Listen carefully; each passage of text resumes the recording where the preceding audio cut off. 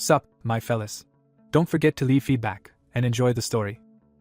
Our hero, Jean-Fry Vanrade, is the strongest adventurer who knows this world better than anyone. While other newbies at the ceremony are charging for OP weapons with wild screams, he just stands aside and watches this circus. They snatch strong gear from each other, fight tooth and nail for it, but our protagonist picks the weakest blade, the one nobody even glanced at because of its trash stats. Some rookie next to him is laughing his ass off and calls him an idiot, but the hero doesn't even blink. And then the ceremony starts. Bloodthirsty mobs pour out in a swarm. The newbies panic, flailing around, but they can't do jack shit. But our hero knows a bug, one swing of the rusted blade, and a mob explodes into mincemeat without a squeak. And it all started at the adventurer's camp. There, the protagonist was hit by a weird nostalgia, like he'd lived several lifetimes in this place. Then some girl called him to the registration desk. He looked at her, and her face felt painfully familiar. And then a system window flashed before his eyes. Then memories instantly overwhelmed him. Thousands of hours in this world, studying every corner, all of it rushed past in a second. He suddenly realized clearly, he'd ended up in the world of the online game. Grand 7. Where he was considered a pro. This is his chance. He knows every loophole, every cheat trick, and no one will stop him. Then he turned around and stepped right into the portal. The sight overwhelms him because the resemblance is exact. The system announces that he has entered the baptismal altar. He is amazed that even the tutorial arena matches the game perfectly. He immediately starts comparing every detail to his old knowledge. He remembers that the tutorial always gathers 5 new adventurers together for the baptism ritual. One of the other recruits is a bald, aggressive man who quickly draws attention. Another is a freckled woman with a spear, also preparing herself for the trial. As he studies the group, he confirms that events are unfolding exactly as they did in the game. That also reminds him of the stakes. Unlike a game, there will be no retry if he dies here. Still, he believes his past life knowledge can turn survival and success into something real. A system announcement warns that the baptism ritual will begin soon and orders the recruits to choose their equipment. He notes with satisfaction that even the announcements follow the game's script. The bald recruit rushes forward immediately, determined to seize the best weapon first. He lunges for the strongest looking options before anyone else can react. The available weapons include a spear, a bow, and several swords. The bald man grabs the spear without hesitation. The system identifies it as the Guardian's Spear, a respectable E+ weapon, and he fiercely defends his claim to it.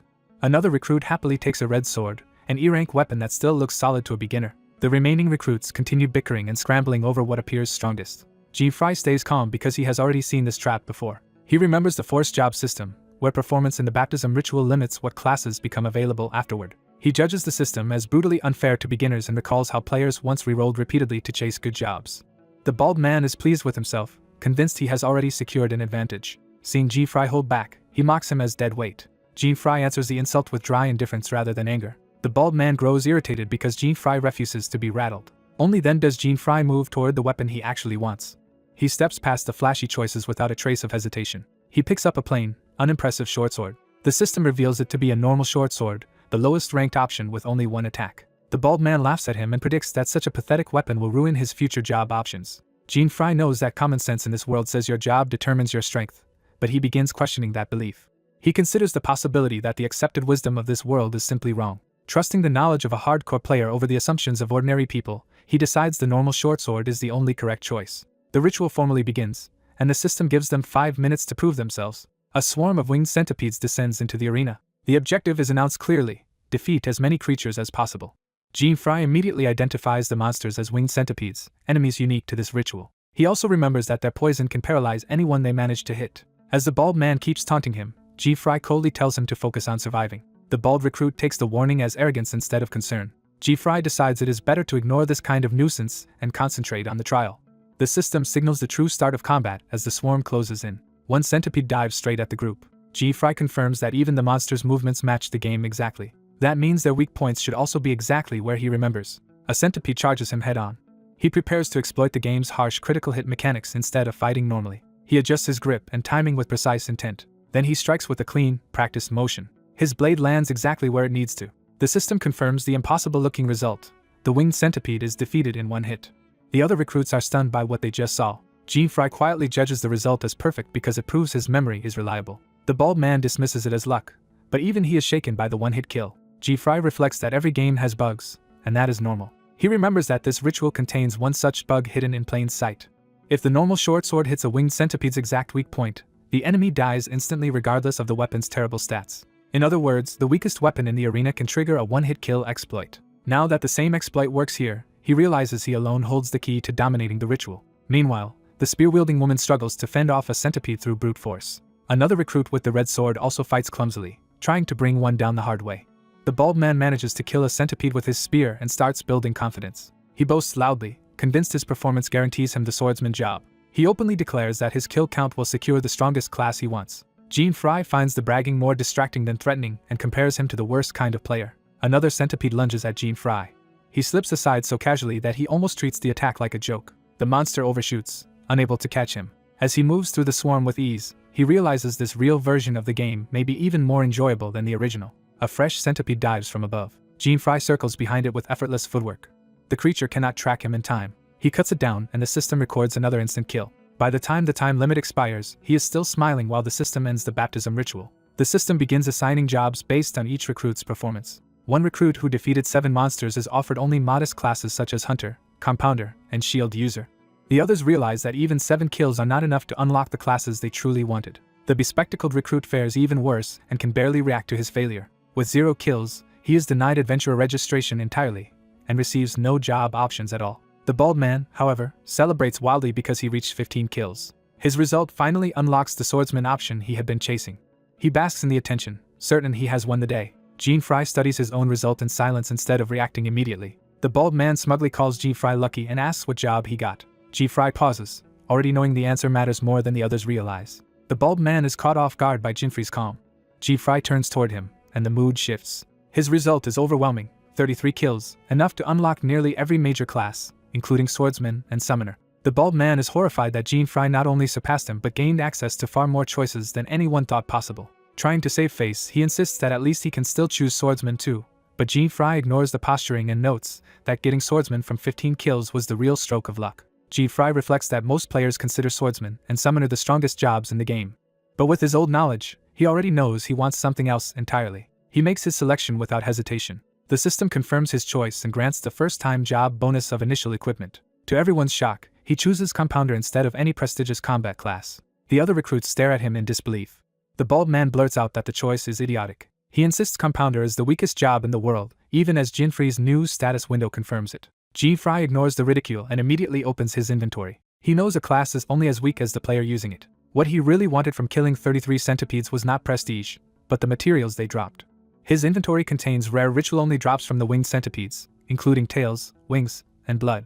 Those items are valuable because they can only be obtained in this one tutorial event. He calmly lays out the exact recipe he has been aiming for, adding the normal short sword as the final component. The materials and sword rise into a magic circle as he begins combining them. The system explains that Compounder's skill allows him to fuse specific items at the cost of mana.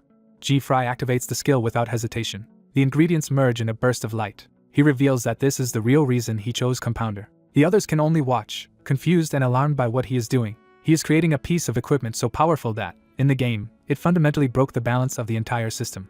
Jean Fry successfully completes a compound and brings a strange hidden weapon into existence. He confirms the weapon is Centipede, a mysterious high-rank blade with strong attack power and an active skill that triples damage against weak points. He reflects that an adventurer's strength is usually judged by level and job skill. Ordinarily, equipment is treated as nothing more than a simple boost to attack or defense. But he knows some rare hidden equipment breaks that rule and can overwhelmingly change a user's power.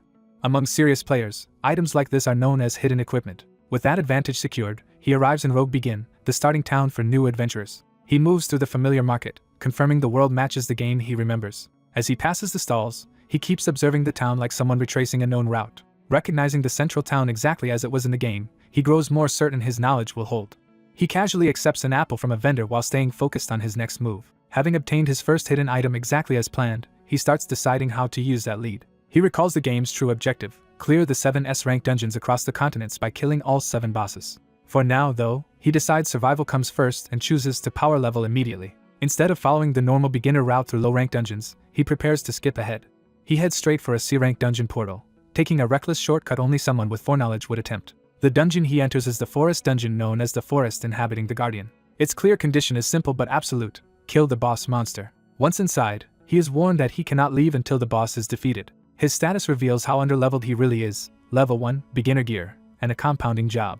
He knows the dungeon normally expects adventurers around level 17 to 30, so entering now is extremely dangerous. Before he can settle in, he realizes the dungeon is already forcing a fight on him. A level 17 devil plant attacks, immediately proving how badly outmatched he should be. He summons Centipede, trusting his memory of the monster's patterns even against a 16-level gap. He grips the hidden blade and commits to a fight where a single mistake could kill him. Knowing one hit would mean death, he sharpens his focus instead of panicking. The devil plant lashes out with fast thorned attacks. He barely avoids the strike, but his confidence rises because the attack pattern matches what he remembers. He waits for the exact opening that always follows the plant's first sequence. When the weak point is exposed, he lands a critical blow and Centipede's mind's eye activates, killing the monster instantly. The kill floods him with experience and launches him from level 1 to level 10 in a single jump. He notes that leveling automatically raises health and mana while also granting stat points to distribute. Since Centipede already gives him enough damage, he pours every new point into defense to avoid being one-shot later. His plan pays off immediately, and he credits Centipede for turning a suicidal gamble into momentum. He recognizes how useful Mind's Eye is, since Centipede's raw attack and weak point bonus let him grind far above his level. Still, he senses the weapon has more hidden value that has not revealed itself yet. With his first success behind him, he presses deeper into the dungeon while continuing to level. The forest grows quieter, and that silence warns him something more dangerous is nearby. He realizes too late that he has walked into an ambush. 3 level 23 noir snakes surround him at once, turning a manageable grind into a near-certain death trap. He recognizes them as this dungeon's mid-boss monsters and knows meeting 3 together is an absurdly rare disaster. One of the snakes lunges before he can reposition. He is forced into a desperate evasive move just to avoid being swallowed. Even while cornered, he confirms their behavior matches the game and starts searching for a way through. A sudden rush from one snake nearly catches him off guard and drives home how little room for error he has. He sprints between their attacks, trying to stop the panic from ruining his judgment. He forces himself to calm down and rely on the attack patterns he memorized. Remembering their weakness, he identifies the neck as the only place his blade can reliably cut through. He plants his foot and commits to a precise counterattack. His plan is simple: strike the neck cleanly before the snakes can overwhelm him. He believes a one-shot is possible if he times the opening perfectly. His blade connects, but the snakes react fast enough to interfere with the kill. One snake blocks for another, ruining his attempt to finish it in a single blow. He realizes the 3 are coordinating and protecting each other, making his usual weak point strategy far harder. That teamwork costs him dearly as one snake bites into his shoulder. He tears himself free in pain, instantly understanding how close he is to death. Cursing the situation, he refuses to let go of Centipede even while wounded. He answers with a desperate slash, trying to turn the exchange before the next strike lands. The counter severs a snake's neck, finally breaking their formation. One noir snake dies, and the experience pushes him from level 10 to level 13. But the victory comes at a brutal cost, leaving him with only 8 HP and in critical condition. Even so, he decides the result is acceptable because it falls within the risk he planned for. He reveals why. By raising his defense to 72 earlier, he ensured he could barely survive a hit that should have killed him. That brush with death also fulfills a hidden condition tied to Centipede. The weapon announces that its second skill has been unlocked. A system alert shows his speed exploding from 19 to 190. The unlock is confirmed, and he understands Centipede has awakened a new power. Still seated between the remaining snakes, he suddenly holds the advantage. The stat change confirms the buff is not minor but overwhelming. Centipede's second skill is revealed as Divine Excel, a passive 10-fold speed boost that activates only when he is on the verge of death. Using that burst of speed, he cuts down the 2 remaining snakes before they can react. He apologizes to death itself for surviving again, then accepts another surge of experience that raises him to level 17. The battlefield falls silent as the snake corpses dissolve around him. Resting against a tree, he judges that his leveling run has gone well enough for now. He knows the sensible choice would be to heal, but recovering would erase Divine Excel's critical state speed buff. Instead, he decides to keep the near-death buff active and trust his game knowledge to carry him. He dislikes having to injure himself back into critical condition later, which makes preserving the buff even more valuable. With that decision made, he moves on through the forest. Now empowered by Divine Excel, he starts cutting through ordinary monsters before they can even threaten him. His speed turns each encounter into an instant kill. The weaker mobs are dispatched so quickly that the fights barely register. He concludes that the dungeon's regular monsters are now trivial to him. He starts thinking of Divine Excel as a way to multiply his leveling efficiency, even if it is not literally an experience buff. As long as he keeps this pace, he believes he can reach the boss prepared, though he still needs to compound one item first. He reviews the first ingredients he needs for that compound, starting with water and thorn grass. He recalls the rest of the recipe as well: strong acidic berry, caterpillar, skull jelly leaves, fresh blood flower, and hariri seed. The recipe annoys him because gathering so many materials for a mere D-rank item is excessive. He remembers the original game was hated for this same realism-heavy crafting grind. Still, complaining will not change anything, so he drops the frustration. He resolves to gather the materials before he stumbles into the boss again. He searches deeper into the forest, following terrain that should contain the needed resources. As he collects ingredients, the list begins to come together. He harvests plants near the water, steadily assembling the recipe. Finding a strong acidic berry convinces him the preparation is going smoothly. Then someone recognizes him by name, interrupting his work. He turns warily, unsure of who in this world would call out to him here. He recognizes the newcomers as people from his home village. The blonde one, Julius, immediately mocks him for becoming an adventurer and revives the old insult of Fry the loser. Fry remembers Julius has been an adventurer for years, yet is still hanging around beginner territory, and notices Julius has identified his compounding job from his gear. Julius keeps sneering, implying Fry is too poor to afford proper equipment. To his companion, Julius dismisses Fry as nothing more than a poor villager he would be ashamed to call a friend. He goes further, cruelly exposing Fry's dead father and bedridden mother as material for ridicule. Fry is disgusted that this is the person fate chose to put in front of him now. He silently reaffirms the truth behind those insults. He became an adventurer to earn money for his struggling family. When Julius keeps talking as if narrating Fry's misery for sport, Fry's patience starts to break. Julius notices the change in his expression and threatens to beat him again like in the past. Fry weighs whether to retaliate or endure the humiliation for the moment. Before he can decide, a monstrous roar interrupts the confrontation. Both Fry and Julius realize something far worse has arrived. Julius's companion recognizes the danger first but can barely get the warning out. The dungeon boss, a level 31 Cyclops, suddenly appears right in front of them. Fry immediately orders Julius to run, understanding the boss will kill him instantly. He realizes the Cyclops has already chosen its target. The boss swings its club down at Julius with lethal force. Fry freezes for a split second as he sees the attack about to land. Julius is thrown aside by the shock and barely escapes immediate death. The Cyclops activates its one-eyed skill, changing the rules of the fight. Fry judges the level gap as severe and knows his normal attacks will barely scratch the boss's defenses. The Cyclops tears up a massive chunk of wood to use as a weapon. It slams the makeshift club down with crushing force.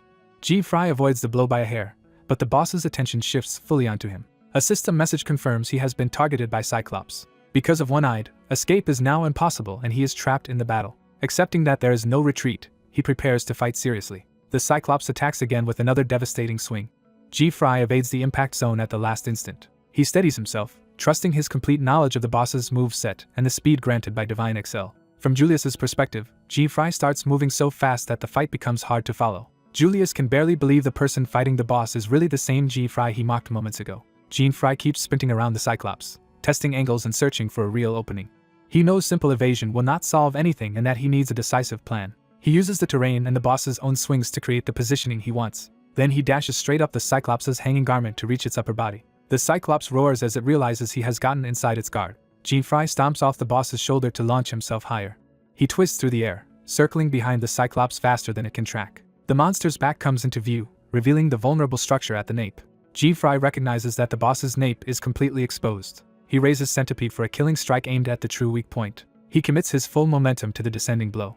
But even before the strike lands, he understands the problem. His blade can barely cut into the Cyclops at all, proving the level gap is still too large for a clean kill. The shallow wound confirms that raw speed and knowledge alone are not enough to finish the boss. The Cyclops notices the failed attempt and turns its eye toward him in fury. It retaliates immediately with another brutal swing. Fry is forced to dodge away and slash only to create space, not to deal meaningful damage. He concludes that fighting the Cyclops head-on on flat ground is too difficult with their current difference in level. Meanwhile, Julius can only watch from cover, terrified by the battle raging around him. Fry keeps moving at blinding speed around the Cyclops, drawing its attacks and controlling the field while the others remain helpless spectators. Hidden in the bushes, Julius is left stunned and frightened, unable to understand what kind of buff has turned Fry into someone he can no longer even see. Fry drives his blade into the ground as he breaks away from the Cyclops and buys himself a moment to think. Breathing hard, he decides he urgently needs to create a specific item if he wants to win. He reviews the ingredients he already has and realizes only a few components are still missing. Since the remaining materials can be found nearby, he starts searching the area while keeping an eye on the blonde bystander. He spots the exact low-grade ingredients he needs, including skull jelly leaves, hariri seed, and a caterpillar. When the Cyclops charges again, the blonde man panics and warns Fry away from him. Fry snatches the materials in the middle of the chaos, adding them to his inventory. He secures the last basic ingredient by heading for water. After collecting the water, he finally has everything required for the first mixture. Confident now, he begins compounding on the spot. His system-assisted crafting activates as the ingredients combine in front of him. The result is only a weak poison that drains health over time. The blonde observer immediately points out that poison alone is useless because Cyclops are highly resistant to it. Fry agrees, revealing that the poison itself was never his real end goal. He brings out more snake cerebrospinal fluid, a rarer material he had prepared in advance, intending to refine the poison further. He starts a second round of compounding with the new catalyst. This upgrades the mixture into a much stronger poison capable of severe damage over time. The blonde man is stunned that Fry can compound an item more than once. Fry moves to the final step and pours the enhanced poison over his weapon, the centipede. The blonde man can only watch in confusion as Fry keeps going. The system confirms that G-Fry has added a poisonous attribute to the centipede. With the weapon transformed into its true venomous form, G-Fry finally has the tool he wanted from the start. The blonde man realizes in disbelief that G-Fry has stacked attributes onto his weapon through repeated compounding. Before he can process it, the Cyclops closes in again. G-Fry greets the monster like an old opponent and declares the second round has begun. The Cyclops attacks first, swinging down with brute force. G-Fry uses the terrain and water to evade the blow instead of meeting it head-on. As the monster presses forward, the poisonous aura around his weapon lashes through the space around it. G-Fry counters with a heavy strike that crashes into the Cyclops and knocks it off balance. He immediately climbs onto the monster's body to stay inside its blind spots. Because he already knows the Cyclops' full attack pattern, he fights with complete confidence. The monster roars in frustration as its usual rhythm fails to catch him. G-Fry carves across the Cyclops repeatedly, forcing poison into its body with each cut. The system confirms the Cyclops has been severely poisoned and will now lose health continuously. The monster's natural resistance kicks in and it purges the poison almost immediately. G-Fry refuses to back off and decides he will simply reapply the poison as many times as necessary. Another successful strike lands, and the severe poison takes hold again. The Cyclops nullifies it once more, turning the fight into a contest of persistence. G-Fry stays calm and keeps reading the openings instead of getting rattled. He poisons the Cyclops again, and again the monster cancels the effect. Even as the poison is repeatedly removed, the accumulated pressure starts wearing the monster down. G-Fry concludes that poison really is the correct answer, as long as he keeps forcing it through. Seeing the Cyclops falter, he commits to a finishing attack. He raises the centipede for a decisive overhead strike. His blade drives straight toward the Cyclops' single eye, its greatest weakness. The blow lands as a critical hit, and his mind's eye skill activates at the perfect moment. The monster's body convulses as the damage finally overwhelms it. The Cyclops collapses, and G-Fry is credited with the kill and the experience. The blonde witness can only stare, unable to believe what he just saw. He starts to suspect the impossible, that this black-haired adventurer might really be G-Fry Van Raid. G-Fry turns toward him, and the recognition becomes even harder to dismiss. Terrified that he might be next, the blonde man bolts without waiting for an explanation. Left alone, G-Fry dismisses his weapon and checks his condition and rewards. His status shows that he survived on the brink of death, with only 8 HP left despite the victory. Satisfied with the level gain, he postpones spending his stat points and opens his inventory instead. The boss rewards include a large sum of gold and a Cyclops fang. The gold especially matters to him, because he plans to send it home to support his mother. He appreciates once again that fighting solo means keeping every reward for himself. Among the drops, the item he truly wanted is the Cyclops eyeball. He ignores how grotesque it looks because its value lies in what it can unlock. With that eyeball, he has secured one of the key materials for the next hidden equipment. His next destination is the flat plain D-rank dungeon. Arriving there, he notes that this place also carries memories from his previous life. Those memories sharpen his focus rather than distracting him. He reminds himself that the true objective of the game is to defeat the demon god on each of the 7 continents, starting with the first one here. To reach that point, he needs the second hidden equipment tied to the fallen goddess's statue. The trial there requires the Cyclops' eyeball and one more material, which is why he has come to this dungeon. He soon runs into mountain dogs, the local monsters, and treats them as easy prey. Since he also needs more levels, he cuts through them while continuing his search. As he fights, he keeps his larger dream in mind, a world free of monsters and demon gods. He also wants enough wealth to give his family a comfortable life. And beneath that hope is a harsher motive as well. He wants the strength to silence everyone who once looked down on him. His determination pays off with a string of level-ups. Elsewhere, the Adventurer Association broadcasts news that a new adventurer has set an unprecedented baptism record by defeating 33 creatures. The report publicly names that adventurer as G-Fry Van Raid. Word spreads through town that he is a black-haired, blue-eyed man heading toward the town of beginnings. The same news cycle also mentions the overhunting of the cobalt bird. In the dungeon, G-Fry finds only the remains of what should have been common prey. He is puzzled that he cannot find a single live cobalt bird despite searching for so long. He confirms to himself that cobalt bird feathers are the material he still lacks. The birds are not supposed to be rare, which makes their disappearance suspicious. Recalling the continent's dungeon structure, he knows this D-rank area should have had the highest spawn rate for them. That only deepens the mystery, because even here the birds are gone. Unable to solve it in the field, he stores his weapon and decides to return to town for information. He heads back to the city planning to investigate before wasting more time.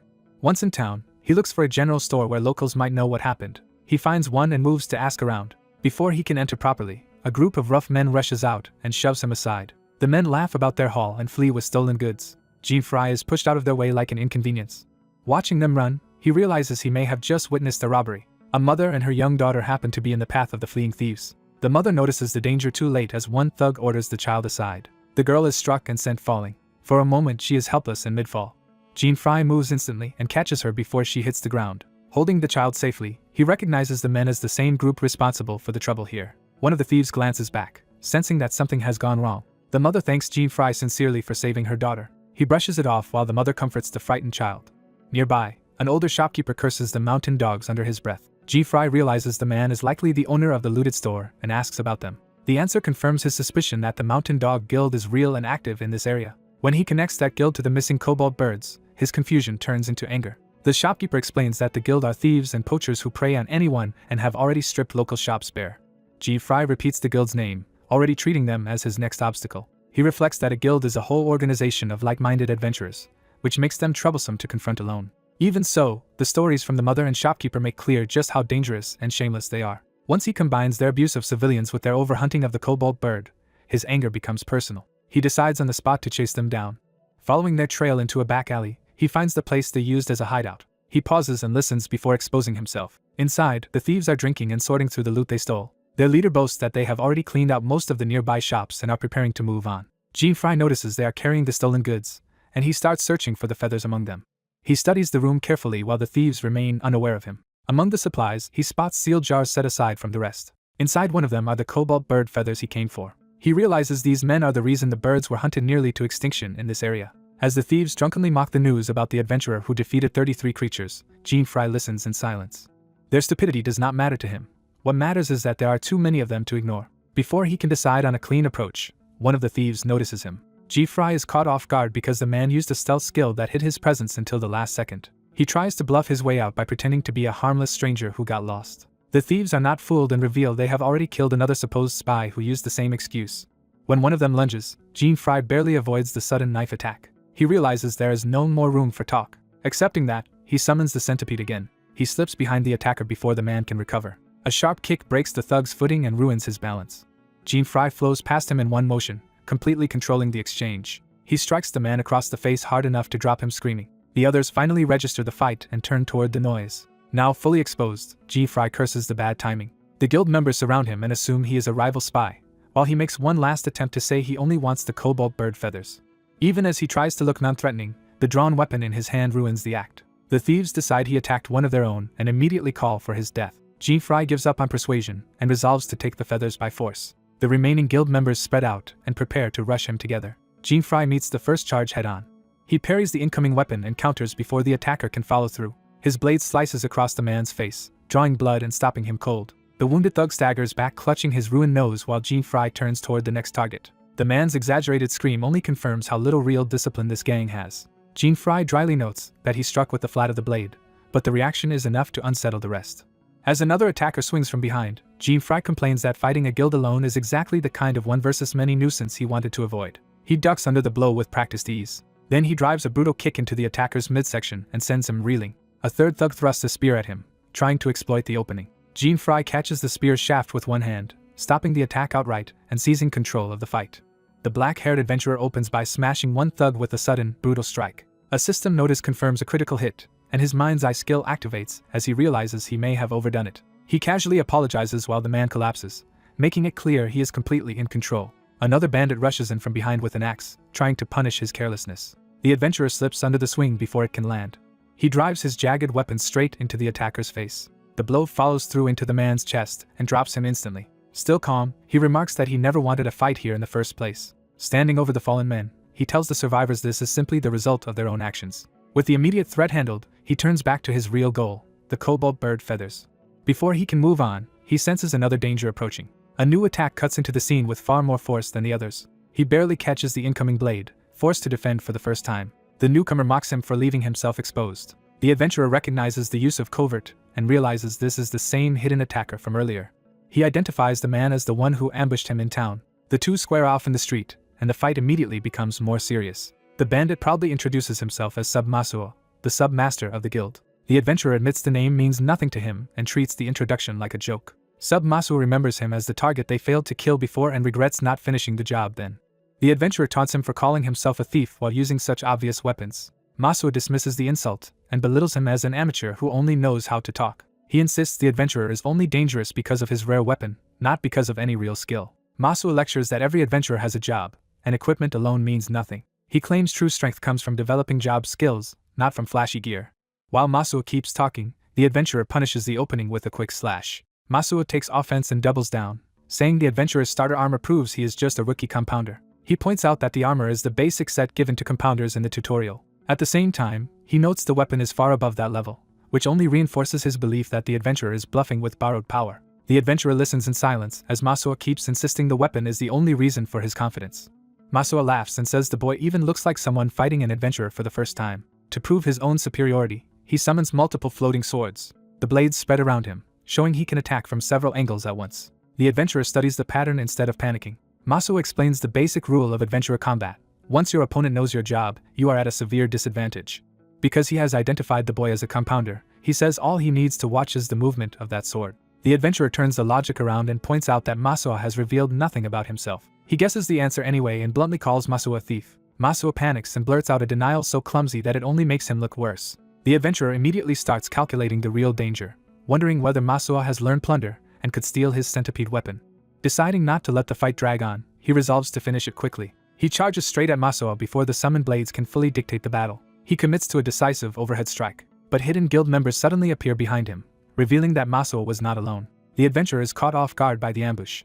As the men rush in using covert as well, he realizes the whole group shares the same concealment trick. He flips away at the last second, narrowly escaping the coordinated attack. Even so, the forced retreat leaves him rattled and off balance. He instantly changes tactics and lowers his weapon for a low-angle counter. The strike lands directly between Manhwa's legs, a humiliating and devastating hit. A super-critical hit triggers, and Mind's Eye activates again from the perfect opening. Manhwa's mind goes blank from the pain. His scream echoes through the street. His subordinates rush to him in panic, begging him to stay conscious. The adventurer offers another dry apology while the men confirm their submaster is completely out. With Manhwa down, he turns his attention to the rest. He tells them the match is effectively over. Then he makes the threat explicit. If they do not want to end up like their leader, they should hand over the cobalt bird feathers. His demand comes with enough menace to freeze them in place. He repeats the warning while the remaining men hesitate in fear. He presses them again for the feathers, making it clear he expects obedience now. The survivors nervously confirm that he really is asking for the cobalt bird feathers. They start to comply, but before they can finish, more guild members arrive and point him out as the attacker. The newcomers accuse him of knocking out their people and assume he must belong to a rival guild. The adventurer is annoyed by how endlessly these enemies keep appearing. More armed members surround him from every direction, turning the alley into a trap. One of them boasts about the Mountain Dog Guild's reputation, while another is baffled that so many people were called in for a single opponent. They only notice too late that their submaster is lying unconscious at the adventurer's feet. The sight of Manhwa sprawled on the ground shocks the whole group. A closer look confirms he is completely knocked out.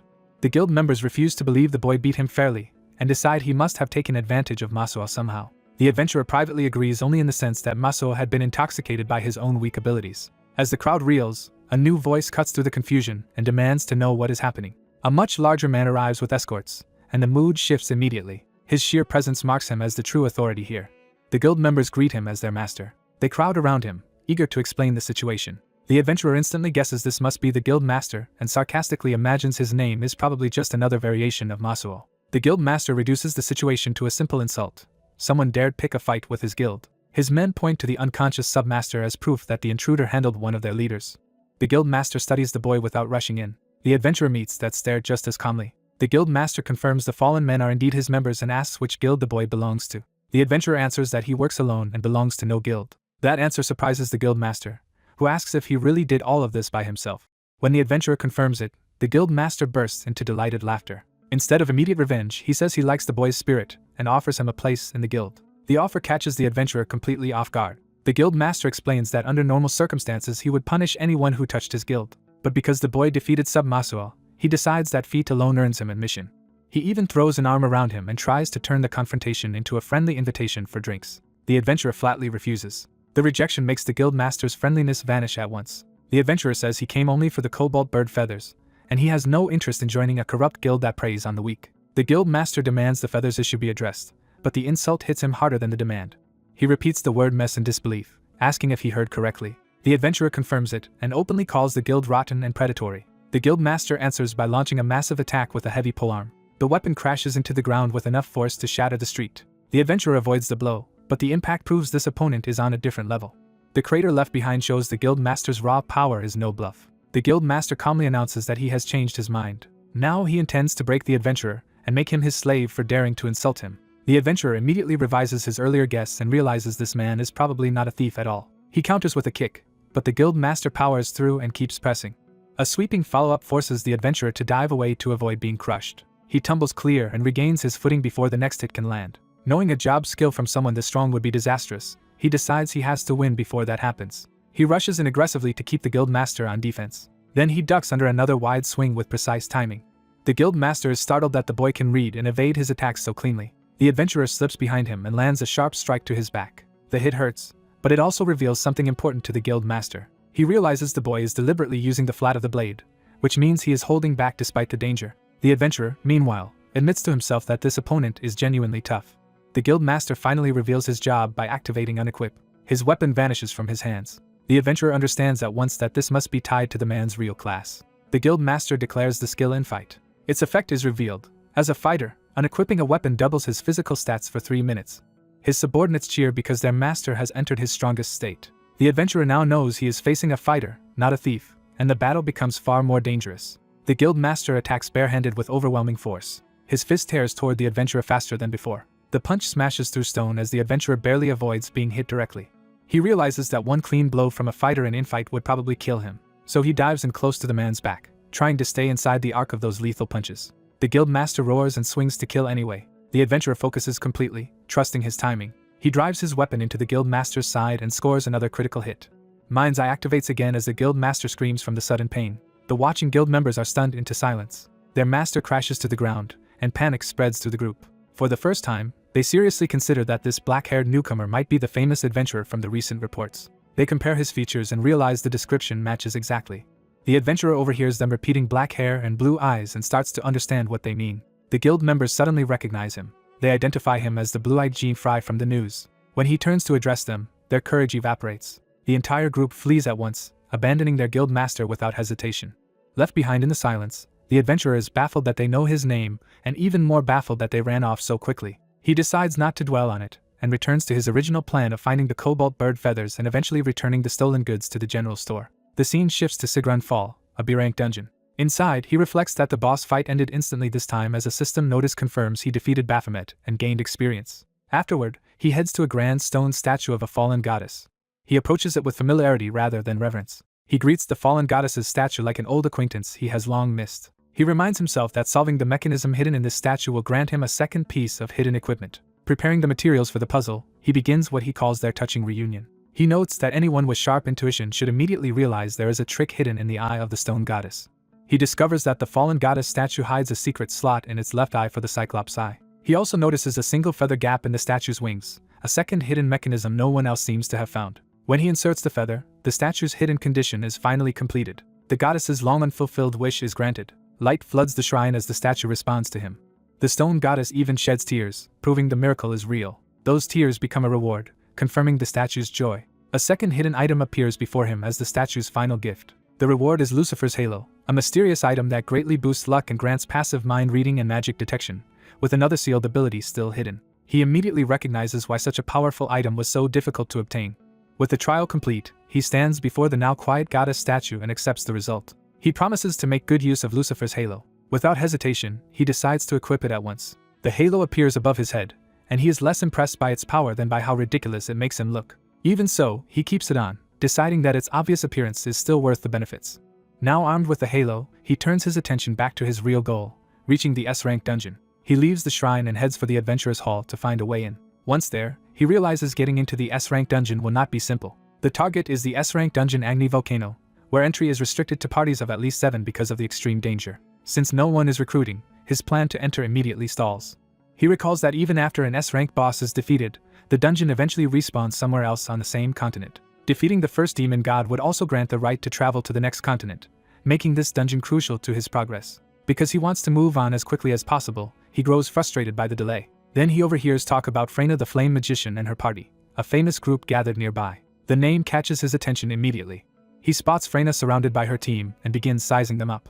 Using the Halo's information, he confirms that Freyna Ashbury is a level 45 magician. The Halo hovers over him conspicuously as he watches her. Lucifer's Halo activates its mind-reading ability for the first time. He learns that Freyna desperately wants to challenge the S-rank dungeon soon, but her party lacks enough members.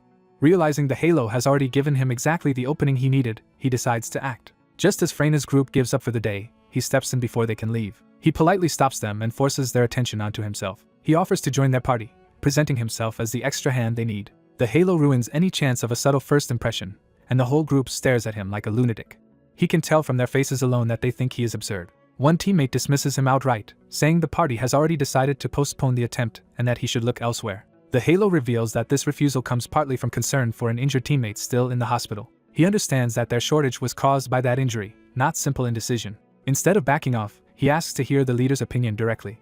He presses Freyna by pointing out how anxious she seems about the S-rank dungeon. Though she tells him it is none of his business, the halo exposes the truth. She is worried about her father, who has been missing in that dungeon for over a month. He realizes her urgency is personal, not just ambition. Then the halo picks up a second wave of anxiety from someone else nearby. Before he can process it, he abruptly lunges into action, startling everyone.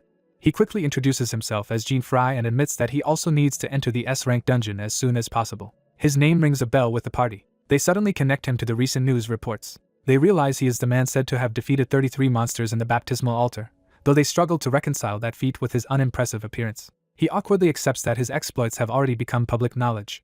Freyna, meanwhile, feels that something about him is strange, as if he can see through people, yet she also senses a presence unlike other adventurers. To her, he carries the weight of someone who has already endured far too much. The halo confirms her growing awe, and he realizes he has a real chance of being accepted. Freyna decides to let him join the party, shocking the others. Her decision cuts off the objections immediately. She warns him that if he proves useless, they will abandon him without hesitation. He accepts the harsh condition gladly, satisfied that the halo has secured his entry into the S-rank dungeon. Soon after, the newly formed party arrives at Agni Volcano and enters the S-rank dungeon together. Once inside, he is placed at the vanguard, the most dangerous position, and he recognizes that Freyna is testing him ruthlessly. One armored teammate remains openly suspicious and questions whether bringing him along was wise. Freyna makes her position clear. If he is useful, he stays. If not, he is expendable bait. As they advance through the volcanic terrain, the tension around him remains high. Arthur, the red-haired archer, finally asks whether he really is the man from the news. He gives an evasive answer that only deepens Arthur's doubts. Arthur studies him, unconvinced. The halo confirms Arthur's distrust. Another teammate openly calls him a fraud and mocks both his strength and the halo on his head. He snaps back internally, frustrated that they keep judging the halo by its appearance when it is actually absurdly powerful. At that moment, the halo's magic perception detects a sudden unknown surge of magical movement. He senses that the monsters near the summit have all started moving at once. Realizing the entire upper area is descending on them together, he understands a disaster is about to hit. He immediately orders the shield user to cover everyone. The warning comes just in time, and the party finally recognizes the urgency as the volcano begins to erupt. The suspicious tank starts to challenge his authority, but the eruption overtakes the argument. The mountain explodes violently, hurling molten debris into the sky. He shouts again for the others to guard themselves as flaming rocks begin to fall. The party scrambles into position beneath the incoming barrage. The shield user casts Reflect Guard to protect the group.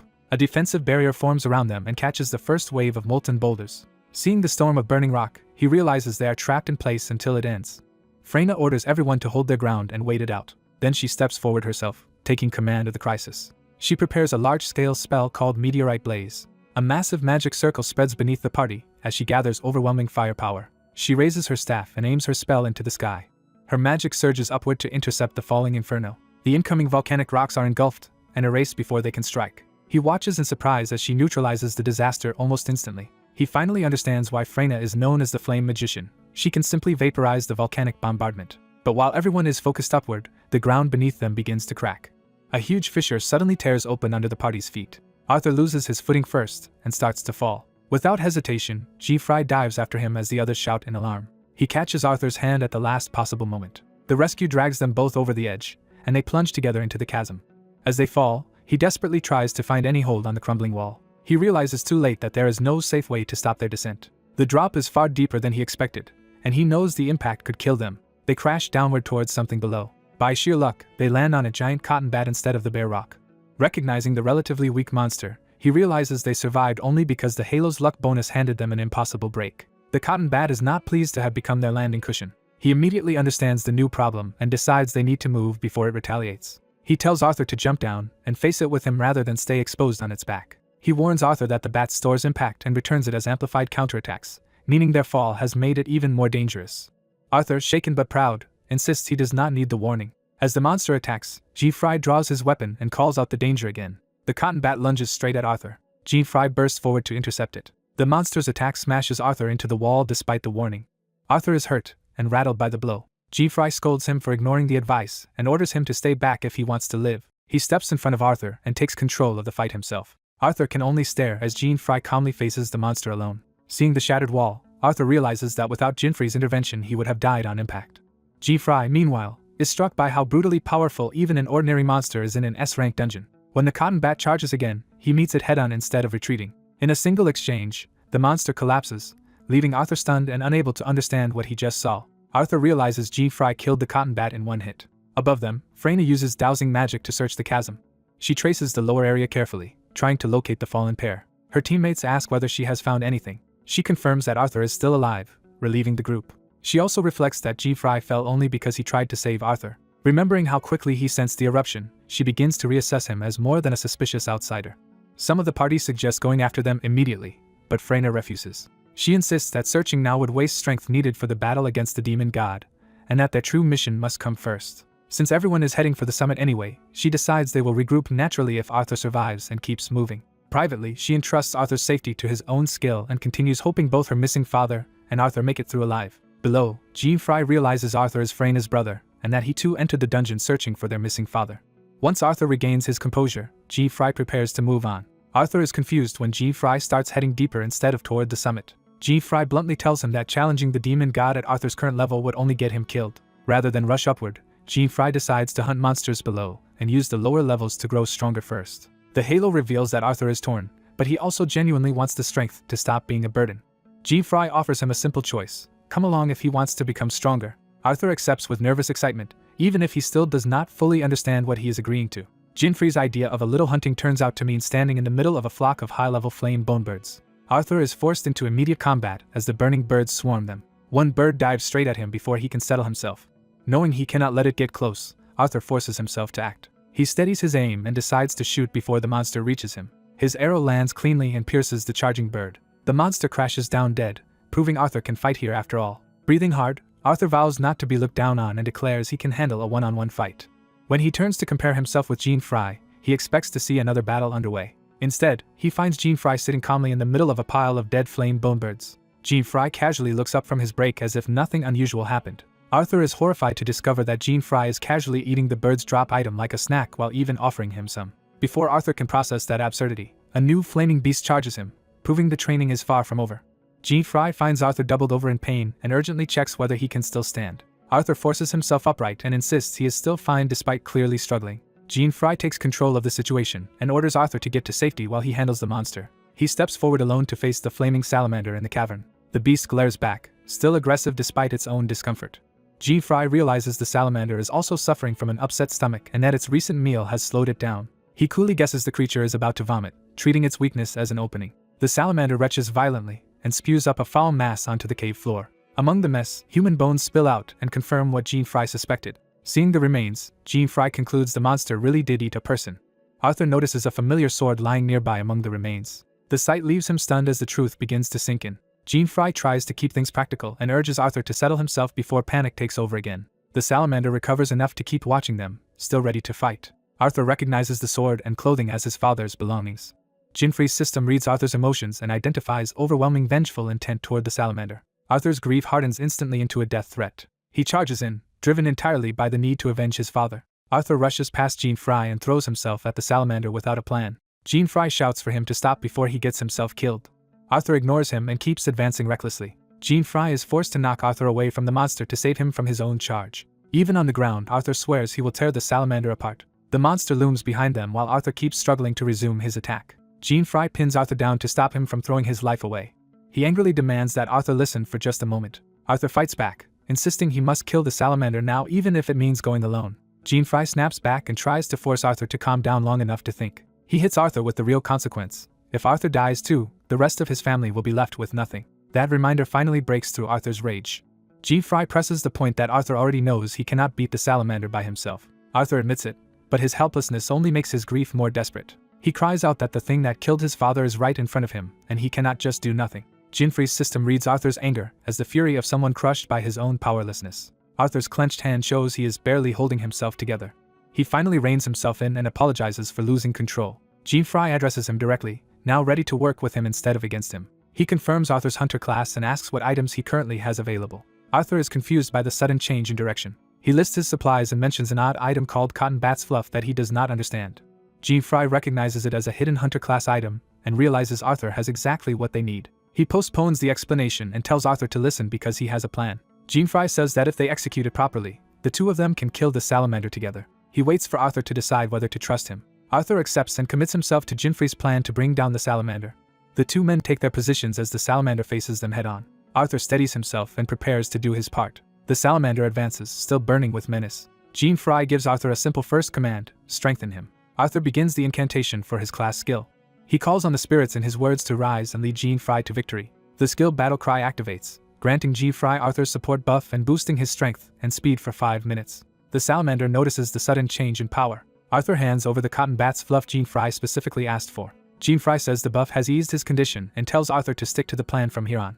With the setup complete, Jean-Fry rushes in to engage the salamander at close range. The salamander reacts and prepares to meet his charge. Jean-Fry closes the distance directly, drawing the monster's full attention. He reflects that such a high HP monster is normally worn down by many players, not just 2. Even so, he lands a decisive opening strike with his poison blade. The hit inflicts heavy poison on the salamander and starts their attrition plan. Jean-Fry reveals he coded the attack with the centipede's poison. He adds a second layer to the trap by setting Arthur up for a ranged follow-up. Arthur's arrow strikes the salamander's forehead at the known weak point. Jean-Fry immediately disengages and leaves the ranged pressure to Arthur. He notes that the first part worked exactly as intended because the salamander's normal weak point is between the brows. Arthur calmly knocks another arrow, now fully focused. Jean-Fry admits a melee fighter would struggle to exploit that weak point alone, which is why Arthur's presence matters. Arthur keeps firing as Jean-Fry continues to bait the monster into exposing itself. Jean-Fry dodges around the salamander's jaws and keeps it occupied at close range. Together they maintain pressure, with Jean-Fry drawing attacks and Arthur shooting from safety. The poisoned salamander starts to choke and weaken under the combined assault. Jean-Fry senses the next phase coming and braces for it. The salamander enters berserk mode, boosting all of its stats and turning the fight far more dangerous. Arthur shields himself from the sudden blast of heat and force. He realizes the berserk state is radiating enough heat to be felt even from a distance. Jean-Fry still charges in despite the monster's empowered state. He reminds himself that berserk raises every stat, but that change also creates a new weakness. Jean-Fry prepares to exploit that altered weakness with the cotton bat's fluff. The salamander roars and gathers itself for a stronger attack. Jean-Fry meets the monster's power with a burst of lightning and force, buying the moment he needs. Satisfied that everything is in place, he declares the preparations complete. He recalls that berserk mode shifts the salamander's weak point away from its forehead. Arthur readies another shot, waiting for the exact target call. Jean-Fry identifies the new weak point and shouts for Arthur to target the front legs. Arthur's arrow hits one of the salamander's front legs and disrupts its footing. Jean-Fry follows instantly with a heavy slash to the same area, compounding the damage. His mind's eye activates, sharpening his reading of the monster's movements and condition. He judges that they only need a little more pressure before the next opening appears. The salamander's damaged front leg buckles under it. Arthur keeps another arrow ready, waiting for Jean-Fry's signal. The salamander drops lower, its posture destabilized by poison and leg damage. Jean-Fry sees the monster sagging and closes in, recognizing the signs of collapse. He notes that the flames around its body have weakened. That tells him the salamander has entered a critical state, but he also knows it can recover by swallowing those flames back into itself. As expected, the monster enters regeneration mode and begins restoring its HP. Arthur is horrified that the creature can heal itself even now. Jean-Fry realizes they must finish it before Arthur's 5-minute buff expires and before the salamander fully regenerates. Arthur signals that he is ready for the final shot. Jean-Fry positions himself directly in front of the salamander to force its attention onto him. He answers Arthur calmly and confirms the final step is underway. Jean-Fry challenges the salamander and commits to ending the fight immediately. He rushes into the monster's reach and deliberately provokes a direct attack. The salamander lunges and opens its jaws wide to swallow him. Jean-Fry seizes that moment and commands it to open its mouth wider. He slashes upward through the opening, forcing the jaws apart and creating a clear line inside. The salamander reels with its mouth exposed. Jean-Fry throws the cotton bat's fluff into position and gives Arthur the signal to fire. He warns Arthur that this is the one shot that cannot miss. The fluff hangs directly above the salamander's open mouth like bait. Arthur aims straight through the center of the opening without flinching. He quietly promises he will not miss. Arthur releases the arrow with perfect control. The projectile races toward the suspended fluff instead of the monster itself. The arrow passes through the cotton bat's fluff and triggers its hidden effect. The altered shot plunges into the salamander's mouth and deep inside its body. The monster gulps reflexively, swallowing the attack into its core. Arthur briefly fears the plan has failed when nothing happens at once. Jean-Fry starts counting down, showing he expected a delayed effect. The salamander remains upright for another second, still unaware of what is coming. Jean-Fry finishes the countdown with complete confidence. The hidden effect finally triggers inside the salamander. Its body erupts from within as the reflected attack detonates through its core. The cotton bat's fluff bursts apart after releasing its stored counterforce. Jean-Fry explains that the fluff absorbs attacks and reflects them back at triple power, which is why he needed the salamander to swallow the shot. With the battle over, Arthur's battle cry buff expires and Jean-Fry's stomach debuff also clears after the exertion. The salamander's last strength gives out, and its body starts to collapse. It topples heavily to the ground in front of Jean-Fry. The system confirms the salamander's defeat and awards experience, and Jean-Fry dryly marks the subjugation complete. After the fight, Arthur stands on the rocks with his father's recovered sword while Jean-Fry watches from behind. Arthur grips the weapon in silence, still processing what it means to have it back. Jean-Fry quietly removes his halo-like effect, stepping back from the moment. Arthur notices his sister and the others arriving at last. His sister rushes to him in alarm and asks if he is hurt. She immediately recognizes the sword he is carrying. The weapon confirms to her that it belonged to their father. Arthur explains that he found the sword and their father's clothes inside the salamander's stomach. His sister embraces him tightly, overwhelmed by relief that he survived. She tells Arthur she is just glad he is safe and that he did all he could. Arthur breaks down and insists the victory was not his, because Jean-Fry was the one who truly saved them. When his sister asks who Jean-Fry is, Arthur turns to look for him. By then, Jean-Fry has already slipped away from the group without waiting for thanks. Arthur notices too late that the man who helped them is already leaving in silence. The others realize the stranger disappeared as soon as the danger passed. Jean-Fry walks away alone, keeping his distance from their reunion. One of the others offers to help with what remains to be done. Arthur and his sister turn their attention from the vanished rescuer to their father's burial. They lay the recovered sword at the grave and Arthur bids his father a peaceful rest. Arthur and his sister kneel together in prayer before the grave. While the family mourns, Jean-Fry stands apart in the cavern shadows, watching quietly before moving on. Jean-Fry falls silent before the grave, weighed down by what this battle means. Arthur and his companions stand at a memorial in the volcanic wasteland, honoring the dead with the sword left behind. The sight pulls Jean-Fry back to the day he and a little girl first heard that disaster had struck. An adult rushed in to tell the children that their father was involved in the calamity. The boy tried to understand the news while the girl clung to him in fear. Hearing Jean-Fry's name in the present snaps him out of the memory. Arthur thanks Jean-Fry for saving both him and Arthur's father. Jean-Fry downplays the praise and insists Arthur survived through his own strength. Arthur refuses to let him dismiss it, admitting that Jean-Fry's help was the reason he survived the salamander, and everything after. The others recall how Jean-Fry had stood against the blazing monster alone. Even the rumors had understated him, and his strength had clearly exceeded what anyone expected. The party realizes they have been traveling with someone far more dangerous than they knew. Jean-Fry cuts off the praise and turns everyone's attention back to the real enemy. He reveals that the mastermind behind the monster attacks is waiting at the summit. He names the culprit as Helmboros, the demon god who rules the monsters of the continent. The blonde mage immediately vows to burn the demon god to ashes. With that decision made, the group advances through the scorched mountain pass toward the summit. Minor monsters rush them on the way, forcing the armored man to draw steel. The priestess and Arthur cut down the flying beasts while pressing forward. Jean-Fry casually crushes another attacker, clearing the path without slowing. At last they reach the Agni volcano summit, where a lava pit marks the demon god's lair. The party searches the summit, confused that the enemy is nowhere in sight. Unease spreads as they sense something is wrong. A pillar of fire suddenly erupts from the crater before them. The party realizes the answer was hidden beneath the summit itself. Helmboros rises from the magma, revealing himself as a level 50 demon god with the trait Scorching Heatwave. The monster announces its presence with a roar that shakes the summit. The sheer force of that roar overwhelms the weaker members and drives them to cover their heads. Even the veterans are stunned by how oppressive the demon god's presence is. The blonde mage recognizes that the pressure alone is abnormal. Helmboros mocks the humans and asks if they came only to die. Jean-Fry instantly reads the opening move and orders everyone to retreat because a breath attack is coming first. The demon god lunges toward them, confirming Jean-Fry's warning. Trusting his judgment, the priestess orders the whole party to fall back beyond the attack's range. Most of the group scrambles away while she stays alert to cover the retreat. She is shocked to see Jean-Fry remain in place instead of fleeing. Jean-Fry calmly faces the demon god as the breath attack is unleashed at point-blank range. A torrent of fire engulfs the area where he stood. Even from a distance, the heatwave tears through the party's defenses and equipment. Arthur panics, convinced Jean-Fry has been caught in it.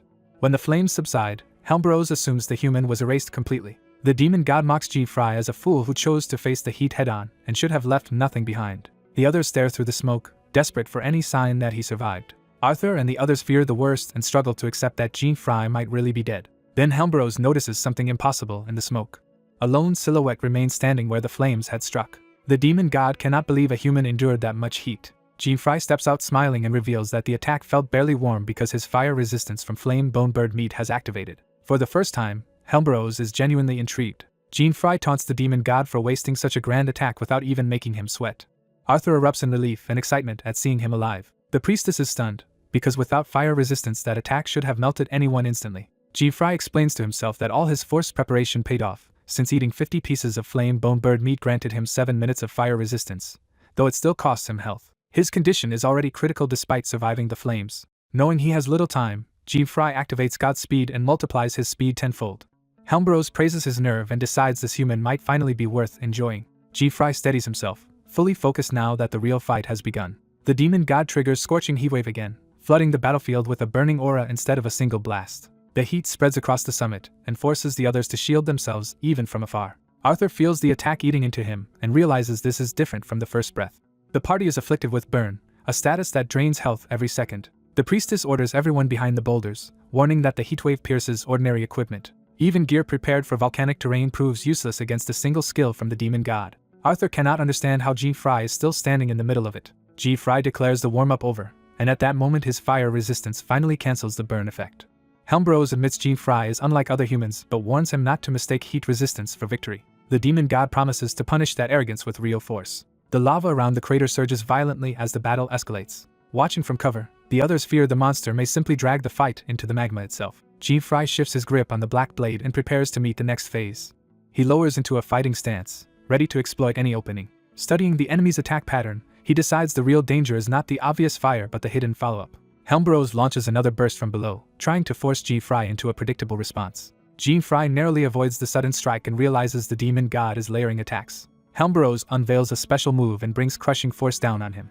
The resulting shockwave slams across the battlefield and rattles even those hiding behind rocks. The priestess recognizes that the demon god's physical attacks are far faster than expected. Jean-Fry manages to parry one of the incoming claws, earning a surprised reaction from Helmbros. The demon god admits that this human has become genuinely interesting. It charges again, now intent on testing him directly in close combat. Helmbros decides to toy with him rather than kill him immediately. The battlefield erupts again with fire as the demon god keeps the pressure constant. From beneath the ground, Helmbros challenges Jean-Fry to block the next attack as well. The others realize the voice is coming from underground and cannot tell what Jean-Fry is planning. Jean-Fry stands still instead of chasing the voice, choosing to wait. Arthur is baffled when he sees Jean-Fry close his eyes in the middle of the fight. A violent eruption bursts from the earth as the hidden attack springs. Helmbros strikes from behind, expecting the blind spot to finish him.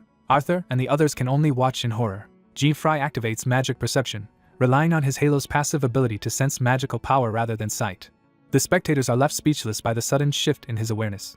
Helmbros darts away again, trying to stay unreadable. Jean-Fry's Halo reveals its second skill, magic perception, which detects the magical presence of adventurers and monsters within 5 kilometers. The demon god grudgingly acknowledges that Jean-Fry's instincts are sharp. Jean-Fry corrects him and says this is not instinct at all, because he already knows the demon god's moves too well. Helmbros dismisses that as lucky arrogance and attacks again. Jean-Fry keeps his distance on the rocks, refusing to be baited into reckless pursuit. He mocks the demon god's hit-and-run pattern and demands that it stop hiding and fight properly. Instead of chasing blindly, he decides to combine magic perception with God's speed to locate and punish the next opening. He reminds himself that this sequence is one he has effectively practiced countless times. When the next hidden strike erupts behind him, he is already moving. Arthur shouts a warning, but Jean-Fry has reacted before the words can reach him. Helmbros is stunned when its ambush misses and Jean-Fry vanishes from where he stood. Using his speed boost, Jean-Fry launches himself high above the demon god. He raises the black blade for a descending counter. The strike lands cleanly and tears a deep line through Helmbros' body. The demon god can barely process how it was hit. Jean-Fry answers the challenge by forcing the demon god to acknowledge that he can strike back after all. He openly taunts Helmbros for underestimating him. The others watch the exchange in disbelief as the balance of the fight shifts. Arthur can only call the feat amazing. Helmbros snarls that one hit changes nothing and insists its mission matters more than this duel. That mention of a mission unsettles Jean-Fry, because it was never part of the game knowledge he relied on. He pushes the thought aside and refocuses as the magma churns again. Jean-Fry decides there is no time to question the discrepancy, and resolves to land another hit first. Helmbros lunges again with all 3 heads driving the assault. Jean-Fry slips inside the attack and cuts upward through the opening. The blow becomes a critical hit, and Mind's Eye triggers successfully. Helmbros is shaken by the possibility that Jean-Fry can truly read where every attack will come from. Jean-Fry is pleased that the strike did more than simple damage. The system confirms that Helmbros has been severely poisoned and will now lose health every second. The demon god immediately recognizes the poison and accuses Jean-Fry of relying on dirty tricks again. Jean-Fry points out that exploiting an enemy's weakness is the most basic rule of battle. He bluntly reminds Helmbros that its lack of poison resistance is common knowledge to anyone who prepares properly. Watching from afar, the party finally understands just how formidable Jean-Fry really is. The priestess reflects that many parties have been annihilated by this demon god, yet Jean-Fry is matching it alone. Jean-Fry keeps provoking Helmbros, calling it a stupid dog to keep it angry and careless. He tells the demon god to keep chasing him, because the poison will kill it within 5 minutes if the fight drags on. Behind the rocks, the others can do nothing but watch the duel decide itself. Enraged, Helmbros vows to tear Jean Fry to pieces before the poison can finish its work. The shockwaves from its fury batter the party's shelter and remind them how dangerous the battlefield remains. Arthur realizes he cannot get close enough to help and is forced to retreat again as the heat intensifies. The priestess orders everyone to evacuate even farther away so they do not become liabilities. Arthur hates having to withdraw while Jean Fry fights alone. He bitterly admits that he is nowhere near strong enough to stand beside him in this battle. Helmbros answers the poison with another violent eruption of flame. One of its heads coughs and sputters, showing the poison is already taking effect. When the smoke clears, Jean Fry is still standing and still in control of the pace. He notices that the demon god's fire breath is no longer following the pattern he expected from the game. Helmbros concludes that Jean Fry must be using some ability to detect its magic directly. Jean Fry shrugs off the accusation and mocks the demon god for making excuses while losing. Helmbros responds by spreading its claws wide and preparing a new tactic. It argues that knowing where an attack comes from means nothing if the target cannot answer all of them at once. The demon god presses the point, asking whether Jean Fry can really cope with simultaneous attacks. It reveals the threat clearly by asking what happens if all three strike together. For the first time, Jean Fry is visibly thrown off by the implication. The others also fail to grasp what the demon god means until they see it happen. Helmbros splits its three heads into separate bodies, turning one enemy into three coordinated attackers. Jean Fry is stunned because this phase never existed in the game knowledge he depended on. Before he can fully adjust, the three bodies crash down around him and begin the next assault. Jean Fry watches another eruption of danger break out around him and meets it with exhausted sarcasm. He admits the enemy is right about one thing: even if he can predict their attacks, he cannot survive being swarmed much longer. One of the demon beasts declares that the human will be the first to die. Jean Fry catches the threat and immediately shifts into action. He narrowly avoids a brutal strike from a massive helm-like demon and counters with his blade. He checks his condition and realizes he is hanging on by almost nothing, too weak to endure even a glancing hit. Even so, he keeps slipping past the monster's attacks at point-blank range. Instead of panicking, he decides this desperate kind of fight is exactly where he performs best. With a grin, he treats the life-or-death struggle like a game he intends to enjoy. The demon god mockingly praises the fight and promises to send Jean Fry's fallen companions to hell with him. Jean Fry answers the taunt with cold focus rather than fear. The demon god moves to finish him with an overwhelming final blow. Jean Fry braces himself as the monster closes in for the kill. At the last instant, a new spell erupts into the battle: Frost Explosion. Ice spears burst through the demon's body, halting the execution and saving Jean Fry. A woman arrives and calls out the demon god for ganging up on one man. Freyna makes it clear she took offense at being dismissed as dead weight, and has come to settle that insult herself. The wounded demon god turns in irritation, now forced to face another enemy. Freyna warns that if the demon keeps provoking them, it will only make him die sooner. Jean Fry immediately exploits the opening she created and hacks into the demon's armored body. His strike severs a major section of the monster cleanly away. The severed piece crashes down while the surviving party realizes the tide has finally shifted. Freyna tells Jean Fry that with that rescue, the debt between them is settled. Jean Fry accepts the help, refocuses, and notes that only two parts of the demon god remain. A system notice confirms he has destroyed demon god Helmbros's right body. The surviving companions erupt in relief and excitement at seeing a demon god actually fall. Jean Fry doubles over from strain, with Freyna standing close behind him. Even while recovering, he keeps his mind fixed on the two remaining targets. The next surviving body lunges in, enraged that its brother has been slain. It abandons Jean Fry and charges straight at Freyna, vowing to tear her apart. Jean Fry intercepts the attack while Freyna raises a defensive spell behind him. He realizes Freyna can use ice magic too, though she explains fire is her true specialty, and her ice is limited. She also warns that the surrounding heat is dangerous, and that her protective buffs can only suppress the burn effect for a short time. Jean Fry tells her to hold that support steady and leave the rest to him. He activates God's speed again and launches himself directly into the demon. Using the burst of speed, he tears through the monster before it can recover. The impact lands hard enough to crack the ground beneath him. Freyna maintains her barrier while Jean Fry presses the assault from inside its protection. Another precise strike rips through the demon's torso as his predictive skill guides the blow. A second system notice confirms demon god Helmbros's left body has been defeated.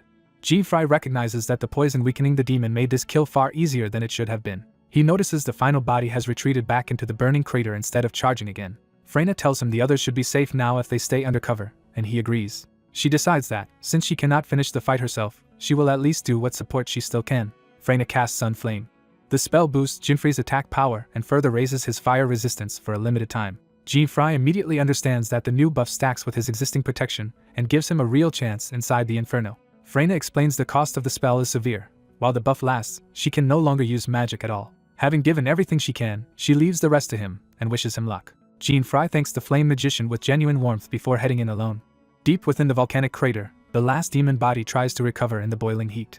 It rages at the humiliation of being reduced to this state by mere humans and swears revenge once it heals. Jean-Fry appears before it and mocks its hiding, asking if it is finally done playing whack-a-mole. Protected by the stacked buffs, he walks through the volcanic hell as if it cannot touch him. His calm expression makes it clear he now holds the advantage completely. The demon is stunned that a human can stand unharmed inside a literal volcano. Jean-Fry brushes off the outrage with casual contempt, as if the demon's disbelief is hardly worth answering. The demon can only call the situation impossible. Jean-Fry closes the distance without hesitation. The demon god dies in disbelief, unable to accept being slain by a single human. Its death triggers a violent explosion from the crater. The companions outside fear the volcano itself may be erupting. Freyna realizes the blast is not a natural eruption but the aftermath of the demon's death. Jean-Fry emerges from the explosion alive, kneeling but victorious. The others rush toward him in alarm and relief, calling his name and checking whether he survived. He assures them the battle is over while they scramble to bring him healing potions. When one companion says it out loud, Jean-Fry calmly confirms that he really did kill a demon god. The siblings share a quiet look, finally believing their father's vengeance has been fulfilled. Freyna says that with this victory, their father can finally rest in peace. The system formally confirms the defeat of demon god Helmbros and awards Jean-Fry rewards and experience. Jean-Fry's first reaction is not glory but delight at the sheer amount of gold he earned. The reward list includes a huge payout along with rare materials from Helmbros. Even so, Jean-Fry is already thinking past the flashy drops toward the one item he truly needs. Freyna approaches him, struggling to express how deeply indebted she feels. Her brother joins in, admitting they would not have survived the fight, or even reached the summit without Jean-Fry. The rest of the group silently backs that gratitude. Jean-Fry waves off the formal thanks and insists they contributed too, even if the system credited him with the demon god materials. He especially credits Freyna's final support spell as a decisive help. Freyna thanks him for saying so, though she privately suspects he would have won even without her buff. Still wanting to repay him somehow, she offers the best reward she personally received, a B-rank scorching rock. The name alone shocks Jean-Fry because it is exactly what he has been after. Freyna is startled by how intensely he reacts. Jean-Fry immediately offers to trade one of his top-tier hard claws for the scorching rock. The offer leaves Freyna and the others stunned, since he is proposing to exchange an S-rank material for something far less valuable by normal standards. When Freyna asks why, Jean-Fry explains that the scorching rock matters far more to him than the continent's most prized claw. Accepting his sincerity, Freyna simply gives him the rock without demanding any trade at all. Jean-Fry celebrates like he has just won the real prize of the entire expedition, leaving Freyna unable to figure him out. Instead of being offended, she finds his strange honesty unexpectedly endearing. A system message reveals that Freyna has developed a small crush on him. Another message immediately reveals that Jitas is fiercely jealous because he has long had feelings for Freyna, and Jean-Fry realizes he has accidentally created a mess. Ignoring the awkwardness, Jean-Fry focuses on the fact that he finally secured the scorching rock. With his first objective complete, he sets his sights on the second continent, a place driven by desire and gambling. Back in the first continent's central city, the expedition comes to an end. The siblings decide to return home and take responsibility for their town in their father's absence, parting from Jean-Fry on good terms. The brother promises that next time they meet he will be much stronger, and thanks Jean-Fry sincerely for everything. Jean-Fry answers that he looks forward to that day. As he leaves, he reflects that memories from his previous life guided him, but the people he met along the way mattered too. Since he has already sent his earnings back home, he prepares to move on to his next destination. He heads to the portal linking the first continent to the second. Nearby onlookers gossip about the rumored demon god Slayer, but dismiss the possibility that this plainly dressed beginner-looking man could be him. The system confirms his new title, First Demon God Slayer, and asks whether he wants to proceed to the second continent. Jean-Fry accepts and steps through the portal without fanfare. The witnesses can barely process that the unremarkable man just vanished before their eyes. He arrives in the second continent's central city, a place known as the Prison of Desire, and prepares for a new life there. Almost immediately, he notices a missed call from Amelia and wonders what she wants. When he answers, Amelia greets him as her brother, but she is already annoyed before he can say much. She demands to know why he has been sending home such absurd amounts of money, and where he is getting it from. She bluntly asks whether he has gotten involved in something shady, forcing him to scramble for an answer. Jean-Fry reminds himself that he has been hiding his adventurer life from both Amelia and their mother because he does not want them worrying. He quickly reassures her that he is not doing anything illegal, and she reluctantly accepts it for the moment. Then Amelia reveals that their mother's condition has recently worsened, and Jean-Fry is shaken. After the call, he sits alone and absorbs the weight of that news. He realizes he needs far more money, and fast if he wants to pay for proper treatment. Thoughts of his mother harden his resolve. While brooding, he overhears people discussing an auction item called a High Elf Stare. The name jolts him upright because he knows exactly what it is. He recognizes it as the key ingredient for an elixir, something that could cure his mother, and realizes it should not even be obtainable on this continent. In his mind, the elixir becomes the new goal that matters above everything else. He also knows the auction will attract the richest people in the city and that the price will be astronomical, so he resolves to build enough capital no matter what. To raise money quickly, he enters an E-rank dungeon in the snowy wastes of the second continent. He notes that high-rank dungeons are the usual path to wealth, But this low-rank dungeon contains a hidden opportunity he specifically came for. When he spots what he was looking for, he brightens immediately. A rare Kate Sith appears before him. G-Fry calmly notes that he has found his target. Instead of attacking, he begins offering the cat the special items he collected for this exact encounter. The Kate Sith lights up with delight at the bait. G-Fry coaxes it closer with silver vine, warm grass, cold fish, and other treats. He even arranges a soft bed of warm grass to make the cat completely comfortable. The Kate Sith is thrilled and fully won over. In gratitude, it tosses him a shining golden coin. The coin turns out to be Kate Sith's golden coin, a rare hidden item that doubles all money he earns simply by possessing it. G-Fry thanks the cat for the gift while it happily clings to its rewards. He celebrates obtaining the coin as the real treasure of the trip. Knowing this hidden item can now double every future payout, he decides to start hunting monsters immediately. With the coin in effect, even ordinary kills now pay out at twice their value. He tears through stronger beasts as the doubled rewards keep stacking higher and higher. After clearing the boss as well, he judges that he has gathered enough for the next step. His total funds climb past 12 million gold. Satisfied that this is enough seed money, he decides to return to the city and multiply it further. That plan leads him to a place called Seconds Club.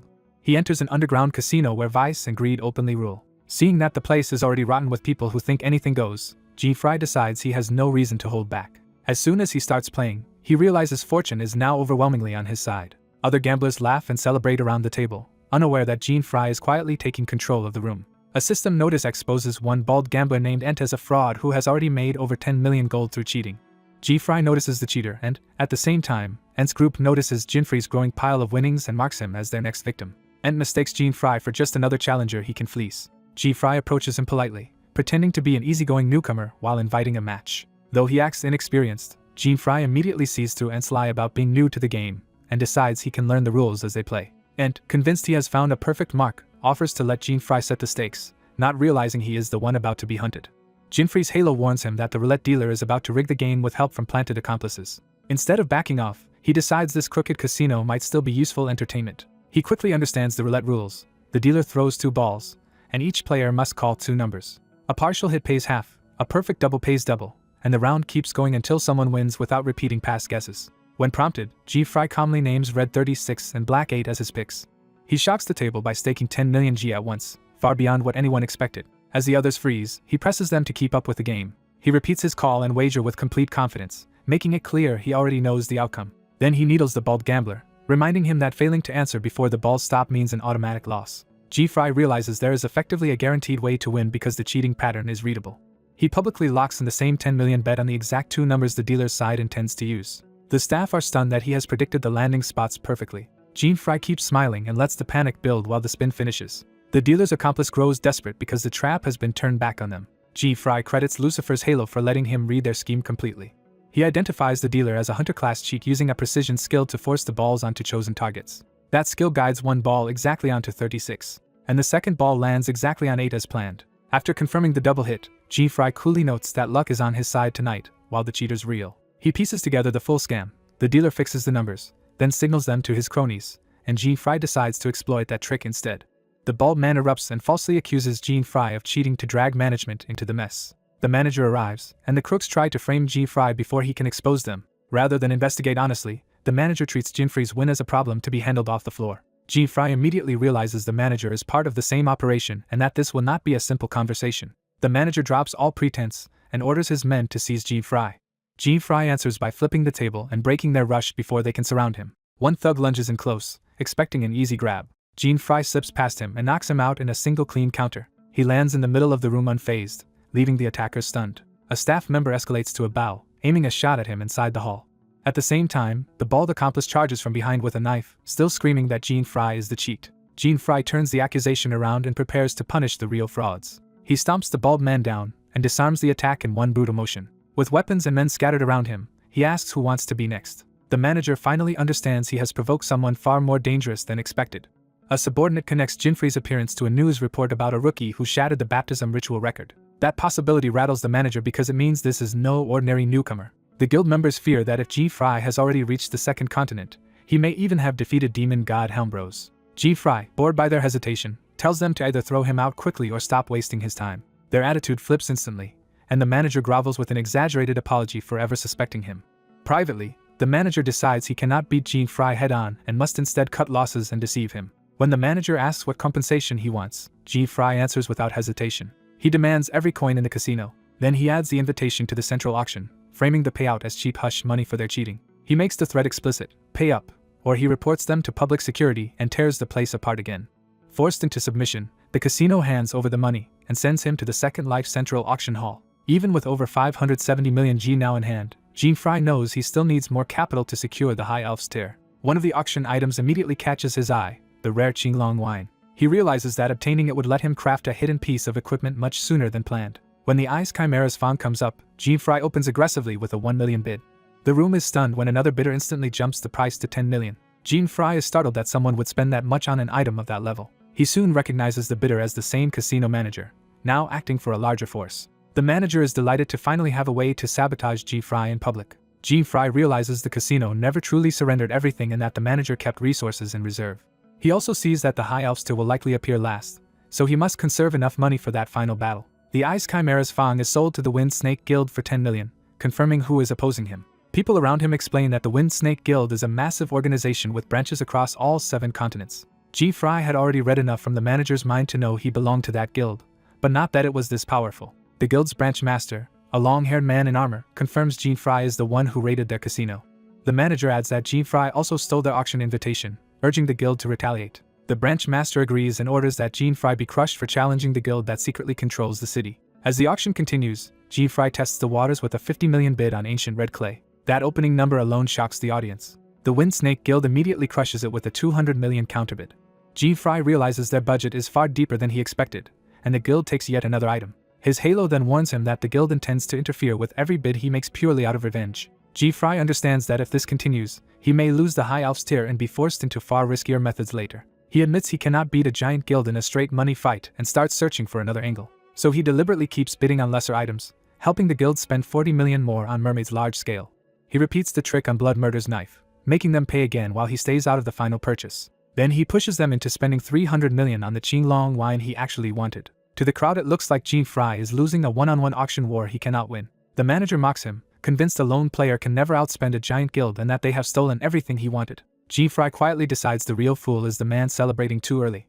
At last the auction reaches its final and most important item. The host builds up the reveal by describing a sacred treasure famed as the world's most beautiful droplet. The final item is unveiled as the High Elf's tier. The bidding opens at 50 million G. Jean-Fry immediately leaps to 500 million, showing he saved his strength for this moment. The guild side hesitates, assuming they can simply overpower him again. Jean-Fry is ready for the decisive exchange and waits for their response. He calmly leaves them the chance to counter if they still can. The manager, still arrogant, orders the guild to double the bid once more. But the moment they try to raise it to 1 billion, the auction system flags them with a red mark. The hall announces that Wind Snake Guild representatives are barred from bidding on this item. Jean-Fry savors the reversal, knowing the trap has finally sprung on them. The manager protests, only to be told the guild has already reached its maximum number of successful bids. The host explains the hidden rule. In this special auction, any bidder who wins 5 items is prohibited from bidding further to prevent monopolies. The manager is furious because he never noticed the restriction until it was too late. Jean-Fry dismisses him as an amateur who failed to realize this was not an ordinary auction. He reveals that this event is a special auction sanctioned by the Adventurers Association. Because of that special status, the anti-monopoly rule is absolute even if it is normally hidden from players. Jean-Fry reflects that the unusual lineup should have warned the manager, but greed blinded him. When asked to accept the ruling, the manager can only seethe and accuse Jean-Fry of setting him up. The branch master silently watches the manager lose control. With no valid counterbid, the sale is finalized. Jean-Fry wins the High Elf's tier for 500 million and even complains about being called the Yahello customer. The manager explodes in rage, realizing Jean-Fry had manipulated the entire auction from the start. He vows revenge and declares that unlike at the casino, he will not let Jean-Fry walk away this time. In his fury, the manager begins charging a dangerous spell right inside the hall. Jean-Fry curses him for being reckless enough to endanger everyone present. To protect the bystanders, Jean-Fry challenges him to take the fight outside and promises not to run. He also calls out the manager for still trying to cast despite understanding the risk. The manager is consumed by humiliation and hatred. He knows the spell could kill Jean-Fry if fired at point-blank range and is tempted to do it anyway. The branch master finally intervenes, warning that open violence here would bring the Adventurers Association down on them. When the manager protests that Jean-Fry has mocked the guild too much to ignore, the branch master shuts him down. He coldly orders the tantrum to stop and refuses to waste more time. The manager obeys and withdraws with the branch master. Left alone, Jean-Fry decides the auction was still a success because he secured the High Elf's tier, and the other lost items can be recovered later if he moves quickly. Even so, losing the Qinglong wine still bothers him because it would have accelerated his plans. He reminds himself that the wine can still be obtained elsewhere, but only after clearing an annoying quest, which is why missing it matters. That thought makes him decide to go after the guild again. Before he can leave, a woman approaches and comments on how unusual he looks.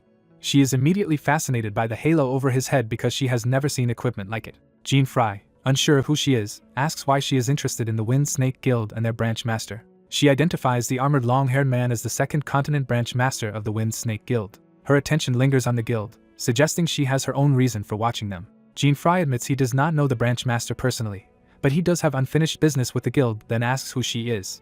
She introduces herself as Mira, an adventurer currently tailing the guild on assignment from the Adventurers Association. That revelation makes Jean Fry realize she is one of the famed 8 Guardians. He recalls that the 8 Guardians are the association's officially recognized S-rank adventurers. They are elite figures trusted with major requests and rewarded with immense authority, wealth, and prestige. The title stirs old memories in Jean Fry because in the game's past he used to casually take the association's requests after clearing everything else.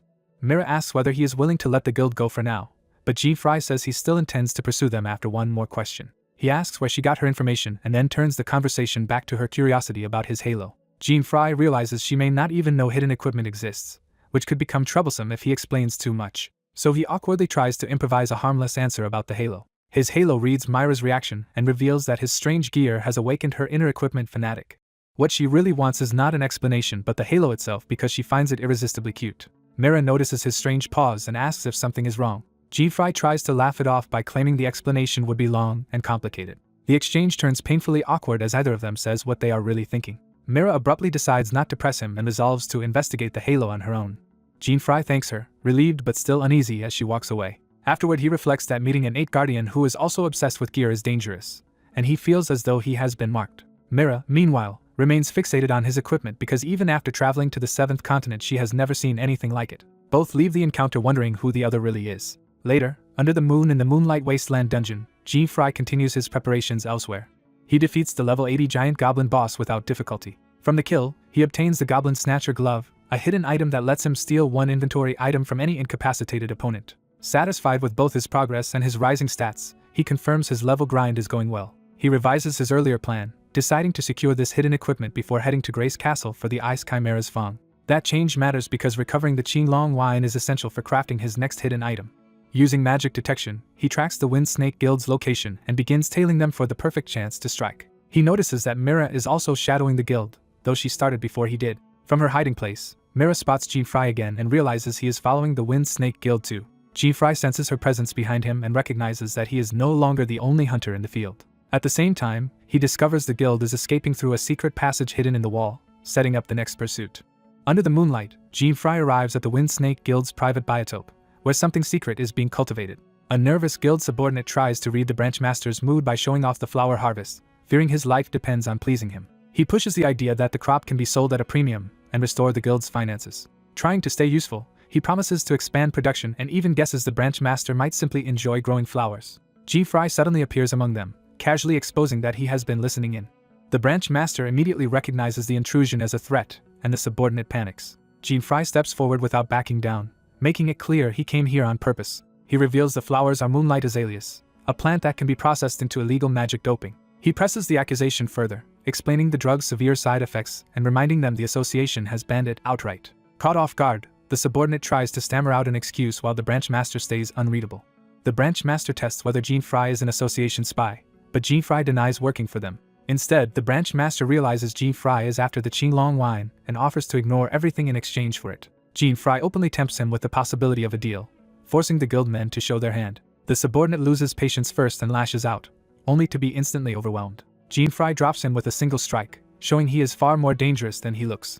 A white-haired woman who had been secretly following the scene realizes the confrontation has turned into a real fight. Jean Fry keeps the pressure on by calling it negotiation and offering to pay for the wine rather than surrender his leverage. The subordinate now understands that Jean Fry's true target from the auction was the Qinglong wine all along. Refusing any compromise, he decides they would rather kill Jean Fry than let him have it. Jean Fry answers with cold indifference, warning that if they reject the deal he will report the illegal flower field to the association, which drives them to murder.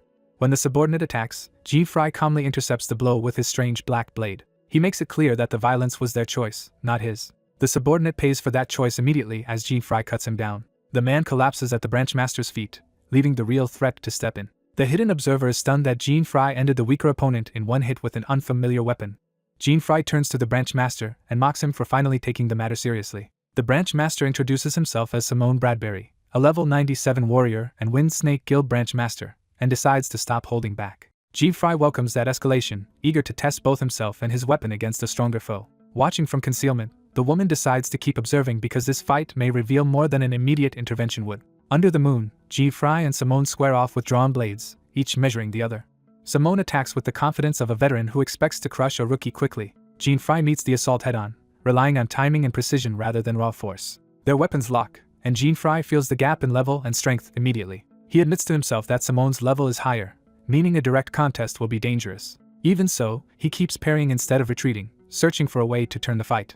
Simone unleashes a barrage of heavy slashes that force Jean Fry onto the defensive. Jean Fry grits through the pressure, refusing to lose his rhythm. The woman recalls hearing that Jean Fry shattered records during his baptism, but she still judges Simone superior in sheer power. The duel continues as Jean Fry survives by reading the flow of Simone's attacks rather than overpowering him. He shifts his footing and keeps parrying, steadily building something through the exchange.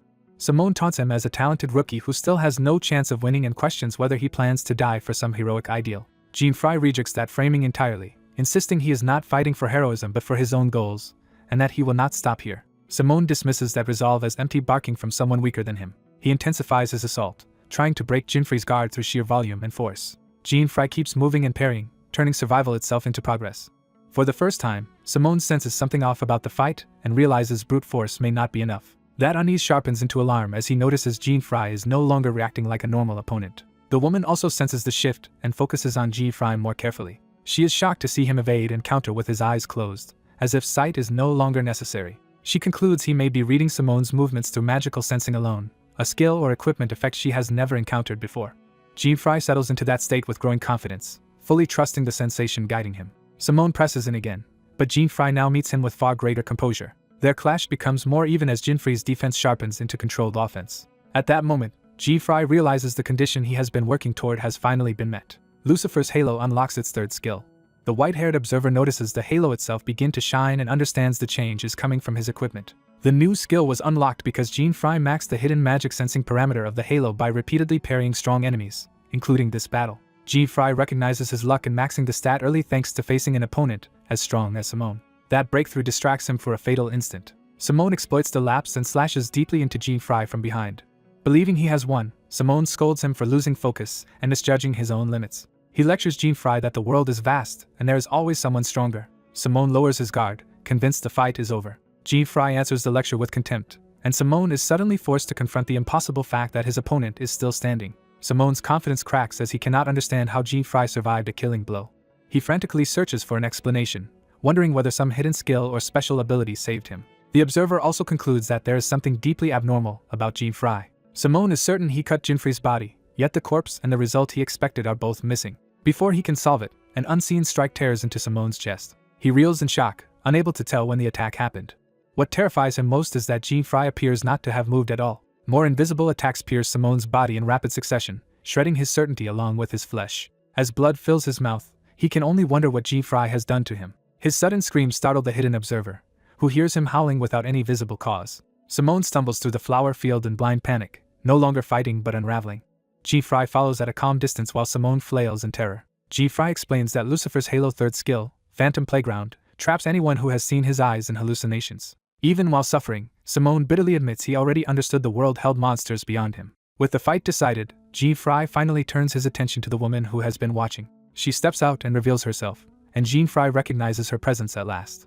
She asks whether he enjoyed knowing he was being followed, and he confirms he noticed her. Jean Fry clarifies that she was never his concern, guesses she is on an association mission, and points out that exposing the Moonlight Azalea operation should satisfy her objective. He tries to leave the aftermath to her while distancing himself from the illegal operation. Then he suddenly remembers the real reason he came and stops himself from walking away. He opens his inventory while the woman watches him with growing suspicion.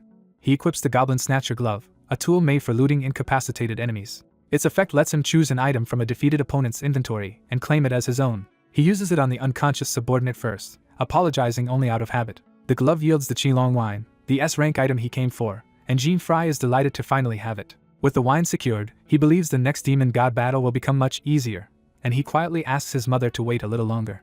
The woman's expression hardens as she watches him speak with that private resolve. When she confronts him, Jean Fry nervously insists he has only used legal items. She accepts that point, though without sounding fully convinced. With no grounds to stop him, she lets him go. Jean Fry leaves the biotope while she remains behind, still thinking about what she witnessed. Reviewing the battle, she notes there was no clear evidence of forbidden items or job skills being used.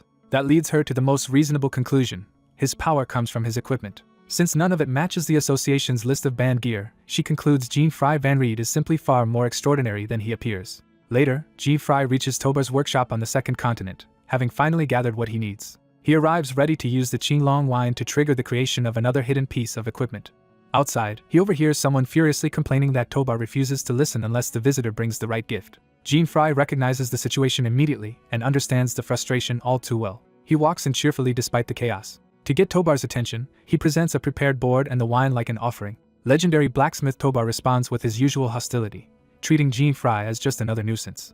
He orders Jean Fry out, but Jean Fry notes that the blacksmith has not changed at all. Jean Fry wedges his way in anyway and insists Tobar hear him out for a moment. He laments that it is a shame Tobar will miss out on a remarkable liquor. That instantly catches Tobar's attention. The moment he recognizes the Qinglong wine, Tobar's anger turns into desperate greed and he demands the bottle be left behind. He even kicks at Jean Fry in his impatience, acting more like a child than a legend. Jean Fry keeps the bottle out of reach and remembers that in the original game, giving Tobar this wine starts a hidden event. Normally the wine alone would make Tobar friendly enough to forge an S-rank item, but Jean Fry knows there is a better route. He reveals the second ingredient, a scorching rock. He explains he obtained it from Freyna in the previous demon god battle, and Tobar is stunned that he has both key materials. Once Tobar realizes what Jean Fry is offering, the two settle down to negotiate properly. Jean Fry pours him a drink, beginning the hidden event in earnest. The liquor hits Tobar hard, and he becomes emotional as it reminds him of his late wife's favorite spirit. He rambles again about how she especially loved it warmed by a scorching rock, while Jean Fry endures the familiar story. By humoring him and serving another cup, Jean Fry fully enters the hidden event he was aiming for. He recalls that combining the Qinglong wine with the scorching rock upgrades the reward beyond the normal S-rank outcome into an unknown grade hidden item. Tobar breaks down into drunken self-blame over his dead wife, and Jean Fry patiently waits through the meltdown because he knows it is part of the process. After staying up with Tobar all night, Jean Fry finally collapses from exhaustion. He wakes abruptly when the forging is finished. The next morning, Tobar stands over him while Jean Fry tries to shake off the fatigue.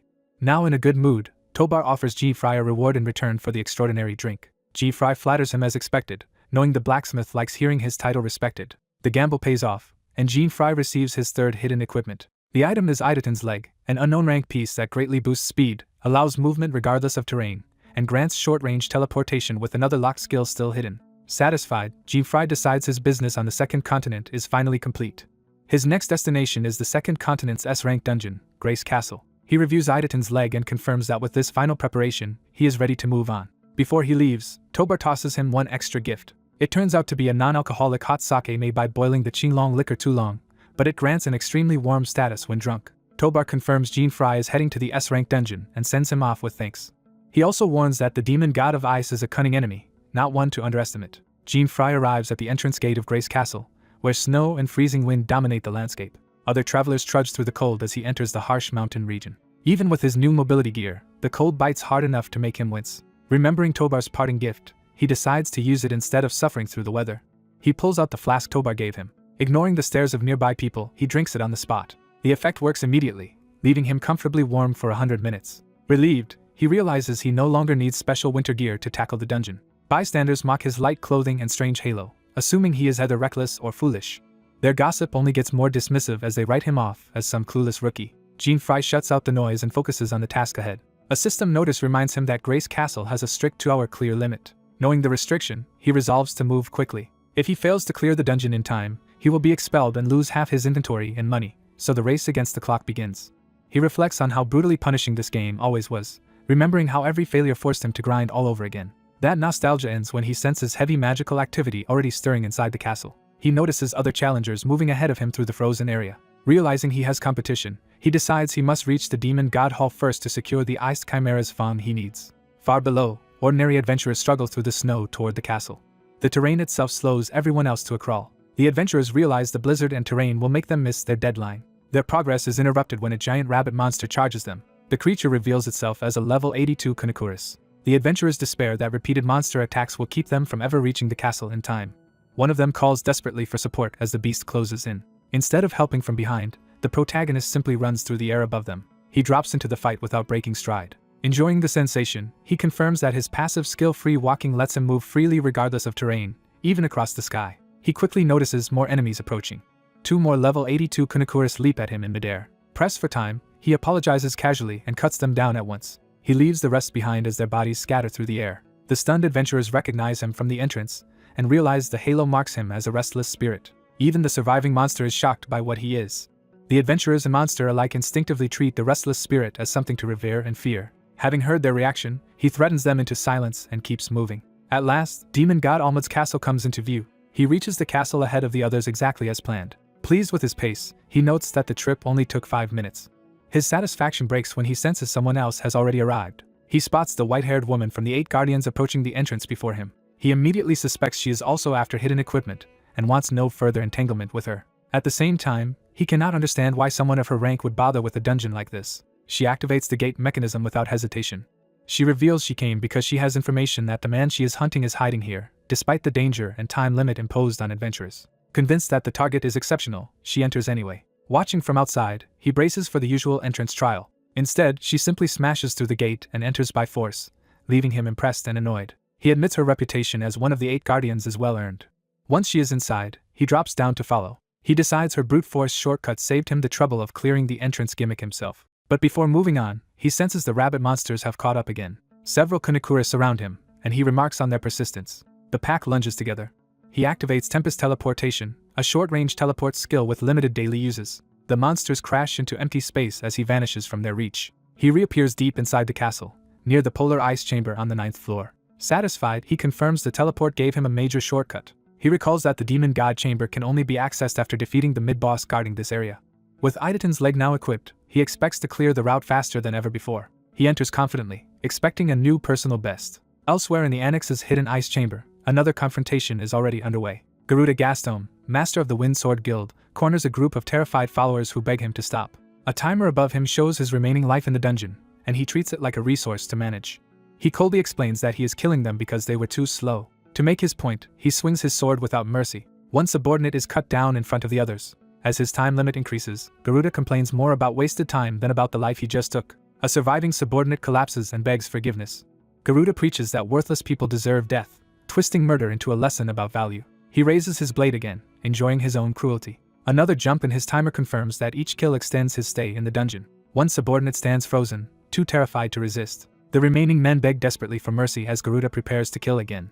Garuda mocks them by saying their lives are worth only a few more hours to him. He demands to know why so few new arrivals have been delivered to him today, because the supply is not enough. A subordinate explains that they are trying to bring in more people, but it is taking time. Garuda answers by threatening to replace them as the next sacrifices if they fail. The subordinate realizes in horror that Garuda has been stealing other people's time limits by murdering them. Seeing the pile of corpses, he understands Garuda intends to keep killing for months if necessary. Garuda grows irritated at the delay. He reasons that the executive named Simone was probably captured by the 8 guardians, and that the association is once again dismantling his guild from the top down. Even so, he remains confident that inside this dungeon the time limit system protects him from outside pursuit. He mocks the castle's holy appearance while using it as a slaughterhouse. Back near the polar ice chamber, the protagonist tears through the corridor monsters with acrobatic ease. He cuts down the snow beasts in a blur. The fight becomes one-sided as he uses his mobility to stay untouchable. He enjoys how much freedom the hidden equipment gives him in battle. Still, he cannot ignore the immense magical pressure he has been sensing deeper inside the castle. He identifies one source as the second demon god on the 10th floor, but realizes another presence in the castle feels even stronger, though he forces himself to stay focused on Almud first. He finishes off another charging beast while keeping that threat in mind. With the corridor nearly clear, he expects the mid-boss to appear next. A door opens nearby. The white-haired 8 guardians woman steps into the area. He realizes the stronger magical presence was hers and is relieved she has already reached this floor. She is puzzled that no monsters remain around her. That confusion ends when 2 snow golems materialize behind her. The mid-bosses reveal themselves as level 92 snow golems. She immediately understands something abnormal has happened for the mid-bosses to appear so suddenly.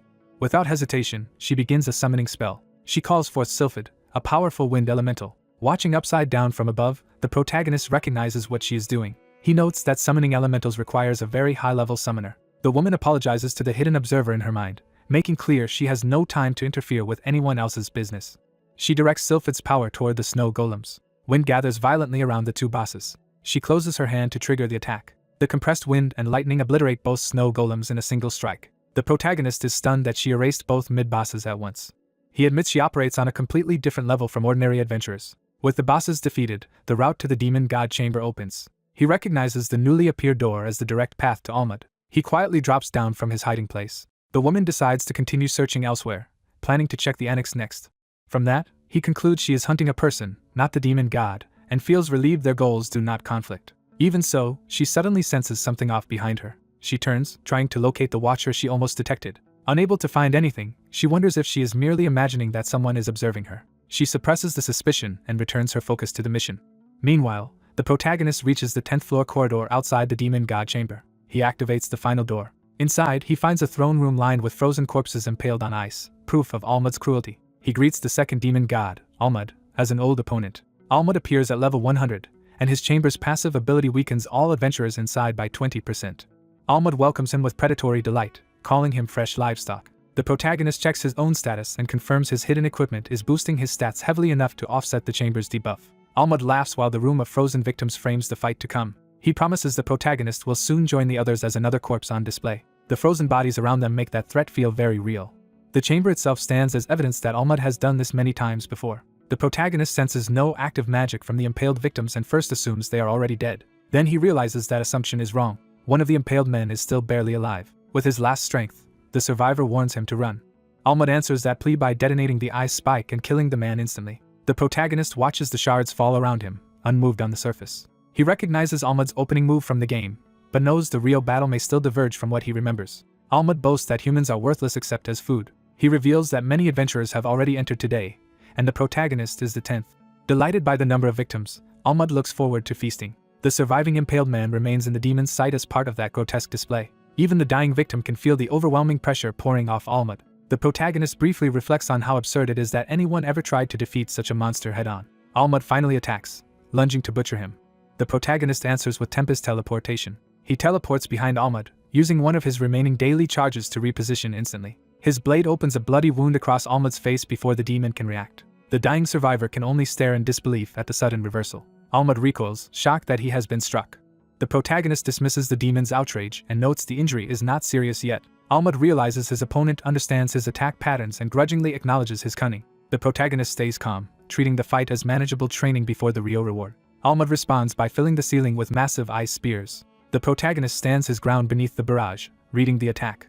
The spears crash down and seal the area in a mountain of ice. From his throne, Almud assumes the attack has ended the fight. He smugly concludes no human could possibly evade that strike. A moment later, the protagonist appears at his side and drives his weapon deep into Almud's torso. Centipede's mind's eye activates, turning the blow into a devastating critical hit. Blood pours out as the demon drops to one knee. Almud is shaken because he never even saw the attack happen. He realizes his enemy is not merely fast but capable of appearing beside him instantaneously. The protagonist concludes that with 3 hidden pieces of equipment, and with Almud being reckless, this fight is already under control. Even so, he restrains himself from finishing the demon, because he still needs Almud alive long enough to summon the Ice Chimera and produce the Fang he came for. The haloed swordsman lunges in to finish the Ice Demon before it can press its advantage. But the blue-skinned demon notices the attack and tenses in alarm. The swordsman abruptly halts when he realizes the demon is hiding behind a mortally wounded hostage. He hesitates, forced to choose between striking the enemy and killing the man in front of him. The demon mocks that hesitation and reveals the hostage is already dead, using the corpse as nothing more than cover. The swordsman curses the demon's cruelty and his own momentary restraint. Sensing weakness, the demon taunts him for no longer showing the overwhelming power from earlier. Confident again, the demon raises its hand to unleash another technique, while still using the body as a prop. It activates Glacier Marionette, turning the dead into icebound puppets. The first corpse is seized by the spell and lifted on jagged ice. More dead victims rise as frozen marionettes, transforming the battlefield into a grotesque army. A surviving witness realizes in horror that the bodies are being weaponized. Even the nearby survivors begin to stir under the demon's control, showing the spell can spread through the fallen. The demon orders its puppets to kill the swordsman for it. The reanimated bodies close in, forcing him to face innocent victims turned into attackers. He recognizes this as another ability that should not exist according to the game's rules, just like the anomalies he saw with other demon gods. One impaled victim is still barely alive, and the demon notices that unexpected survival. The dying man realizes the swordsman has finally found him. Using that opening, the swordsman strikes from behind and severs the demon's arm with a lightning-fast slash. The demon turns back toward the wrong target, too late to stop the counterattack. The swordsman coldly reminds it that he is the real opponent, not the helpless victim. Humiliated, the demon erupts in rage at being outplayed. A system message reveals the cut also inflicted severe poison on demon god Almud. The poison begins steadily draining the demon's health every second. Desperate to recover momentum, Almud calls for a new summon. It brings forth 3 level 99 ice chimeras to overwhelm the swordsman. Instead of panicking, he sharpens his focus as if he has been waiting for this exact moment. He rushes forward with satisfaction, finally seeing the monsters he came here to harvest. Before Almud can finish gloating, the summoned chimeras are instantly cut down. Their severed heads crash to the floor, leaving the demon staring at the remains. The swordsman calmly celebrates obtaining the ice chimera fangs he needed. He also notes that the brutal fight has finally worn his weapon, Centipede, below the durability threshold he wanted. Elsewhere, a faint smile hints that another player in the chaos has been waiting for a chance to move. Back in the hall, the swordsman tells the demon their game is over, leaving Almud confused by his sudden confidence. A system notice confirms the condition has been met to unlock Centipede's third skill. The weapon's hidden ability becomes available, adding a new trump card to his arsenal. At the same time, the battle's shockwaves continue to rattle the grand hall. In another room, a wounded subordinate crawls toward a cloaked swordsman and begs for help from his master. The man dismisses him coldly, more annoyed by the interruption than concerned for his follower. He complains that hiding here is useful but troublesome, and prepares to act anyway. The injured subordinate braces himself as his master moves without mercy. Wind begins to gather violently around the hidden swordsman. He unleashes a slash that kills his own man, using the death as part of his escape and concealment. A silver-haired woman arrives and identifies him as Garuda Gastam, master of the Wind Snake Guild. She lists his crimes one by one, from murder and trafficking to illegal gambling and contraband. She makes clear that those charges are only a fraction of what he has done. Calling him true to his vile reputation, she summons elementals to carry out her mission. First she calls Undine, the water elemental. Then she summons Ifrit, the fire elemental. Finally she brings forth Sylphid, the wind elemental. With 3 high-ranking elementals at her side, she takes control of the room. Garuda realizes she can casually command top-tier summoned beings and understands she is no ordinary pursuer. He demands her identity, and she introduces herself as Mira Goldland. Speaking with the authority of the 8 Guardians, Mira declares that she is here to arrest him and deliver him to the Adventurers Association. Meanwhile, Centipede's third skill unlocks for the haloed swordsman as well. He welcomes the moment, because this new power is exactly what he had been waiting for. Almud, now poisoned and mutilated, lashes out in fury and tries to reassert dominance over the human it still calls livestock. It abandons the pretense of eating him and vows instead to crush him completely. The demon gathers itself, preparing a final transformation to keep fighting. Ice erupts from its back as it grows massive frozen wings. The wings spread wide, giving the demon aerial mobility and a new attack angle. Almud leaps skyward, laughing as it tries to regain control of the battle from above. It dives and circles aggressively, insisting the swordsman should have stayed down. The swordsman follows it into the air and mocks how much fun it is to stand above the demon for once. He twists the insult further by savoring the chance to literally look down on it. Enraged, Almud charges straight at him through the air. Still trying to shake his composure, the demon asks how long he can remain so calm. As it speaks, it condenses crackling energy in one hand for another finishing blow. It shapes that power into a long icy spear while hovering on its new wings. Declaring that anyone who obstructs its mission must die, Almud hurls itself into a lethal aerial assault. The swordsman reads the attack cleanly and waits for the exact instant to respond. He finally calls on Centipede's third skill. The skill, Meltdown, turns the blade into a liquid weapon that can freely change shape. He immediately understands the implication. The weapon can become whatever form his imagination demands. Almud keeps pressing, convinced that simple dodging cannot save him forever. Then the demon suddenly senses something wrong in his timing. The swordsman raises the liquefied blade overhead and reshapes it into a massive descending edge. Almud tries to block, but it is already caught beneath the transformed strike. The attack lands as Toxic Heaven Gate, a devastating poison-infused execution from above. As the blow connects, the swordsman notes with satisfaction that this is his second demon god kill and a new personal best. Almud's body begins to blacken and break apart under the combined force of poison and the finishing strike. A system message confirms that the second demon god, Ormud, has been defeated. The winged corpse crashes to the floor, utterly spent. The clear screen appears with a record time, and the swordsman is pleased to have set a new fastest run. A surviving victim can barely believe one person really defeated a demon god alone and wonders if he is finally safe. Another notice shows the previous record holder's time has been surpassed completely. The impaled survivor begins teleporting out, spared at the cost of whatever penalty the system imposes. The swordsman accepts that the man will at least live, even if he cannot leave unscathed. More importantly, he confirms he safely secured the Ice Chimera Fong material he came for. With that ingredient obtained, only ancient red clay remains before he can make the elixir to cure his mother's illness. Just as he starts planning his next step, the building shakes again with a different kind of violence. Outside, the castle itself seems to tremble under another battle unfolding nearby. Mira braces behind a barrier of wind and water as Garuda presses her with relentless force. Garuda enjoys her resistance and treats the fight like a lesson. Mira answers by ordering a fire attack called Blazing Mirage Breath. Ifrit obeys, launching a wave of flame at Garuda. The fire spirals around him, but he stands inside it without losing control. He cuts through the attack with his sword, dispersing the elemental flames. The counterstroke tears the fire apart and leaves the floor carved by wind. Mira narrows her eyes, recognizing that brute elemental pressure alone will not stop him.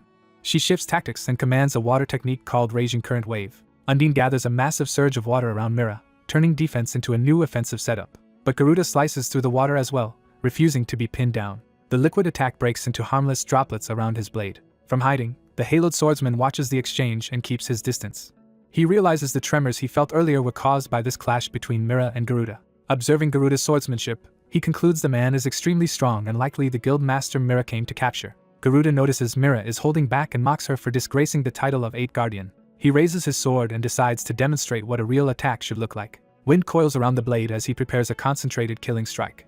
A towering whirlwind forms above him and surges toward Mira. Even Mira is forced onto the defensive as the pressure of the attack bears down on her. Seeing the danger, the hidden swordsman shifts position, ready to intervene if necessary. Garuda commits fully to the swing, convinced he has her cornered. He releases the technique as Whirlwind Slash.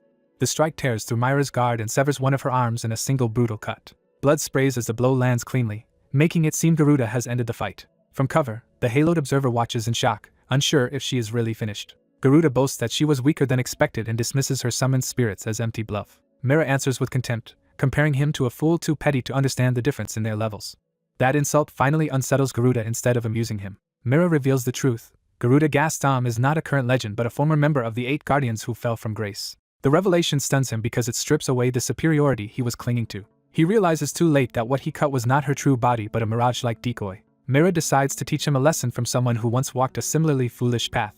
She tells him this is what a real attack looks like. A new aura flares behind Garuda, and he senses a far more dangerous summon than before. Mira calls forth the spirit of heavenly thunder, Chiron. Garuda instantly understands he is in real danger now and loses his earlier swagger. He tries to stop her, suddenly eager to negotiate.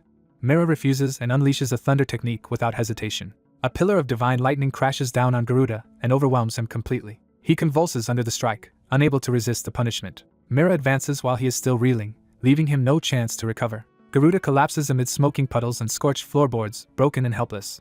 Mira judges it a fittingly miserable end for a criminal who preyed on others. Watching her stand with 4 powerful spirits, the haloed swordsman decides making an enemy of Mira would be disastrous. Mira's glance shifts, and she senses the hidden observer nearby. Without turning, she calls him out by name, Jean-Fry Van Raid. Caught, he awkwardly denies spying, and Mira lets it pass because he did not interfere and because she still remembers their earlier encounter. Her spirits gather around the fallen Garuda, securing him for transport. G-Fry pieces together that Garuda truly was the Wind Serpent Guild Master and confirms the demon's presence is gone because he defeated it. Mira accepts his answer, offers brief congratulations, and leaves quickly because her own work is not finished. Before departing, she tells him they will likely meet again. G-Fry watches her and the Thunder Spirit escort Garuda away, realizing their paths are now tied together.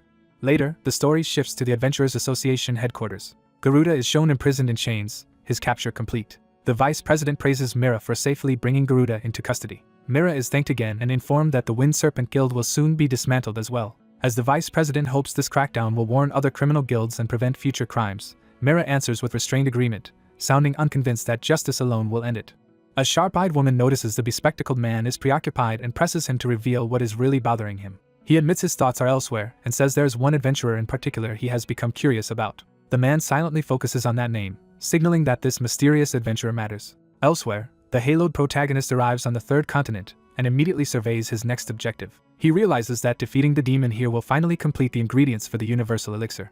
But before that, he checks his current weapon and sees that the centipede lance is already badly worn down. He concludes the lance will break completely if he uses it against the 3rd demon lord, so he must replace it first. With that decision made, he sets out to obtain the 4th hidden gear. His search leads him into the central district of the 3rd continent. He heads for an inn called the Soaring Dragon King's Pavilion, knowing it hides the path he needs.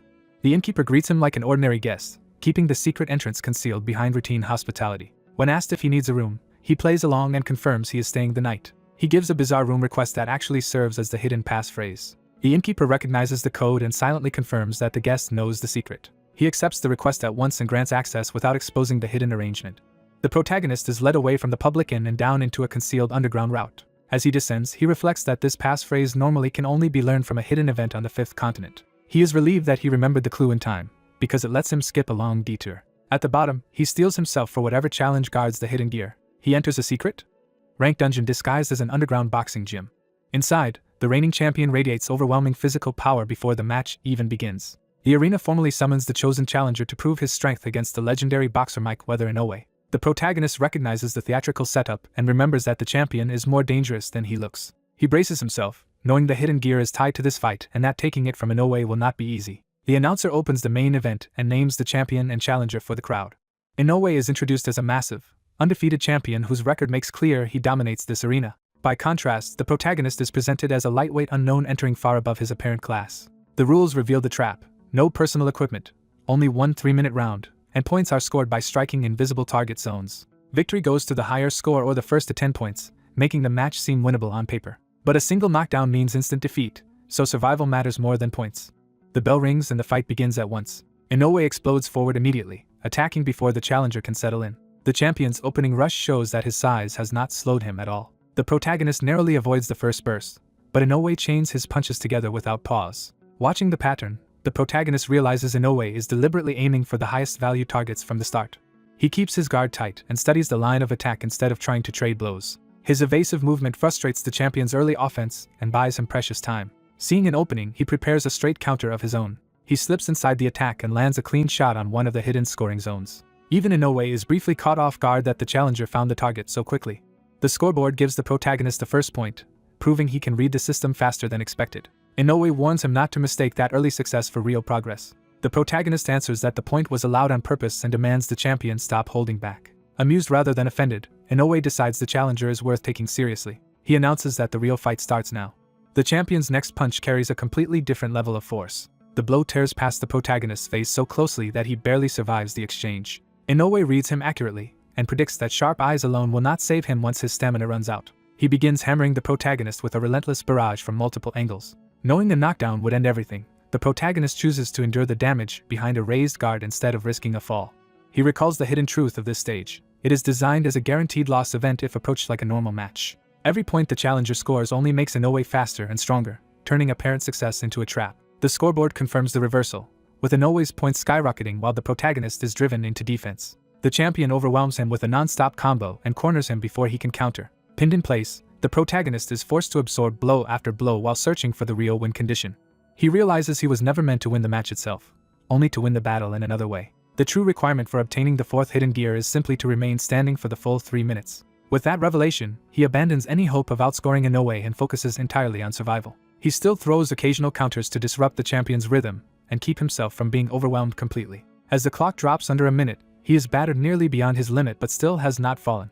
He forces his exhausted body to keep moving, refusing to let his guard collapse. Inoue, now genuinely excited, recognizes that the challenger has pushed him harder than anyone in a long time. The champion decides he alone will determine how this match ends and intensifies his assault again. The protagonist sees the decisive blow coming but is too worn down to avoid it cleanly. Inoue lands a devastating uppercut that should have ended the fight instantly.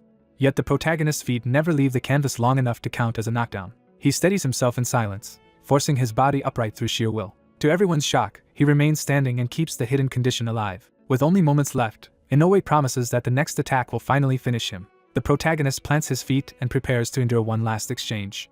The champion charges in, convinced the final strike will decide everything. At the last instant, Inoue's confidence breaks when the challenger moves unexpectedly. The protagonist slips the finishing blow and lands a desperate cross-counter in return. The arena hails the counter, but for him the real victory is that he has bought the final seconds he needed. Inoue acknowledges the hit and admits the challenger is far more interesting than he first appeared. The protagonist knows he cannot retreat now, because surviving to the bell is within reach. The final gong sounds with Inoue far ahead on points, officially giving the champion the match. The result confirms the expected loss on the scoreboard, but the hidden objective has still been fulfilled. Inoue praises him as the first fighter ever to endure the full 3 minutes against him without falling. Moved by that resolve, the champion offers him a parting gift. The protagonist gratefully accepts, relieved that the brutal gamble paid off. He obtains the fourth hidden gear, Soul Vantage, a powerful fist-type weapon with fire and counter-based abilities. Back outside, he immediately turns his thoughts from the prize to the demon he still has to kill. He heads straight for the third continent's S-rank dungeon, the Ravenin Ruins, refusing to waste a moment. The ruins stretch across a desolate wasteland that hides its true threat well. He studies the broken landscape, already planning how to force an encounter. He reminds himself that this dungeon contains no ordinary monsters, only demon lords, so defeating the ruler will clear it outright. The problem is that the third demon lord, Jackal, is notoriously elusive and appears only under rare conditions. He knows many adventurers wander this wasteland endlessly, and fail to find the boss at all. Most are worn down by the search itself before they ever get a chance to fight. Unwilling to waste time like that, he decides to force the encounter by exploiting the dungeon's hidden trigger. He searches the ruins for the exact object that can lure Jackal out. He finds it at last, a coffin buried among the rubble. Without hesitation, he drags it open despite knowing the act is taboo. He apologizes to the sleeping dead, but admits he is too desperate to respect the boundary. Inside lies a preserved corpse, confirming he has found the right trigger. As the coffin opens fully, the dead body begins to glow with released spiritual energy. The soul rises from the coffin, and the desecration immediately starts the summoning. The freed soul flares brighter as the dungeon responds to the violation. The spirit spirals upward through the sky, drawing something powerful toward him. His detection skill warns him that a strong magical force is rapidly approaching. He braces himself as the ground trembles under the incoming presence. Rather than panic, he welcomes the arrival because this is exactly what he wanted. The ruins erupt as the hidden ruler finally reveals itself. The third demon lord, Jackal, appears in answer to the disturbed soul. The protagonist recalls that these ruins are known as the Graveyard of Souls, where the dead were once enshrined. Jackal immediately accuses him of desecrating the dead and frames the act as a grave sin. As guardian of the souls here, Jackal makes clear that this offense has triggered a special punishment. He declares that the protagonist will pay for the sin with his life. Jackal formally names himself and claims the authority to judge all who transgress against the dead. In response, the protagonist equips Soul Vantage at once, raising his attack and preparing for close combat. Jackal activates Judgment Scales, his special trait, and imposes a supernatural trial instead of attacking normally. The protagonist's soul is forcibly drawn into the scales as the judgment begins. The scales weigh his soul against the released spirit, turning the fight into a moral sentence rather than a simple clash of stats. Jackal declares that he will purify the protagonist's impure soul and send it onward as punishment. The protagonist remains calm, already reading the mechanic instead of resisting blindly. He shifts his position within the scale, testing how the judgment system actually works. The balance tips against him, confirming that the released soul outweighs his own in this trial. The system announces that Judgment Scales has passed sentence on him. A ring of power closes around him as the punishment takes effect in the real battlefield. He is hit with a severe debuff that reduces all his stats by 30% for the sin of soul desecration. Jackal repeats the charge and insists the only proper atonement is death. The protagonist had already expected this exact penalty, and is not shaken by it. He recognizes Judgment Scales as a debuff trait meant to cripple adventurers, and accepts the penalty as the price for summoning the boss quickly. Even weakened, he decides he must kill Jackal before the demon can reveal any more unknown abilities.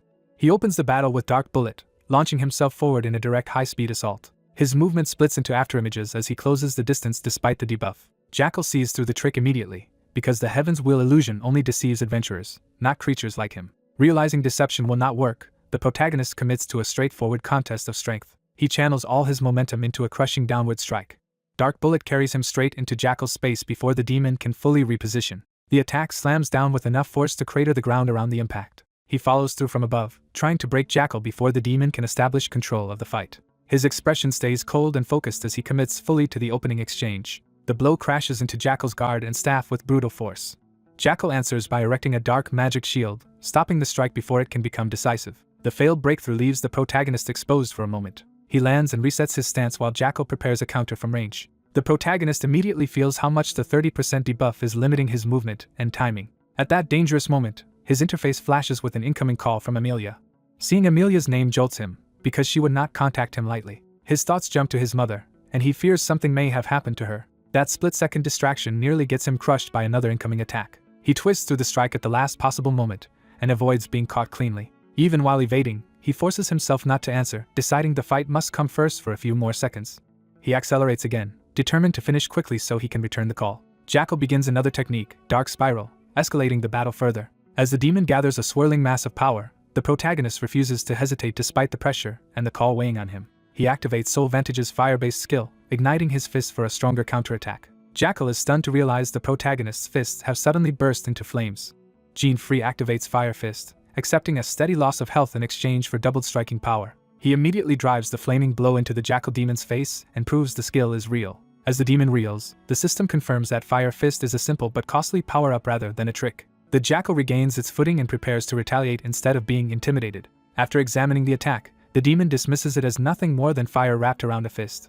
G-Free also treats the demon's reaction as empty posturing, and the two continue trading contempt. Offended, the demon summons a dark sphere and vows to silence him for good. G-Free realizes the incoming technique is something unfamiliar and dangerous. The demon shapes the spell into a massive pitch-black meteor fist. The giant invisible force crashes down on G-Free before he can properly counter it. He is smashed into the ruins and sent tumbling through broken stone. The demon smugly reveals that the attack's true threat is an invisible fist hidden inside the darkness. Dust and rubble settle where G-Free was buried. Coughing in the wreckage, G-Free confirms that the demon's attack is unlike anything from the game he remembers. That discrepancy makes him suspect the demons in this world are behaving differently from their game versions. In the middle of the fight, a call from Amelia suddenly reaches him. He tries to ignore the interruption, but the ringing keeps intruding as the battle continues. The demon mistakes Jinfree's survival for confidence, while Jinfree brushes off the hit by comparing it to worse punishment he has endured before. The jackal refuses to accept that and prepares another dark strike. Jinfree knows he cannot drag this out, because Fire Fist is steadily eating away at his life. Amelia calls again, adding pressure just as he is trying to finish the fight. Another invisible blow sweeps toward him and forces him to evade instead of answering. As he regains his footing, Jinfree senses that something is very wrong beyond the battle itself. Facing the demon again, he can no longer ignore that ominous feeling. He reaches for another skill, deciding to change the flow of the fight. Jinfree activates Wind Transfer. He vanishes in a burst of wind and lightning, slipping out of the demon's sight. The jackal loses track of him and is briefly thrown off balance. Jinfree reappears at a distance, having successfully repositioned. Only after creating that opening does he finally accept Amelia's call. He answers irritably, asking why she has been calling so desperately. Amelia can barely speak through her panic and tells him their mother is involved. She reveals that their mother's condition has suddenly worsened and that the healer believes she has little time left. The news hits Jinfree hard enough to momentarily freeze him. Shock gives way to urgent focus as he understands how serious the situation is. While Amelia begs him to come home quickly, the demon notices his shaken state and presses the attack. Jinfree realizes the enemy has seen through his distraction and is moving to exploit it. He tells Amelia he is coming back immediately, making his family the clear priority. The demon condemns him for disturbing the dead and declares that fleeing now would be unforgivable. Jinfree answers by calling down a huge pitch-black raw stone fist of his own. He launches himself after it, using the attack to seize the initiative. Fire gathers around his hand again as he commits to ending the battle in one decisive exchange. He apologizes for the abruptness, but makes it clear that he has an emergency and cannot waste another second. Jinfree dives in with Fire Fist, but the demon catches the attack instead of collapsing. The jackal boasts that this single strike will not be enough to kill it. Jinfree sees through the bluff and realizes the accumulated fire damage has already weakened the demon badly. Still trying to turn the tables, the jackal summons another pitch-black meteor fist. The dark fist forms overhead for one last crushing attack. Jinfree stays calm and prepares a response rather than dodging. He remembers that Fire Fist is only one part of his offensive kit. He activates Soul Vantage's X Counter, a skill that reflects an enemy attack back at triple force. The demon is caught off guard the instant Jinfree's flaming fist connects. X Counter triggers, turning the jackal's own power against it and blasting it away. The reflected impact hurls the demon high into the air. It crashes back down into the ruins with devastating force. The jackal's mouth bursts with blood, showing the counterattack was fatal. Jinfree coldly calculates the multiplied damage and declares the fight over. The system confirms the demon jackal's defeat and awards him experience, money, and rare materials. Satisfied only because he got what he needed, Jinfree immediately turns his thoughts to getting home. The scene shifts back to his family house on the edge of the first continent. Inside, Amelia, a healer, and a nun stand over their unconscious mother in tense silence. Amelia notices Jinfree's arrival and calls out to him in relief. He rushes in and asks the only thing that matters to him now, how their mother is doing. Amelia runs to him as he enters the room. The healer explains that their mother has fallen into a coma from late-stage mana deficiency disease, marked by black patches on her skin. Jinfree sees the severity for himself as the healer adds that her failing mana has weakened her vital functions. The healer admits that even high-rank healers can no longer save her, leaving Amelia on the verge of despair. Jinfree steadies his sister and promises that he will not let their mother die. He immediately decides to cure the disease himself. While the others struggle to believe him, he silently spends all 90 saved stat points on intelligence. His intelligence jumps from 145 to 250 in one move. Reaching that threshold causes his alchemy job skill to level up. He reviews the materials he has gathered, including ancient red earth and an ice chimera fong. He also has a vial of High Elf's Tears, the final rare ingredient. With the requirements met, Jinfree begins alchemy on the spot. The result is a universal medicine, an SS-rank cure that can completely remove all diseases and status ailments in a single sip. Realizing he has actually made the legendary medicine, Jinfree allows himself a brief smile. The healer recognizes the item from old records and is stunned that Jinfree has produced something so extraordinary. Ignoring the shock around him, Jinfree moves straight to his mother's bedside with the medicine. He stands over her, focused entirely on whether this will work in time. Her condition still looks grave as he prepares to administer the cure. Jinfree reflects that the alchemist class exists to create high-rank items, and that he barely managed to gather the means to save her in time. He opens the medicine carefully, treating it as his last chance. He lets the potion fall into his mother's mouth and silently begs her to wake up. Then he waits, holding her with Amelia watching anxiously behind him. A change begins as the blackened symptoms start to break apart. Her eyes slowly open, proving the medicine worked. Amelia is too stunned to process the miracle at first. Their mother wakes fully, but because the cure erased all abnormalities, she has also lost her memory. Amelia rushes to her in joy while Jinfree stands beside them in relieved silence. Their mother recognizes Amelia's distress but cannot understand what happened. Jean-Free gently calls to her, and she turns to him without remembering who he is either. He asks after her health, trying to confirm that her body has truly recovered. She realizes she feels fine despite having been bedridden for so long, while Amelia breaks down over how close they came to losing her. When Amelia explains that Jean-Free cured her, their mother struggles to understand what that means. The healer confirms that Jean-Free's universal medicine really erased every symptom. Their mother immediately understands that such a medicine could only come from dangerous adventuring and suspects Jean-Free has become one. Jean-Free tries to brush the matter aside and insists that her safety is what matters most. Amelia instantly rejects his attempt to dodge responsibility. Jean-Free is left awkwardly exposed as both the healer and Amelia look on.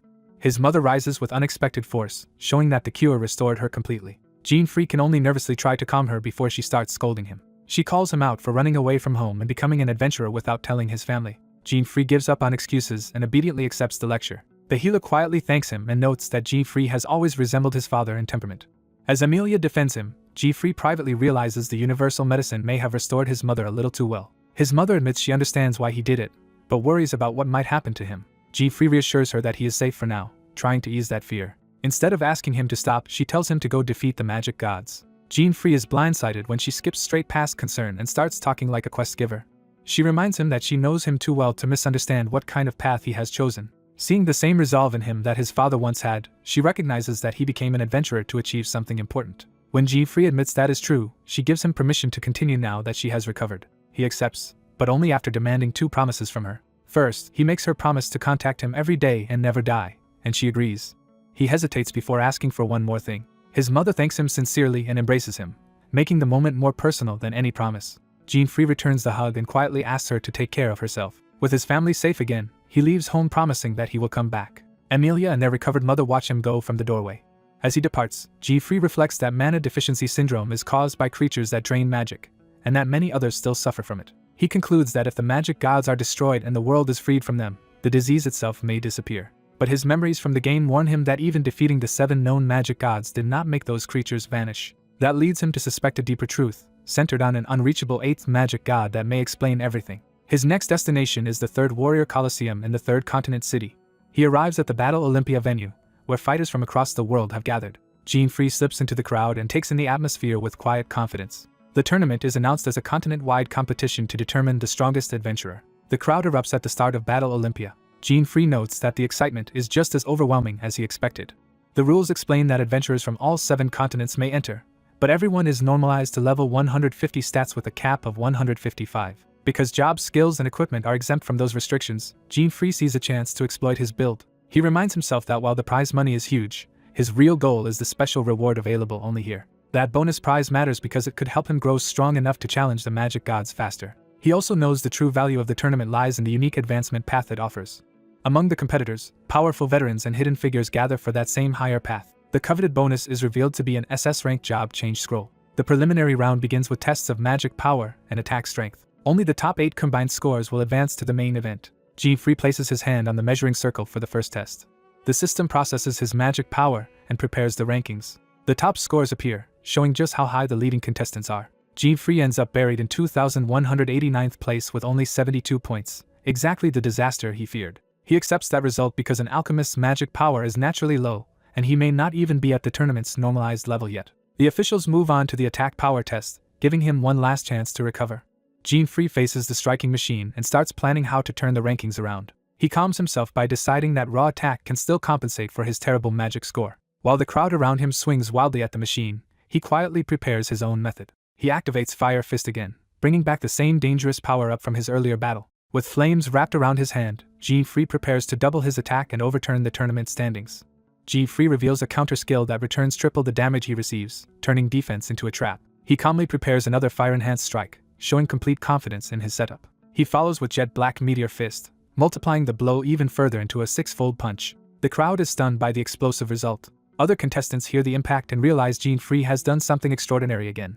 His rivals immediately connect the sound to him, and wonder what hidden trick he used this time. The arena host resumes the event and announces that the attack power test results are ready. The rankings place Jean-Free Vanrade first in attack power, ahead of the other top contenders. Jean-Free is relieved that being last in magic no longer threatens his standing now that his attack score carried him. Based on all results so far, the 8 fighters advancing to the main tournament are announced.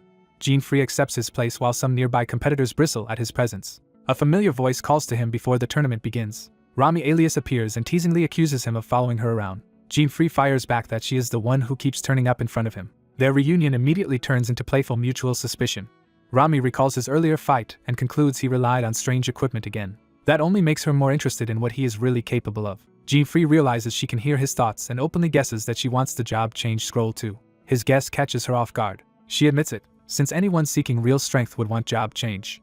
Jean-Free recognizes her as one of the 8 guardians using the alias Rami to avoid attention. Their private exchange is cut short as the main tournament is officially about to begin. The bracket is revealed, and the winner will claim 1 billion G and the job change scroll. Jean-Free finds the bracket interesting, especially because advancing will bring him closer to Rami. The first finals match is announced as Jean-Free Vanrade vs Gringy Miztal, and Rami offers him hollow good luck. Jean-Free notes that she clearly does not mean it. As he steps into the arena, spectators dismiss him as a scrawny oddball hiding behind equipment. The crowd insists his preliminary results must have been wrong and mocks even his Halo-like gear. His opponent enters in full armored grandeur, making the mismatch look even more absurd to the audience. Gringy Miztal is introduced as an alchemist and guild master of the Silver Demon Guild. The spectators hype Gringy's reputation for near-impenetrable self-made defenses and start betting on him. With both contestants ready, the first match begins. Jean-Free remains expressionless, refusing to be intimidated by the spectacle. Gringy looks down on him, calling the match boring and assuming he drew an easy opponent. He moves first, trying to end things before Jean-Free can prove anything. Jean-Free answers instantly by igniting his fist. He closes the distance in a flash and lands the opening blow before Gringy can react. The attack continues as a brutal close-range barrage that tears through Gringy's confidence. Even Gringy's armored face is smashed open under the relentless punches. Jean-Free drives him back with overwhelming force, never giving him time to recover. The final hit launches Gringy into the wall hard enough to crater the arena stone. Gringy collapses in the rubble, completely broken by the sudden assault. The audience can only stare in disbelief at how quickly the favorite was destroyed. Jean-Free stands there calmly, making the upset feel even more unreal. The officials confirm that Gringy is incapacitated, ending the match almost before it began. Jean-Free casually wonders if he overdid it as he is declared the winner. Rami studies his fire-infused equipment with growing fascination. The second first-round match is announced as Aji Shun Sats vs Rami alias. The crowd immediately reduces Rami to her looks and dismisses her as out of place in the arena. Their contempt turns openly sexist, insisting women do not belong in the Colosseum. Jean-Free is irritated by the taunts and by how badly the arena tolerates this behavior. The match begins, and Aji greets Rami with lecherous confidence instead of caution. Rami answers his attitude with cold indifference. Aji keeps acting like a creep, assuming he can toy with her. Rami responds by summoning spirits, calling forth the wind spirit Sylph and the fire spirit Ifrit. Before Aji can process it, a massive spell descends on him. The crowd recoils as the attack scale makes clear he is already doomed. The match ends almost instantly, and Rami is declared the winner. Jean-Free is impressed by how effortlessly and decisively she handled it. The remaining first-round matches pass without incident, and the round concludes.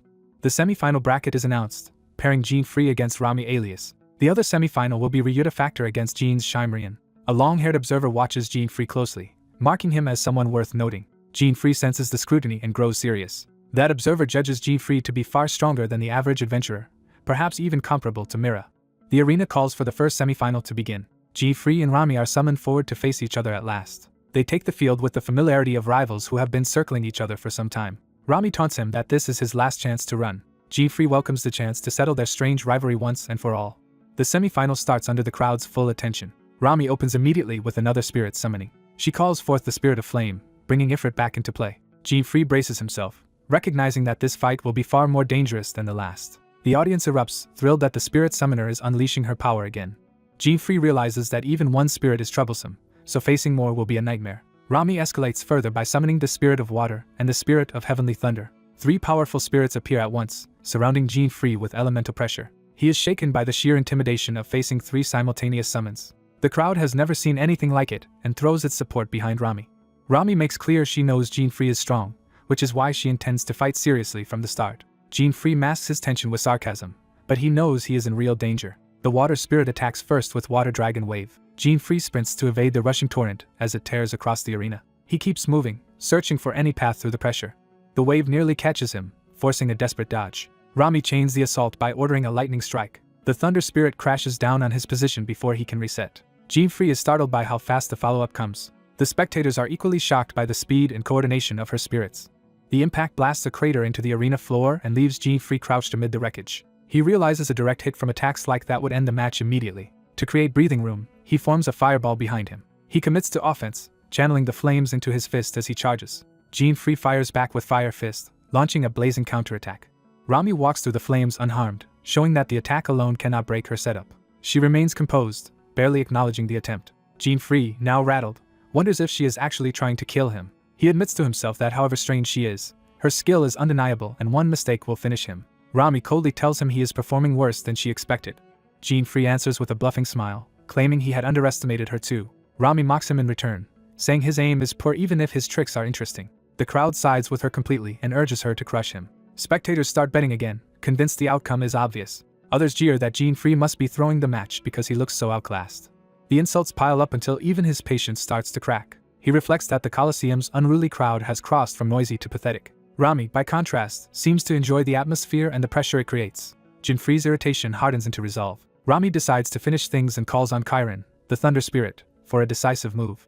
The Thunder Spirit gathers a concentrated charge for a finishing attack. Rami unleashes Thundering God, flooding the arena with lethal lightning. Jean-Free barely escapes the strike zone as the blast shatters the ground around him. He tries to break through toward Rami, but her spirits keep cutting off every route. The Water Spirit prepares another attack while the Thunder Spirit continues to pressure him. Jean-Free realizes that fighting three spirits at once leaves almost no opening for a counterattack. Even so, he forces himself forward, acknowledging that Mira is every bit as strong as rumored. He studies the formation and notices Ifrit staying close to Rami while the other two attack. That tells him she has already accounted for his fire fist by keeping her flame spirit ready to neutralize it. He concludes that she is deliberately using water and thunder offensively while reserving fire as insurance. So he decides to strike first before that layered defense can tighten any further. He bursts forward with lightning-fast movement, forcing the spirits to react. Rami realizes too late that he has vanished from where she expected him to be. He reappears behind her, having slipped through the formation with teleportation and a fire-charged fist. Jean-Free commits to the blow, aiming to end the match in one hit. For a moment he believes he has caught her cleanly from behind, but he suddenly senses something wrong as the attack fails to finish her. His system warns him that Mira has lured him into a prepared trap. Rami reveals the final piece of her plan and calls for swift wind blade. The wind spirit dives in at point-blank range, turning his successful approach into an ambush. Jean-Free realizes she used the wind spirit as the hidden fourth threat. He understands that Mira effectively sacrificed her own safety to create the opening needed for that extra summon to strike. A violent blast of wind detonates around him, swallowing the arena in white force. The audience watches in shock, certain that no one could survive that. Rami assumes the trap worked exactly as intended and that Jean-Free cannot get back up. Then she senses movement and realizes the fight is not over. Jean-Free emerges still standing, battered but alive. The smoke clears enough to show that he endured the trap and remains in the match. He admits the attack was deadly and that without Gale Teleport he would have lost on the spot. His system confirms Gale Teleport is active and limited, with only 3 uses left today. Rami is shaken that he escaped a trap she thought was certain. Jean-Free refuses to stop there and launches himself back into the fight. He realizes that repeatedly using teleportation at this level may be the only way to break her formation. Rami, alarmed, wonders whether his teleportation can be used more freely than she assumed and urgently calls Ifrit. Jean-Free charges straight at the fire spirit instead of at her.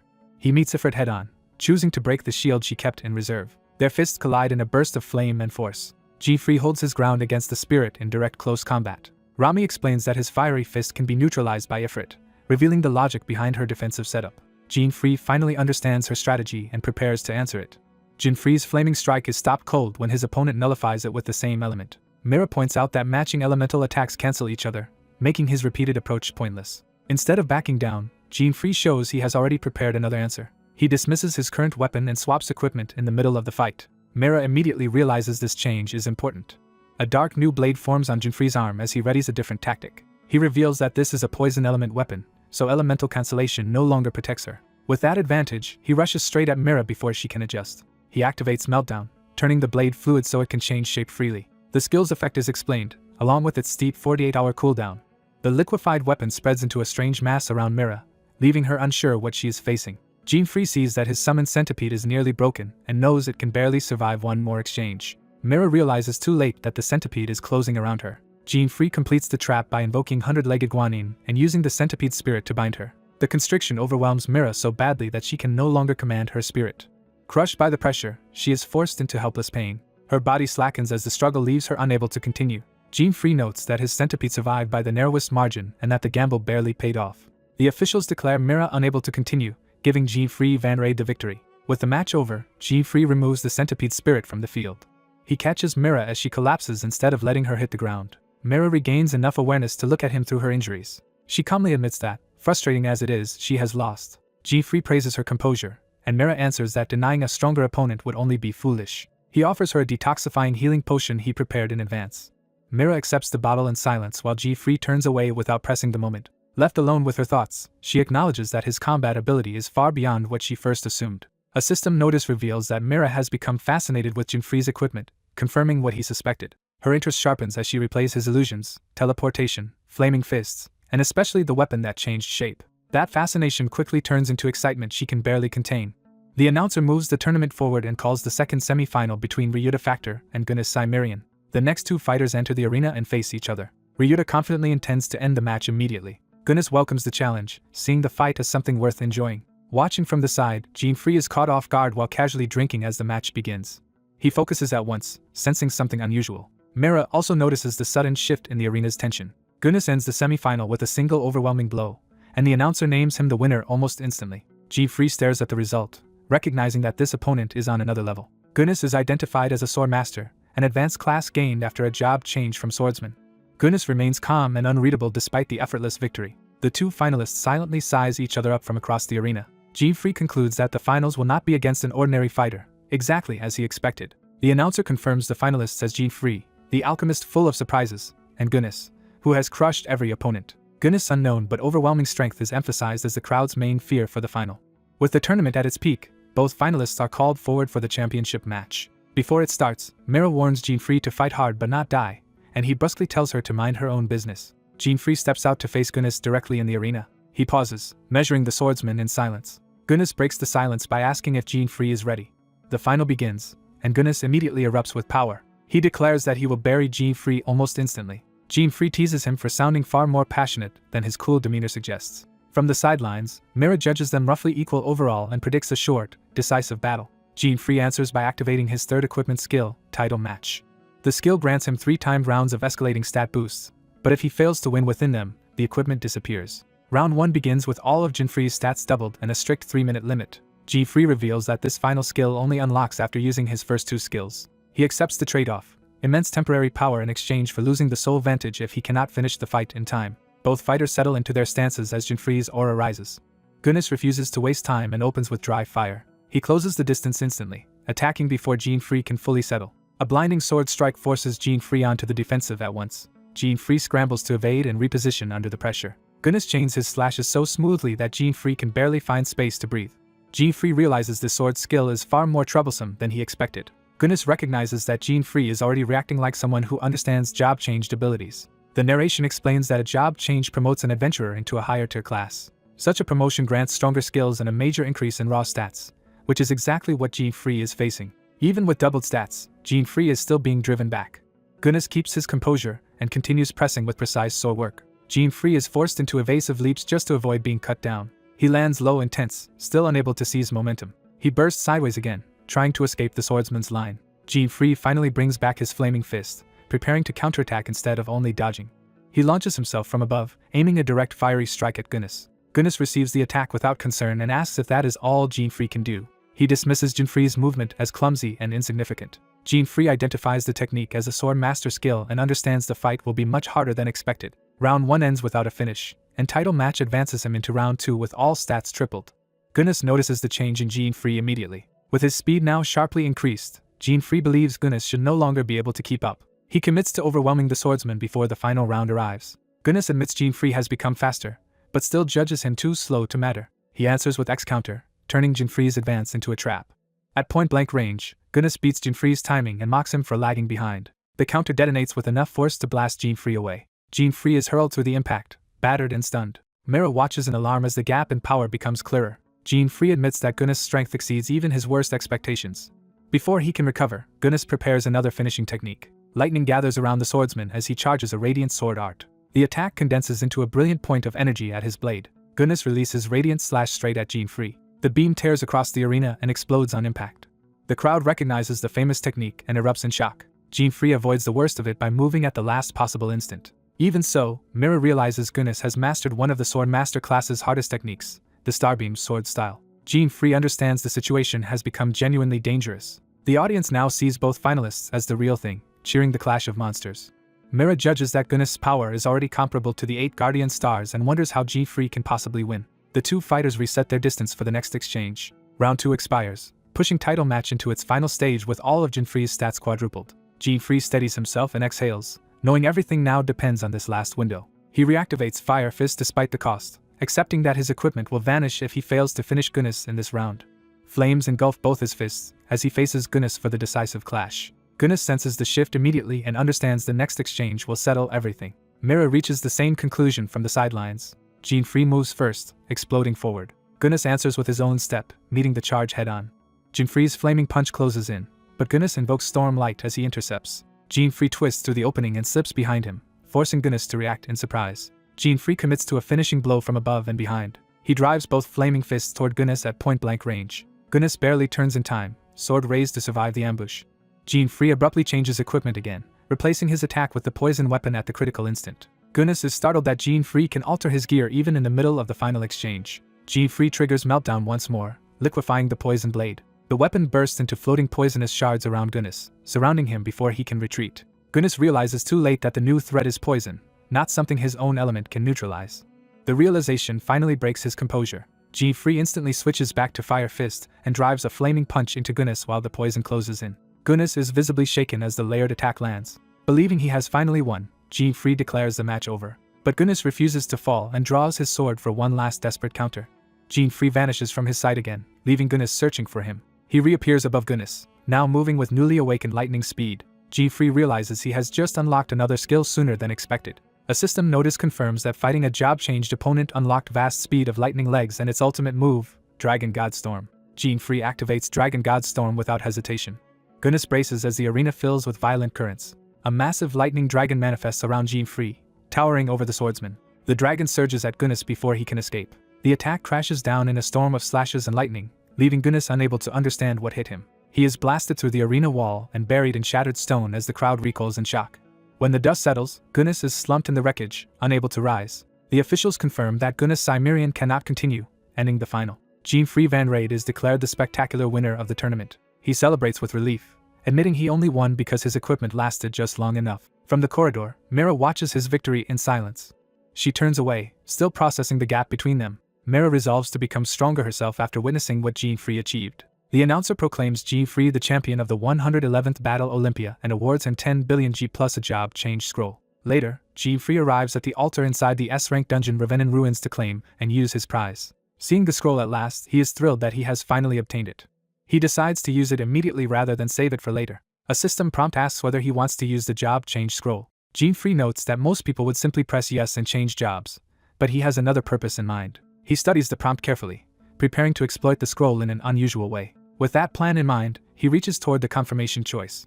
He begins exploiting a hidden alter command by first choosing not to change jobs. The system confirms that refusing a job change will preserve the scroll instead of consuming it. He follows the trick by agreeing to equip the scroll while still avoiding an actual class change. That hidden sequence triggers the alter's secret equipment conversion option. Expecting the payoff, he calmly waits for the hidden reward to appear. He completes the final input without hesitation. The job change scroll materializes as an item instead of being spent. He recalls that only the Ravenin Ruins altar reveals this hidden command, turning a refused class change into an equip action. The system accepts the trick and equips the scroll as gear. The scroll transforms into the Memoria Necklace, a mysterious high-rank item that boosts intelligence and lets him freely switch to any job he has defeated before. Satisfied, he counts the necklace as his fifth hidden equipment. He immediately realizes how powerful it is, since he can now swap jobs mid-battle and borrow the unique skills of defeated enemies. With the necklace secured and the third demon god already defeated, he decides it is time to move on. He sets his next destination as the fourth continent. He heads for the teleport portal leading there. Wearing the new necklace, he steps into the transfer point. Even before arriving, he reminds himself that the fourth continent is infamous for making adventurers give up. He advances carefully into the portal. Determined not to be careless, he braces himself for whatever awaits on the other side. He arrives at Force Resort, the main street of the fourth continent. Instead of a battlefield, he finds a beach full of carefree adventurers enjoying themselves. The continent openly indulges rest and pleasure rather than danger. Everyone around him is absorbed in leisure, confirming why this place feels so inviting. Even so, he refuses to relax completely and keeps his guard up. He understands why this continent ruins adventurers, because it offers pure recreation as a reward after endless fighting.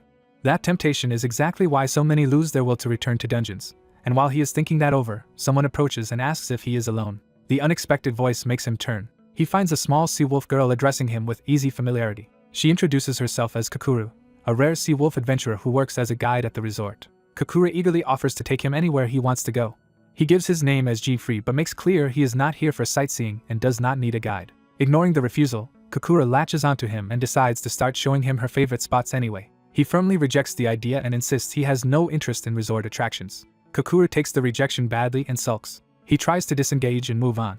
Kakura abruptly backs off and leaves with a cheerful farewell. He watches her go, puzzled by how quickly the encounter ended. Deciding it is not worth dwelling on, he returns his focus to his mission. He plans to allocate his saved stat points, check his durability, and then head straight for the demon god. But the moment he opens his status window, something feels wrong. He realizes his soul vantage weapon is missing and instantly connects it to someone touching his window earlier. The theft hits him a second later in full. He suspects the strange guide was the culprit all along. Elsewhere, Kakura happily celebrates a successful theft. She judges him an ordinary adventurer with decent gear and assumes his stolen weapon will sell well. Pleased with the haul, she admires the weapon as valuable merchandise. Meanwhile, Jean-Free is still reeling from the loss of his weapon. He replays the earlier contact and confirms Kakura stole it when she grabbed him. Kakura keeps gloating to herself as she heads off with the prize. She starts imagining how much money the stolen weapon will bring her. Her escape is interrupted when she crashes into a woman on the beach. Kakura immediately apologizes, expecting a simple misunderstanding. The woman calmly says the collision was her own fault and checks whether Kakura is hurt. Then the woman reveals she was actually looking for Kakura. At the same time, Jean-Free snaps into action after tracking the thief down. He charges straight toward Kakura before she can get away. The woman recognizes him as Jean-Free Van Raid. His sudden appearance confirms her suspicion that trouble has arrived. Jean-Free grabs the woman instead of Kakura, refusing to let her slip away. Kakura panics as he closes in and seizes control of the situation. He demands his stolen weapon back, while the woman protests and pretends not to understand why he is grabbing her. Fed up, he calls her what she is and accuses her openly of theft. In the confusion, the woman dumps her cold drink over his head. She scolds him for manhandling a little girl, deliberately reframing him as the aggressor. Her accusation catches him off guard for a moment. He recognizes her as the same woman he met before, while she demands that he release Kakura. The two clash over Kakura, leading the girl to realize they already know each other. Jean-Free tries to explain that Kakura stole from him, but the woman cuts him off as if he is making excuses. The standoff sharpens as either side yields. Before he can settle it, chains suddenly lash into the scene. A trap snaps onto Kakura, binding her wrists, ankles, and torso. Kakura is stunned to find herself captured. A gang of rough adventurers emerges, pleased that their snare worked. They bag Kakura like cargo, boasting that a Sea Wolf tribe member is a rare and profitable catch. The silver-haired woman immediately decides they should report the capture to their guild master.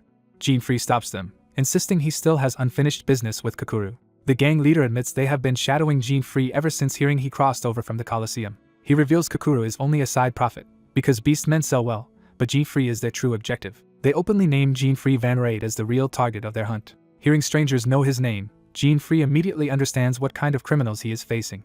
The silver-haired woman identifies them as adventurer hunters from the Conga Guild, a group that survives by robbing travelers on the fourth continent. Jean-Free concludes they are after the billion gold prize money tied to him, and notes he has dealt with this type of player before. The hunters confirm it, and boast that robbery is their specialty, convinced he cannot escape. Their leader orders the gang to bind Jean-Free and strip his inventory. A chain user launches his capture skill directly at Jean-Free. Jean-Free slips away before the chains can lock him down. The hunters lose sight of him and decide to pursue Kakura's other identity as well, recognizing her as the Colosseum semi-finalist Lami alias. The silver-haired woman realizes her own fame has made her valuable prey too. Jean-Free reappears above her and dryly notes that she has become famous enough to attract this kind of trouble even during a break. She admits the Conga Guild is notorious enough to be marked by the association and decides this chaos may actually work in her favor. Rather than retreat, she squares up to the gang leader. While one hunter tries to carry Kakura off, Jean-Free shouts after them to stop. Another hunter intercepts him before he can give chase. Jean-Free realizes he cannot waste time brawling barehanded against fourth continent adventurers while Kakura is being taken away. At that moment, a flamboyant fire-haired ally of the woman appears, holding the gang leader upside down and demanding the others finish the small fry quickly. Jean-Free admits he cannot help much yet because Kakura stole his weapon earlier and left him unarmed. One of the hunters lunges in, trying to kill him before he can recover. As Jean-Free evades, the woman asks whether he has any kind of weapon she can lend him. He asks if a potion maker carries anything usable, even something as simple as a flask, and she is baffled by the question. Still, she opens her inventory and decides to show him what she has. Jean-Free studies her gear list and quickly spots something interesting. He suddenly understands the kind of collector she is. Her inventory is packed with bizarre and highly specialized equipment from many different classes and regions. He notes that she really is obsessed with rare gear, and one cursed staff is so specialized that only a high-level mage could use it. Another item is equally impractical for her, confirming she hoards weapons she cannot personally equip. While a hunter taunts him for wasting time, Jean-Free keeps searching calmly through her collection. He finally finds one item he can actually use and decides to borrow it. He selects the item from her inventory. She warns him it is a thief-exclusive weapon and should be unusable for a potion maker like him. Jean-Free answers with confidence and activates the Memoria necklace's job-switching power. The necklace changes his class from potion maker to thief. His appearance shifts to match the new job, proving the necklace works exactly as intended. The woman is stunned to see him perform a true job change on the spot. She realizes this is not a normal class progression and suspects he is using a job change scroll or something even stranger. Now in the proper class, Jean-Free activates the thief skill stealing through the sync window. He explains that the skill can even be used directly through the interface and praises her for owning such a useful thief item. The item turns out to be a famous thief's wrapping cloth, valuable in itself and equipable only by thieves. She identifies the cloth, still trying to understand what he intends to do with it. As she protests that it was never meant for combat, Jean-Free starts manipulating the cloth anyway. He points out that her reaction proves she never learned its real function. Then he demonstrates the proper way to use the wrapping cloth. By wrapping and drawing from it, he pulls out a massive spiked club forged from a hell ogre, turning the cloth into a weapon cache. The woman is shocked that the cloth can be used that way at all. Armed at last, Jean-Free swings the club into motion. The chain user tries to defend himself, but he is too slow.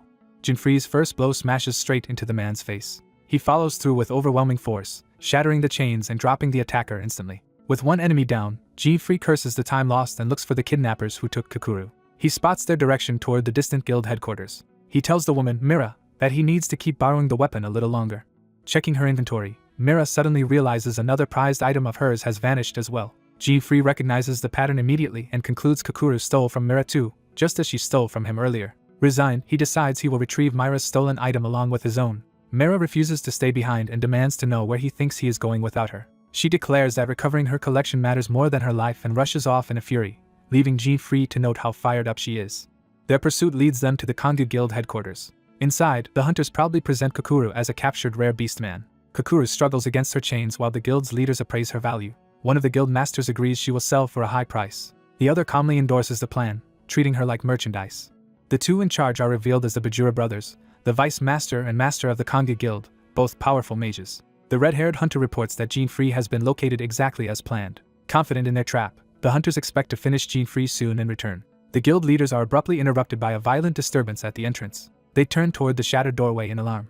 Mira storms in first, announcing that she has found them and demanding the return of her collection, with Jean-Free arriving behind her. Jean-Free complains that she could have used the door normally, but Mira bluntly says nothing, not even a door, will be allowed to obstruct her goal. Kakuru stares at the pair in disbelief. The guild is thrown into confusion as the intruders demand to know what happened to the hunters sent after them. Mira dismisses those men as trash, says they are probably floating with jellyfish by now, and coldly demands that the guild hand Kakuru over. As the threat of slaughter hangs in the air, two onlookers realize the intruders are dealing with someone dangerous. The silver-haired woman answers that threat with a cold, unimpressed stare instead of fear. She immediately counters by sending wooden tendrils lashing into the room. One of the Bajura brothers greets her mockingly, treating her attack like a rude interruption. He scolds her for barging in, trying to seize control of the exchange through arrogance. The brothers quickly conclude they missed their real quarry and decide to hunt her instead. The haloed young man tries to calm things down, identifies them as the Kangyu Guild's Bajura brothers, and warns that their actions are already reported to the association. The two brothers stand together as a practiced pair, clearly used to fighting as a unit. They dismiss the association's messengers and decide the girl with the silver-haired woman smells like the target they were after anyway. The red brother stops talking and launches another wave of wooden tendrils to end the matter by force. The tendrils close in on the pair, but they remain unnervingly composed. The haloed man moves at last, slipping through the attack rather than continuing to avoid the fight. He reluctantly accepts that battle is unavoidable. The silver-haired woman agrees and decides the guild behind these men deserves to be wiped out. She summons Sylph, a wind spirit, to support her. The blue brother answers by raising an earth element fortress around himself. His stone defense locks into place, turning him into the shield of their combination. The woman immediately realizes the matchup is bad, because wind magic has poor synergy against earth. The red brother laughs, certain his brother's fortress cannot be broken by her attack. Before the defense can settle the fight, the haloed man suddenly appears above it with a strange weapon ready. He warns the blue brother that he has no quarrel with him personally, but interference will make him a target. He brings his weapon down against the earth wall, testing the defense directly. The red brother answers by sending more wooden tendrils to trap and crush him. The attack forces both allies to dodge, showing the brothers can pressure them from multiple angles at once. The brothers mock the haloed man, dismissing his reputation as a battle champion as meaningless. Both he and the silver-haired woman are driven back and momentarily pinned down by the pressure. At the doorway, the two earlier men appear with the captive fox-haired girl still in chains. The girl remembers the Bajura brothers' reputation for trafficking, torture, and murder, and understands how dire the situation is. The haloed man judges the brothers' earth and wood combination troublesome, while the silver-haired woman blames him for rushing in. He fires back that her attacks are the weak link, and their argument starts in the middle of the crisis. They lean into the bickering so hard that even they seem absurdly synchronized in it. A sudden explosion interrupts the scene. When the smoke clears, the spot where the two allies stood is empty. The chained girl and her escorts stare in confusion at the disappearance. The brothers assume their enemies were killed and sneer at how easily it ended. The red-haired escort immediately focuses on the money, caring only about collecting payment. The fox-haired girl blames herself, thinking both rescuers died because of her. Then the red-haired escort notices there are no bodies, meaning the pair escaped somehow. The haloed man reappears and reveals the disappearance was deliberate, not a death. He orders the silver-haired woman to stop arguing and help him recover the stolen equipment first. She turns the brothers' own irritation against them, suggesting they must be tired of dealing with fools like their underlings. She explains that, as a member of the association and one of the 8 guardian stars, she cannot ignore criminals like them. The haloed man gives in and tells her to listen to his plan. Instead of listening quietly, she calls out to Undine and prepares another summon. Undine answers with a water attack, sending a dragon-like wave at the brothers. The blue brother blocks again with Earth Fortress, relying on the same defensive role. The silver-haired woman decides she no longer needs restraint and considers bringing out Ifrit instead. The haloed man hurriedly stops her by slapping a starfish onto her head before she can escalate. She freezes in baffled disbelief at the ridiculous interruption. He explains he picked the starfish up earlier and would rather use materials from her inventory than let her summon something catastrophic. He also asks to borrow a fire material tied to Ifrit, treating her collection like a toolbox. She protests that he is raiding her collection again, while he promises to thank her properly later. When she asks what that thanks means, he offers to make her a special piece of equipment. That promise instantly catches her attention. Still suspicious, she opens her inventory and hands over the requested materials while warning him not to lie. She transfers the ingredients to him, trusting his claim just enough to gamble on it. His necklace begins to glow, signaling a new use of his strange system. He activates a job change. The necklace shifts him into the alchemist class. The system confirms he has changed from thief to alchemist. Now dressed as an alchemist, he prepares to craft in the middle of combat. The silver-haired woman can only stare at the absurdity of his system. He calmly begins a mixed alchemy process. By combining the wood, oil, and Ifrit-linked fire, he creates a charred oil-covered wooden sword usable by a great sword master. The woman immediately realizes his promised special equipment is not what she expected. When he proudly presents the crude weapon, she accuses him of tricking her and demands her collection back. Ignoring the complaint, he triggers another job change using the newly crafted sword. He shifts from alchemist into great sword master, and the weapon responds to the class. The crude sword evolves into the S-rank Ifrit sword, a blazing weapon that can unleash a fire slash that burns through anything. The silver-haired woman is stunned that the junk-looking craft transformed into something extraordinary. He explains that the weapon evolved because it was crafted for and equipped by the great sword master job. Even the chained girl and her escorts are left speechless by the sudden power-up. The fox-haired girl is especially amazed that even his armor changed with the class. For a moment, even the blue brother is mesmerized by the transformation until his red brother snaps him out of it. The blue brother regains his nerve and insists their combination remains unbeatable no matter what weapon the haloed man uses. He slams the ground and sends out an earth wave to overwhelm the new threat. A wall of mud and stones surges forward, but the haloed man stands calmly before it. At the same time, Undine unleashes a raging dragon wave to exploit the brothers' divided attention. The blue brother realizes too late that the haloed man in front of him was only a decoy. His defense is caught open and the water attack engulfs him.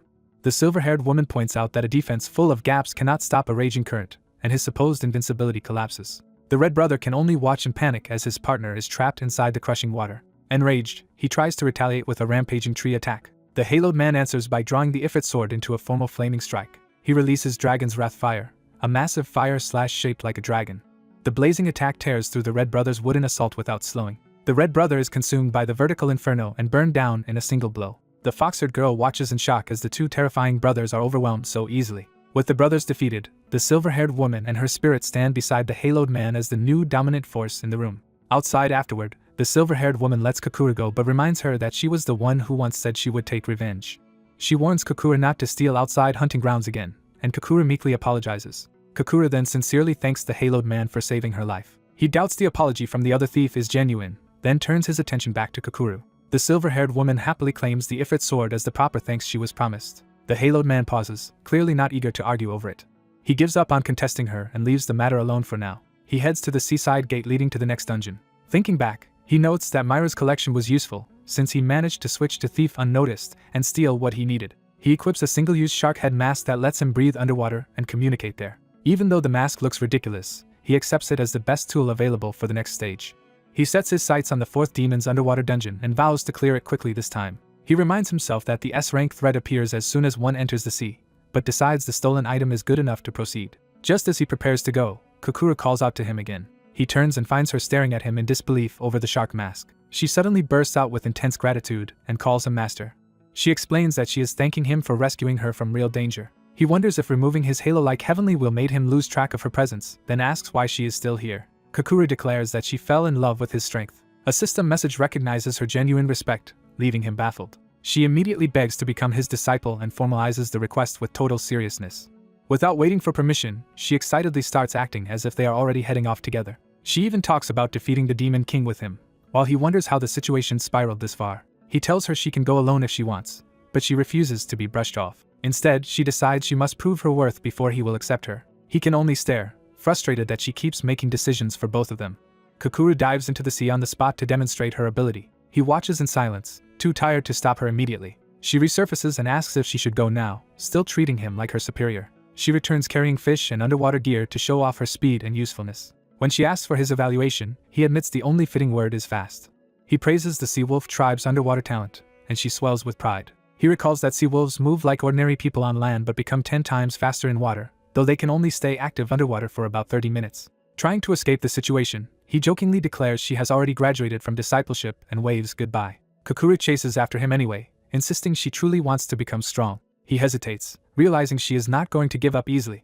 Kakura waits anxiously for his answer. He concludes that reasoning with her is pointless because she is completely fixated on following him. At last he relents and agrees to take her along only for this dungeon. Kakura lights up in disbelief and joy at being accepted. He explains the decision is practical, since he cannot waste more time and does not want her stealing his gear again out of revenge. He makes it clear the arrangement is temporary, but that is enough to make her ecstatic. She thanks him as master again, and he immediately forbids that title under threat of instant expulsion. She salutes and switches to calling him Jean-Free instead, still brimming with enthusiasm. With that settled, he leads the way toward the gate, and she follows obediently. They enter the 4th continent's S-rank dungeon, the palace under the sea known as Pablo Palace.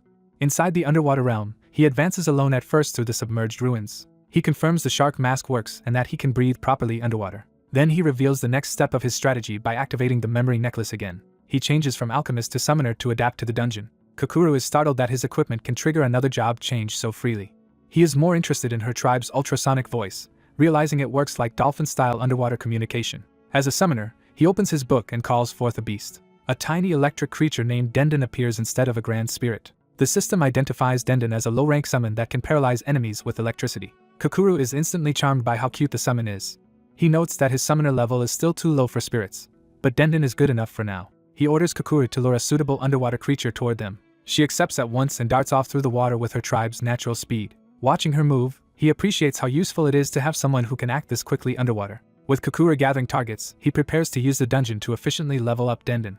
Kakura rushes back to G-Free and proudly announces that she has brought him prey. G-Free is pleased by how quickly she returned, then realizes she has attracted far more sea monsters than he expected. Instead of retreating, he immediately starts the hunt by ordering Dendon to use electric bulb. The surrounding monsters surge into attack before he can be overwhelmed. Dendon releases a burst of electricity to meet the charge.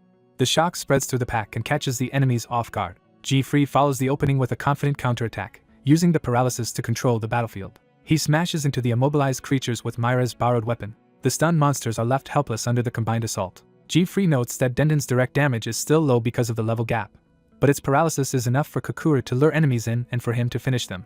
The plan works immediately, and Dendon jumps from level 1 to level 12 from the shared experience. G-Free confirms that cooperative combat is letting Dendon level alongside him exactly as intended.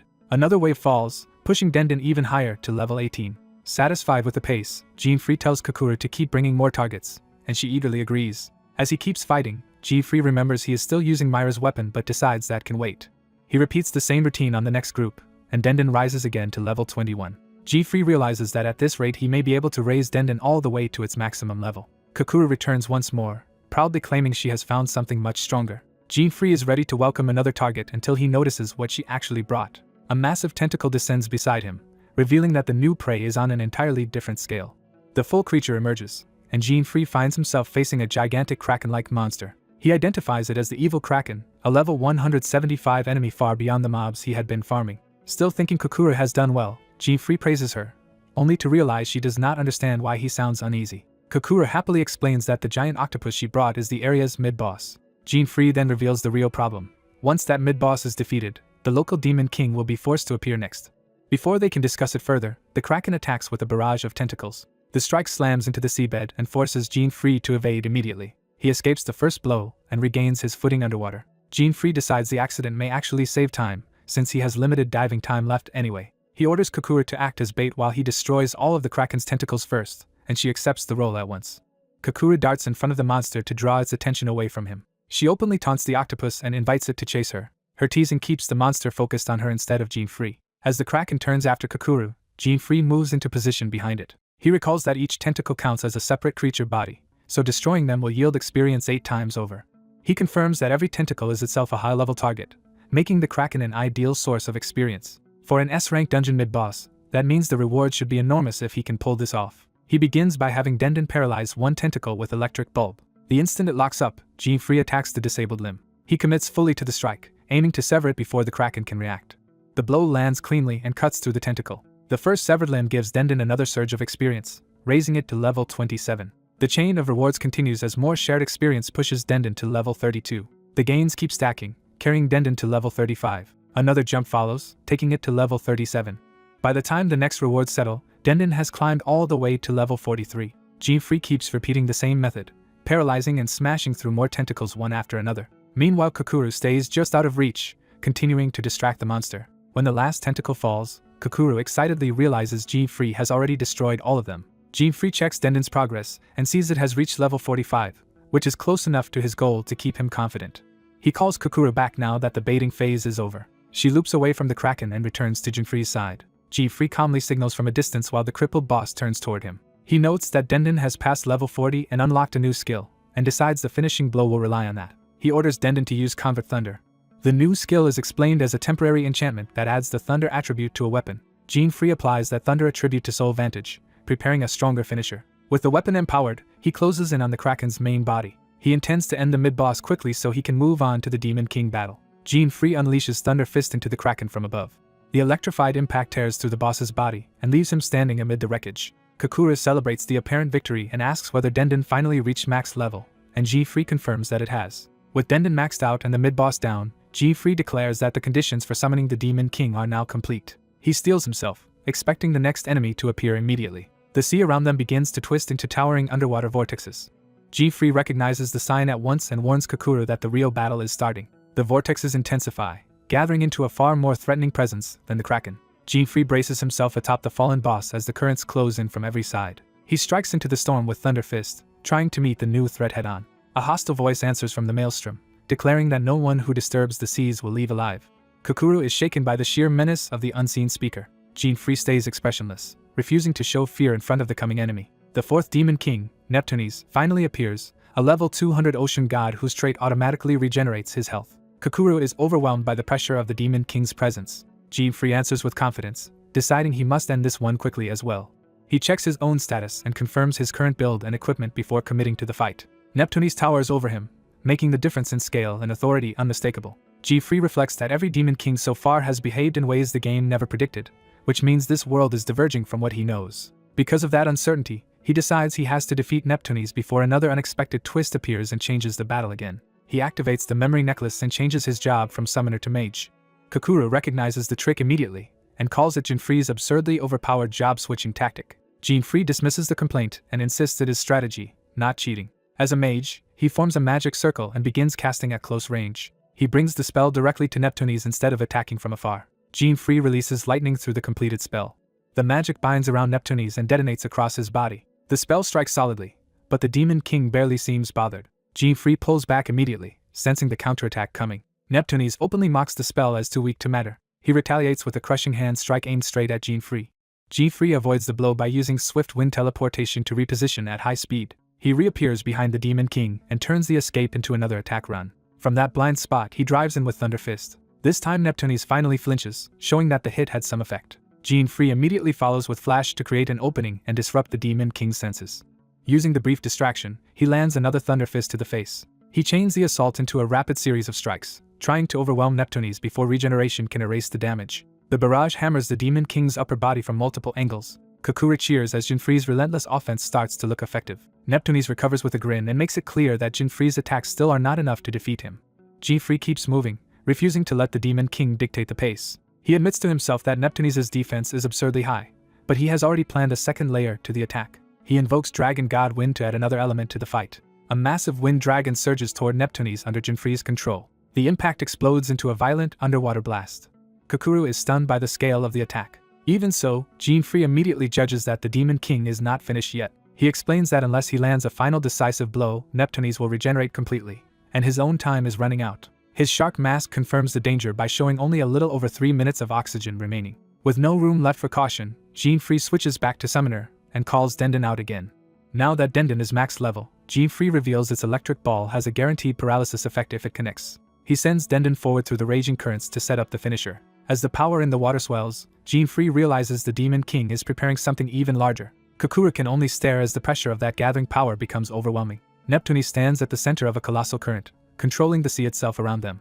He declares that Gene-Free has done as he pleased in his ocean for long enough. At the same time, he acknowledges Gene-Free as the first human to challenge him alone on equal footing, something ordinary adventurers could never do. The severed Kraken remains begin moving again around the battlefield, drawn into the Demon King's control. Gene-Free is caught off guard when he realizes the mid-boss is not truly gone. Neptunes reveals the answer by merging with the evil Kraken's remains and taking on a new combined form.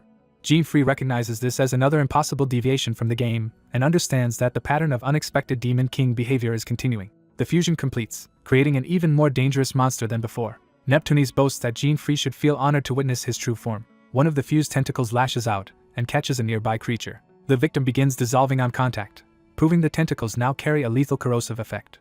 Gene-Free is shocked by the new property of the fused body. He quickly concludes that anything touched by those tentacles melts, and there is no time to dwell on whether it is poison or something worse. The fused monster immediately swings another corrosive tentacle at him. Gene-Free barely avoids the strike as it tears through the terrain beside him. He curses the situation, realizing the battle has become far more dangerous than planned.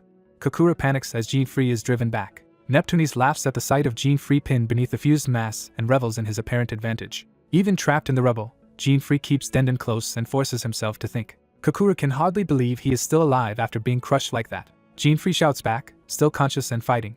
Kakura rushes to him in alarm, trying to help him recover. Neptunes, amused rather than threatened, praises Gene-Free's survival. Gene-Free realizes he is in serious trouble and can no longer pretend otherwise. He judges that touching the tentacle tips means instant death, while his mask is nearly out of oxygen, so holding back is no longer an option. He makes a final gamble and changes jobs again, this time to Pugilist. The memory necklace confirms the switch from Summoner to Pugilist. Because Soul Vantage is equipped under the right conditions, the job's special skill unlocks at the cost of most of his remaining health. Gene-Free activates Fighting Spirit Injection, sacrificing 80% of his HP to double his attack and defense. The new aura erupts around him as he faces the fused Demon King at close range. Kakura senses the sudden change and realizes Gene-Free has triggered a powerful buff.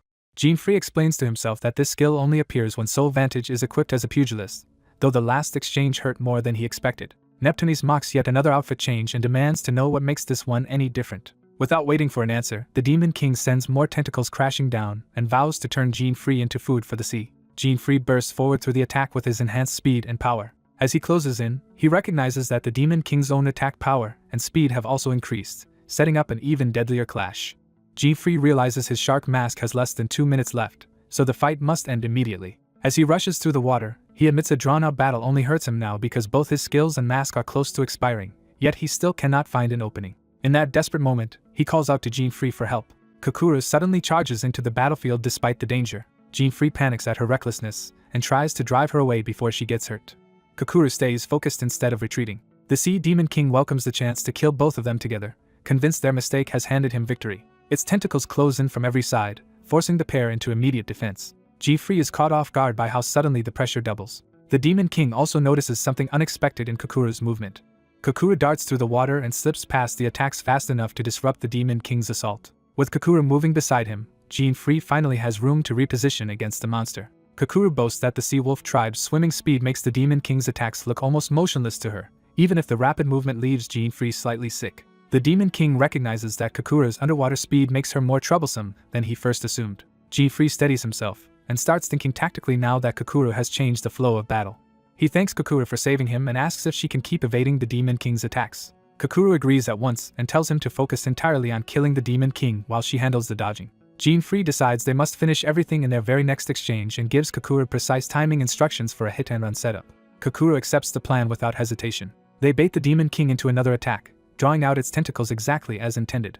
Using Kakura's speed, the two slip through the strike zone and close the distance. They vanish from the Demon King's sight for an instant, making it lose track of them. The Demon King searches for them while its guard shifts. Gene-Free gives the signal, and Kakura launches him straight back in. Gene-Free crashes into the Demon King with a heavy electrified blow.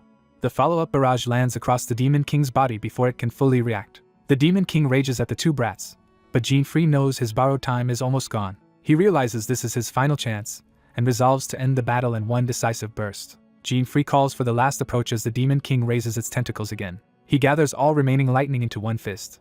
Jean-Free drives that charged punch directly into the Demon King's face. The Demon King screams as the impact tears through it and leaves it reeling. Even wounded, the Demon King tries to warn them not to get overconfident. Before it can recover, Kokoro reveals she has already stolen its weapon. She openly shows the stolen weapon to the stunned Demon King.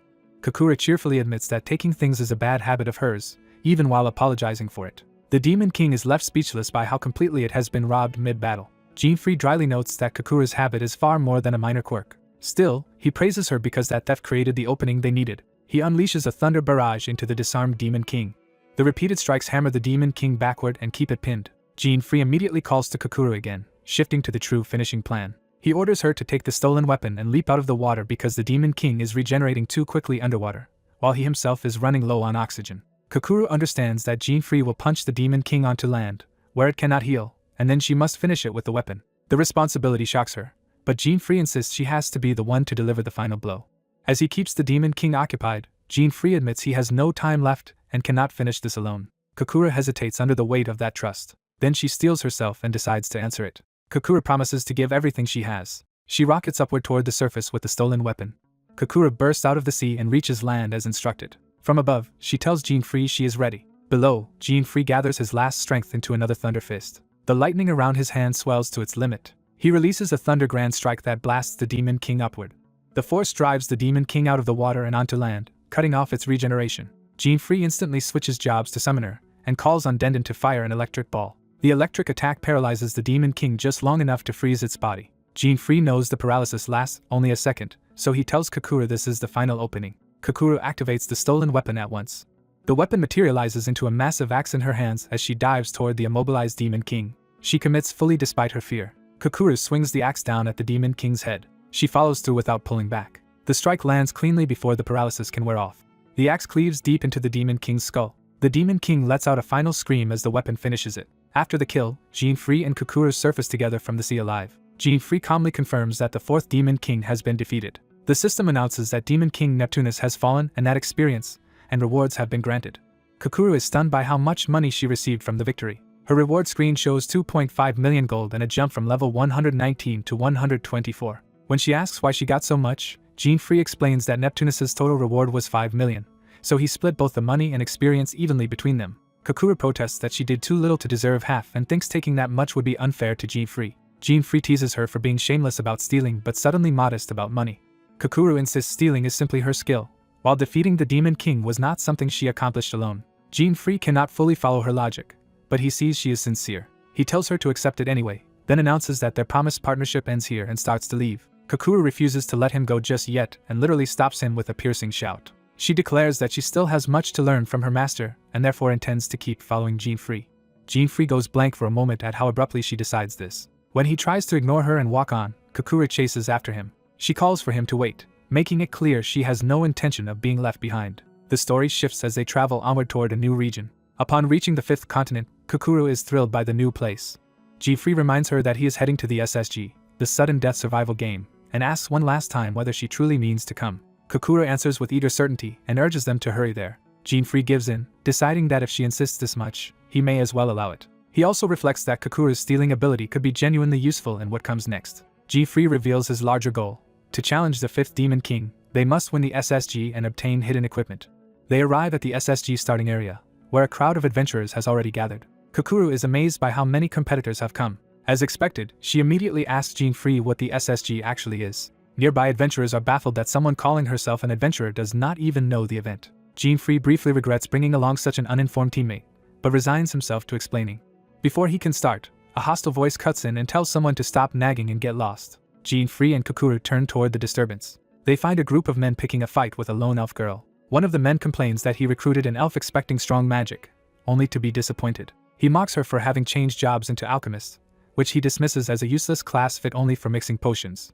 The elf girl timidly agrees with the insult, but her status reveals she is Levin Luminous Lydia, an advanced mixer class alchemist. The men shut her down and announce they have already replaced her with someone else. When Levin says she has no other teammates, they cruelly tell her to find some herself. Jean Free steps in and offers her a place on his team instead of staying with those losers. Levin is startled by the sudden rescue, while Kokuru immediately leans in with interest.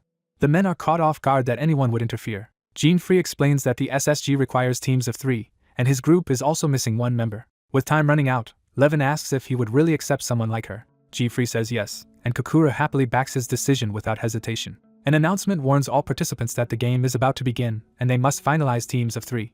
Levin gratefully accepts, while Kokuru enthusiastically welcomes her aboard. The rejected men sneer that Jean Free is an idiot for taking someone they consider dead weight, and predict his team will be wiped out quickly. Before the argument can continue, the SSG officially begins. Heart badges appear on the chests of other participants, revealing the game's key objective. Kokuru and Levin receive their own heart badges as well. Jean Free studies his badge and the situation with immediate focus. A final blessing is announced, and teleportation magic activates beneath the players. Kokuru is startled as the teams are suddenly transported away. The teleportation ends in a burst of light and impact. The teams are scattered into the game field. Jean Free, Kokuru, and Levin materialize together in a forested area. Kokuru is confused about where they are and realizes only their trio has been placed here. Even now, she asks Jean Free to finally explain what the SSG is. Jean Free sighs and begins a simple explanation of the rules. He explains that over the next 48 hours, the team that collects the most heart badges wins, and losing your own badge means elimination. He adds that stolen badges can also be used to revive eliminated teammates. Kokuru immediately loves the sound of a game built around stealing. She excitedly concludes that they just need to steal as many hearts as possible, while Jean Free finally introduces himself to Levin. He introduces Kokuru as the loud one and learns that the elf girl's name is Levin. Without wasting time, Jean Free asks Levin to begin their first move by mixing something for him. Levin says she always carries herbs, so she can prepare whatever he needs. Jean Free orders her to create explosive grass and throw it toward a nearby enemy group. Levin uses her alchemist skill and successfully produces high-rank explosive grass. She confirms the target and throws the explosive exactly where Jean Free indicated. Jean Free calmly watches as her attack lands in the enemy team's position. The explosion blasts the 3 men into the air before they understand what happened. Jean Free grins while Levin is shocked by how effective her own creation was. The leader of the enemy team scrambles up in confusion, unable to grasp the sudden attack. Jean Free steps forward with a predatory smile and declares that he will be taking their hearts. The enemy leader can only stare up at him in alarm.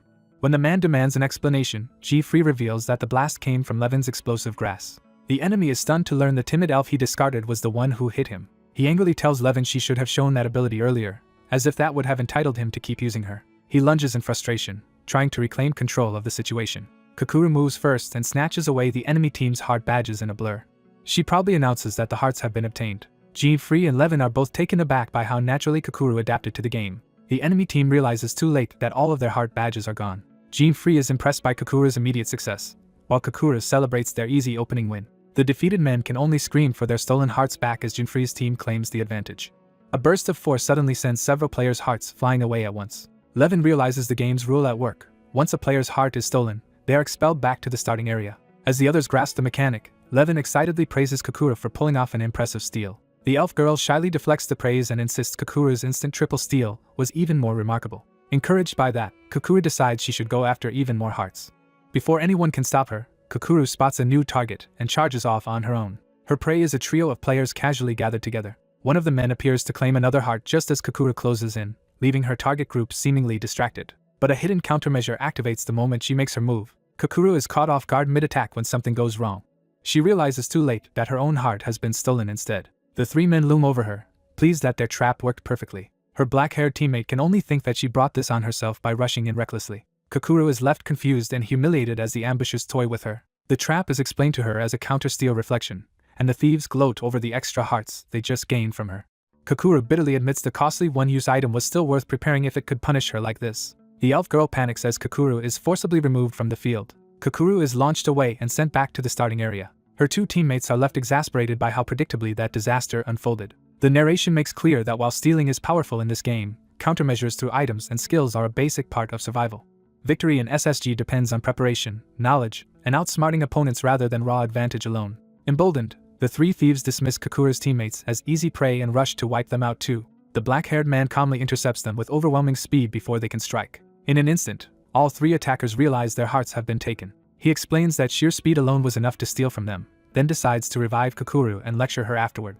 Nearby players are stunned as they recognize that he stole every heart in a single moment. Even the dramatic system effect announces his feat so loudly that he is annoyed by how flashy the badges are designed to be. Back in the clearing, the team regroups after the sudden reversal. Kakuru sincerely apologizes and promises to be more careful from now on. Accepting that, the black-haired man shifts the team's focus to surviving the night and has Levin prepare materials for camp. Levin eagerly agrees to help. That night, the three settle around a campfire, with Kakuru already asleep without a care. While the others rest, the black-haired man hears suspicious movement in the forest. Instead of worrying, he notes that the jungle remains lively even at night and looks forward to what tomorrow will bring. Elsewhere, a hidden trap harvests a huge pile of hearts and loot from unlucky passers-by. It is revealed that Levin's custom steel grass, a plant that steals items from travelers, has been planted all over the area and is paying off handsomely. The black-haired man quietly decides it is time to wake the others. At dawn, he rouses Levin and the elf girl from the ground. They wake to find morning has already come, and he remarks on how calmly they slept in such a dangerous place. He warns them that enemies have arrived early and tells them not to lose their hearts. Both girls tense up immediately at the threat. A new trio reveals itself, annoyed that their plan to attack the sleeping team has been noticed. The black-haired man cautions his teammates that these are hardened survivors from the first day, not easy opponents. He makes clear that this group is far more dangerous than yesterday's weaklings. The enemy team steps forward with confidence, led by a composed blonde summoner. The blonde leader correctly deduces that the elf's visible armor was only a decoy and that the team used detection to spot the ambush. Without wasting time, he activates an item that forcibly separates the three teammates by teleporting them apart. The team is suddenly scattered before they can react. The black-haired man immediately understands that the enemy's plan is to split them up and pick them off. The teleport effect hurls each teammate to a different part of the forest. The separation continues, carrying them far from one another. The elf girl finds herself isolated with the enemy archer. Elsewhere, another teammate is thrown into a different section of the jungle. Kakura lands opposite a green-clad beast handler. The black-haired man ends up facing the blonde leader alone. The blonde man smugly explains their strategy. Divide the enemy with items, then let pre-summoned creatures finish them off. The black-haired man is immediately irritated by how proudly the enemy keeps explaining everything. The blonde leader taunts him, promising to send him back to the starting area to reunite with his teammates. The black-haired man answers that someone standing alone should not be so talkative. He calmly turns the threat around, saying the one returning to the starting area will be the blonde man instead. Separated from the others, Kakuru draws her blades and steels herself for battle. The elf girl also resolves that she cannot afford to lose. Kakuru launches into motion first. She attacks with blinding speed, using her agility to overwhelm the beast handler before he can settle in. But the man has already surrounded himself with three summoned beasts and braces behind them. He is surprised by her speed, though not enough to panic. Kakuru mocks him for being too slow to keep up with her. He tries to pin her down by throwing a blade into her perch. As she evades, Kakuru quickly analyzes the situation and decides the human controller is the real target. The beast handler and his three summons close in to corner her. Kakuru commits to a direct strike, planning to drop the handler fast and take his heart. Her attack lands with force, but it crashes against the shield instead of breaking through. The handler dismisses her offense as fast but too light to matter. Kakuru needles him for hiding behind a shield and calls out his fear. Annoyed, he orders his summoned beasts to tear her apart. The three monsters close in from every side, trying to overwhelm her. Kakuru answers with a spinning counterattack that cuts through all three beasts at once. She drops among their bodies and boasts that clumsy attacks like those will never catch her. The handler rages at his beasts for failing to finish her. When he looks again, Kakuru has already vanished from sight. She reappears behind him using stealth and reminds him that he is still too slow. He barely has time to register the danger. Kakuru strikes him from behind and sends him reeling. She follows with a kick that slams him hard to the ground. Standing over him, she mocks his earlier claim that her attacks were too light. Certain she has won, Kakuru reaches to take his heart. Then the supposedly defeated summoned beasts rise again around her. Kakuru realizes in shock that the man she attacked was not the true summoner, and that she misread the entire setup. The beasts close in while she is trapped in the middle of her mistake. Recognizing the blunder, she decides that taking the heart is enough and prepares to run rather than press her luck. She bursts away at full speed to escape the monsters. Meanwhile, the elf girl activates a wide area detection field to search for hidden enemies. Her search grasp scans for magic within 100 meters, giving her a way to track ambushes. At first the skin shows no movement, suggesting the enemy has hidden well. She recalls that the enemy dodged the first strike with a smokescreen and has stayed untraceable ever since. The search continues as she studies the field carefully. The hidden archer is revealed to be watching her from the tall grass at long range. The elf girl remains calm, convinced she can see through whatever the enemy is planning. The archer thinks like a hunter and believes taking down a single target like her should be effortless. When the archer finally attacks, the elf instantly raises a plant barrier and pinpoints the threat. She counters by throwing explosive grass toward the attacker's position. The blast misses, and the archer mocks her for having power without accuracy. The elf hides in the brush, unsettled but still thinking. She senses another presence approaching from behind. To her alarm, it is not the archer but a group of summoned beasts closing in. The monsters lunge to trap her. She instantly uses smoke grass to blind and confuse them. The beasts lose track of her in the smoke while she slips behind cover. Arrows continue to strike around her hiding place with unnerving precision. She realizes the enemy is accurately calculating direction and distance even through the dense jungle, making escape difficult. Even so, she refuses to let the teammates who accepted her be dragged down because of her weakness. Remembering that resolve, she chooses a new alchemical tool meant to manipulate summoned creatures. Surrounded by beasts, she raises the lure plant over her head. She throws it into the middle of them as bait.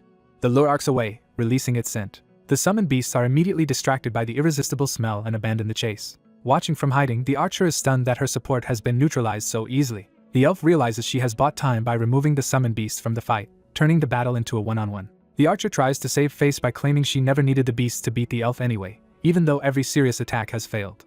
The elf quietly accepts that talk means nothing and decides to risk everything on one decisive move. She activates Ultra Bright Grass, a blinding alchemical flash meant to overwhelm the senses. The sudden light catches the archer completely off guard. Blinded and disoriented, the archer stumbles and can barely keep her footing. She crashes down hard while clutching her eyes in pain. Still unable to see, she demands to know what the elf did to her. The elf answers by tapping the archer's forehead with the stolen heart strike. With polite composure, she takes the archer's heart, while the woman is helpless to resist. She kindly notes that the blindness will wear off soon, then leaves before the archer can recover. The defeated archer can only shout after her in frustration.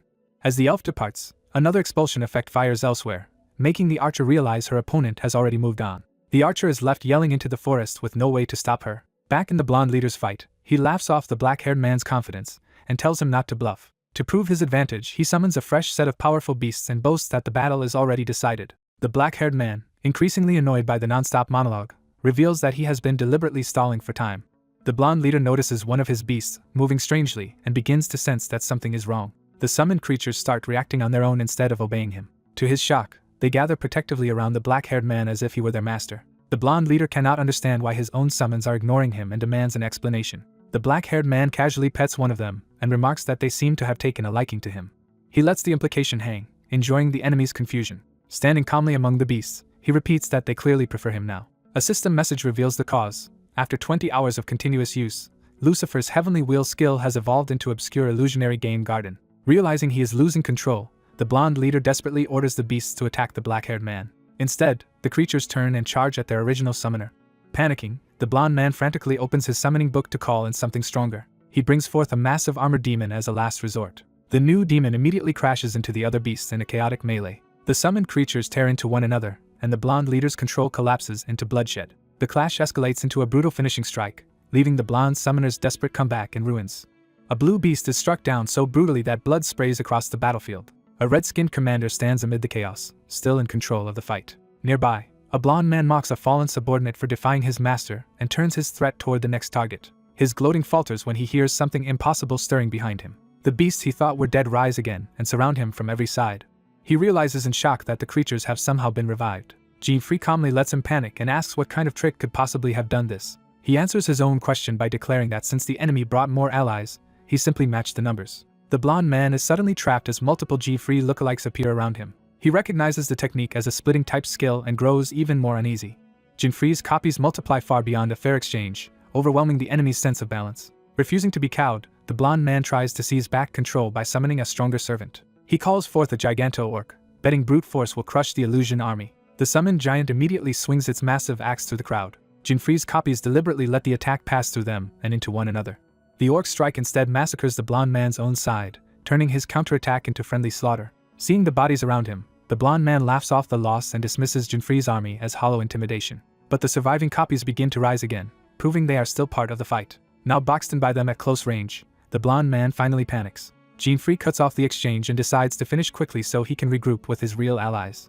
The blonde man trembles as the pressure around him closes in. Even the revived beasts tense for the final blow. Before anyone can react, a gigantic reaper-like entity manifests over the battlefield and dwarfs everyone below. Its arrival is marked by a scream that echoes through the forest. The blonde man is blasted off his feet and left helpless on the ground. Jean-Free reveals that this outcome came from the evolved Heavenly Will skill, Obscure Illusionary Game Garden. The skill can cast illusions across multiple kinds of targets at once, including humans, summons, beasts, and monsters. Because it only unlocks after 20 hours of continuous combat use, this long survival game was the perfect place to evolve it. With the fight over, Jean-Free casually reaches into the defeated man's uniform and takes his stored hearts. He is pleased to discover the man had been hoarding a large number of them. Hearing the event nearing its end, Jean-Free decides it is time to reunite with his team. He returns to his companions, where Kakuru excitedly demands praise while the elf checks that everyone is safe. The group's mood lightens as Kakuru proudly shows off their collected hearts and a captured enemy lies bound nearby. More participants begin returning as the game collapses around them. An announcement declares the SSG over and sends all survivors back to the starting point. The crowd reappears in a burst of light and noise. Jean-Free stands with his two teammates among the gathered participants, waiting for the results. The host calls everyone's attention and begins the ranking announcement. Third place goes to the Dolgo team with 46 hearts. Second place follows with Jessica's team at 55 hearts. Jessica's group celebrates wildly, confident they may have set a new record. The crowd confirms that 55 beats the old SSG record of 50, and people wonder who could possibly top it. Then first place is announced, Jean-Free's team, with an astonishing 108 hearts. The result leaves the audience stunned by how far beyond the record he went. People recognize Jean-Free from the news and realize they are seeing a famous rising figure in person. Jean-Free accepts the attention with quiet confidence while his teammates bask in the moment. As winners, the team receives 100 million G and a keyless treasure chest of rarity F. After the ceremony, the three gather privately to discuss how to divide the rewards. The elf hesitantly asks whether she may really keep the entire cash prize. Jean-Free and Kokuru immediately agree, since neither of them cares about the money as much as she does. Jean-Free only asks that she hand over the treasure chest instead. She gladly accepts because, as a pharmacist, the money matters far more to her than an unopened chest. With the deal settled, Jean-Free also asks her to perform one more alchemical job using materials he already gathered during the event. They part on good terms after arranging the work. That night, back at Jean-Free's inn, the house finally grows quiet. Kokuru falls asleep instantly and noisily, sprawled across the bed. Jean-Free slips out alone and studies the chest's information under the night sky. Once he confirms Kokuru is asleep, he decides to unlock the chest immediately. He changes equipment and prepares the tools and summons needed for the task. The memory necklace's battle chronicle shifts his class from alchemist to summoner for the process. He summons Den Den, a small lightning creature, as the third elemental source he needs. He recalls that the keyless treasure chest is awarded for collecting 100 hearts, and looks useless until its hidden condition is known. With the chest floating before him, he begins the unlocking procedure. Den Den charges up lightning on command. Jean-Free adds a fire-spitting plant leaven made for him to provide the flame element. He also prepares an ice-spitting plant for the frost element. By striking the chest with fire, ice, and lightning together, he reveals the chest's true key and opens it. The chest unlocks successfully and produces a hidden item. The reward is the left arm of the destroyer, a mysterious ring of unknown rank. Jean-Free takes the ring with immediate interest. He realizes he has completed another piece of hidden equipment. The ring grants strong stats and a repulsive force skill called Super Repulsion, with more abilities still sealed. Satisfied, he notes that his hidden equipment set is steadily coming together. He equips the ring and tests its weight and feel. Normally he would head straight into another S-rank dungeon, but one problem remains unresolved. Kokuru eagerly assumes they are going together again. Over breakfast, she asks whether he is joining another event or entering a dungeon next. Jean-Free hesitates, weighing what to do with her. He decides he cannot risk bringing Kokuru into the next S-rank dungeon, especially against demons she cannot properly fight. Instead, he assigns her special training. He sends her to gather a long list of materials from the mountain as part of that training. Kokuru realizes the list is enormous and that the materials are actually for Jean-Free's next dungeon preparations, not for her growth. When she protests that it will take forever alone, Jean-Free coldly warns that refusing means the end of their master-disciple arrangement. Faced with losing him, she wavers and swallows her frustration. She quickly agrees to do it and runs off, determined not to be left behind. Once alone, Jean-Free admits to himself that her simplicity made this separation easy, and he heads for solo play again. As he steps into the transfer portal for the 5th Continental S-rank dungeon, he leaves Kokuru with a final unspoken apology. He tells himself he is doing this for her sake as the portal launches him away. Jean-Free is hurled high into the sky at the dungeon's entrance. Even he is briefly impressed by the violent start. He feels the crushing wind pressure of a fall that would kill the unprepared. The dungeon is revealed as a floating sky island where entrants must survive the drop and land on the island alone. While falling, Jean-Free notices another participant tumbling nearby. That man screams in terror as he realizes too late that there is no ground beneath him. Jean-Free notes that anyone entering this dungeon without knowing the opening gimmick is doomed. A more experienced adventurer mocks the clueless newcomer while falling nearby. He proves his preparation by deploying a parachute, explaining that it is basic equipment here. The veteran proudly shows off his foresight as he glides safely, but his attention shifts when flying monsters begin circling him. A flock of grotesque sky predators closes in with murderous hunger. The parachuting adventurer realizes too late that he has become an easy target. Jean-Free concludes that even preparation is meaningless here without the skill to fight in midair, and he is relieved Kokuru is not with him. Elsewhere, Kokuru happily searches the mountain for materials, unaware of the danger Jean-Free avoided exposing her to. Back in the sky, Jean-Free hears the monsters closing on him as well. Several of the creatures dive together to tear him apart in midair.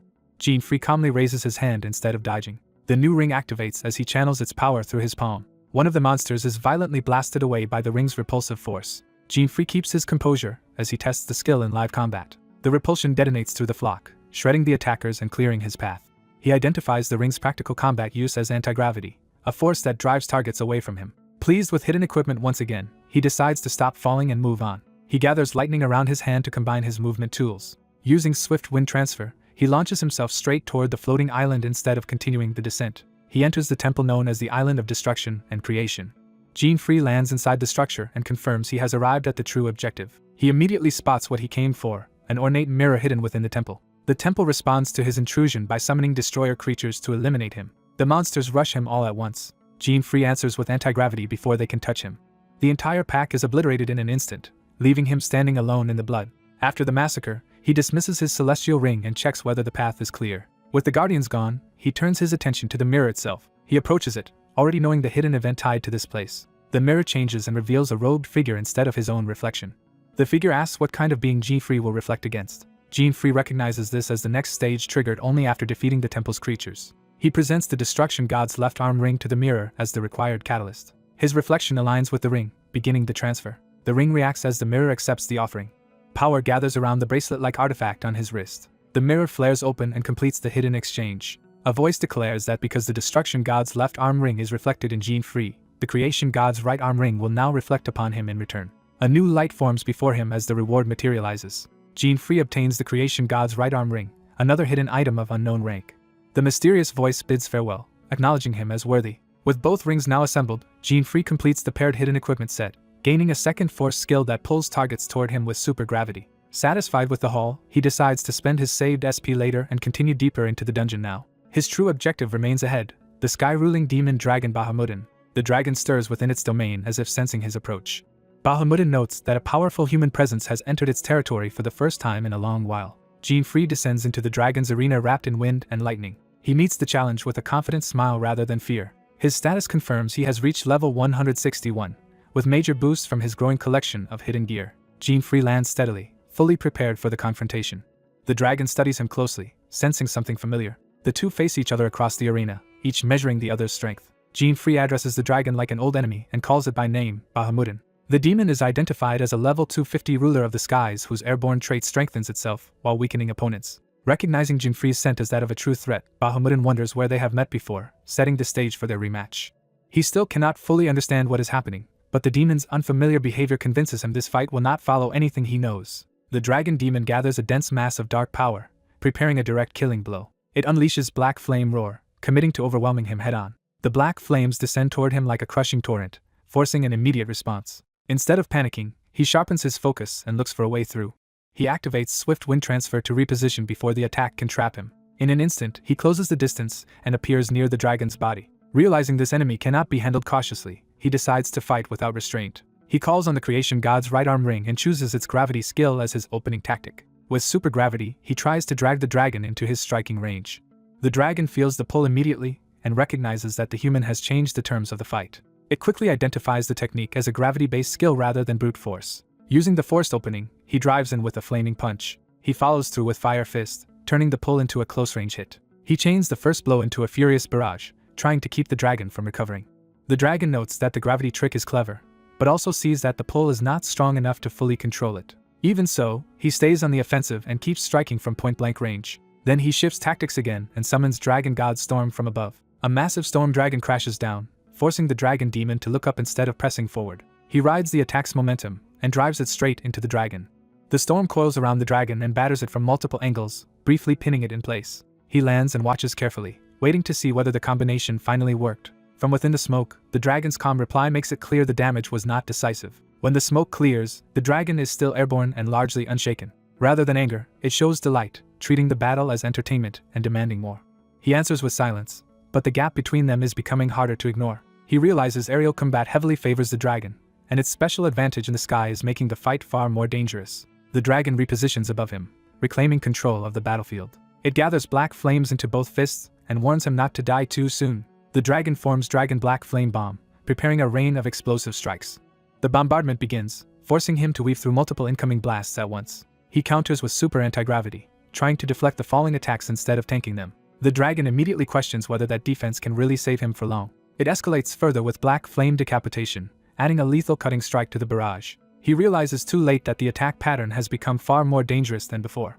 The dragon notices his strain and understands that its pressure is finally breaking through. He hastily condenses gravity into a shield-like barrier to survive the next hit. The dragon sees through the move at once and praises him for minimizing the damage with precise timing. But it also mocks him for still being too soft, then prepares an even larger assault. A storm of black flame projectiles closes in from every direction, leaving him almost no room to escape. The attacks detonate around him in a blinding chain of impacts. He is thrown across the ground, losing momentum and control. For the first time, frustration breaks through his composure. The dragon immediately follows with another dark projectile, refusing to let him recover. He sees the next strike coming and understands he is running out of answers. At that critical moment, both divine bracelets unlock their second skills. He reacts instantly, bringing both bracelets into play before the dragon can finish him. The dragon senses a change and braces as a new exchange begins. He finally sees the opening he had been waiting for and activates Black Vortex. A dark sphere forms, signaling a completely new kind of defense. The incoming black flames are drawn into the vortex instead of exploding on him. The dragon is caught off guard when its attack simply vanishes. It realizes the vortex has swallowed everything it launched. He explains with quiet confidence that all of the dragon's attacks will be sucked into the black hole. The dragon is stunned that he has absorbed the assault instead of merely blocking it. Facing him again, it struggles to believe such a skill can exist at all. He presses the psychological advantage by pointing out that the dragon now looks shaken. The dragon refuses the provocation and insists it will not be baited into losing composure. He holds his stance, waiting to see how the dragon will test the new ability. The dragon dives in close, bringing its body and claws into the fight rather than relying only on ranged attacks. He braces as the dragon's physical pressure closes around him. The dragon taunts him, asking why he is not absorbing this attack as well. It quickly deduces the weakness. The black hole can swallow energy attacks, but not physical strikes. Even while cornered, he keeps analyzing, and the dragon notices how calmly he studies the bracelet's limits. Trusting the superiority of its body, the dragon decides to kill him with raw force. He remains outwardly calm, but he knows the dragon has found the flaw. Before the dragon can capitalize, he abruptly vanishes from its reach. The dragon is startled into realizing he used teleportation to escape the trap. He reappears behind it with a bright sphere already forming in his hands. He recalls the hidden condition. Both bracelets' second skills only unlock after using the first skill of each bracelet. Now he positions the absorbed power between both hands, preparing the counterattack. He understands the full mechanism at last. One bracelet absorbs, and the other releases what was taken in. The creation god's right bracelet reveals White Hole, the counterpart that can fire back the stored attacks. He names the returning technique the Wrathful Spiral. Then he unleashes the dragon's own accumulated black flames back at it in a concentrated blast. The dragon recognizes the technique with alarm as the attack closes in. To its shock, the blast is the same roar of the heavens it used earlier, now turned against it. He hovers above, controlling the release while the dragon is engulfed below. The dragon strains against the impact, trying to endure the reflected power. Even under pressure, it dismisses the move as only an imitation of the original. He answers by closing in personally, making it clear the reflected blast was only part of his plan. The dragon is caught off guard when he appears in striking range through the chaos. He reveals the real trap. If the dragon thinks this is merely its own power returned, can it survive something even stronger layered on top? He drives in with black flame decapitation enhanced by his own fire, multiplying the force of the counterattack. The combined blow tears through the dragon and sends its body crashing downward.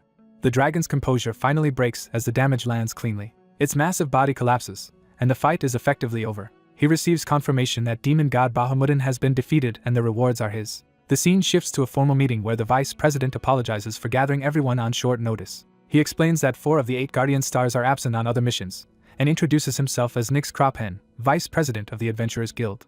Only a small group of top guardians is present, underscoring the seriousness of the matter. One of them dismisses the formality, and urges him to speak plainly. Wyatt Dang, the shield bearer, assures Nix that he will answer any call immediately. Another member notes Wyatt's usual seriousness, showing the group's familiarity with one another. Maria Jenny, a healer-class sister, says she happened to be free and wants the meeting finished quickly.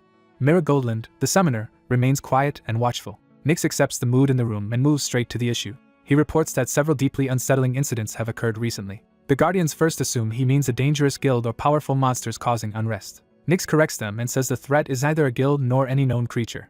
Mira listens closely as the implications begin to sink in. Wyatt and Maria also turn serious, realizing this may be something outside all known categories. Nix says the first report described sightings of a black ghost. Elsewhere, the protagonist hears that the 5th demon god has been defeated and takes in the news from the city square. Satisfied with his reward, he considers heading to the 6th continent next.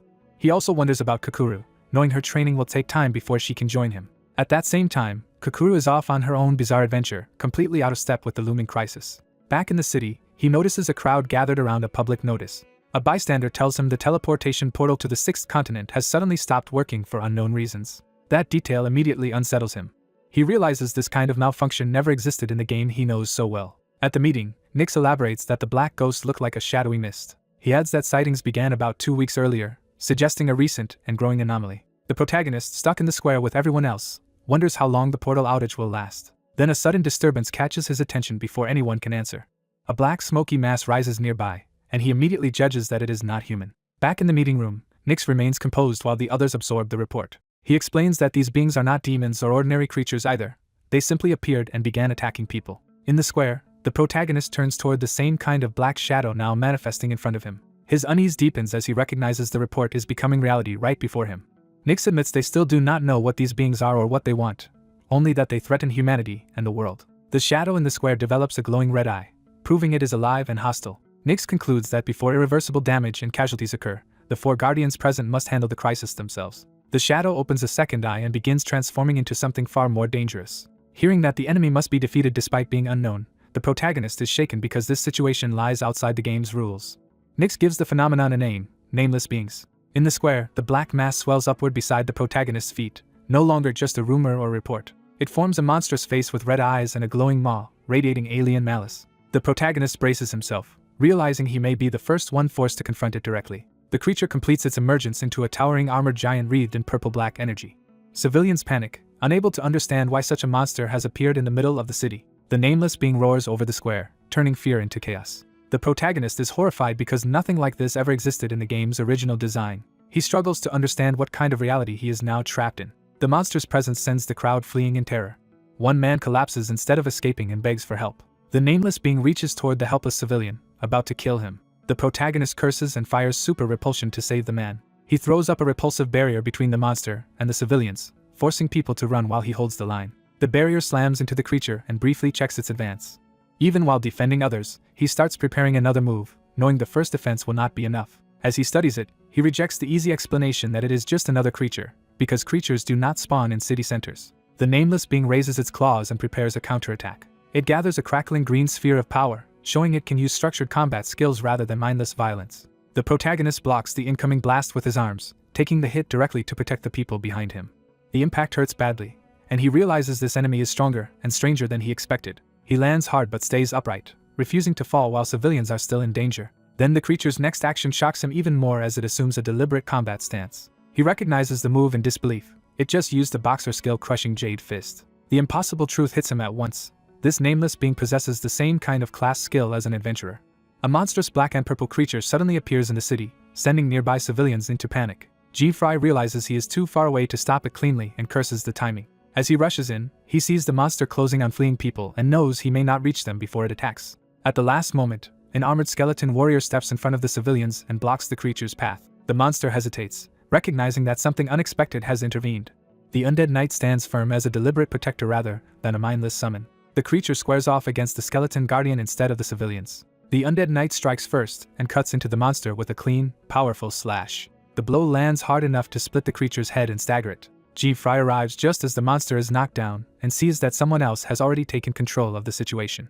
The summoner behind the undead immediately identifies the creature as something distinct from ordinary monsters. He concludes that this enemy belongs to a category called nobody. The red-haired man calmly reveals himself as the one commanding the undead soldiers. G-Fry studies him, realizing this rescuer is no ordinary adventurer. The man orders the civilians to follow his undead troops to safety and takes charge of the evacuation.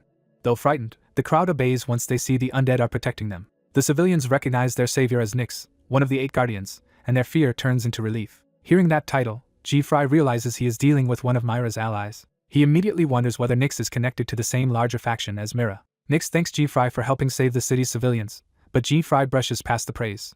G-Fry presses for the more urgent answer and asks what the strange enemy actually is. Nyx opens a communication screen and begins coordinating with his scattered allies. One guardian reports live that a target has been confirmed at point N1.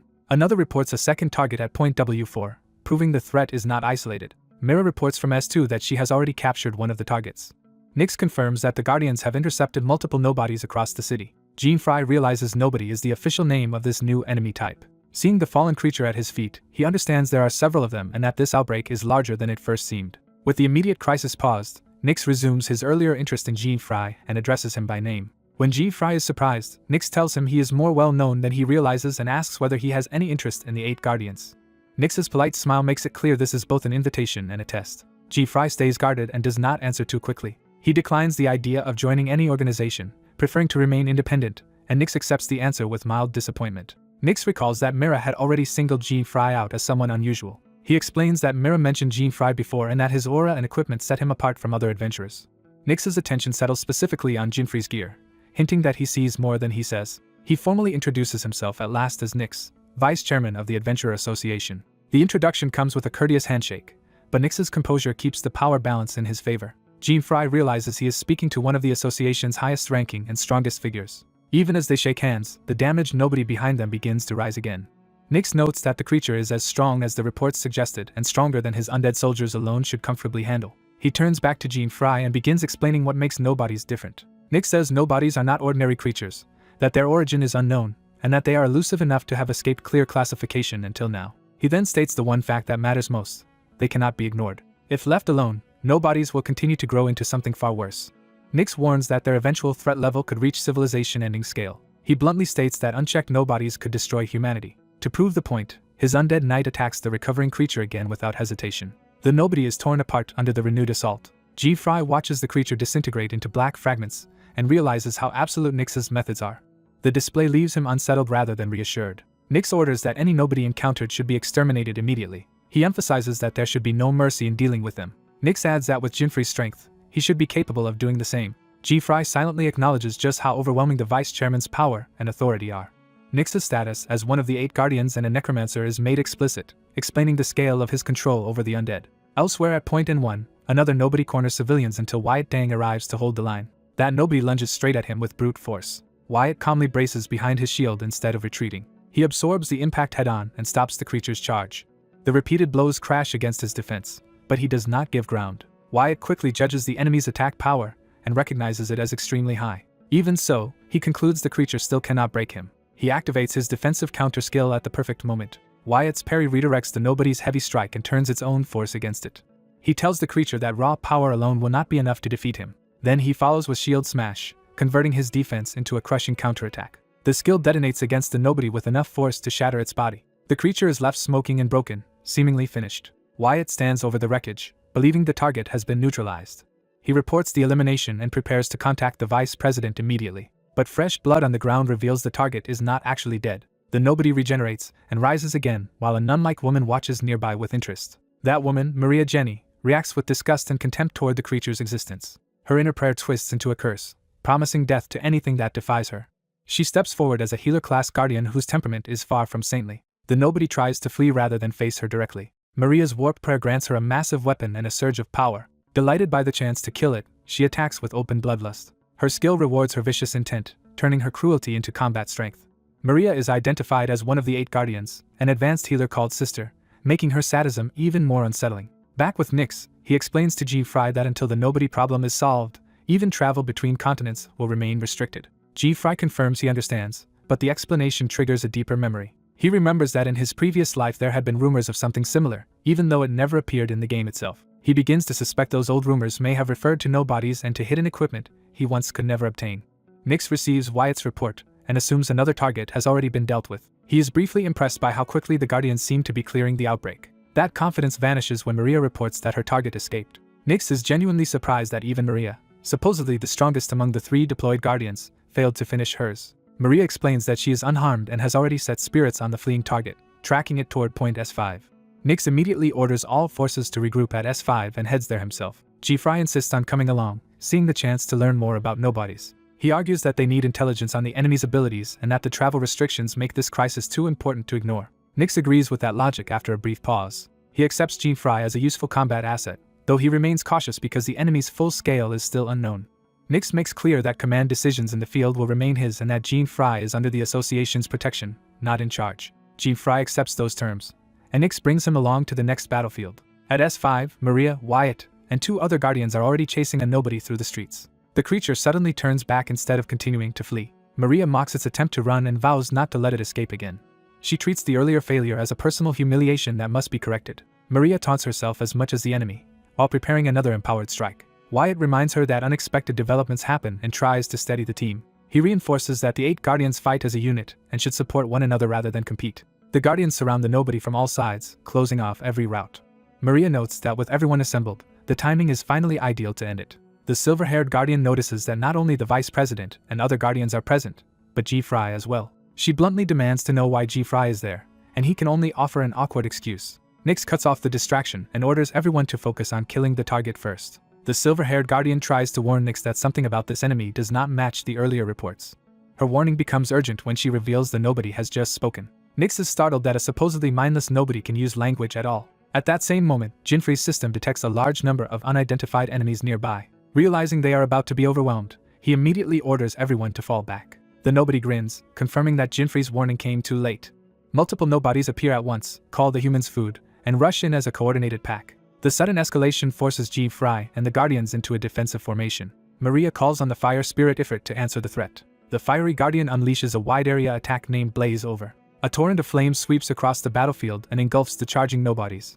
The pack is burned apart in a single overwhelming blast. When the flames clear, Jinfrei and the others stand unharmed behind the Fire Guardian's protection. The silver-haired Guardian complains that the enemy had been weak after all, but she is still frustrated that one escaped simply because it spoke. Nyx focuses on the more important implication. A creature using human language means the threat is more serious than expected. He states plainly that nobodies possess intelligence. Jinfrei and Wyatt both recognize how dangerous that revelation is. Maria and the silver-haired Guardian also fall silent as the situation sinks in. Jinfrei's thoughts race as he connects this to the rumors from his previous life. He senses another strong magical presence deeper in the forest, and identifies it as another nobody. Nyx, Maria, and the silver-haired Guardian all turn toward the forest, trusting his warning enough to investigate. Wyatt asks how Jinfrei can detect something none of them noticed. Nyx smoothly explains that Jinfrei received specialized mana detection training in his homeland, covering for knowledge he cannot openly reveal. Nyx decides they cannot ignore the deeper presence, and asks Jinfrei to guide them to it. Jinfrei agrees, though he remains uneasy about how much Nyx seems to be steering events around him. The group follows Jinfrei into the forest, with him leading and the Guardians close behind. He finds a glowing magical circle hidden in the woods and identifies it as the source. Jinfrei warns that beyond the circle he can sense a massive concentration of nobody mana. Nyx recognizes the circle as a gate to another space and identifies it as a sage-class skill. The silver-haired Guardian realizes this means nobodies can steal and use adventurers' skills. Jinfrei confirms to himself that the old rumors were true and concludes that nobodies are evolving and leveling up like players, making the crisis far worse than anyone knows.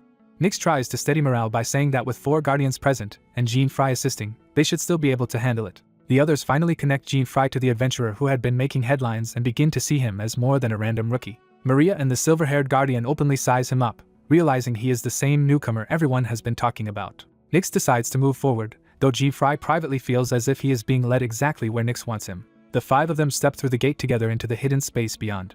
Inside, they find not a battlefield but a silent stone corridor ending in a single ominous door. Wyatt takes command of the marching order and moves to the front as the team's shield. Maria orders Jinfrei to stay near Wyatt's shield and let the veterans cover the rear. Jinfrei accepts the arrangement with a faint smile, content to observe while staying protected. With everyone in position, the team advances to the final door and prepares to open whatever lies beyond it. The group enters a prison-like chamber to investigate the disturbance ahead. The armored Guardian surveys the room, expecting danger but finding no immediate sign of it. For the moment, their search turns up nothing, and the tension briefly eases. A mechanism suddenly activates behind them. Both men realize too late that the room itself has been waiting to spring shut. An iron cage slams down over the entrance, trapping the two inside.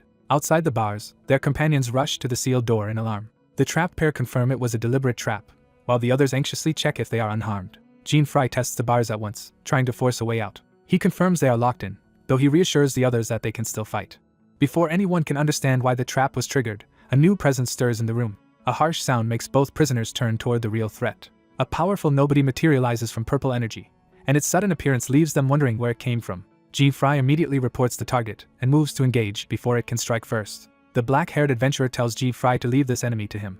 Ignoring that offer, Jinfrei opens with Shield Slash, trusting the strength expected of one of the 8 Guardians. The attack obliterates the lesser nobody in a single hit. The quick kill proves Jinfrei's power, but it also confirms this room is spawning enemies to wear them down. The black-haired adventurer calmly judges the fallen monster's level and notes that Jinfrei's rank makes such a victory routine. Outside, the others hear the impact and are relieved to learn the first threat was handled without trouble. That relief ends when a far more dangerous figure appears behind the black-haired adventurer. The newcomer reveals herself as a horned, masked female nobody wrapped in ominous purple power. Both trapped men turn to face her, immediately recognizing that this enemy is different. She senses the same thing, dismissing earlier foes as fodder and sizing up the black-haired adventurer as a worthy target. Jinfrei tries to strike first again, but the black-haired adventurer senses he is making a mistake. The named nobody remains perfectly composed, showing no fear of Jinfrei's attack. She casually raises a hand as if to demonstrate the gap between them. Instead of taking damage, she uses Shield Break and shatters Jinfrei's defensive technique outright. Jinfrei is stunned to see his specialty countered so cleanly. The backlash hurls him to the ground and leaves him badly shaken. The black-haired adventurer moves toward him, realizing the fight has become far more dangerous than expected. The enemy introduces herself as CCBAD and reveals a status far above ordinary monsters, along with multiple copied adventurer skills. That confirms the black-haired adventurer's suspicion that named nobodies can truly wield human abilities. Bad enjoys their silence and treats their fear as proof of her superiority. Fry admits he underestimated her, then orders the black-haired adventurer to stay back while he takes responsibility. Bad mocks their resolve, promising to savor them rather than simply kill them. The black-haired adventurer recalls rumors from the game and starts connecting CCBAD to a much larger hidden threat. He realizes she is one of 4 special named nobodies known as the Quattro, the 4 Heavenly Kings. Facing her directly, he remembers the rumor tied to defeating all 4. If the rumor is true, beating them could unlock the hidden equipment he never obtained before. The thought of that legendary reward flashes through his mind for the first time. He forces himself to stop chasing the prize in his head and focus on surviving CCBAD first. Bad interprets his calm as surrender and prepares to carve him apart herself. She draws a blade and lunges, expecting an easy kill. Her strike crashes into a golden barrier that appears around the black-haired adventurer at the last instant. He realizes Fry has intercepted the attack with a protective barrier. Fry reveals the skill Sacrifice, which redirects fatal damage from an ally onto himself. Even after being battered, he declares the fight is not over. Bad is enraged that a dying shield user keeps denying her prey. Fry answers that as long as he stands, no harm will reach Fry's ally. The black-haired adventurer can only stare at that absolute conviction. Bad dismisses Fry as nothing but an obstacle and shifts her focus to killing him first. She decides the black-haired adventurer is the tastier target, but vows to remove Fry if he keeps interfering. Using Fire Arrow, she rains a flaming shot down toward the trapped pair. Fry expands his defense into shield territory, creating a zone that blocks attacks around them. The skill proves why he is the team's shield, stopping everything within its range. He repeats his promise that she will not touch the man behind him, even if it costs his life. The 2 men brace together, one defending and one searching for an opening. Bad stacks critical strike with shield break, preparing to crack Fry's defenses by force. Fry plants himself and chooses to meet the assault head-on. He slams forward with his shield, disrupting her attack and proving he can still pressure her in close combat. She immediately answers with another fire arrow instead of retreating. Fry blocks again, but the repeated impacts begin to grind him down. He realizes she fights like a veteran, never wasting movement or leaving a clear opening. Another flaming shot follows almost instantly, keeping him pinned. The black-haired adventurer is alarmed because fire arrows should not be reusable this quickly. Under the relentless barrage, Fry's stance finally starts to buckle. Bad closes in, pleased that his defense is beginning to fail. She openly praises his blocking, turning the compliment into another taunt. Her amusement makes clear that she still has more in reserve. The answer comes when a second CCBAD appears beside the first.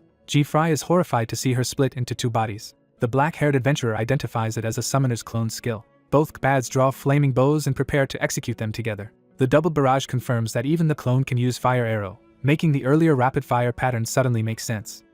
Fry realizes the impossible rate of attacks may have been caused by clones cycling the skill. Blocking 2 streams at once pushes him to his limit. The 2 Bads sense his defense straining and press harder. The black-haired adventurer begins gathering power, knowing he can no longer stay passive. Fry, still focused on protecting him, calls his name with relief and gratitude.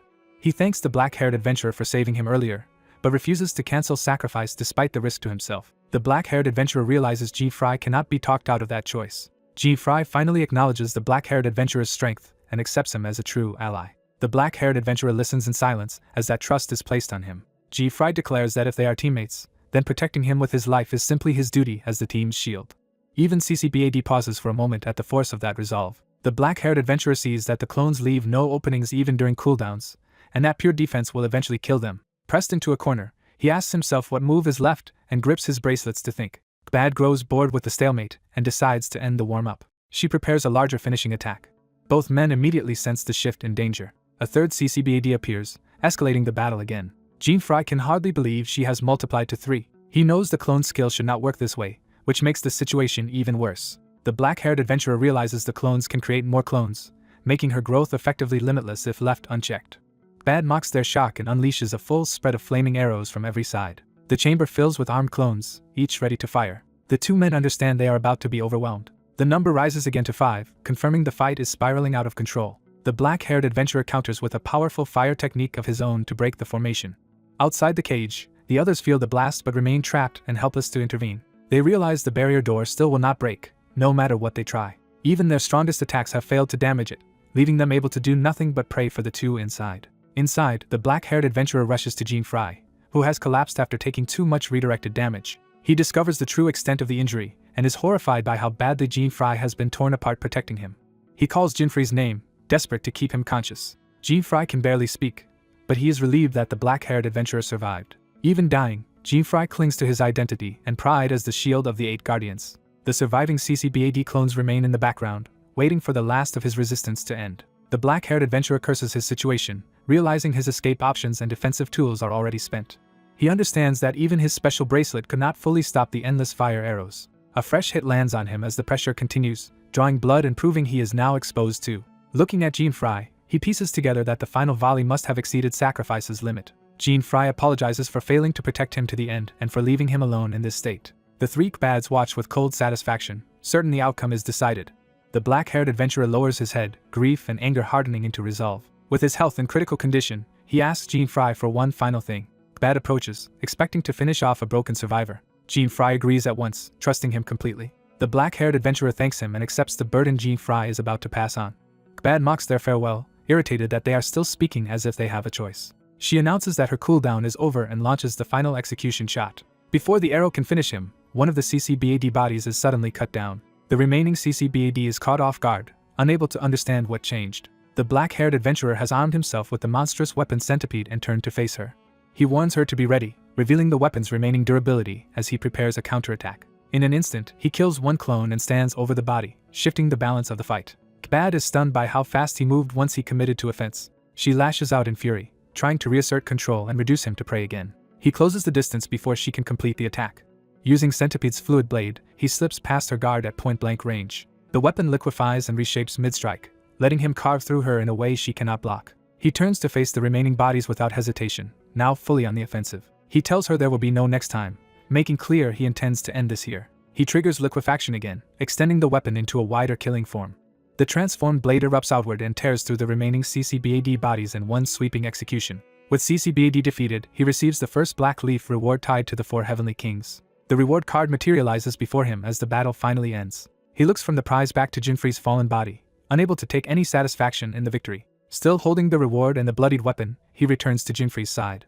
Jean-Fry, fading fast, asks one final favor. The black-haired adventurer bows his head and listens. Jean-Fry asks him to restore a weapon through a forbidden final rite. The request surprises him, because he immediately understands what it means. He identifies it as soul transfer, the one-time skill that passes a dying adventurer's weapon onward.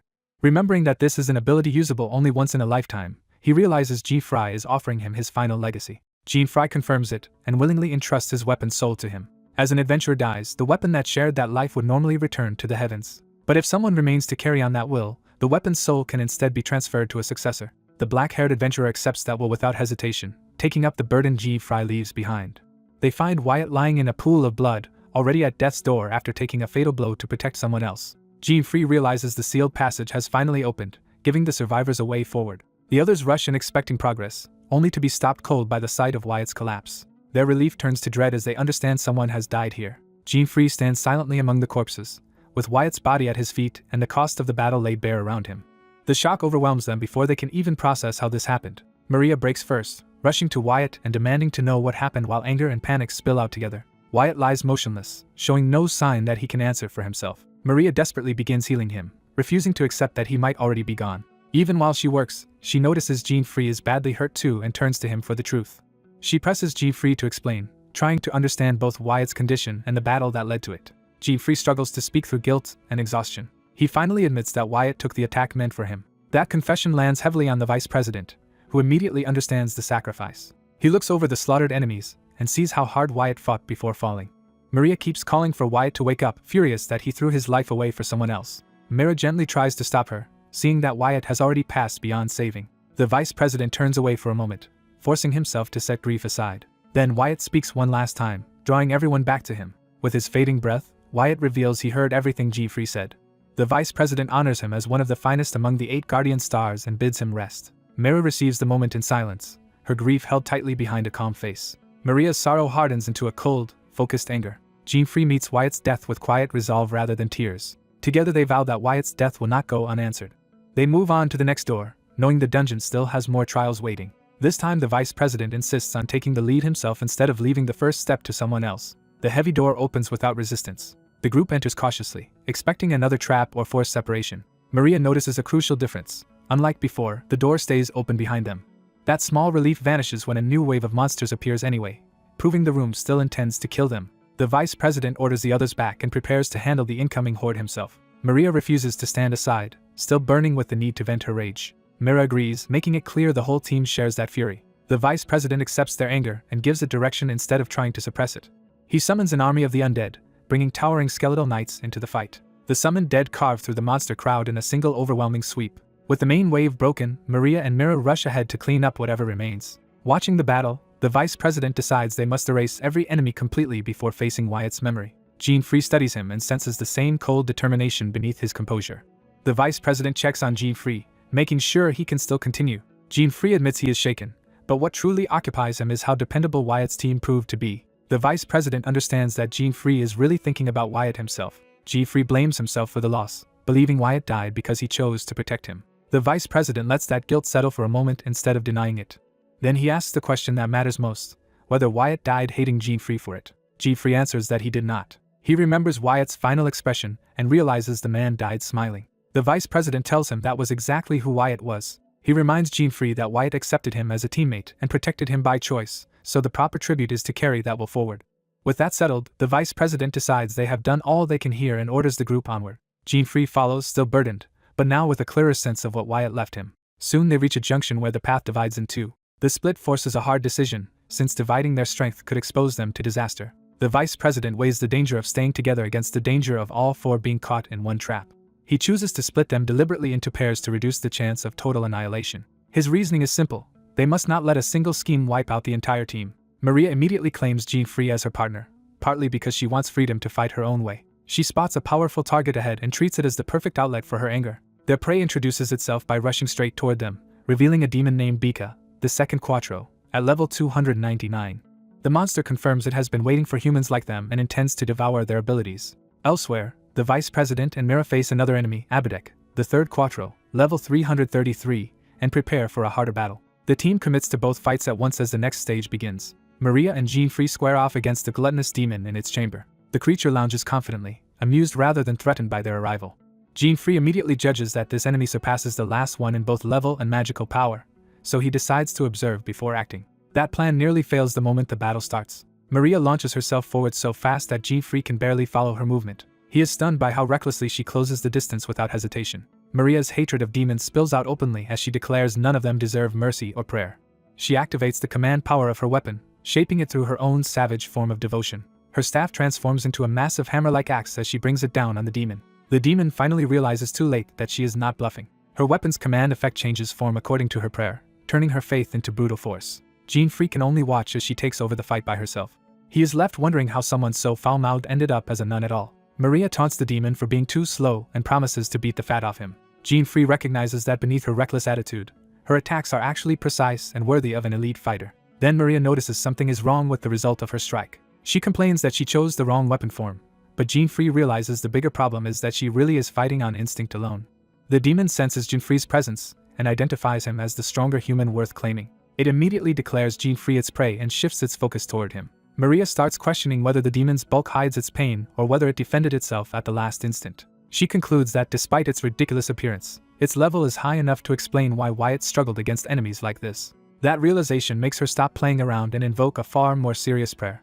She offers the demon's flesh as a blood-stained banquet and commands her weapon again. But in her fury she nearly cuts Jean-Free down as well, forcing him to dodge her attack. Maria snaps him back to attention, warning that hesitation will get him killed. Jean-Free is horrified by how dangerous she is to allies as well as enemies. Even so, he decides he can no longer stay out of the fight and summons his centipede blade. He rushes in to support her directly. Maria immediately uses his arrival as part of her plan and orders him to give her a foothold. She leaps first, trusting him to understand on the fly. Jean-Free instinctively braces himself beneath her, becoming the platform she needs. Using his support, Maria launches high above the demon for a finishing blow.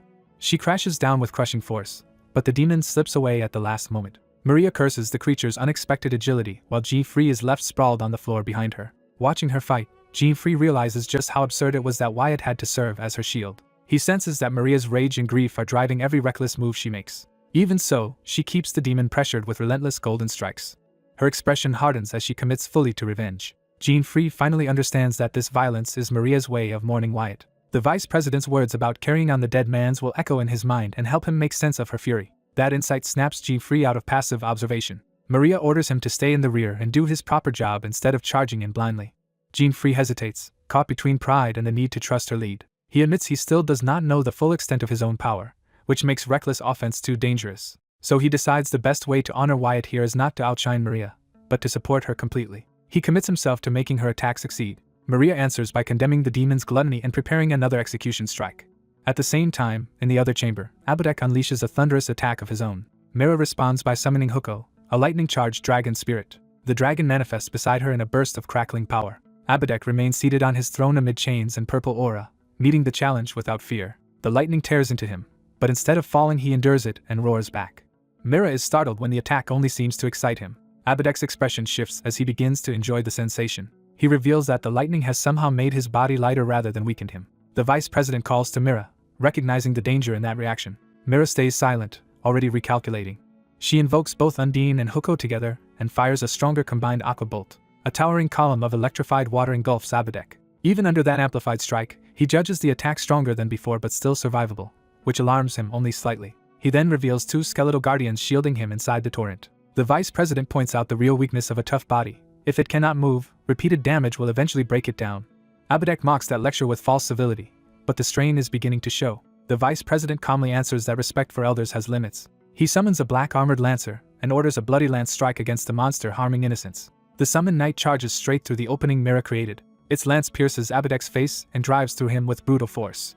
The blow tears a hole through his chest, seemingly killing him on the spot. The vice president states coldly that killing this one enemy will not restore the dead, but it is still a necessary punishment. Abedek collapses in a spreading pool of blood.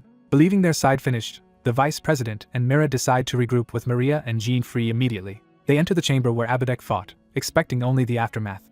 Instead, both of them sense danger at the same instant and turn too late. The corpse has vanished, proving the kill was not final. They look up and find the revived demon clinging above them, already in motion. Abedek strikes first and slashes the vice president before Mira can stop him. Mira cries out as the vice president falls and the demon lands nearby, now wreathed in renewed power.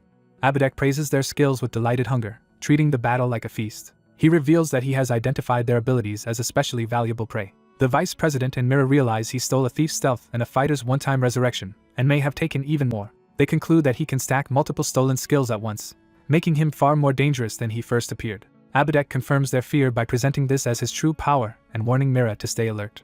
He openly lists the stolen abilities now at his disposal, including Immortal Life, Stealth, and Fast Slash. Even wounded, the vice president and Mira steel themselves and resolve to defeat him no matter what. Back in Maria's fight, she drives her weapon into the glutton demon's face, still pressing the attack without pause. For the first time, Maria hesitates, sensing that something has changed elsewhere. Jean free notices her pause at once, realizing the battle is no longer unfolding the way either of them expected.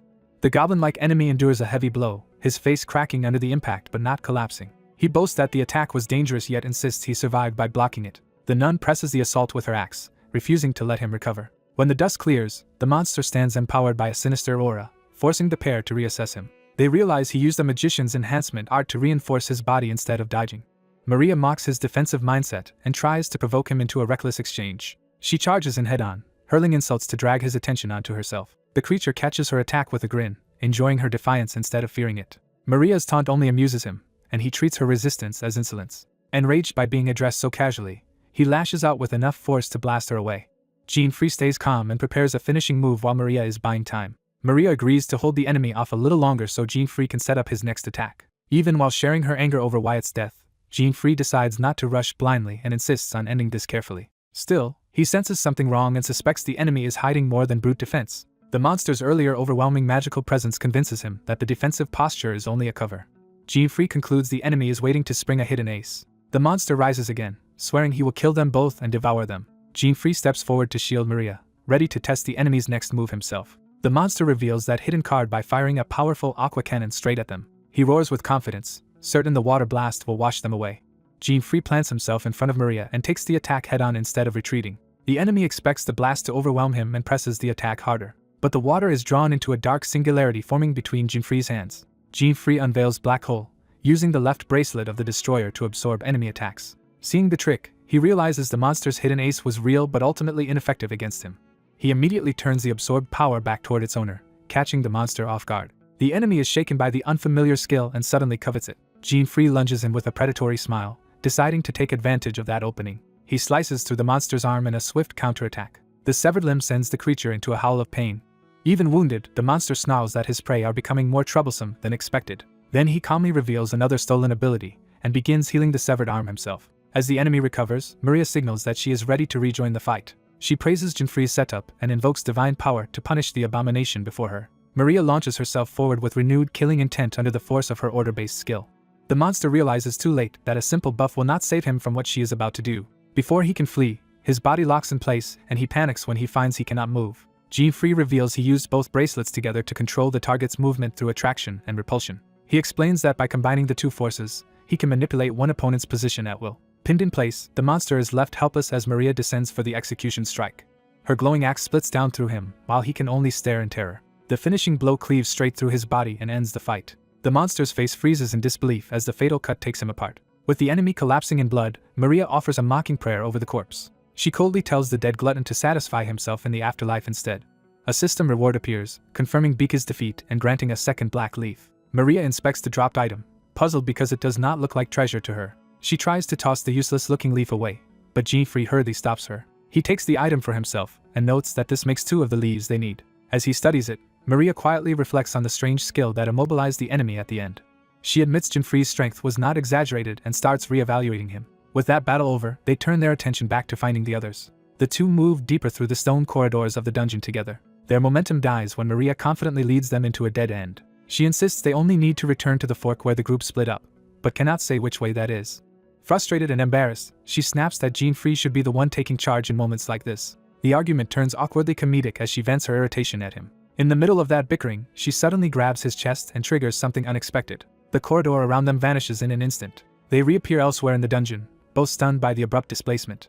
Jinfree realizes they have been teleported and neither of them knows where they landed. Their shock deepens when they find 2 allies lying motionless nearby. One of them is the vice president, battered and unconscious on the floor. The other is Mira, equally collapsed and badly hurt. Jinfree immediately recognizes Mira and rushes toward her. He lifts her up in panic, begging her to stay conscious. Mira barely manages to recognize Jinfree before fading again. A new enemy interrupts, smugly claiming they should be grateful he brought their comrade to them. Jinfree turns to face an older, far more imposing foe wreathed in the same sinister energy. The old man explains that he transferred their ally here for the sake of these helpless weaklings. Jinfree instantly understands that this man is responsible for the teleportation. He pieces together that the relocation was deliberate and controlled by this new enemy. Worse, the old man somehow knew exactly where the separated group was. Jinfree realizes the dungeon itself is effectively under the enemy side's control. Maria abandons the navigation problem and runs to the vice president to heal him. She starts reassuring him that she can restore his arm and injuries. Before she can finish, the old man strikes her from behind with brutal force. Jinfree and the vice president both register the attack too late. Mira, half-conscious, can only watch in horror. Maria coughs blood as the blow tears through her. She crashes to the floor while the vice president screams her name.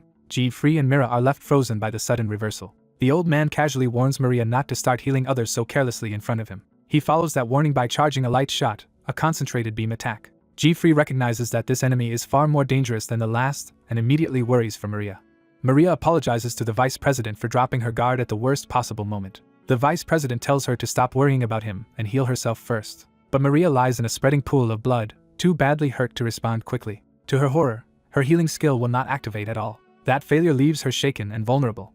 The old man steps over her with Maria's own axe in hand, revealing he has taken even that from her. Jinfree realizes the weapon came from Maria's skill and understands that the old man has somehow stolen it. He is stunned that Maria's skill could be taken while she is still alive. That contradiction makes the enemy's theft ability even more alarming. The old man taunts Maria by displaying the stolen axe and refusing to return it. When she protests, the strain makes her spit up more blood. Jinfree forces himself to think past the shock and focuses on saving her first. The old man leisurely begins explaining the rules of his theft, treating the crisis like a lesson. He claims that if they defeat him, the stolen skills may return to their original owners. Jinfree has no choice but to accept that possibility and prepares to fight on that hope.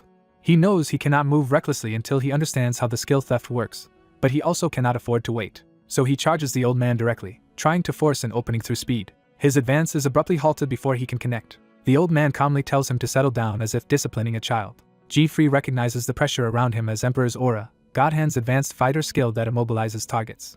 The vice president steps in, declaring that even if Jinfree is stopped, he will not let Maria be taken. He backs that vow with his own skill, insisting their solidarity is not something to mock. A shadow edge attack surges toward the old man. The old man answers by producing a spectral duplicate and meeting the attack without flinching. He continues lecturing the younger fighters, amused by their desperation. He condescendingly demands respect for age and authority. Mira, now back on her feet, rejects that outright and says a harmful old man like him deserves death instead. She summons 3 elemental spirits at once, gathering fire, water, and lightning into a combined assault. Calling the technique Burst Trio, she commits everything she has left to one attack. The fused elemental blast crashes toward the old man with overwhelming force. Even he admits the attack looks dangerous enough to take seriously. He decides that 5 layers of defense should be enough to survive it. Multiple iron wall barriers appear in succession, showing he can stack defensive skills without pause. Mira watches closely, trying to read the limits of what he can do. She realizes his individual shields are not extraordinary, but his ability to chain them instantly is what makes him terrifying. The old man praises the younger generation's power even while dismissing it as the privilege of youth. Then he reveals an even greater defense by summoning a giant armored guardian behind him. Mira answers by ordering her 3 spirits to attack together again. The spirits pour their power into a massive sword for a stronger elemental strike. The weapon forms completely, radiating compressed elemental force. The old man uses Elemental's Gospel to add those elemental powers to the Guardian's attack instead of merely enduring them. The vice president bitterly notes that indulging a monster like this only harms everyone around him. The resulting clash detonates in a huge explosion that engulfs the hall. Mira and the vice president can only stare into the smoke, unsure whether their gamble succeeded. They refuse to relax, knowing the old man is unlikely to fall so easily. A spinning blue attack suddenly bursts out of the smoke toward them. It closes in before either of them can fully react. The vice president recognizes the shape of the attack and begins to understand what he is seeing. Mira reaches the same conclusion a moment later. The old man confirms it by naming the attack Shadow Edge, the vice president's own skill. He mockingly says he may as well return it, only to use it against them instead. At the same time, Jean-Free reappears behind him, still glowing with the immobilizing aura's residue. The old man is baffled that Jean-Free somehow stole a skill from him in return. Jean-Free realizes he still cannot move properly, but he has at least grasped part of the enemy's method. A sudden flash behind him warns that another attack is already coming. He shouts for Mira and the vice president to dodge because the old man is attacking from behind them. Mira calls Ifrit to intercept the incoming strike at the last second. The fire spirit blocks the blow and shields both wounded allies from being cut down. The old man remains composed, barely inconvenienced by the failed ambush. Ifrit explains that Mira used him to block first and immediately set up a counter, and that the plan nearly worked. The old man admits she managed to injure him slightly, revealing damage around one eye. Maria, still bleeding on the floor, angrily objects to him using her stolen skill so casually. Ignoring her outrage, the old man turns his hunger toward Mira and declares he will devour her skills next. The vice president calls out to Mira in alarm as the threat shifts directly onto her. The old man raises Maria's stolen axe for another decisive strike, bringing the battle to a deadly new brink.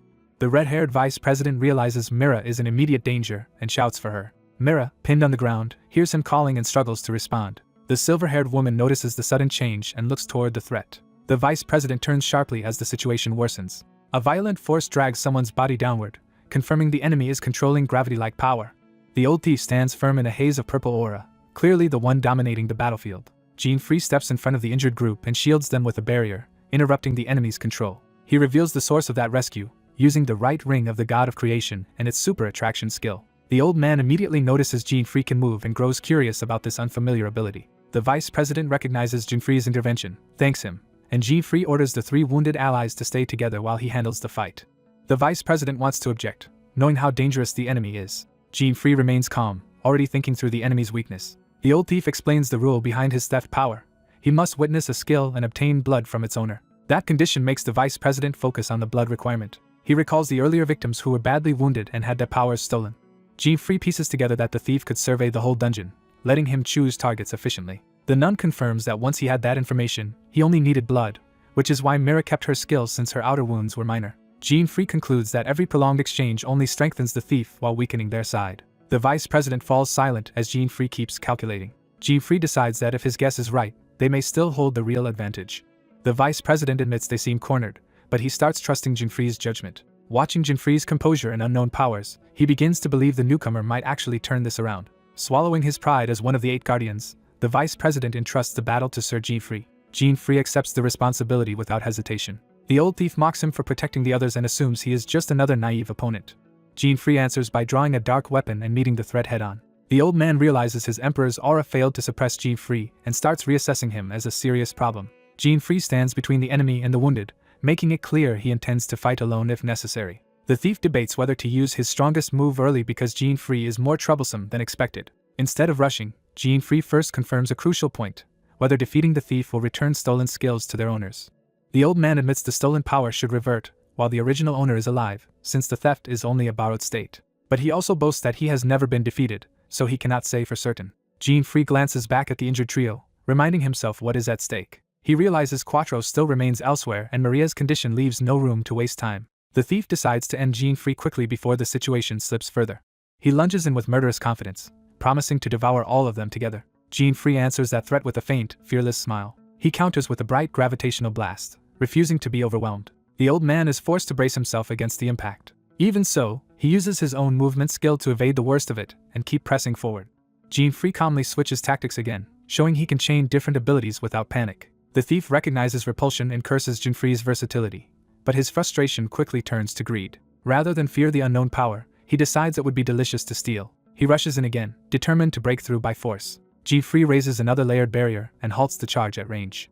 He follows with the opposite force, supergravity, pulling the enemy toward him just as before. At the same time, he activates his ring again to tighten control over the exchange. The old man is dragged into Jean-Free's range despite trying to resist. Jean-Free seizes the opening and calls forth Centipede, his dark blade. The thief meets the slash with raw defense, stopping the first strike. Jean-Free continues the assault from another angle, testing the old man's body rather than his aura. The old man feels the attack bite deeper than the earlier ones. For the first time, he shows real strain under Jean-Free's pressure. He admits these blows resonate through his body more than the previous attacks, revealing Jean-Free's offense is becoming dangerous. Jean-Free realizes the enemy's defense is still tougher than expected and that a normal approach will not finish him. Knowing Maria may die if he delays, Jean-Free accepts a desperate gamble. He loosens his grip on Centipede as if abandoning it, baiting the thief into making a move. The old man is puzzled that Jean-Free would put away his weapon in the middle of the fight. Instead of attacking immediately, Jean-Free asks whether the thief ever intends to apologize to those whose powers he stole. The old man answers with open cruelty, saying he enjoys watching victims die by their own stolen abilities and believes the weak deserve to be taken. Hearing that, the wounded allies harden their resolve rather than cower. The thief laughs off the very idea of remorse and calls Jean-Free an idiot for expecting any. Jean-Free accepts that answer and quietly decides mercy is over. He declares he will stop holding back and triggers a class change into Great Swordsman. Memoriam's necklace shifts his job from alchemist to Great Swordsman, revealing he can freely assume classes he has defeated before. The vice president and silver-haired woman are stunned by yet another hidden trump card. The old man mocks the transformation as empty theatrics. Jean-Free tells him the performance is the thief's, and promises he will bury him without listening to any pleas. The thief tries to strike from behind, convinced Jean-Free is bluffing. He dismisses Jean-Free's threat and insists the rookie will be the one who dies. Then he reveals he already drew Jean-Free's blood and believes that guarantees he can steal his power next. Jean-Free is cut and bleeds, seemingly giving the thief exactly what he needs. Even wounded, Jean-Free stays composed and watches for the result. The old man exults, certain he has secured another theft. His confidence peaks as he prepares to claim Jean-Free's strength. But the theft fails completely, and he is shocked to find he cannot take Jean-Free's power at all. Jean-Free confirms his suspicion as the enemy's confusion sets in. He realizes the thief can only steal job-based skills from people. Jean-Free explains the missing piece. The thief cannot steal skills granted by equipment, which leaves Centipede and his artifacts beyond the old man's reach. He immediately equips Centipede to the Great Swordsman class and unlocks its special techniques, Poison Fang Range and 2 Heavens 1 style.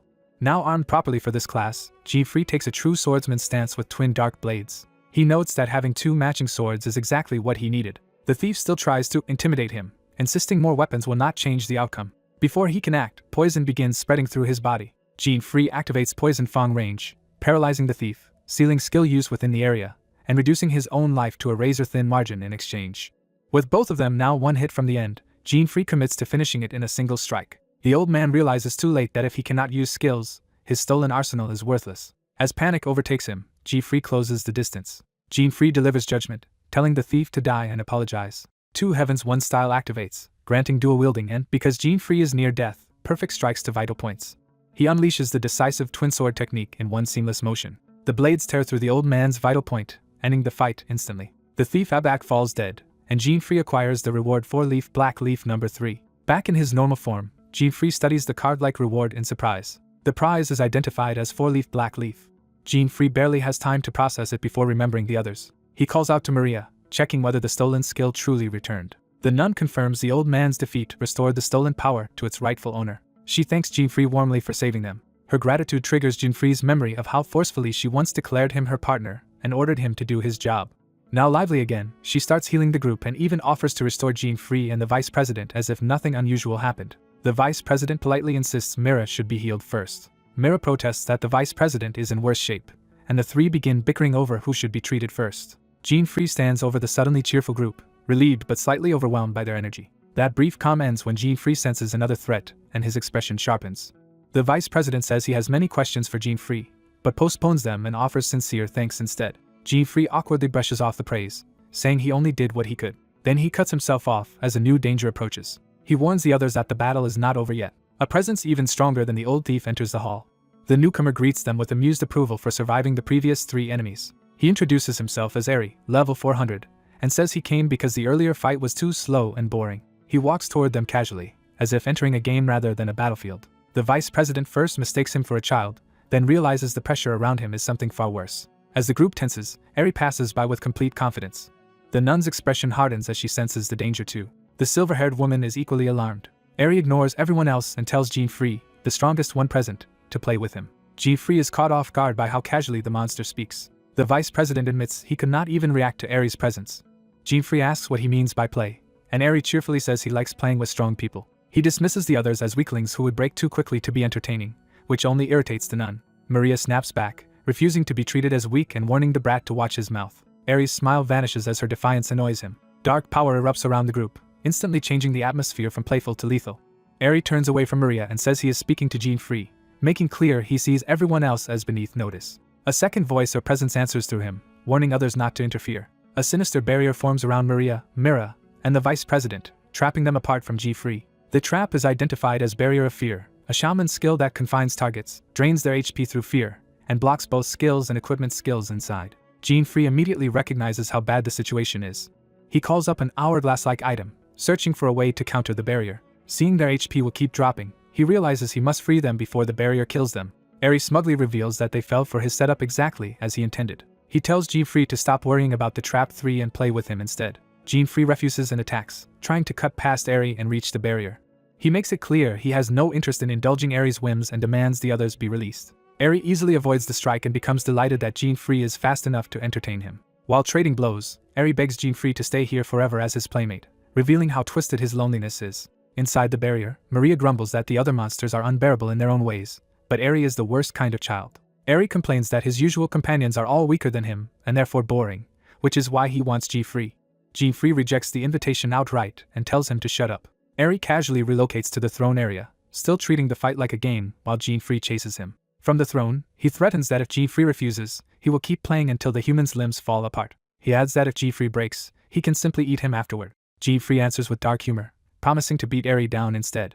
Eri laughs and declares it is finally his turn to attack. He casts Thunder, a magician skill that unleashes a powerful lightning strike from above.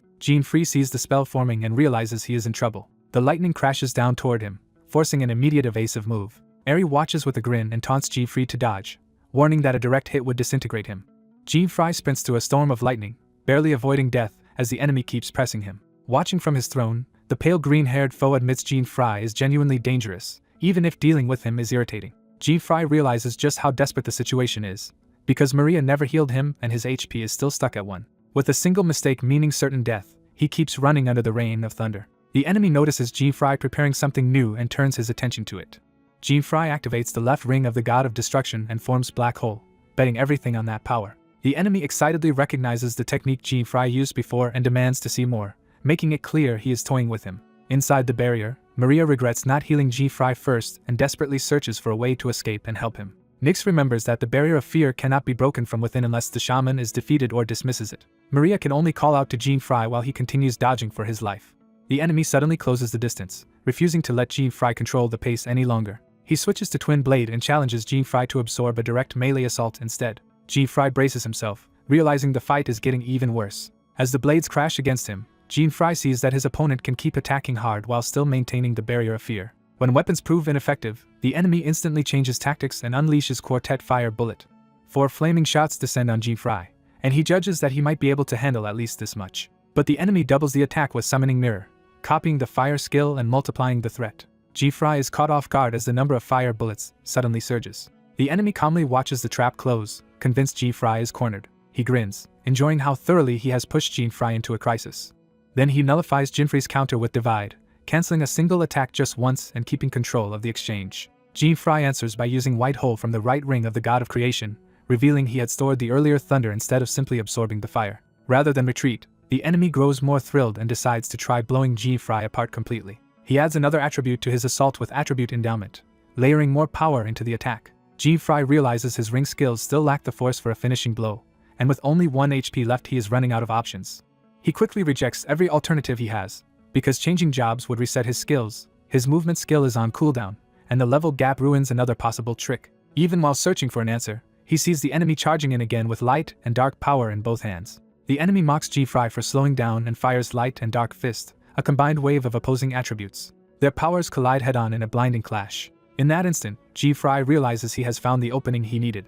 He is still blasted backward by the impact and crashes hard to the ground. The enemy strolls over and taunts him for already reaching his limit. Still hungry for amusement, he complains that someone he acknowledged as strong should entertain him longer. G-Fry outwardly gives up, deciding to stop struggling and bait the enemy into dropping his guard. He stays seated on the floor while the enemy stands over him, convinced the fight is over.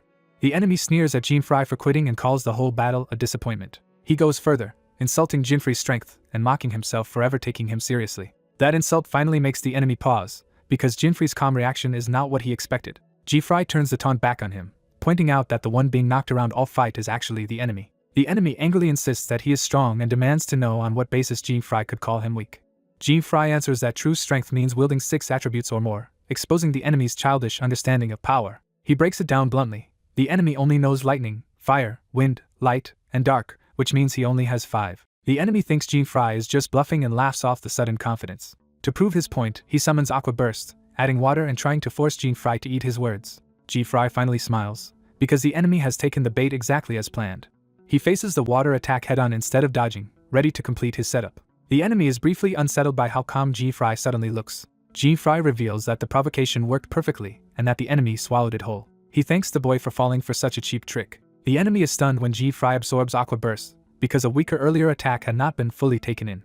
G-Fry explains that the earlier light and dark fist was only a feint designed to make the enemy lower his power. With that weak 6 attribute attack completed, both rings meet their requirement and unlock skill 3, Macrocosm. G-Fry now stands holding the combined power of destruction and creation in both hands. Even the trapped spectators can see that something entirely different has awakened around him. Mira and Nyx can only stare, unable to identify what G-Fry has just brought forth. G-Fry admits the enemy was strong, but says his immaturity saved everyone, because using the people in the barrier as real hostages would have beaten him. The enemy rejects that completely, furious at being looked down on and insisting he never needed such cheap methods. He declares that the people in the barrier were only there to watch his performance, not to be used as leverage. Still clinging to pride, he draws his blades again and insists the fight is not over. G-Fry calmly tells him it is over, at least for him. He states with certainty that this battle is already his victory. For the first time, the enemy's confidence wavers. He lashes out in rage, threatening to mutilate G-Fry and force the others to watch him being eaten. G-Fry answers by invoking Macrocosm, manifesting a vast star-filled void edged in gold. The enemy finally understands that he is facing something beyond his expectations. The new dimension opens beneath and around him, swallowing his charge into a cosmic prison. He looks around in shock as the battlefield vanishes into endless darkness and distant worlds. Then he notices dark energy filling the space and realizes the prison itself is made of darkness. When he turns, G-Fry is already outside it, watching from safety while the enemy remains trapped within. G-Fry explains that Macrocosm unlocks by absorbing 6 or more attributes within a time limit, and its absurd power is balanced by a 30-day cooldown. Inside the prison, the enemy's body begins to glitch and destabilize under the skill's effect. He panics when he discovers that none of his skills can be used there. G-Fry tells him Macrocosm is an unfair skill that swallows whatever it targets, and repeats that the win is his. Desperate, the enemy tries one last move from inside the void. Dark tendrils rise around him, but they only become part of the prison, swallowing him whole. He realizes too late that the darkness is consuming even him. As G-Fry walks away, the trapped boy reaches out and begs him to keep playing. Left alone in the void, the enemy breaks down, terrified by the darkness and by being abandoned. A final white collapse seals the prison completely. Back in the hall, only fading traces remain where the enemy once was. G-Fry coldly tells the brat to keep playing in that dimension by himself, and the system confirms Air's defeat and rewards him with 4-leafed black clover number 4. The new reward card appears, marking the last piece taken from the Quattro. Another reward follows as an hourglass item materializes. At the same time, the trapped group reappears as the barrier finally collapses. Maria immediately notices the barrier is gone and asks whether G-Fry won. He confirms that Air has been cast into some unreachable fold of space, effectively gone forever. Maria rushes to heal him properly at last, wanting to make up for failing him earlier. Nyx formally thanks G-Fry, acknowledging that he resolved the entire ordeal almost by himself. G-Fry answers modestly that they all helped him along the way. With the crisis over, the group decides there is nothing else worth staying for and prepares to leave. Jinfrey's attention lingers, because something about the situation still feels off. He reasons that air was the last of the Quattro, and his halo senses no nearby enemies, so the lesser monsters must have scattered after their boss fell. Mira suddenly calls to the vice leader with urgency. Nyx discovers a new problem. The door they used to enter has disappeared. The group stares at the blank wall where their exit should have been. Nyx grimly agrees with Maria's fear that they may now be trapped inside. Jean Fry suspects this lingering confinement is Air's final trick, as the boy's voice seems to promise endless play. He reasons that if the dungeon had truly been made by a sage's job skill, they should already have been released. That contradiction gives him an idea. He opens a crafting interface and begins testing his theory. When Maria asks what he found, Jean Fry says he may have a way to get them out. He warns them not to expect certainty yet, but asks them to trust his intuition. Jean Fry summons the 4 black clover rewards and prepares a combination. All 4 4-leaf black clover items line up together, revealing they were meant to be assembled. He adds Jackal's soul to the 4 pieces, seeing a possible recipe hidden behind the Quattro's drops. Jean Fry changes jobs to alchemist and uses transmute to force the combination into a new form. The materials fuse into a massive ornate scythe. The system confirms the successful transmutation and grants him a hidden equipment item called Grim Reaper. The others can only stare as Jean Fry stands holding the impossible weapon. Jean Fry recognizes it as one of the legendary hidden equipments, something he had only heard about in rumors.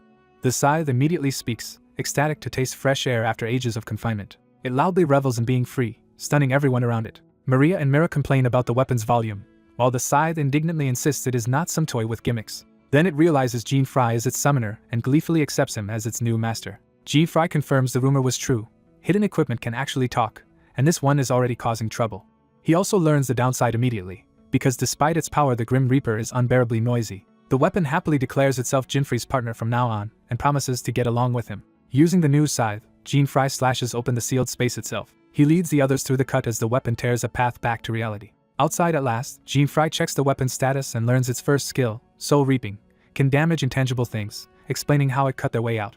The Grim Reaper boasts that it can tear apart almost anything, then immediately undercuts itself with tasteless jokes. Jean Fry endures the noise because the weapon's stats and potential are too good to ignore. From above, a hooded observer watches the group in secret. Jean Fry senses that someone may be observing them. He looks toward the buildings, unsure whether the feeling is real or just his imagination.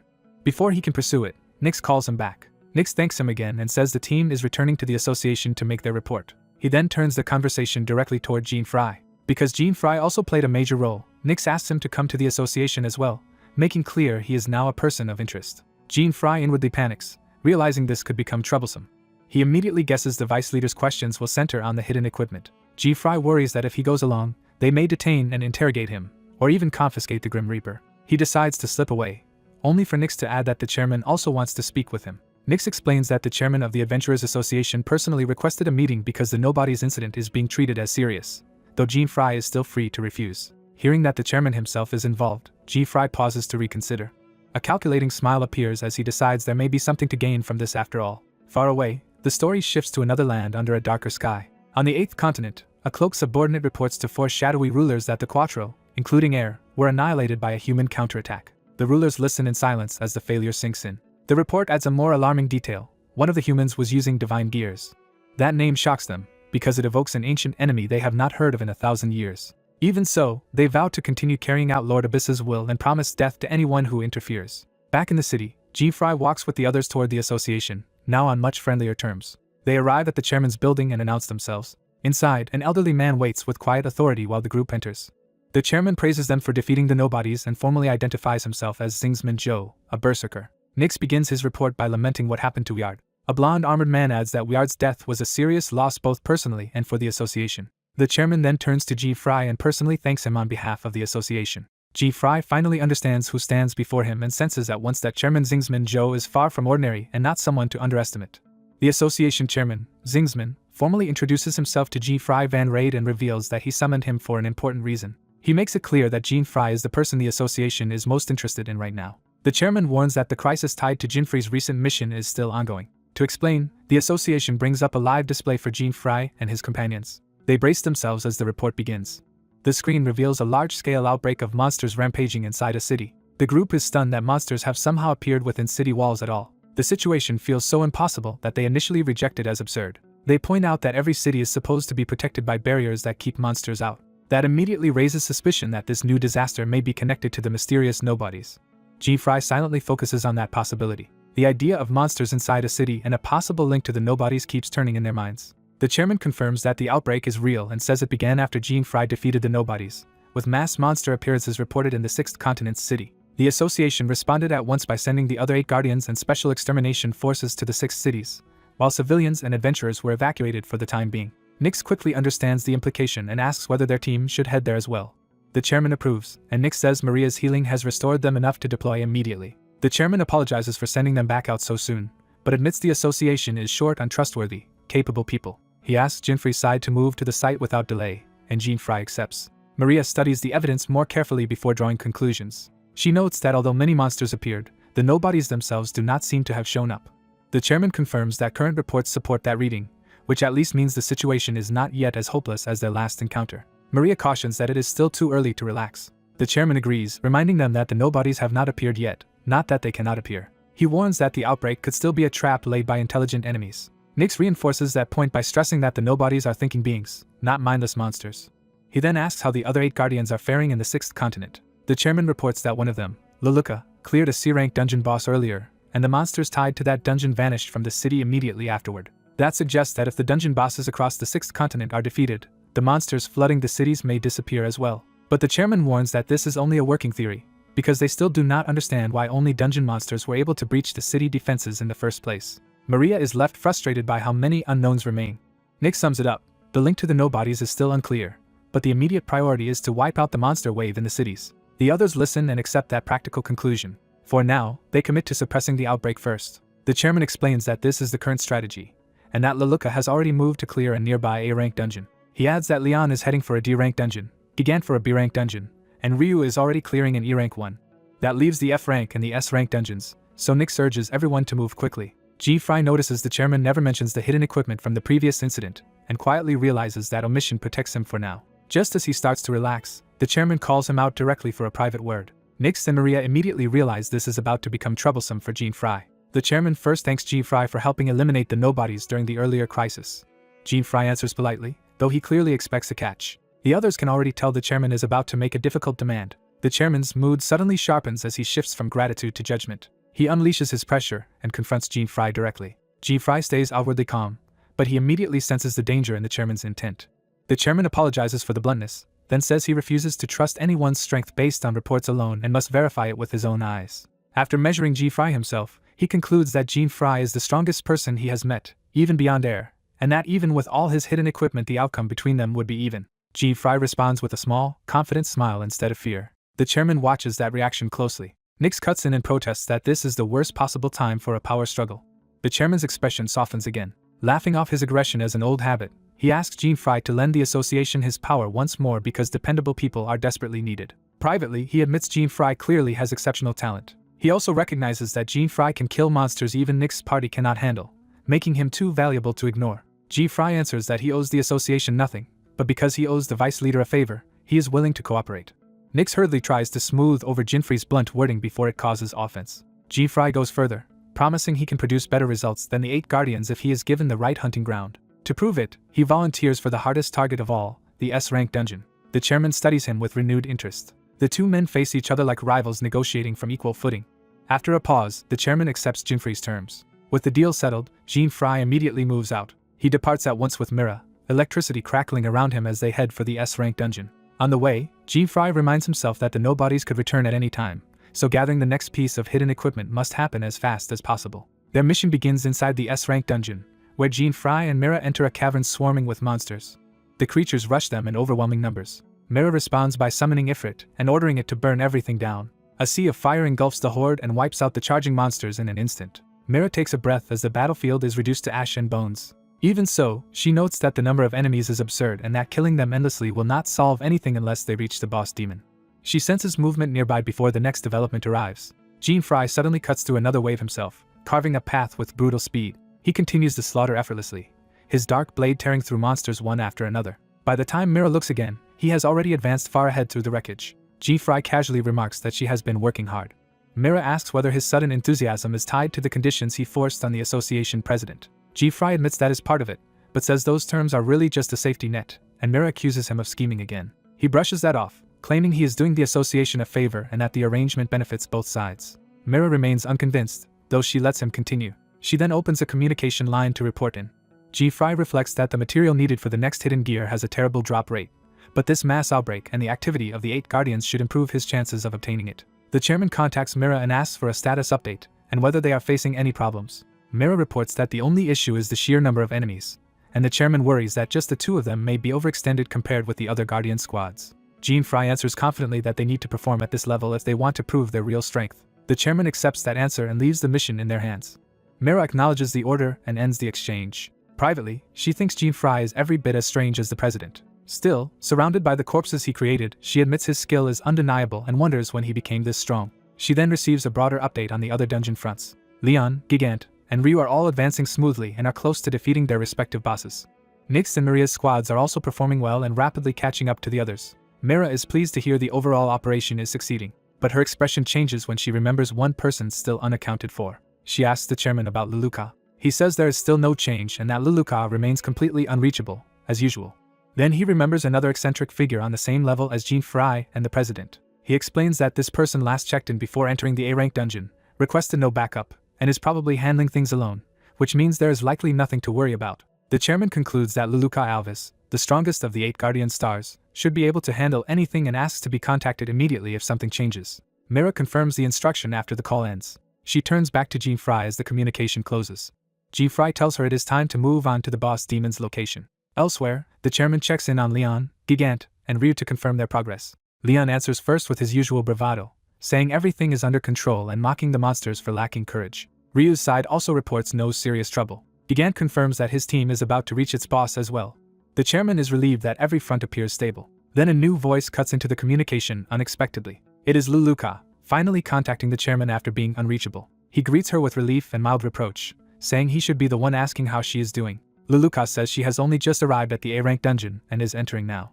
The chairman is surprised, because that is unusually late for someone of her speed. Luluka casually explains that she ran into some trouble on the way, but says it has already been dealt with and she will finish the dungeon quickly. The chairman tells everyone to contact him immediately if anything else happens, and the others acknowledge. Before ending the exchange, he adds one final remark. Leon laughs at Jinfrey's earlier challenge to the association and openly admires that kind of reckless confidence. Ryu, by contrast, remains cool and unreadable. Gigant disapproves, calling Jinfrey not just cocky but offensively rude for speaking to the president that way and sounding as if he intends to use the association. The chairman defends Jinfrey, saying he may be cheeky but he is not a bad person, then tells them to treat that as his report and refocus on the mission. He urges everyone to keep up the good work and wishes them success. After the call, Luluka becomes intrigued by the rookie who managed to catch the chairman's interest. Back in the S-rank dungeon, G-Fry and Mira finally arrive before the boss chamber and face a towering armored demon. The path behind them is littered with the bodies of everything they killed to get there. The carnage makes clear they reached the boss by overwhelming force rather than careful progression. The boss introduces itself as the Iron Golem, a level 400 demon whose defense is so high that it only takes damage above a certain threshold. G-Fry is baffled by the demon talking about dungeon trials, since he simply cut through everything instead of following any intended route. He immediately claims the boss for himself and tells Mira not to interfere. Mira gives up arguing and lets him have his way. At that moment, another man drops into the chamber, saying he arrived just in time. G-Fry and Mira both turn in surprise at the unexpected newcomer. The newcomer identifies G-Fry and cheerfully says he wants to see what the rookie can do. The scene widens to reveal that the newcomer is Luluka, standing before G-Fry, Mira, and the Iron Golem alike. G-Fry immediately senses that this person is no ordinary ally and wonders who he really is. The pressure radiating from Luluka is so immense that G-Fry realizes he may rival the president himself, or even surpass him. Mira demands to know why Luluka is here at all. G-Fry is equally confused, because Luluka was supposed to be clearing a different dungeon and is also one of the 8 Guardian stars. Luluka explains that he heard a rookie had challenged the association, found that interesting, and came personally to see him. He watches G-Fry with amused curiosity rather than hostility. G-Fry stays silent, trying to read his intentions. When Mira points out that the president said Luluka was at the A-rank dungeon, Luluka casually replies that he was there, finished it, and then came here. Mira is left speechless by how casually he says it.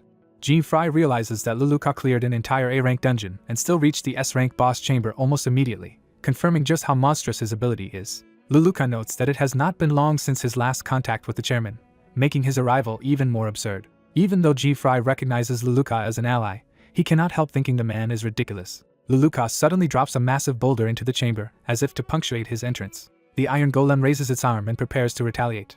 Annoyed at being ignored, the boss accuses them of underestimating it by chatting so casually in front of it. Luluka laughs and offers a mocking apology to the demon. He then casually leaps up to a ledge, removing himself from the fight. From his perch, Luluka announces that he will simply sit back and watch, leaving the rest to Jean Fry. Mira can only stare in disbelief that Luluka really came all this way just to spectate. The rookie orders Mira to stay out of the fight, determined to handle the demon himself. Mira points out that another observer is radiating clear hostility, forcing him to notice the pressure in the room. She realizes the demon's aura is specifically warning her not to interfere, confirming that the monster is focused entirely on him. The sixth demon mocks him for challenging it alone and treats his confidence as arrogance. It dismisses any help Mira might offer and formally accepts his challenge. Mira is stunned that he deliberately provoked an S-rank demon after being told to stay back. Ignoring the intimidation, he squares up directly in front of the giant demon. The blue-haired observer keeps watching from the sidelines as the rookie commits to the duel. That observer reflects that there is only one real way to bring down an S-rank demon. He wonders what the rookie will choose to do as the battle finally begins. The rookie rushes straight at the demon instead of hesitating. The demon tracks his reckless charge with growing interest. He uses the demon's own movement to spring upward and gain a path to its head. In one fluid motion, he lands on top of the demon and raises his blade for a decisive strike. He commits all his force to the attack. His blade crashes into the demon's armor, but the monster's body endures the blow. Even the demon is surprised that he still has this much strength left after fighting his way here. The rookie follows up with a rapid barrage, trying to break through by sheer persistence. While attacking, he judges the demon tougher than expected and suspects its power increase is tied to the earlier Nobody's incident. The observer confirms that the demon's level has risen far above its normal state. Despite the boost, the demon's movements begin to falter under the sustained assault. The rookie keeps pressing, refusing to let the monster recover. The observer concludes that raw level alone still leaves this demon inferior to A, even if it has become stronger. The demon finally shows real pain as the repeated hits start to matter. The rookie drops back to reset while Mira watches silently from behind him.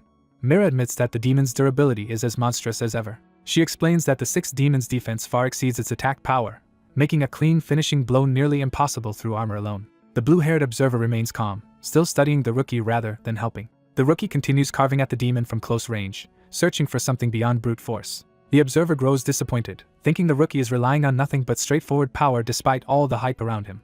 For a moment, he falls silent and reassesses. He decides the fight has become boring. Even so, he acknowledges that reaching this point with only Myra's support already proves the rookie is far above ordinary adventurers. Still, he cannot understand why the chairman values the rookie so highly. On the battlefield, the rookie suddenly changes his angle and focus. He slips inside the demon's guard instead of continuing to batter the armor from outside. That shift finally catches the observer's attention. The rookie drives a precise strike into the demon's chest, cracking open the armored shell. As the hidden core is exposed, he immediately recognizes the true target. A small smile shows that this was his plan all along. The observer realizes the rookie forced the core out earlier than expected and is startled by how well the strategy worked. He turns to Mira for an explanation. When he asks whether she taught the rookie how to hunt demons, Mira denies it. That answer shocks him, because this should have been the rookie's first real demon hunt outside the tutorial. He cannot understand how the rookie knew the demon's hidden weakness on his own. The truth is laid out. The sixth demon contains a core, and the reward rank depends on how much power is used to destroy it. The rookie decides not to use the minimal force needed, because he wants the highest possible reward. To prove himself, he switches to his Grim Reaper weapon and prepares an all-out strike. The weapon itself erupts with excitement, eager to show off. It immediately fixates on Mira and assumes she is the truly dangerous one. Its loud teasing embarrasses the rookie, who tries to shut it down while Mira rejects the nonsense outright. The observer reasons that maybe the core surfacing was luck and notes that the rookie's weapon has an unusual gimmick. But now that the core is exposed, the real test begins, whether the rookie can earn an S-rank reward. The observer recalls that only a handful of people, including himself and the chairman, have ever managed that feat. The weapon excitedly announces that the rookie is already unlocking its second skill.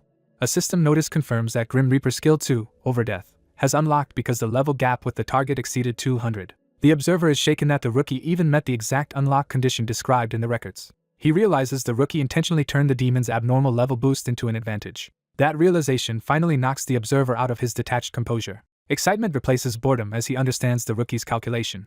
The rookie unleashes the empowered strike at the exposed core. The demon can only stare as the attack reaches the heart of its weakness. The core is cut cleanly in two. The rookie lands with the Grim Reaper in hand as fragments scatter around him. With its core destroyed, the sixth demon's body begins to collapse. The observer breaks into a delighted grin at what he has just witnessed. Mira remains composed, but she is clearly taking the results seriously. The rookie looks satisfied, having achieved exactly what he wanted. The demon's head and body continue to break apart as its defeat becomes final. He stands over the fallen S-rank demon as the victor. A system message confirms that his attack on the core was judged S-rank and that he has earned an S-rank subjugation reward. The reward turns out to be a sealed core stone of rank S. Instead of celebrating openly, he reacts with muted calculation. The weapon boasts that the spectacular finish was only the beginning of its greatness, and starts rambling about romance next. The rookie cuts the chatter short and dismisses it.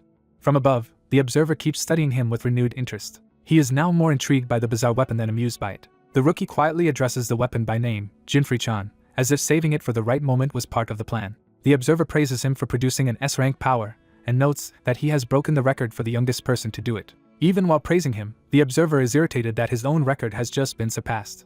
The rookie confirms to himself that he obtained the S-rank reward exactly as intended. With that objective complete, he turns his thoughts to the next step of his larger plan. Later, the chairman gathers the group and announces that the monster rampage in the city has been successfully contained. He formally thanks everyone for their efforts. Mira stands with the others as the debrief begins.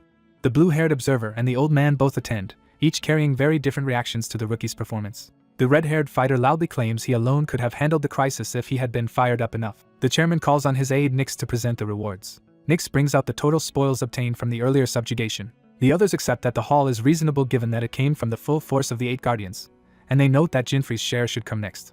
The rookie waits quietly while the distribution proceeds. The old man called Gigant immediately needles him as the rude youngster everyone has been talking about. Gigant declares that he has no intention of getting along with someone who does not even recognize his own disrespect. The chairman shuts that hostility down and reminds Gigant that Jinfree is essential to their operation. Jinfree answers that he does not care about Gigant's approval either. He makes it clear that he is only here to honor his promises to the chairman, not to please the others. Then he steps forward to inspect the reward table himself. The rest of the team watches in surprise as he takes that liberty. They realize the displayed item is the 6th Demon God Subjugation Reward, an S-rank item. Gigant can hardly believe the rookie truly registered an S-rank attack on the same level as the chairman and Leluca, but the observer confirms it.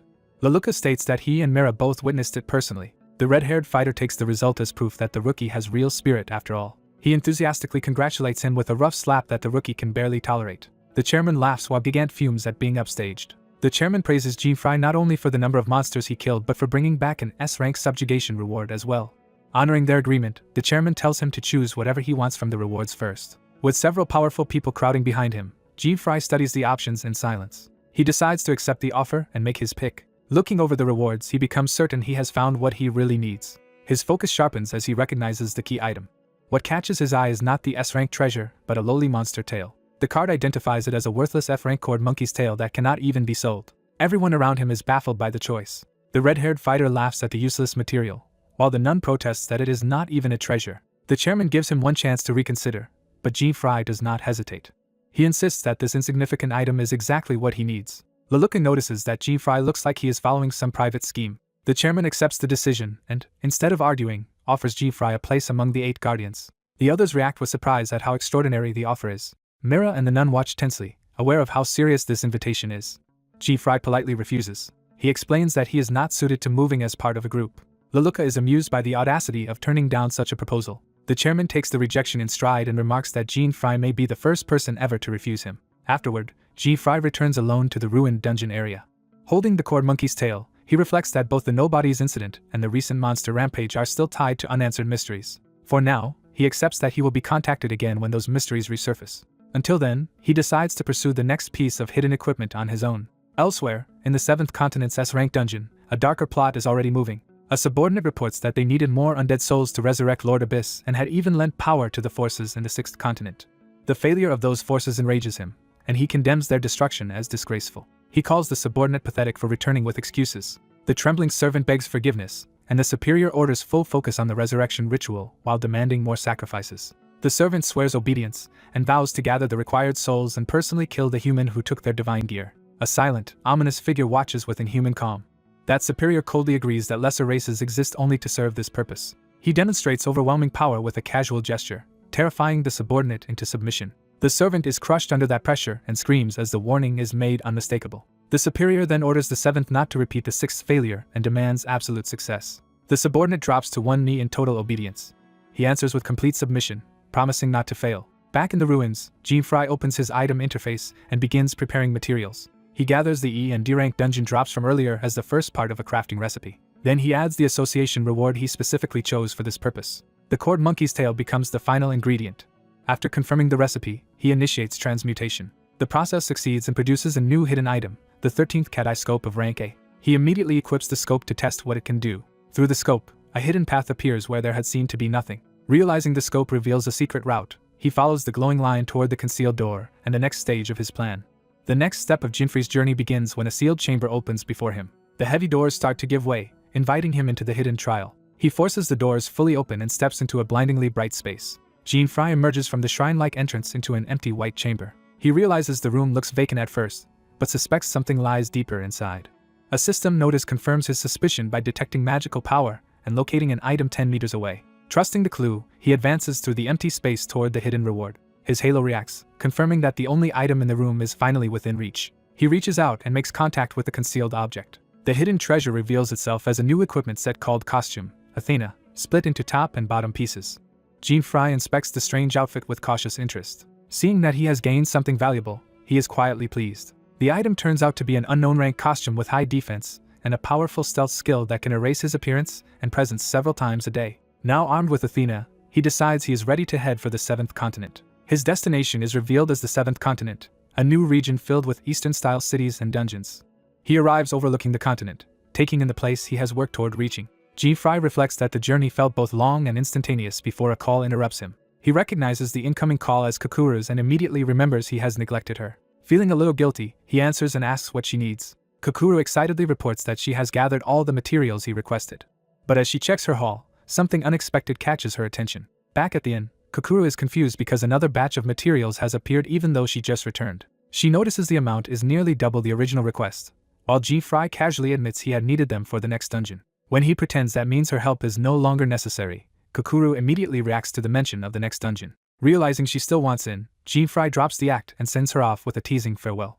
As he walks on alone, he apologizes inwardly because the coming demon-god battle would be a poor fit for Kakuru. He presses forward into the barren outskirts of the continent. Jean-Fry reminds himself that the 7th continent is structured differently, requiring every dungeon from F rank through A rank to be cleared before the S rank can be challenged, which is another reason Kakuru cannot keep up. He arrives at the entrance to the 7th continent's F rank dungeon and prepares to begin the sequence. To maximize his advantage, he equips the Athena costume.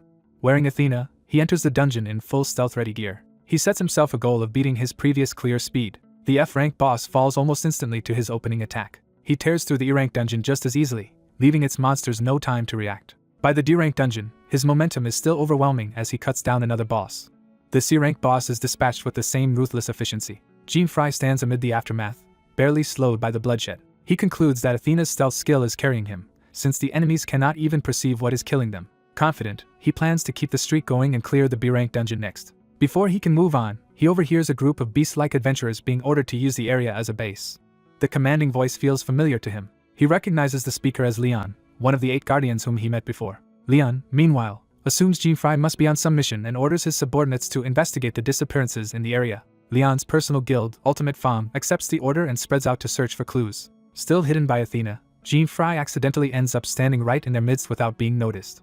He relaxes for a moment, assuming Athena's stealth is keeping him completely invisible. But Leon suddenly turns toward him, sensing something despite the concealment. Leon identifies him by instinct alone, and happily announces that they have met again. Jean-Fry freezes as Leon points directly at him. He is stunned that Leon can perceive him at all.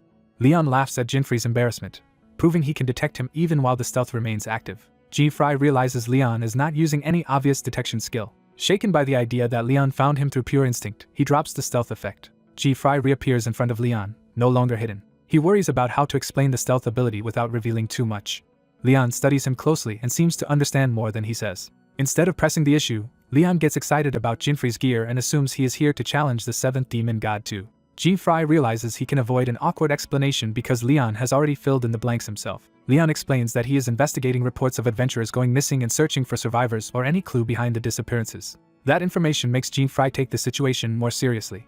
He begins to suspect the mysterious nobodies may be involved. Leon, true to form, treats any unknown threat as something to smash head-on with passion. He cheerfully leaves to rejoin the others, while Jean-Fry can only awkwardly play along. Watching him go, Jean-Fry admits that Leon is absurdly impressive in his own way. Jean-Fry decides to continue deeper on his own.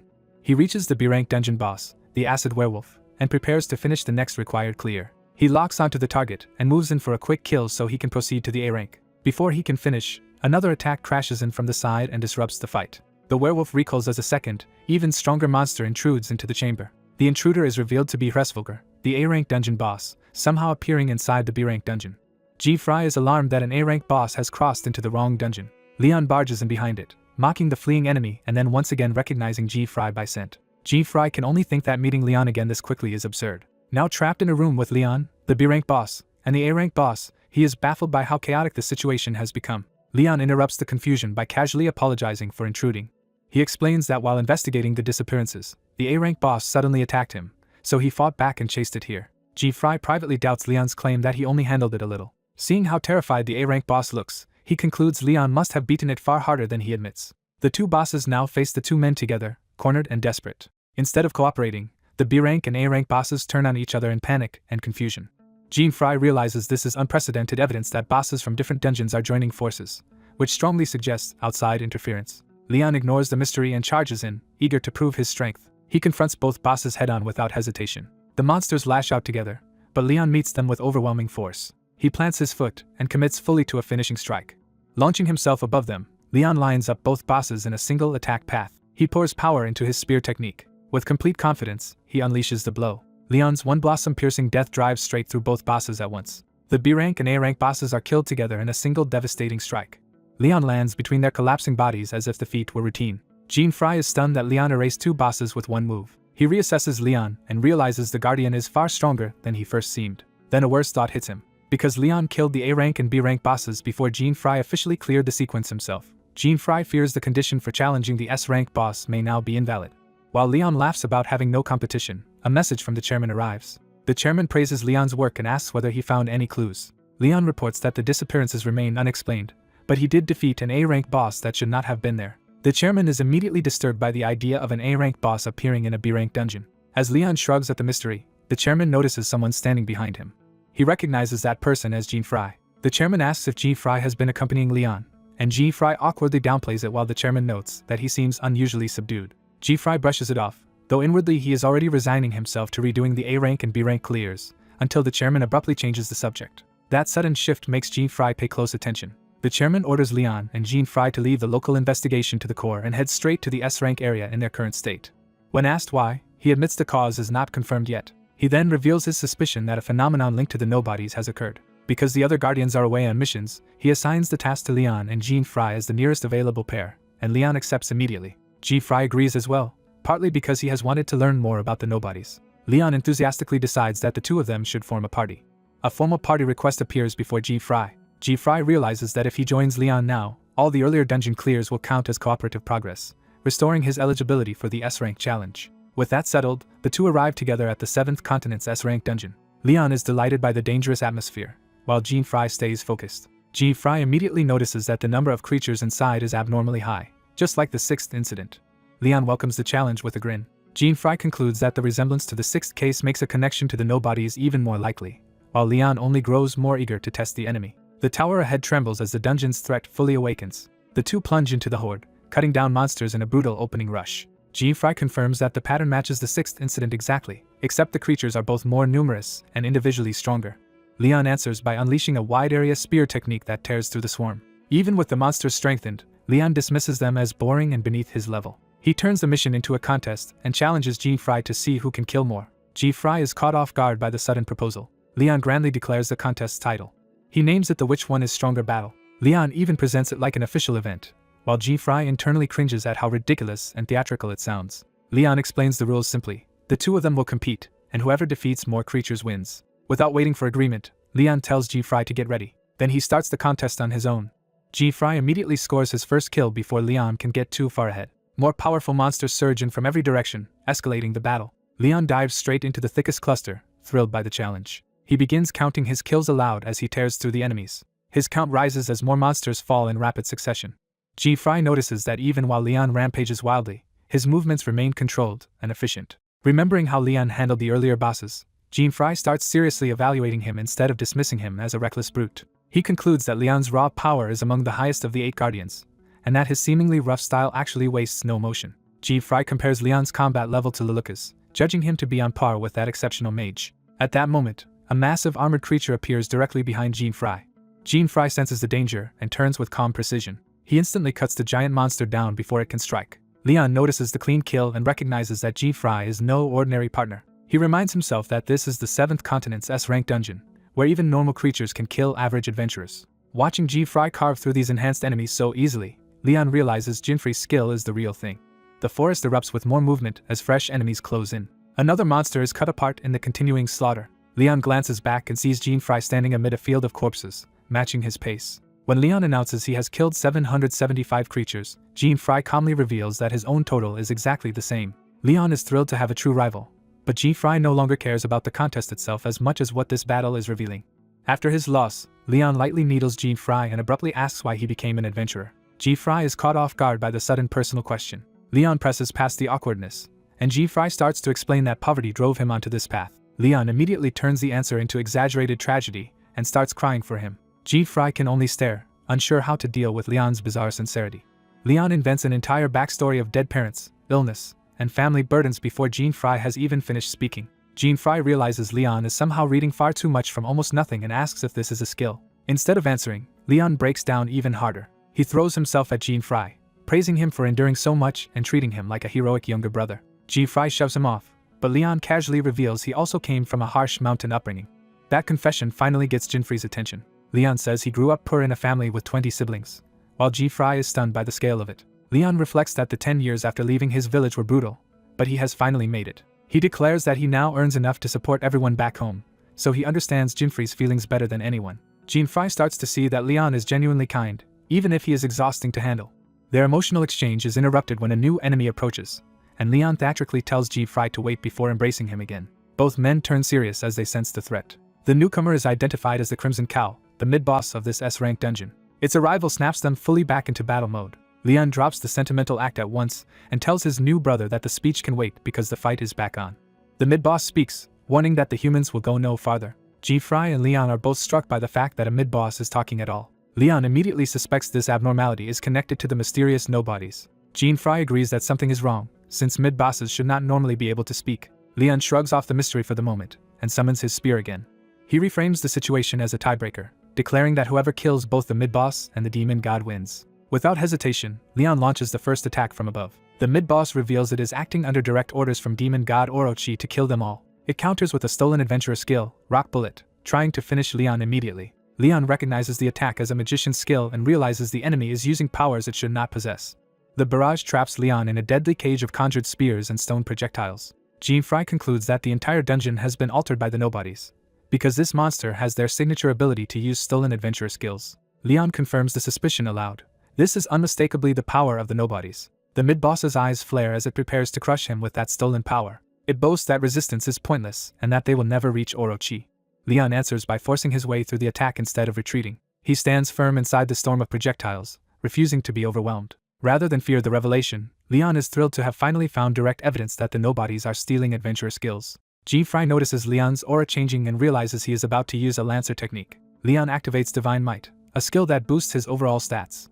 He openly dares the enemy to try stealing it, and vows to take it down for the winning point. The mid-boss braces, suddenly less confident. Leon closes the distance in a single explosive rush. His empowered strike tears into the monster, and draws blood immediately. The mid-boss staggers, badly wounded by the sudden burst of force. Even while healing itself, it admits Leon is far more dangerous than an ordinary opponent.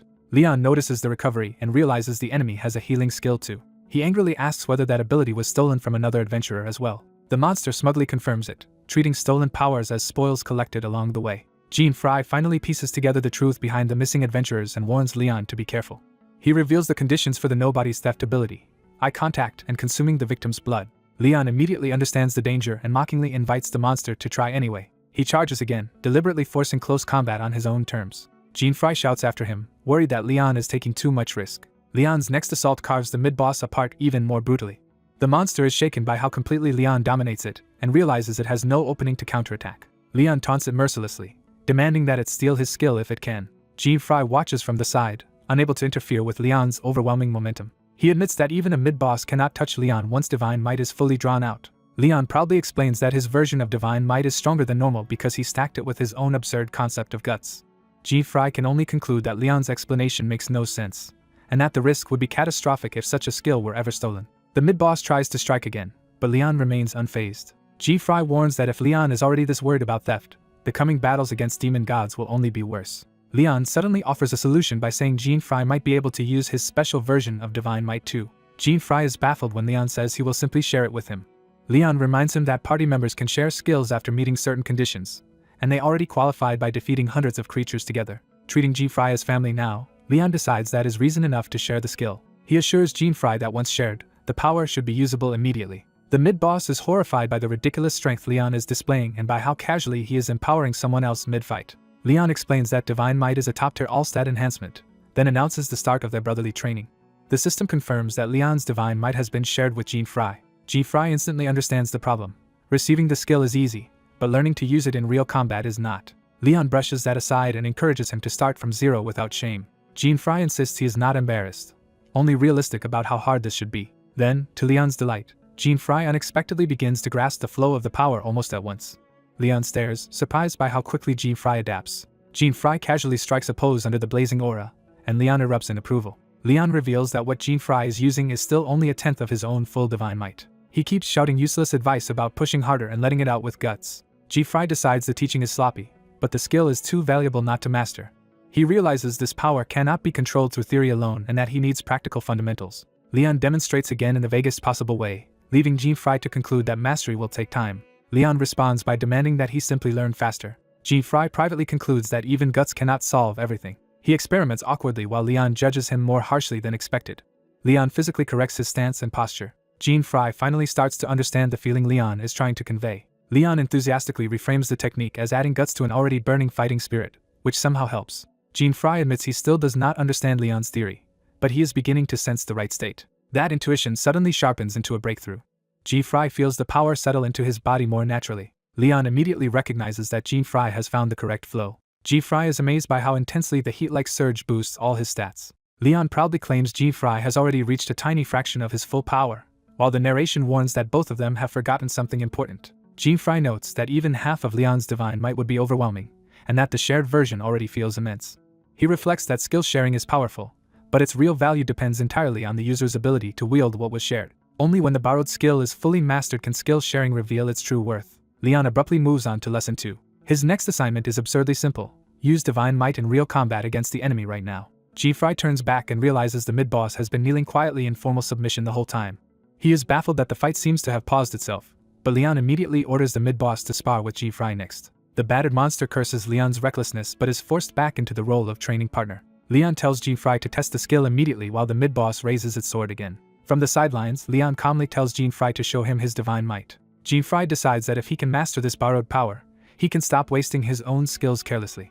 Meanwhile, the mid-boss realizes it cannot defeat Orochi in its current state and resolves to at least kill Jean Fry before dying. It lunges with murderous intent, aiming everything at Jean Fry. Jean Fry stays unnervingly calm as the attack closes in. He counters with a clean, empowered slash that knocks the monster aside. The exchange proves he can move with the borrowed power, but only barely.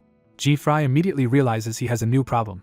His body cannot yet keep up with the speed and force Divine Might grants him. He feels light and overpowered at the same time, unable to control his own boosted movement. Watching him, Leon concludes that Jean Fry is now inside Leon's combat world, where raw divine power changes everything. The mid-boss tries one last desperate strike, still refusing to accept defeat. Jean Fry and Leon both notice the shift in the enemy's behavior. Before either can react, Orochi himself appears and crushes the failing mid-boss underfoot. He scorns the creature for its incompetence and weakness. Orochi declares that he will handle the intruders personally, revealing himself as the 7th demon god and a level 500 monster whose trait lets him grow stronger during battle. Jean Fry is stunned by the sudden escalation. The dying mid-boss can only call out to Orochi in terror.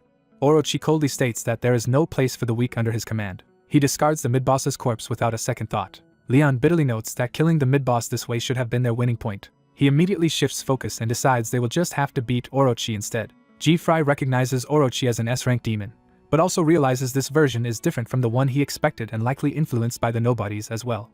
That suspicion hardens as he studies Orochi's altered aura. The two men face the demon god together, both still wrapped in Leon's golden power. Orochi studies Jean Fry and wonders if he is the one said to wield divine gear. Jean Fry steps forward to answer the threat himself. Orochi smiles, already convinced the human is still beneath him. He vows that Jean Fry will not interfere with the nobody's plans any longer. Jean Fry lowers himself into a ready stance while Leon remains beside him. Instead of helping directly, Leon announces the start of Lesson 3. His new demand is outrageous. Jean Fry must defeat Orochi using only Divine Might. Jean Fry protests that this is impossible, while Leon insists that believing it is possible is what matters. Jean Fry gives up trying to reason with him and asks whether Leon is really serious. Leon is completely serious, because defeating Orochi would give him the winning score. Jean Fry can only grit his teeth at being dragged into this logic. Orochi answers by unleashing Serpent Devourer, summoning a giant white serpent to swallow them. The serpent lunges straight at Jean Fry and Leon. It bursts from the ground like a living trap, towering over both of them. Jean Fry tracks the attack, trying not to lose the thread of the fight. Leon warns him that enemies will not politely wait for him to finish awakening his power. Jean-Fry thinks Leon has no right to say that after turning a boss fight into a training session. Even so, he admits to himself that Leon has manipulated him into exactly the kind of pressure he needs. Leon openly calls this a perfect self-imposed training challenge and forbids Jean-Fry from using skills other than divine might. Orochi mocks the idea that Jean-Fry can face him alone. Jean-Fry steadies himself and accepts the challenge anyway. Orochi reveals more of his threat by manifesting additional serpents and dismissing Jean-Fry as just one reckless human. With Serpent Devourer fully unleashed, Orochi sends the serpents in to kill Jean-Fry and end the confrontation. Jean-Fry opens by meeting a giant white serpent head-on, trying to cut it down with his dark blade. He steadies himself and commits to the swing instead of retreating. His weapon carves forward with enough force to suggest a decisive counter, but the attack only carries him past the serpent rather than ending the threat. The momentum throws him off balance and sends him skidding away. As he recovers, he realizes Divine Might has massively boosted all of his physical abilities. He understands the danger immediately. If he cannot control that power, he will lose himself.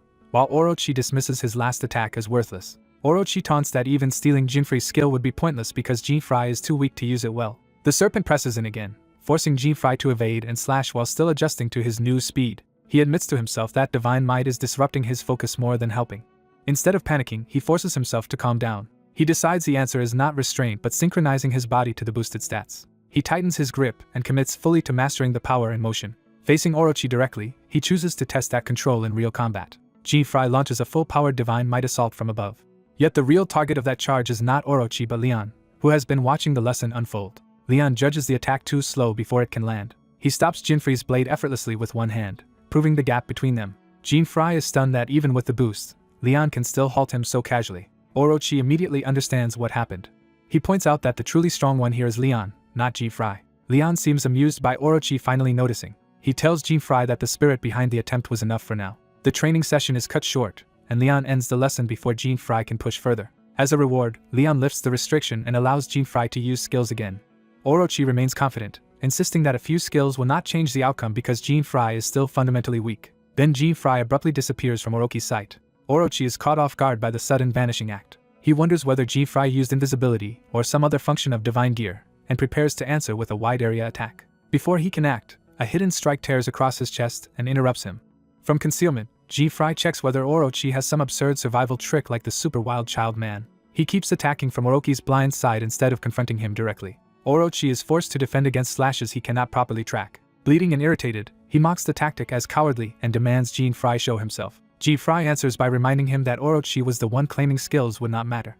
That exchange triggers a memory in Orochi of another enemy with a similarly troublesome ability. The recollection makes him suddenly serious. He remembers a past failure and swears he cannot afford to lose again. That fear twists into rage, and his power surges violently. Jean-Fry notices the shift and realizes Orochi is becoming more dangerous. Leon also senses the escalation from the sidelines. Orochi unleashes a blood-red technique that manifests images of Jean-Fry's loved ones as leverage. Jean-Fry recognizes the illusion immediately as something personal. He sees Emilia and his mother among the projected hostages. Then Orochi adds Leon's family as well, making clear that he can target what each opponent treasures most. Leon's expression hardens as he understands the threat has become personal too. Orochi explains that humans are weak to hostages, and that his serpents can identify targets by scent, gender, and magical power. He reveals that one serpent is already heading toward Leon's town after absorbing the super explosion skill. To prove he can act on the threat, Orochi summons multiple unstable explosive orbs. Jean-Fry and Leon are forced to reassess the fight as a hostage crisis rather than a duel. Orochi mocks the bravado they showed earlier now that innocent lives are involved. He sends the explosive projectiles at them, testing whether they will defend themselves or submit. Leon swats one aside with barehanded precision. Even that casual defense leaves his fingers singed, showing the danger of the attack. Annoyed, Leon warns Jean-Fry not to toy with something this lethal. Orochi advances behind the floating bombs, controlling the pace of the battle. Jean-Fry realizes the real problem with super explosion is that it automatically activates when its user is defeated, so he cannot simply kill the serpent carrying it. Orochi takes pleasure in Jean-Fry finally understanding the trap. He forbids them from blocking his next attack by threatening to execute the hostages one by one if they resist. Leon curses under his breath, knowing the threat is credible. Orochi calmly asks how long they can endure under those conditions. He launches a full barrage, forcing them to choose between self-preservation and the lives of others. Jean-Fry and Leon silently understand the same grim answer. Leon steps in front and takes the barrage on himself so Jean-Fry will not trigger the hostage threat. Blood pools at Leon's feet as the hits land. Even drenched in blood, Leon remains standing through sheer toughness. Jean-Fry is shaken by Leon's willingness to suffer for him. Leon tells him to stop worrying about others and focus on surviving the fight. Jean-Fry is left speechless by that sacrifice. The barrage continues to tear through both of them as they refuse to defend. From a distance, Orochi watches them collapse and enjoys the result. Both fighters end up sprawled on the ground, badly wounded and bleeding. Orochi laughs at how humans weaken themselves for the sake of others. Even while lying in blood, Leon checks on Jean-Fry first, and Jean-Fry answers that he is still conscious. Jean-Fry admits the situation has become critical, and they need a way out immediately. Leon grimly jokes that if any careless move triggers an explosion, they may have no choice but to die where they are. Jean-Fry sees no path forward. They cannot defeat Orochi, and they cannot stop the explosion either. At that lowest point, Jean-Fry's talking scythe suddenly reappears. Its arrival snaps Jean-Fry out of despair. The scythe boasts that it escaped on its own because it is far beyond ordinary gear. It immediately demands to know why Jean-Fry is still floundering when it has a useful skill. Leon, half-conscious, is too battered to follow what the weapon is talking about. The scythe reminds Jean-Fry that he recently unlocked Overdeath, hinting that the answer is already in his hands. Jean-Fry hesitates for a moment as the implication clicks. The scythe gleefully confirms that he has finally remembered the right idea. It decides to repay Jean-Fry for coming to rescue it by helping him now. Leon looks up as the weapon takes charge of the plan. Jean-Fry accepts its proposal and entrusts the super explosion problem to the scythe while they finish Orochi together. Leon studies Jean-Fry, waiting to see if this desperate gamble is real. Then Leon grins, recognizing that Jean-Fry has finally found his nerve. He laughs and tells Jean-Fry that he finally looks ready to fight for real. Leon places his trust in Jean-Fry completely and asks only what role he should play. Jean-Fry answers with sudden confidence. He tells Leon to deliver a strike that is lethal in force but controlled enough to keep Orochi alive for the moment. Leon accepts the absurdly precise request and promises to handle it. Orochi, still holding the explosive orbs, mocks them for talking as if they have regained control. Leon charges him with renewed aggression, spear in hand. He declares that no one else is going to die here except Orochi. Orochi is startled by the sudden reversal in momentum. Leon attacks anyway, ignoring Orochi's attempt to hide behind the hostage threat.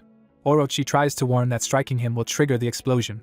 Leon cuts him off with a crushing hell pattern strike that sends him flying. Orochi reels from the blow, badly shaken. Jean-Fry rises above him with the scythe, ready to execute the second half of the plan. The scythe announces the activation of Grim Reaper Skill 1, Soul Hunt. Jean-Fry realizes the skill can tear apart anything without physical form, meaning it can target the explosion effect itself. He drives the scythe into the intangible skill clinging to Orochi rather than into Orochi's body. For the first time, Jean-Fry feels certain the plan will work. The skill is ripped free, leaving Orochi disoriented and vulnerable. Jean-Fry follows through with a sweeping motion to complete the extraction. The stolen super explosion manifests as a blue spectral form around the scythe. Jean-Fry is amazed that he has literally hunted down and separated a skill. He tells Leon the danger is gone now. With the trap removed, he orders Leon to finish Orochi with everything he has. Leon answers with delighted approval. He dedicates the final blow to avenging the family Orochi threatened. Leon condemns Orochi to die with regret. He unleashes Beast Spear, Kishi Stab. The attack lands as a ferocious beast-shaped thrust that tears straight through Orochi. Orochi's head and upper body burst apart under the impact. His body collapses in ruin, finally defeated. Even in defeat, Orochi twitches weakly on the ground. Leon jokes that Orochi simply did not have enough guts to survive him. Jean-Fry lowers the scythe, relieved that the crisis is over. Leon immediately turns the victory into their running contest and claims the point for landing the finishing blow. Jean-Fry can only stare at him in disbelief. Leon explains that in their strength contest, the finisher gets the point, even in a joint fight. He happily declares himself the winner of this round while Jean-Fry responds with deadpan sarcasm. Then Leon drops the joke long enough to acknowledge that Jean-Fry truly fought beside him as an equal. Before Jean-Fry can answer, both of them sense a new presence and the mood turns cold. They break apart and ready themselves for another threat. A pale, tattooed man descends in a column of purple-white power. His expression alone makes clear he is far beyond the enemies they have just beaten. From the ground, the dying Orochi sneers that even empowered humans remain a low species. The newcomer dismisses humans as less than trash.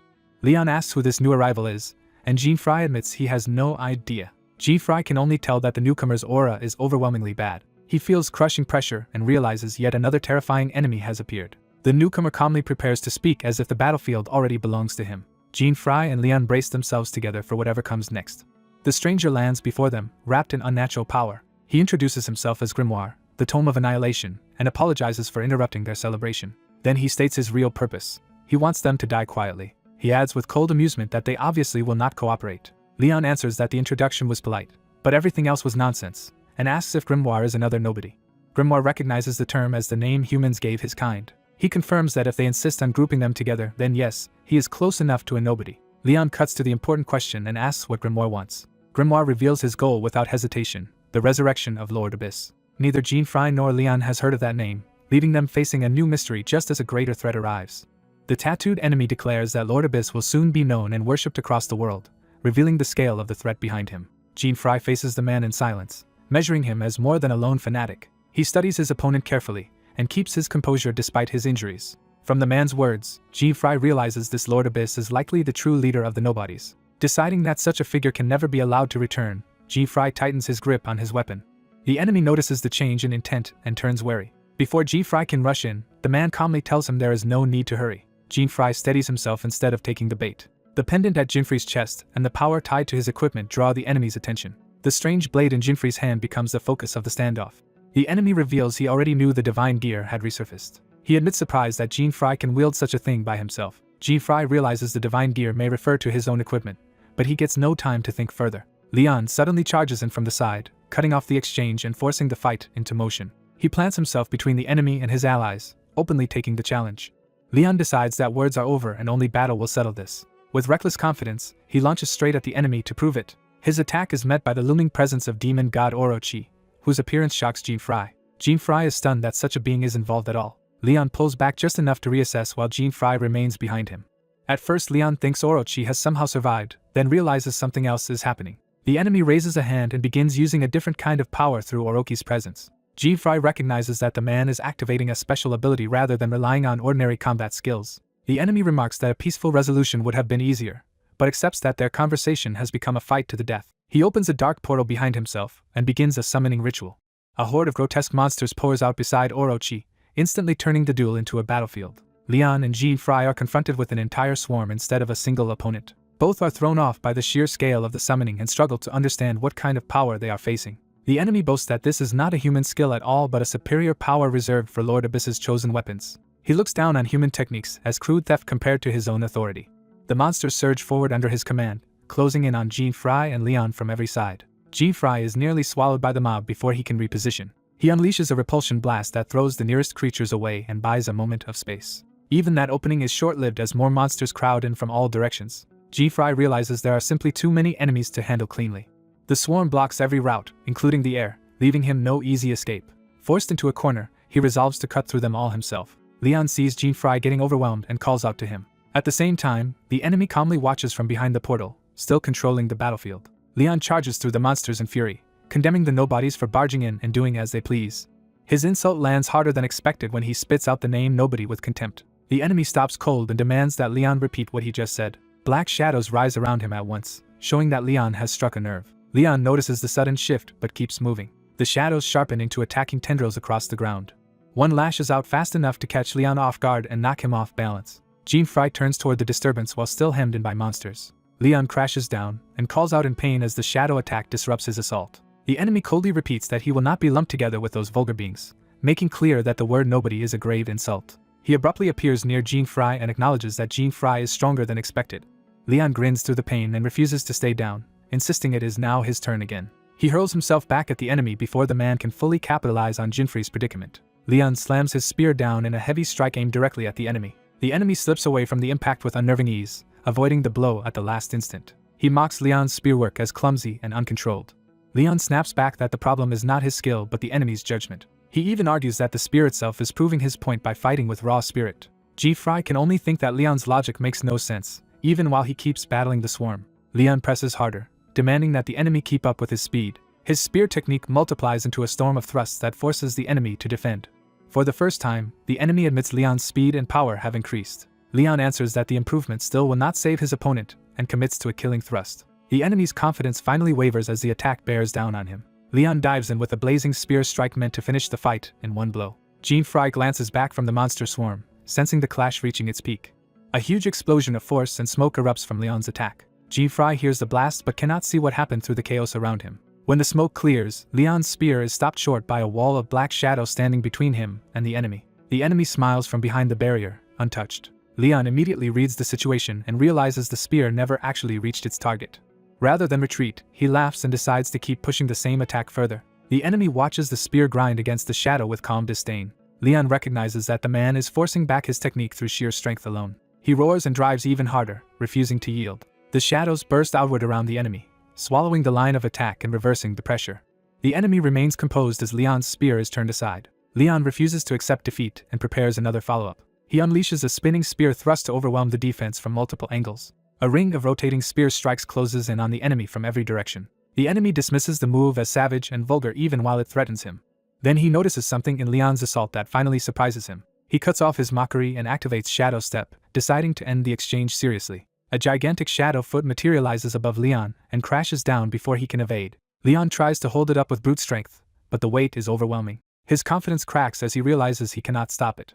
The shadow crushes him into the ground and pins him helplessly. Jean Fry sees Leon trapped and calls out to him in alarm. Leon, pinned beneath the shadow, rages that the enemy is treating people like insects. The enemy answers with shadow domination, tightening his control over Leon. Black restraints spread across Leon's body until he can no longer move. Leon struggles desperately, but the binding does not loosen. The enemy explains that he has seized Leon's shadow itself, and because body and shadow are one, Leon's freedom is gone. He pauses, as if reassessing Leon after seeing him continue to resist. Leon realizes this means he is effectively fighting his own shadow. Instead of despairing, he starts searching for a way to turn that rule against his captor. He forces his bound body to move anyway, tearing himself against the shadow restraints. By sheer will, Leon drags himself forward despite the enemy's control. The enemy is shaken that Leon can still move at all after being bound. Leon erupts with raw power and begins breaking the domination through force. The enemy stares as Leon rises back to his feet under a blazing aura. Leon declares that the enemy's shadow domination has been shattered. The enemy can only think that such a thing should have been impossible. Leon seizes the moment, taunting the nobody and declaring that his shadow can no longer be controlled. The enemy, now intrigued and irritated, decides to bring out a technique he has not used in some time. He begins a longer, more ominous chant while Leon senses the danger rising. Purple energy swells around him as the ritual deepens and the atmosphere changes completely. Leon lowers his stance and prepares to strike before the technique can finish. His instincts scream that whatever is forming is extremely dangerous. He tightens his grip and commits to ending the fight immediately. Leon launches a decisive spear thrust straight at the chanting enemy. The enemy evades with afterimage-like movement, letting the thrust pass through empty space. Still chanting, he smiles as if Leon's interruption attempt has already failed. Leon realizes he is running out of time. He understands that the chant and the surrounding pressure signal a finishing move, so he resolves to stop it at any cost. The enemy completes the invocation and releases Judgment of the Shadow Realm. A strange domain engulfs both fighters, freezing the moment around Leon's thrust. Leon is startled when control of his body suddenly returns inside the technique. The enemy explains that this art immobilizes both of them, binding their shadows together at the price of his own movement. In exchange, the attack that follows cannot be dodged and is meant to be fatal. With Leon trapped in the shared shadow, the enemy declares that the lowly human will die. Leon grits through the pain as the killing effect tears into him. The enemy watches with cold satisfaction, convinced the technique has decided the battle. He turns his attention toward the others, already assuming Leon is finished. But Leon suddenly counters from within the bind with a hidden spear technique. His spear pierces the enemy from behind, drawing blood and breaking the man's certainty. The enemy is stunned that he has been struck inside his own supposedly unavoidable technique. Leon reveals the trick. The spear extended farther than expected and reached through the shared shadow path. He laughs through the blood and notes that the enemy's technique does not account for the shadow of his spear itself. Leon reminds the nobody that dropping his guard was the real mistake, because Leon was never dead yet. The enemy coughs blood and curses the human for turning the trap around on him. The shadow bindings begin to loosen and unravel under the damage. Leon senses the shift immediately. He can move again, but he realizes his wounds are far worse than he first thought. The enemy's body flickers with instability, yet he remains standing despite the impalement. He laughs off his condition and claims Leon has already hit his limit. Then he lashes out with shadow spikes, trying to finish Leon before he can recover. Jean Fry finally breaks through and throws himself in front of Leon, intercepting the attack. The enemy is caught off guard that Jean Fry reached them in time. He turns and sees the battlefield behind him reduced to wreckage. Only then does he realize all of the summoned creatures have already been destroyed. Jean Fry drops beside Leon, prioritizing his ally over the enemy for a moment. Leon weakly calls Jinfrei's name, barely conscious. Jean Fry sees how badly Leon is hurt and asks after him, though Leon points out Jean Fry is hardly in better shape. Jean Fry orders Leon not to die and promises he will end the enemy soon. The enemy mocks that promise as impossible, dismissing Jinfrei's resolve. Even wounded, he gathers shadow power again and decides to kill all of them at once. Jean Fry cuts him off by closing the distance and driving a flaming punch into him. The enemy's eyes widen as the sudden counter lands before his next technique can unfold. Jean Fry follows through with a brutal strike that batters the enemy's face and body, finally forcing him back. Bleeding and enraged, the enemy staggers away as the battle swings back toward Jean Fry and the barely surviving Leon. The demon-faced enemy stands bloodied but still confident, staring Jean Fry down. Jean Fry drops to one knee, battered and nearly spent after the long fight. Sensing the advantage, the enemy mocks him for being exhausted and unable to use his abilities properly anymore. Jean Fry admits the enemy forced him to burn through nearly all of his skills. The enemy decides this is the perfect moment to recover his own injuries.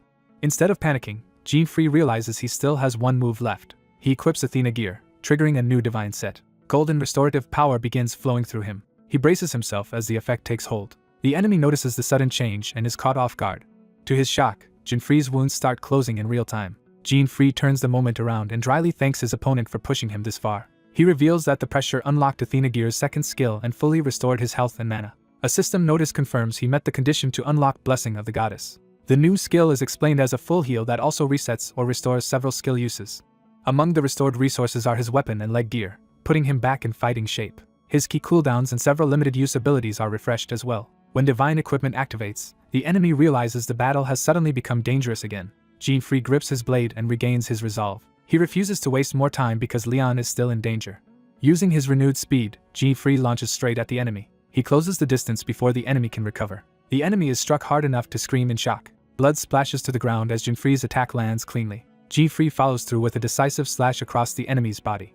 He judges that Leon already cornered this foe enough to make the finish easy. To end it, Jinfree activates Meltdown through his blade. Black shadow energy erupts around the enemy like a prison. Jinfree pauses when the technique behaves unexpectedly. Instead of collapsing, the enemy stands inside the darkness as purple power gathers around him. The enemy's pride flares, furious that a human would think he could be finished so easily. He rejects Jinfree's superiority and unleashes a hidden technique of his own. The shadows twist and coil into a new form under his control. He invokes Doppelganger Requiem, creating a complete shadow duplicate. The duplicate emerges with a sinister grin and overwhelming malice. Jinfree is stunned when he sees what the shadow has become. The enemy admits he hates using this technique, especially against a human. What makes it worse is that the duplicate has taken Jinfree's own form. Jinfree realizes he is literally facing another version of himself. The enemy explains that the shadow has perfectly mimicked him, making the two effectively identical. Jinfree understands the copy includes even his hidden gear and weapon, not just his appearance. The enemy enjoys how badly this revelation shakes him. Jinfree immediately grasps the danger. If the copy can use everything he may already be trapped. For the first time in the fight, he privately admits he may be in serious trouble. The enemy taunts him with the idea of dying at the hands of his own reflection. Jinfree forces himself to stay calm and study the duplicate. The shadow stands ready with Jinfree's own monstrous blade in hand. Its expression makes clear it intends to kill him without hesitation. Jinfree squares up, preparing to test what the copy can really do. He knows he cannot hesitate, even though he still does not understand the shadow's full nature. Deciding analysis can wait, he attacks first with Repulsion Field. The duplicate mirrors the motion instantly. Both repulsion fields collide and cancel each other out. Jinfree is startled that the copy matched the skill perfectly. He realizes the duplicate can neutralize his techniques by answering them with the same move. He tries to escalate by switching to Meltdown. The shadow copies Meltdown just as easily. Both sides then release Toxic Heaven Gate at the same time. The twin attacks crash together in a deadlock. Even their weapon techniques cancel one another, as if reflected in a mirror. Jinfree grows frustrated that the copy is reproducing everything, even Meltdown. But in that clash he notices something strange about how the shadow is using the skill. He reasons that Meltdown should excel through free transformation, so forcing it into the exact same shape just to cancel him seems unnatural. That leads him to suspect the copy cannot freely choose his skills after all. The enemy confirms part of it, saying the shadow only mimics its target and cannot activate a skill unless Jinfree uses it first. Jinfree immediately notes that such an easy confession means there must be another catch. The enemy admits the copy cannot use Jinfree's abilities at will, but hints that this limitation is not the real weakness. As he speaks, shadow creatures begin gathering behind Jinfree. Jinfree senses the shift in the battlefield. The monsters he defeated earlier reappear under the enemy's control. He recognizes them and understands the enemy has turned his earlier victories into new threats. The enemy explains the real trap. As Jinfree's shadow, the duplicate can nullify all of Jinfree's direct attacks while using outside forces to kill him. The shadow smiles because Jinfree has finally understood too late. Jinfree realizes that was the enemy's plan from the start. If his own attacks cannot hurt the copy, then only something not originating from him can. The enemy points to Leon's fallen body and reveals that this was the true setup all along. With the monsters surrounding him and the copy still standing, the enemy declares the outcome already decided. Jinfree curses as the situation suddenly becomes far worse than a duel. He knows he is running out of options, with fewer skills left and no more healing available. Under mounting pressure, he desperately searches for any way to reverse the fight. The enemy, convinced victory is certain, orders the monsters to finish the human. The creatures rush Jinfree from every side. He is forced on the defensive as the swarm closes in. In that crisis, Jinfree calls on Leon's power and activates Divine Might. A golden aura erupts around him, transforming his presence completely. His focus sharpens as he commits to the gamble. The divine power spreads outward, reaching even Leon's body nearby. Jinfree's thoughts snap back to Leon as he bets everything on the skill Leon entrusted to him. Seeing Leon lying there, he remembers there is still one last path left. Leon, barely conscious, senses what Jinfree is trying to do.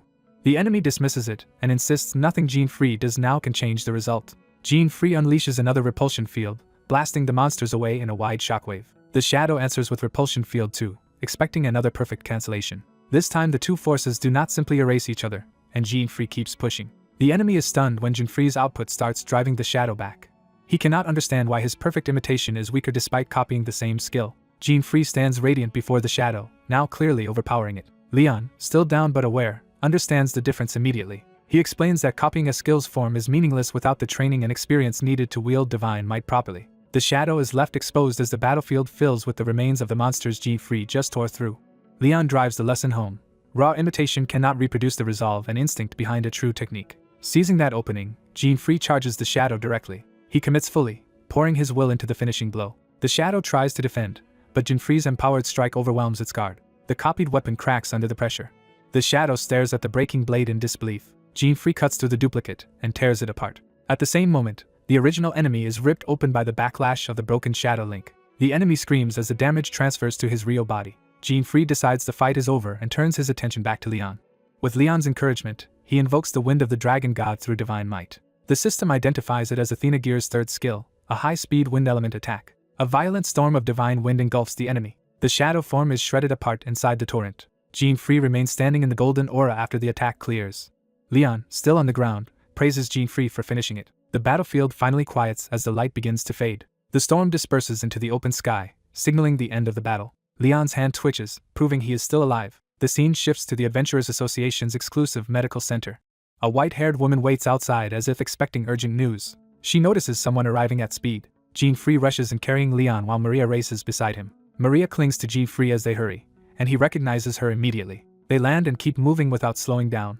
Maria urgently demands Leon's room location, and Jinfree pushes forward at once. They sprint through the hospital corridors in a panic. Neither of them wastes a second as they race deeper inside. Jinfree later reflects that 3 days have passed since he defeated Grimoire, and brought Leon here immediately afterward. At the time, the healers admitted Leon's condition was beyond what they could handle. That forced the association president to recall Maria from her expedition, and Jinfree went to meet her as fast as he could. As he ran, Jinfree could only think of Leon and beg him not to die before help arrived. He reached Leon's room praying they had made it in time. Instead, he found the room empty. The cleared bed makes him fear the worst for a moment. Maria shares the same dread, wondering if they were too late again. Jinfree's mind flashes to Leon as he braces for bad news. Then Leon casually appears behind him, already awake and eating. Jinfree and Maria freeze in disbelief at how normal he looks. Leon greets them cheerfully, acting as if nothing serious happened.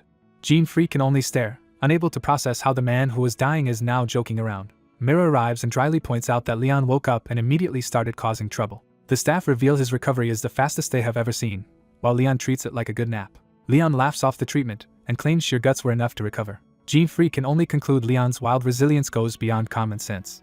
Even so, he is genuinely relieved that Leon survived, while Maria immediately starts fighting him over snacks. Remembering the battle, Jinfree admits he could not have won without Leon's quick thinking. Leon answers with a grin, clearly pleased by that admission. He insists he is the one who should be grateful and eagerly proposes another contest to see who is stronger. Jinfree is left speechless, facing Leon's challenge with a mix of relief, disbelief, and resignation. A black-haired young man quietly smiles as he settles on his next move. He confirms his decision while standing near a grand academy-like complex. Alone in the courtyard, he prepares to act without drawing attention. He reflects that after the Grimoire incident, the President and the 8 Guardian Stars became highly vigilant, making his targets harder to trace. That only convinces him that someone even stronger than Grimoire must be involved. To stay ahead, he decides he must quickly secure the final hidden equipment. The scene shifts into a lively festival night under fireworks. He arrives at the shrine by the Lake of Difficult Serpents on the 7th continent, where a celebration is underway. Crowds fill the festival streets, turning the shrine grounds into a public spectacle. A ceremonial procession reinforces that this is a major local event. He walks through the festival calmly, blending into the excitement around him. Seeing the turnout, he realizes the crowd is normal because the featured race is always popular. An announcement confirms that the night parade of 100 Demons race has returned and invites both civilians and adventurers to join. The event is explained as a race against yokai that have lived in the region since ancient times. The winner will receive an A-rank reward called the Night Parade Scroll. That prize immediately draws the crowd into a frenzy. While everyone else is simply excited, he fixes on the scroll as something he specifically needs. He sets aside everything else and focuses completely on the race. He resolves to win the Night Parade Scroll because it is required for the next hidden gear. The racers are called to gather at the starting line in the shrine yard. The rules are straightforward: race the yokai over a 500-meter course, and the first to finish wins. But there is a major restriction: participants must remove all equipment and cannot use magic. He accepts the handicap as his own gear is stripped away. Even so, he remains composed as the start approaches. The yokai racers are summoned in, turning the contest into a bizarre showdown between humans and spirits. The yokai boast among themselves, each convinced this year's victory will finally be theirs. At the line, he waits with the other contestants, confident rather than tense. The race begins, and the yokai explode forward immediately. He notes that the yokai are genuinely fast and sees the lead at once. Then a cry from the side catches his attention mid-race. A small Tengu yokai is left behind in tears because his fan has broken. The young man stops and checks on him instead of chasing the leaders. The Tengu explains that his fan flew off his wind board and broke, leaving him stranded. The young man instantly understands that this is actually his chance to win. Since yokai are allowed to use skills and items, he offers to make the Tengu a better fan. He alchemizes the broken Tengu fan with a Bahamutan scale and creates a new Great Tengu fan. The upgraded fan appears as a far stronger replacement than the original. He presents the new fan to the stunned Tengu and asks if it will do. Overjoyed, the Tengu gratefully accepts and treats him like a benefactor. To repay that kindness, the Tengu promises to take first place for him. He launches with the new fan at tremendous speed. The sudden gust even jolts the young man as the Tengu blasts past. The Tengu tears through the race pack and overtakes both humans and yokai. He crosses the finish line first, carrying the young man's hopes with him. The victory is credited to G-Free Vanlight, and the young man immediately turns his thoughts to using the Night Parade scroll to break the seal. He heads to claim the prize at the festival counter. The staff formally present him with the championship reward, the Night Parade scroll. As he takes it, he is already thinking ahead to the next step. His focus sharpens as he prepares to use the prize efficiently. Before the yokai disperse, he remembers he still has one quick task to complete. He approaches the yokai and asks for something they interpret as a commemorative autograph. The yokai, amused and flattered, agree to sign their names even if they do not fully understand the request. When he appears with the scroll, the yokai crowd around him eagerly, ready to add their signatures. He reveals that getting yokai signatures on the Night Parade scroll is the first step toward the next hidden equipment. Before he can proceed further, an old yokai addresses him directly. An elderly figure steps forward with the confidence of someone important. He makes it clear that his autograph will require compensation. The young man immediately recognizes him as Nerarihayan, the boss of the yokai. Rather than argue, he calmly agrees to pay. He offers 1 million gold without hesitation. The old yokai's attitude changes the moment he sees the offer. Pleased by the payment, Nerarihayan decides his signature is worth giving after all and grandly reminds him of his own status. The young man raises the amount to 10 million gold, making the deal impossible to refuse. Nerarihayan is stunned by how wealthy this seemingly ordinary young man is and instantly decides he is worth befriending. He calls the young man back with sudden warmth. Now openly fond of him, Nerarihayan gives him an extra gift, a rare yokai bell. With the scroll and the bell in hand, the young man marks the second step complete. He turns to the final requirement and notices a kappa nearby. The kappa is happily eating cucumbers and savoring the post-race moment. The young man points out that the kappa's head dish has dried up from the race, using that weakness to get his attention. As thanks for the earlier rain, he offers the kappa a Holy Sea Orb, an S-rank item that can summon rain. He explains that the orb will refill the kappa's dish and refresh him. The orb releases water and restores the kappa immediately. The kappa is amazed by the effect and delighted by the gift. Moved by the kindness, the kappa calls him a good human and offers him a cucumber in return.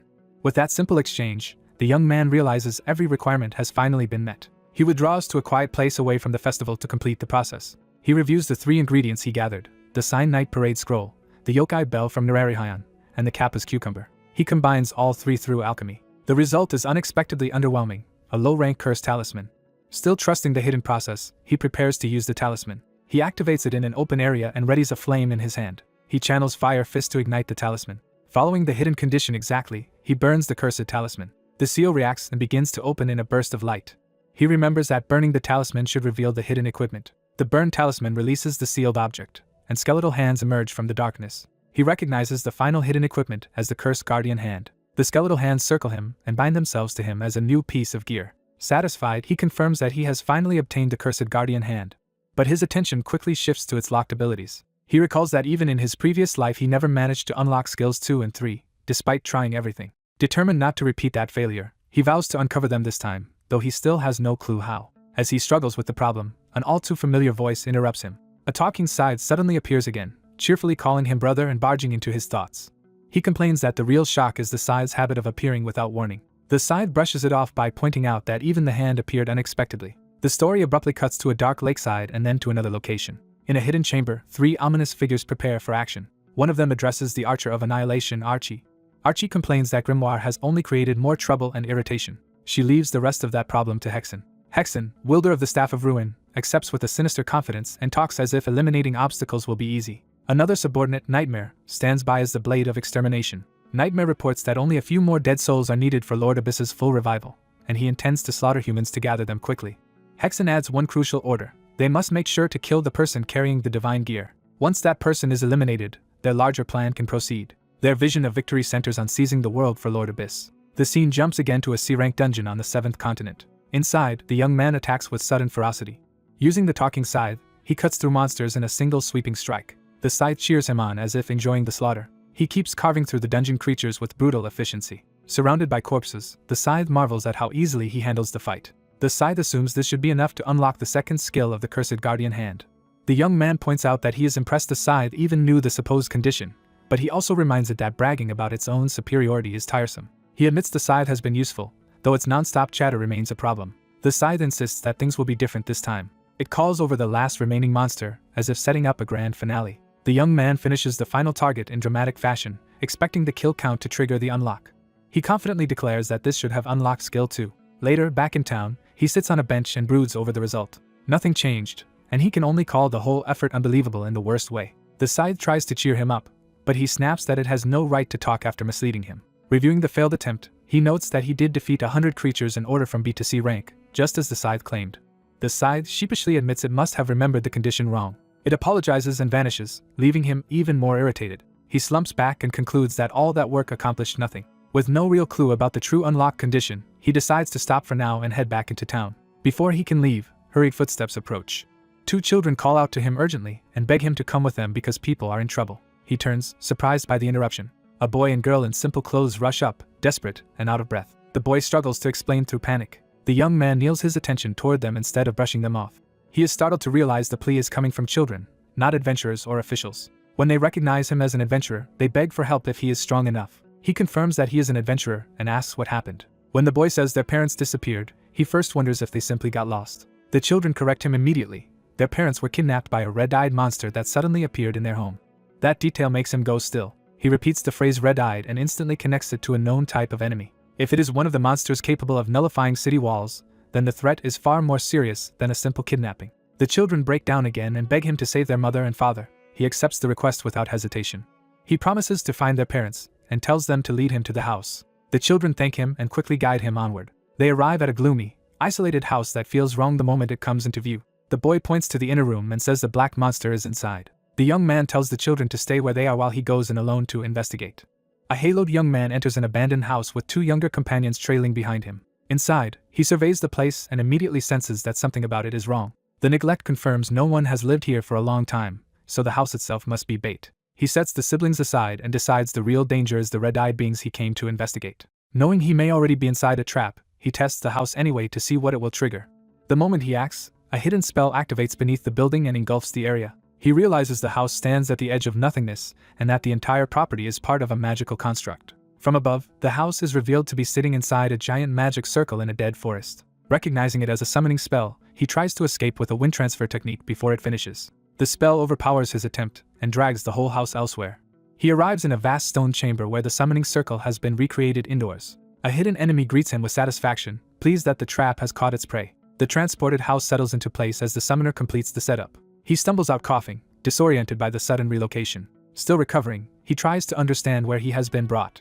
An unseen voice mocks him for trusting the protection of divine gear. The speaker boasts that even users of divine gear can be deceived if handled cleverly enough. The young man latches onto the unfamiliar term divine gear, realizing it may explain the weapon he carries. Another figure appears and reveals that the enemies had already learned the divine gear had resurfaced. He suspects this newcomer may be connected to the owner of the weapon he inherited.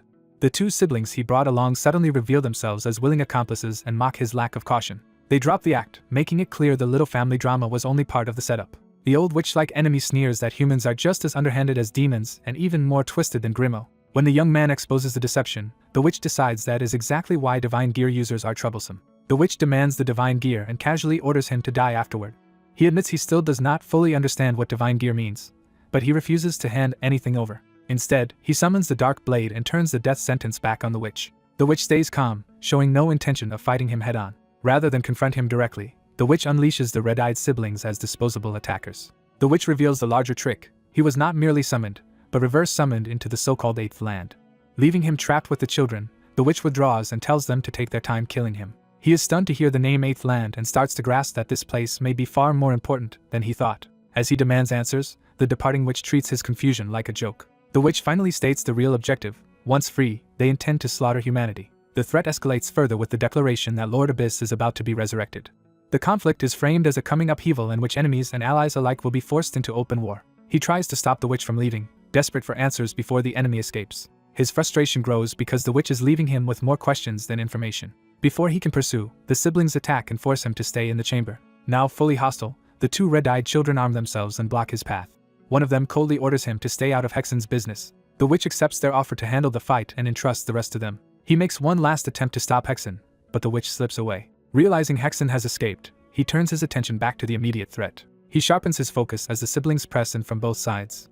Their first coordinated strike forces him to react instantly. He avoids the opening blow with quick footwork and keeps his blade ready. The siblings announce that Hexen ordered them to kill him here and now. They mock his earlier victories, insisting the foes he beat before were insignificant compared to them. He cuts through the taunts and demands to know what they are really planning.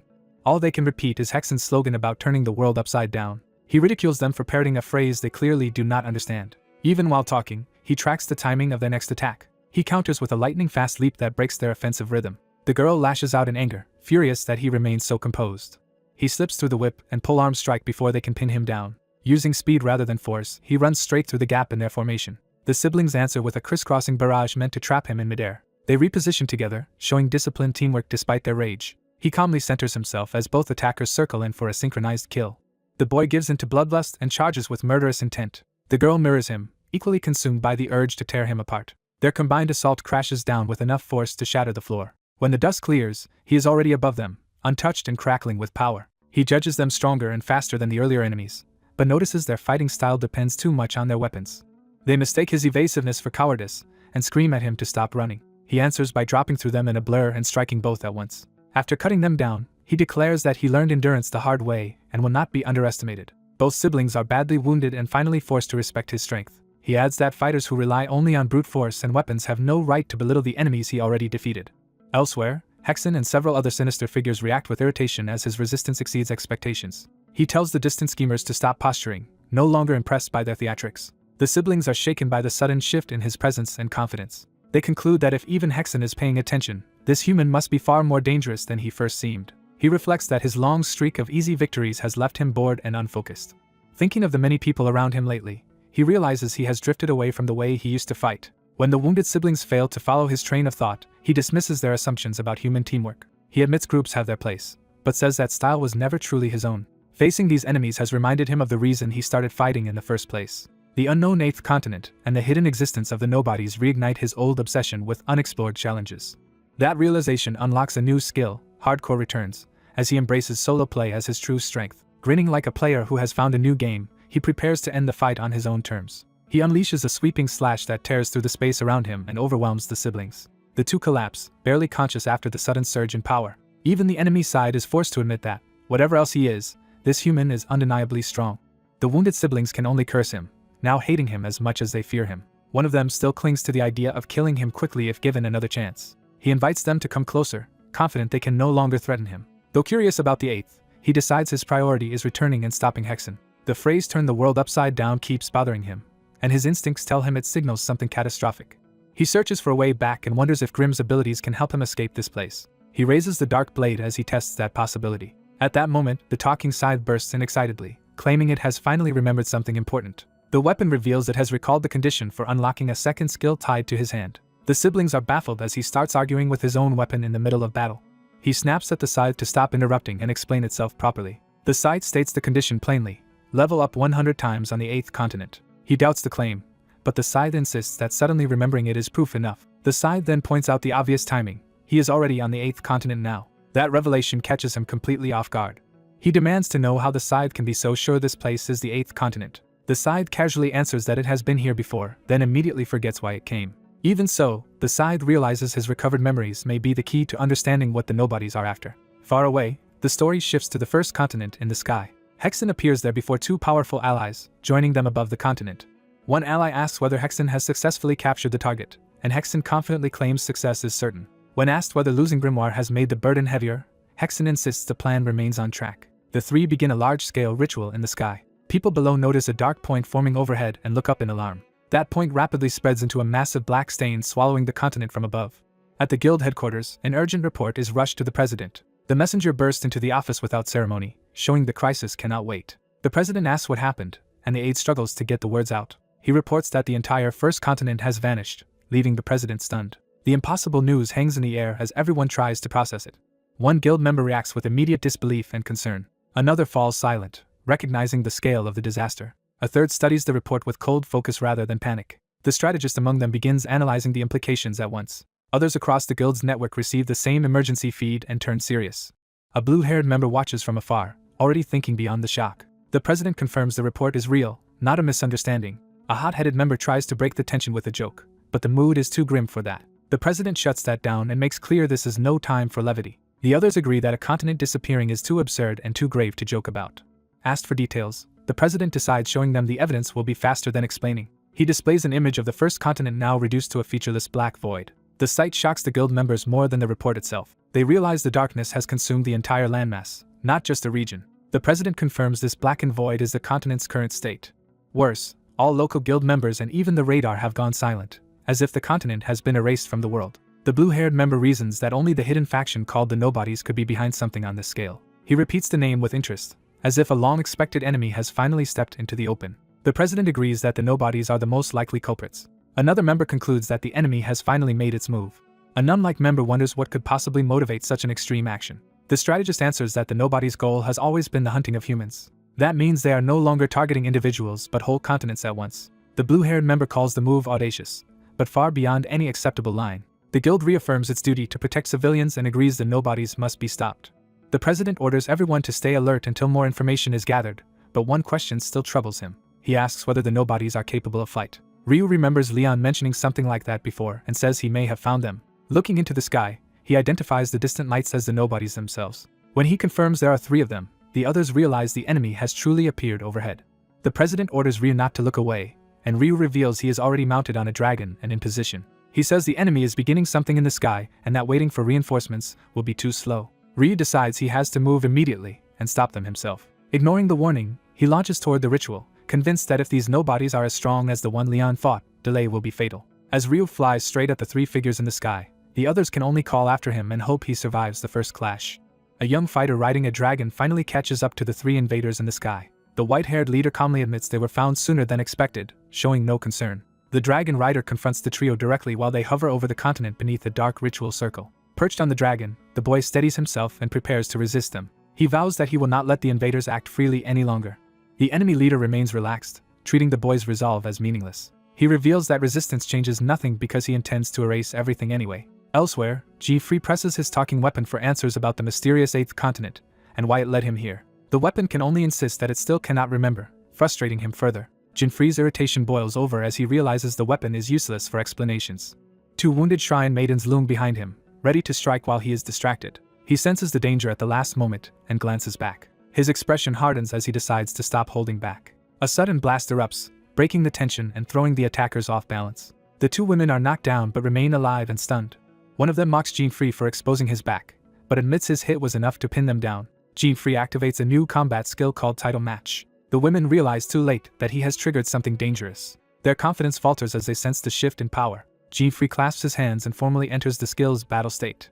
Energy gathers around him as the skill takes effect. The skill grants him 3 timed rounds, doubling his stats each round, but if he fails to win by the end his equipment vanishes. Jinfree decides the risk is worth it because he is determined to conquer the 8th continent no matter the cost. Before attacking, he uses Beckoning Curse to weaken his opponent's stats even further. The debuff hits the 2 women immediately, and leaves them reeling.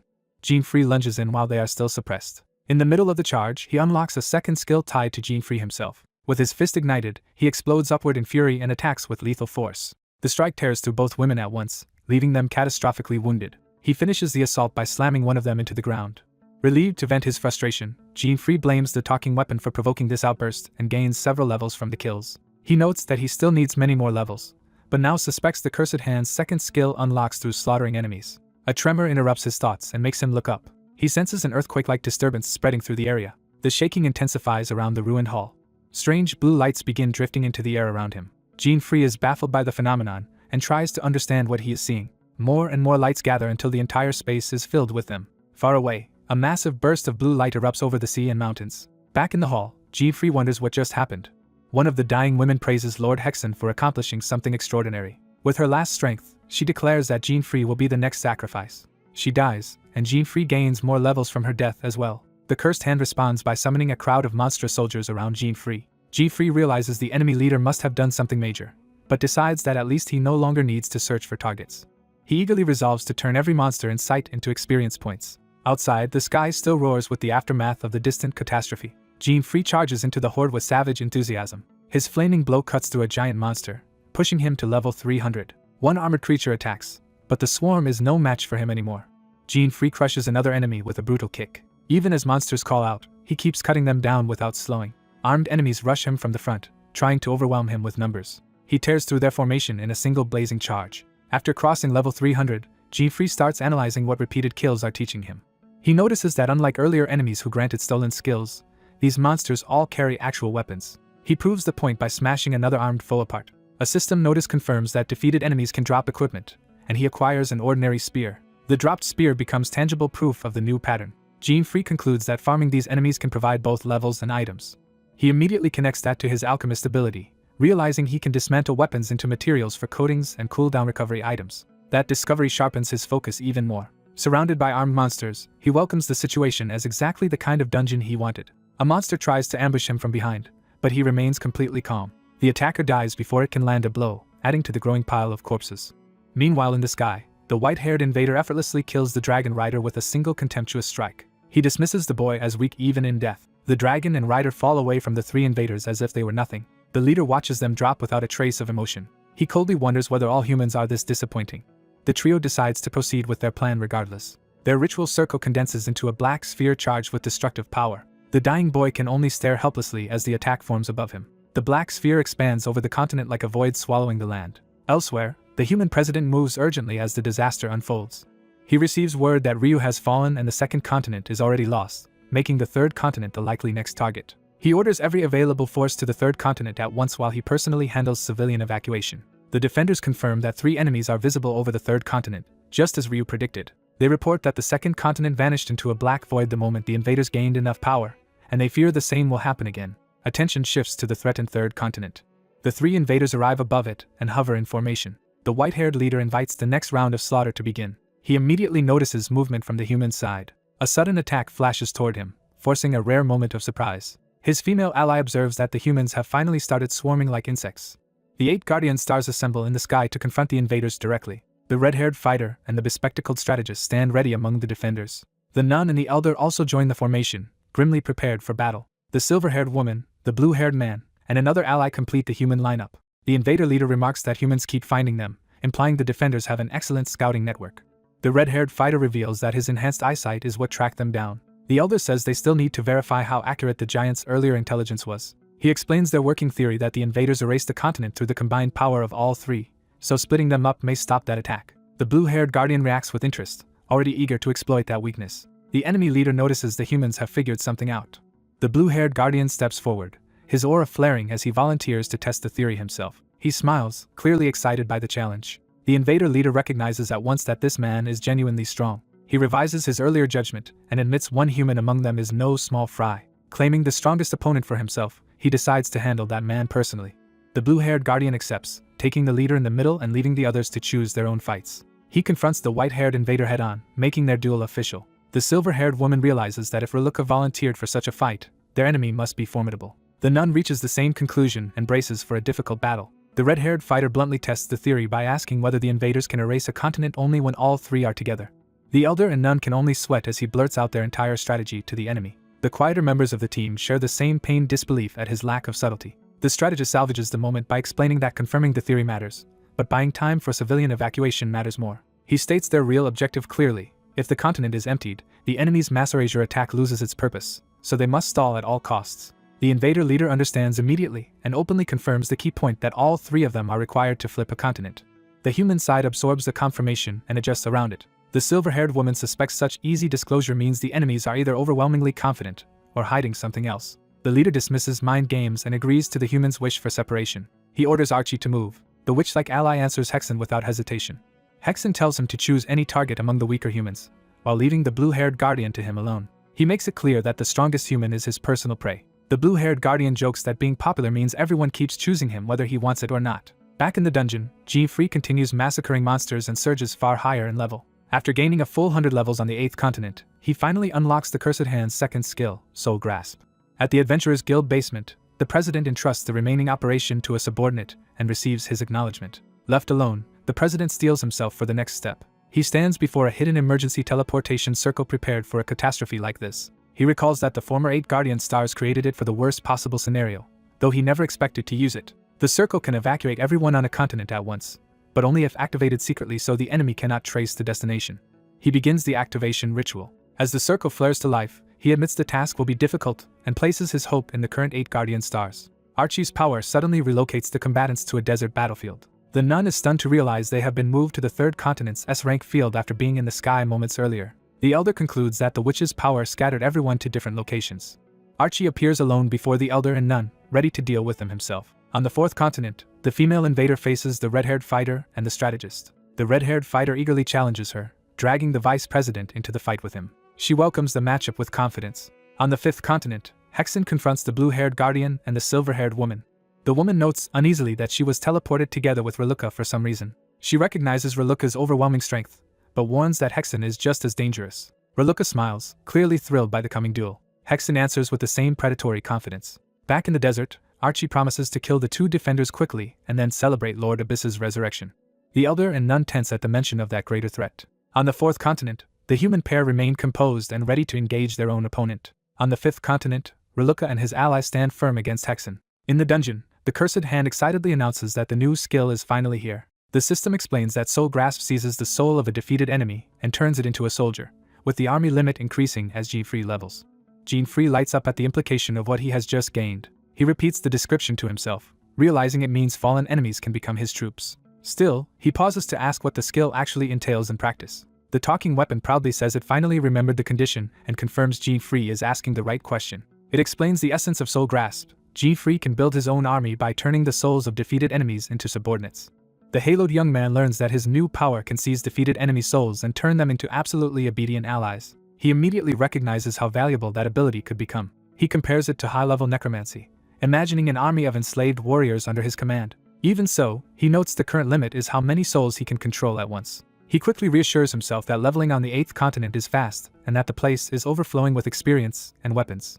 Since dismantling weapons also yields crafting materials, he sees the continent as a perfect resource farm. By linking soul control, weapon gathering, dismantling, and crafting, he concludes he has stumbled onto a top-tier skill. He closes the interface, already planning how to exploit it, but his attention shifts when he senses something more important nearby. The earlier earthquake and strange soul disturbance still bother him, and even the Grim Reaper cannot explain them, so he suspects a hidden threat.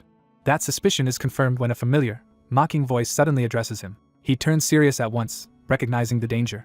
A monstrous 3-headed demon wolf erupts before him in a surge of dark power. The beast reveals itself with open hostility, making clear this is no random encounter. The young man starts to identify it, but the creature attacks before he can finish. A vicious blade flashes toward him without warning. He narrowly evades the strike as the demon's assault tears through the space where he stood. Annoyed at being interrupted mid-thought, he also realizes the enemy is faster than expected. The Grim Reaper gleefully explains that the demon is in a berserk state, while the young man begins viewing it less as a threat than as valuable experience. From his perspective, the monster has already become a walking pile of EXP. The demon, however, remembers him and sees that he is still as arrogant as ever. He cuts through the posturing and demands to know exactly who this enemy is. The creature introduces itself as Helmrose, the demon god of the 1st continent, which catches him off guard. Helmrose looms over him, reclaiming the initiative through sheer presence. The young man casually recalls Helmrose as the mole-like nuisance from before, provoking an angry correction. Helmrose insists this monstrous body is his true form on the 8th continent, and boasts that he is far stronger than during their last encounter. Rather than being intimidated, the young man is amused that the enemy comes with a backstory, which only makes the fight more entertaining to him. He decides the timing is perfect for what he wants to do next. With predatory excitement, he resolves to make Helmrose the first soldier in his new personal army. Elsewhere, in the desert, the witch and her allies are still bickering instead of focusing on the crisis. Maria and the old man trade insults over who looks older, showing their teamwork is as dysfunctional as ever. The witch dismisses them both with contempt. She calls them ugly and unlucky, asserting dominance over the exchange. At the same time, Leon reports that the enemy forces have been successfully separated according to plan. Leon eagerly declares that he will settle his side of the battle head-on with sheer fighting spirit. The bespectacled strategist notices Leon is using divine power from the very start, which means the opponent must be formidable. Accepting that, he prepares a summon of his own. He calls forth towering skeletal reapers to support Leon, creating a coordinated front. A goddess-like ally immediately scolds Leon for charging in without any sense of strategy. Meanwhile in the forest, a brutal clash begins with blood spilling instantly. A blue-haired fighter lands a devastating close-range strike on a white-haired armored opponent. The armored man spits blood but does not lose composure. The blue-haired fighter remains cold and unreadable even after drawing first blood. He follows up with another precise, lethal blow. A white-haired woman watching nearby is stunned by how decisively he is overwhelming the armored man. She can only stare, tense and uncertain. When the armored man collapses, she realizes in shock that the blue-haired fighter may have already beaten him. The fallen opponent lies motionless at the blue-haired man's feet. The victor stands over him in total control. He mocks the armored man's crude fighting style, treating the duel as beneath him.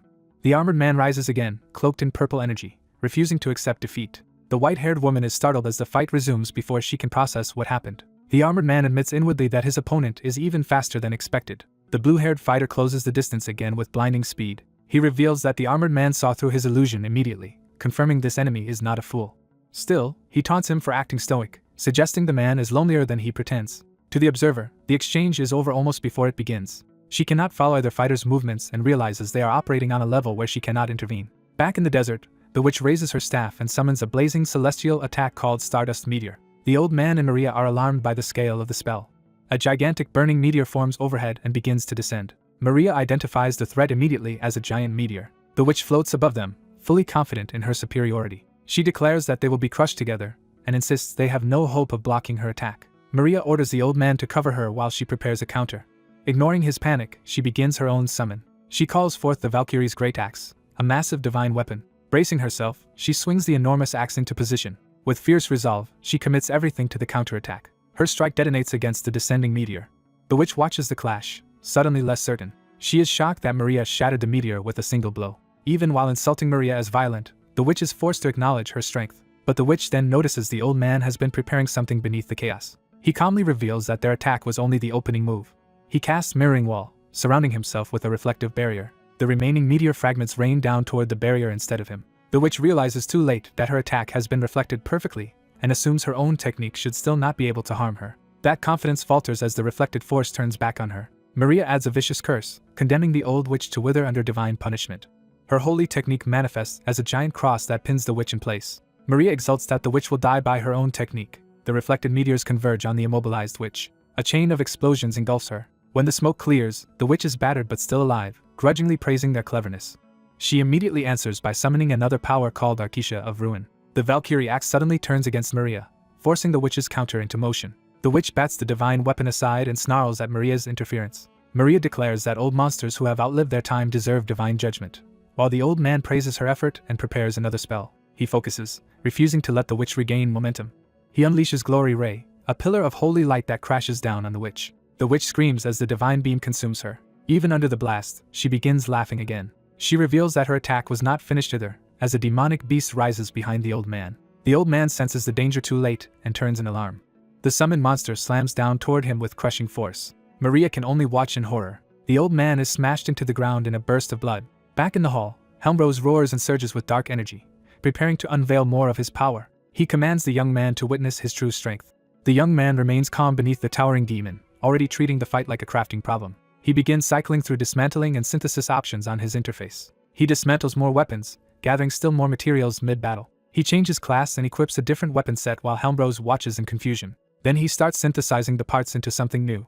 Helmrose is baffled that his opponent appears to be changing gear in the middle of combat. The young man ignores the threat at his back and keeps combining, dismantling, changing class, and preparing a final synthesis. The process yields an item called Unearthly Fruit. He receives the strange fruit with obvious satisfaction. He notes that gathering such materials would normally be a huge burden, but dismantling weapons has made the process several times faster.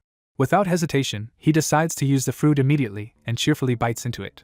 Helmrose is enraged by being ignored and vows to make him regret this humiliation. The fruit's effect activates, temporarily increasing the number of weapon slots he can equip. A surge of power follows the new slot opening. Helmrose senses that the balance of the fight has just shifted.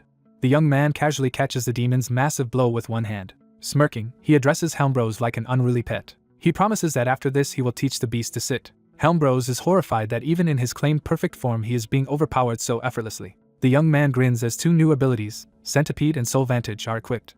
That combination fulfills the conditions for a hidden skill to be released. A massive scythe and a purple flame sword manifest together as the hidden power begins unlocking. He stands at the center of a widening aura while Helmrose braces for whatever comes next. The hidden skill reveals itself as soul-focusing 100 Venom Hellfire Sword. Its effect is brutal.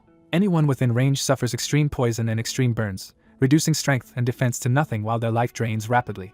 Helmbros immediately feels his body lock up and burn from within as the debuffs take hold. The young man leaps high above the immobilized demon, sword raised for execution. He calmly positions the blade for a finishing strike. Then he brings it down with a command to sit, turning the joke into a killing blow. Helmbros' body erupts under the impact.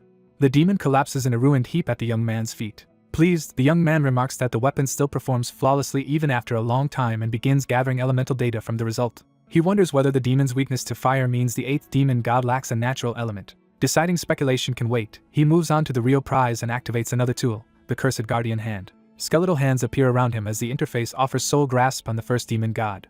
He accepts immediately, eager to claim the soul. Dark soul smoke pours out of Helmbros' corpse as the capture begins. Watching the process, he is openly delighted. When the soul fully takes shape, he calls the result incredible. The captured Helmbros is converted into a soldier with level and stats intact, though only one of 100 possible soldier slots is now filled.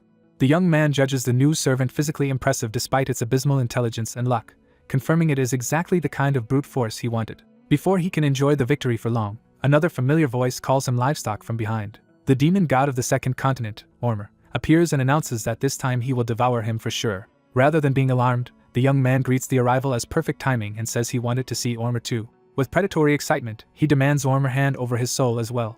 Ormer is left momentarily speechless by the sheer audacity of that demand. Elsewhere above the third continent, the battered witch hovers in the sky after surviving the desert battle. The goddess-like ally arrives beside her, cutting off any chance to escape unnoticed. She asks whether the matter has been handled. The witch dismisses the previous opponents as weak insects, making clear she considers that battle beneath her and is ready for whatever comes next. The battle has already turned brutal, with human defenders lying dead in the aftermath. Another fallen fighter confirms that the enemy's advance has been paid for in blood. High above the battlefield, two invaders note that the terrifying human they fear has not arrived yet, though one human still stands out as unusually formidable. When one suggests intervening, the other refuses, preferring not to risk angering Nightmare by meddling. They dismiss the resistance with the belief that even the strongest human is still only human. From their perspective on the fifth continent, the outcome is already decided because no human should be able to defeat Nightmare. On the ground, Nightmare's armored double prepares to finish the fight himself. He dives at the blue-haired guardian with a sword strike wrapped in dark power. The young man stays calm and reads the attack at the last instant. His opponent presses in confidently, certain the human is cornered. Instead, the guardian channels power into his fist rather than meeting the blade head-on. He slips inside the attack and closes the distance before the clone can recover. Lightning gathers around his arm as he commits to a counterattack. The punch lands hard enough to blast the clone backward through the air. Even while reeling, the clone keeps his composure and prepares another move. He retaliates from above with a sweeping dark slash that tears through the forest below. The shockwave shreds trees and turns the battlefield into a storm of debris. Nearby allies can do little more than shield themselves from the stray force of the clash. Watching from cover, one of them realizes the human strength is so overwhelming that defending against the aftereffects is already a struggle. The same observer is stunned that Reluca, the clone, is being pushed this hard for the first time. The blue-haired guardian grits his teeth and refuses to slow down. Reluca answers with equal intensity, no longer treating the fight lightly. Their exchange shakes the entire region, sending tremors across the land. The battlefield is carved into a vast crater as the two face each other again. The guardian wipes away blood and welcomes the challenge, thrilled to have finally met an opponent worthy of him. Reluca mocks that excitement, saying he expected more from the most decent of the humans. The guardian answers by escalating further and activates a technique called Double Boost. Reluca responds in kind by invoking a dark technique known as the Black Dance. Both sides launch their signature attacks at once, turning the duel into a direct contest of ultimate moves. Far above, the two observing invaders call out to Hexen and Archie as something changes. Their confidence falters when they sense a new presence entering the scene. The real Nightmare appears at last, replacing the clone's distant authority with the original's overwhelming pressure. Reluca immediately acknowledges him and remarks that Nightmare has finally shown up. Hexen points out that the human has fought far better than Nightmare expected. Nightmare dismisses the effort as meaningless and says the fight is nearly over anyway. He then reveals the crucial truth: the one battling the human is only one of his clones. Nightmare insists that this changes nothing because a human remains no threat, and he urges the others to hurry with flipping the third continent. Hexen and Archie accept the order without hesitation. Below, the clone stands amid drifting black feathers as the duel resumes under Nightmare's shadow. The Guardian, breathing hard, realizes he is now facing a foe tied to something even worse than he thought. The clone advances again, sword lowered, utterly unshaken. He coldly asks whether this is truly the limit of the human's power, and says he may have overestimated him. The Guardian refuses to yield and declares that the fight is not over. Privately, the clone is forced to admit that this human's stamina and magic seem absurdly deep, rivaling the last great opponent he remembers. Before either can press the advantage, the ground suddenly trembles with a new disturbance. The Guardian first mistakes it for an earthquake. Then a worse possibility dawns on him. He turns sharply toward the clone, realizing the tremor has another cause. The clone confirms that the human has guessed correctly. He reveals that the third continent has just been flipped. The Guardian demands to know whether Nightmare had lied about being unable to do it alone, and the clone explains that the three invaders acted together. That answer leaves the Guardian shaken, because it means the enemy's true strength is even greater than feared. He realizes that if this is only a clone, then the real Nightmare and his allies have already finished elsewhere. The clone drives the point home by saying the battle with the Guardian's comrades is already over. The human is forced to picture the friends he may have failed to protect. The clone calmly adds that after the fourth continent falls, this place will be next. The Guardian understands the scale of the threat, and sees that even a clone can destroy a continent. He concludes that defeating the clone alone will not save anyone if the main body reunites with the other two invaders. With no path to victory in front of him, he decides his priority must at least be getting Mira to safety. A teleportation circle begins forming beneath him as that decision takes shape. Mira is summoned into the same escape spell beside him. The Guardian notices her arrival and confirms that the evacuation plan has reached him in time. He calls out to her as the teleportation takes hold. The clone watches the pair vanish in blue light before he can stop them. Left alone, he briefly wonders where they went. He quickly identifies the escape as summoning magic rather than simple disappearance. Even so, he dismisses their retreat as pointless. To him, no matter what the humans try, the ending will remain the same. The scene shifts to the Adventurers Association's underground restricted area, where the evacuation destination has been prepared. The Guardian and Mira arrive safely inside the hidden chamber. He immediately recognizes the place and calls out to Reluka and Mira, checking whether they are safe. An elderly leader answers instead, asking after their condition and revealing that he orchestrated the rescue. The old man stands as the authority in charge, calm despite the crisis. He explains that they are in the association's restricted zone. The Guardian understands that this chamber serves as the forced teleport evacuation point and realizes the rescue means a larger plan has succeeded. The President confirms that while the Guardian stalled the enemy, all civilians from the 4th to the 6th continents were successfully teleported away. When asked about the other Guardian stars, the President admits with regret that only these two could be saved in time. Mira absorbs that answer in silence, knowing what it implies about the others. The Guardian hardens himself rather than breaking under the news. The President praises the two for holding out, but warns that the enemy proved even more dangerous than expected. The Guardian accepts that reality and understands they have become the final line of defense. Though vengeance is not his usual motive, he swears they will stop the invaders. The President agrees and prepares himself for the next confrontation. He declares that when they meet the enemy again, it will be the enemy's last battle. Outside, the world hangs under a dark and uneasy sky as the next stage begins. Elsewhere, a black-haired man with a halo stands over a slain foe while a demonic shadow rises behind him. He confirms that he has secured the second demon god and checks its status like a commander inspecting a captured weapon. Pleased with how smoothly things are going, he looks forward to gathering even more soldiers. A furious enemy condemns him for once again tampering with souls, accusing him of repeating a forbidden sin. More hostile gods and monsters arrive, enraged that he has now come to plunder the 8th continent as well. He greets the crowd with dry amusement, noting that they all chose to appear at once. One jackal-headed foe vows to claim his soul this time. He answers that the opposite will happen and promises to take all of theirs instead. To do it, he decides to use the third skill he has just unlocked from the vestments of Athena. That skill, Protection of the Great Goddess, transforms him and wraps him in divine protection. Its effect is explained as a major stat increase earned by defeating powerful enemies while in stealth. His attributes surge upward, and he welcomes the chance to test the new power immediately. Back at the evacuation site, the President checks on Reluka's condition. The Guardian turns to answer while the old man and his aides watch closely. He reports that he has fully recovered, and Mira adds that they are ready as well.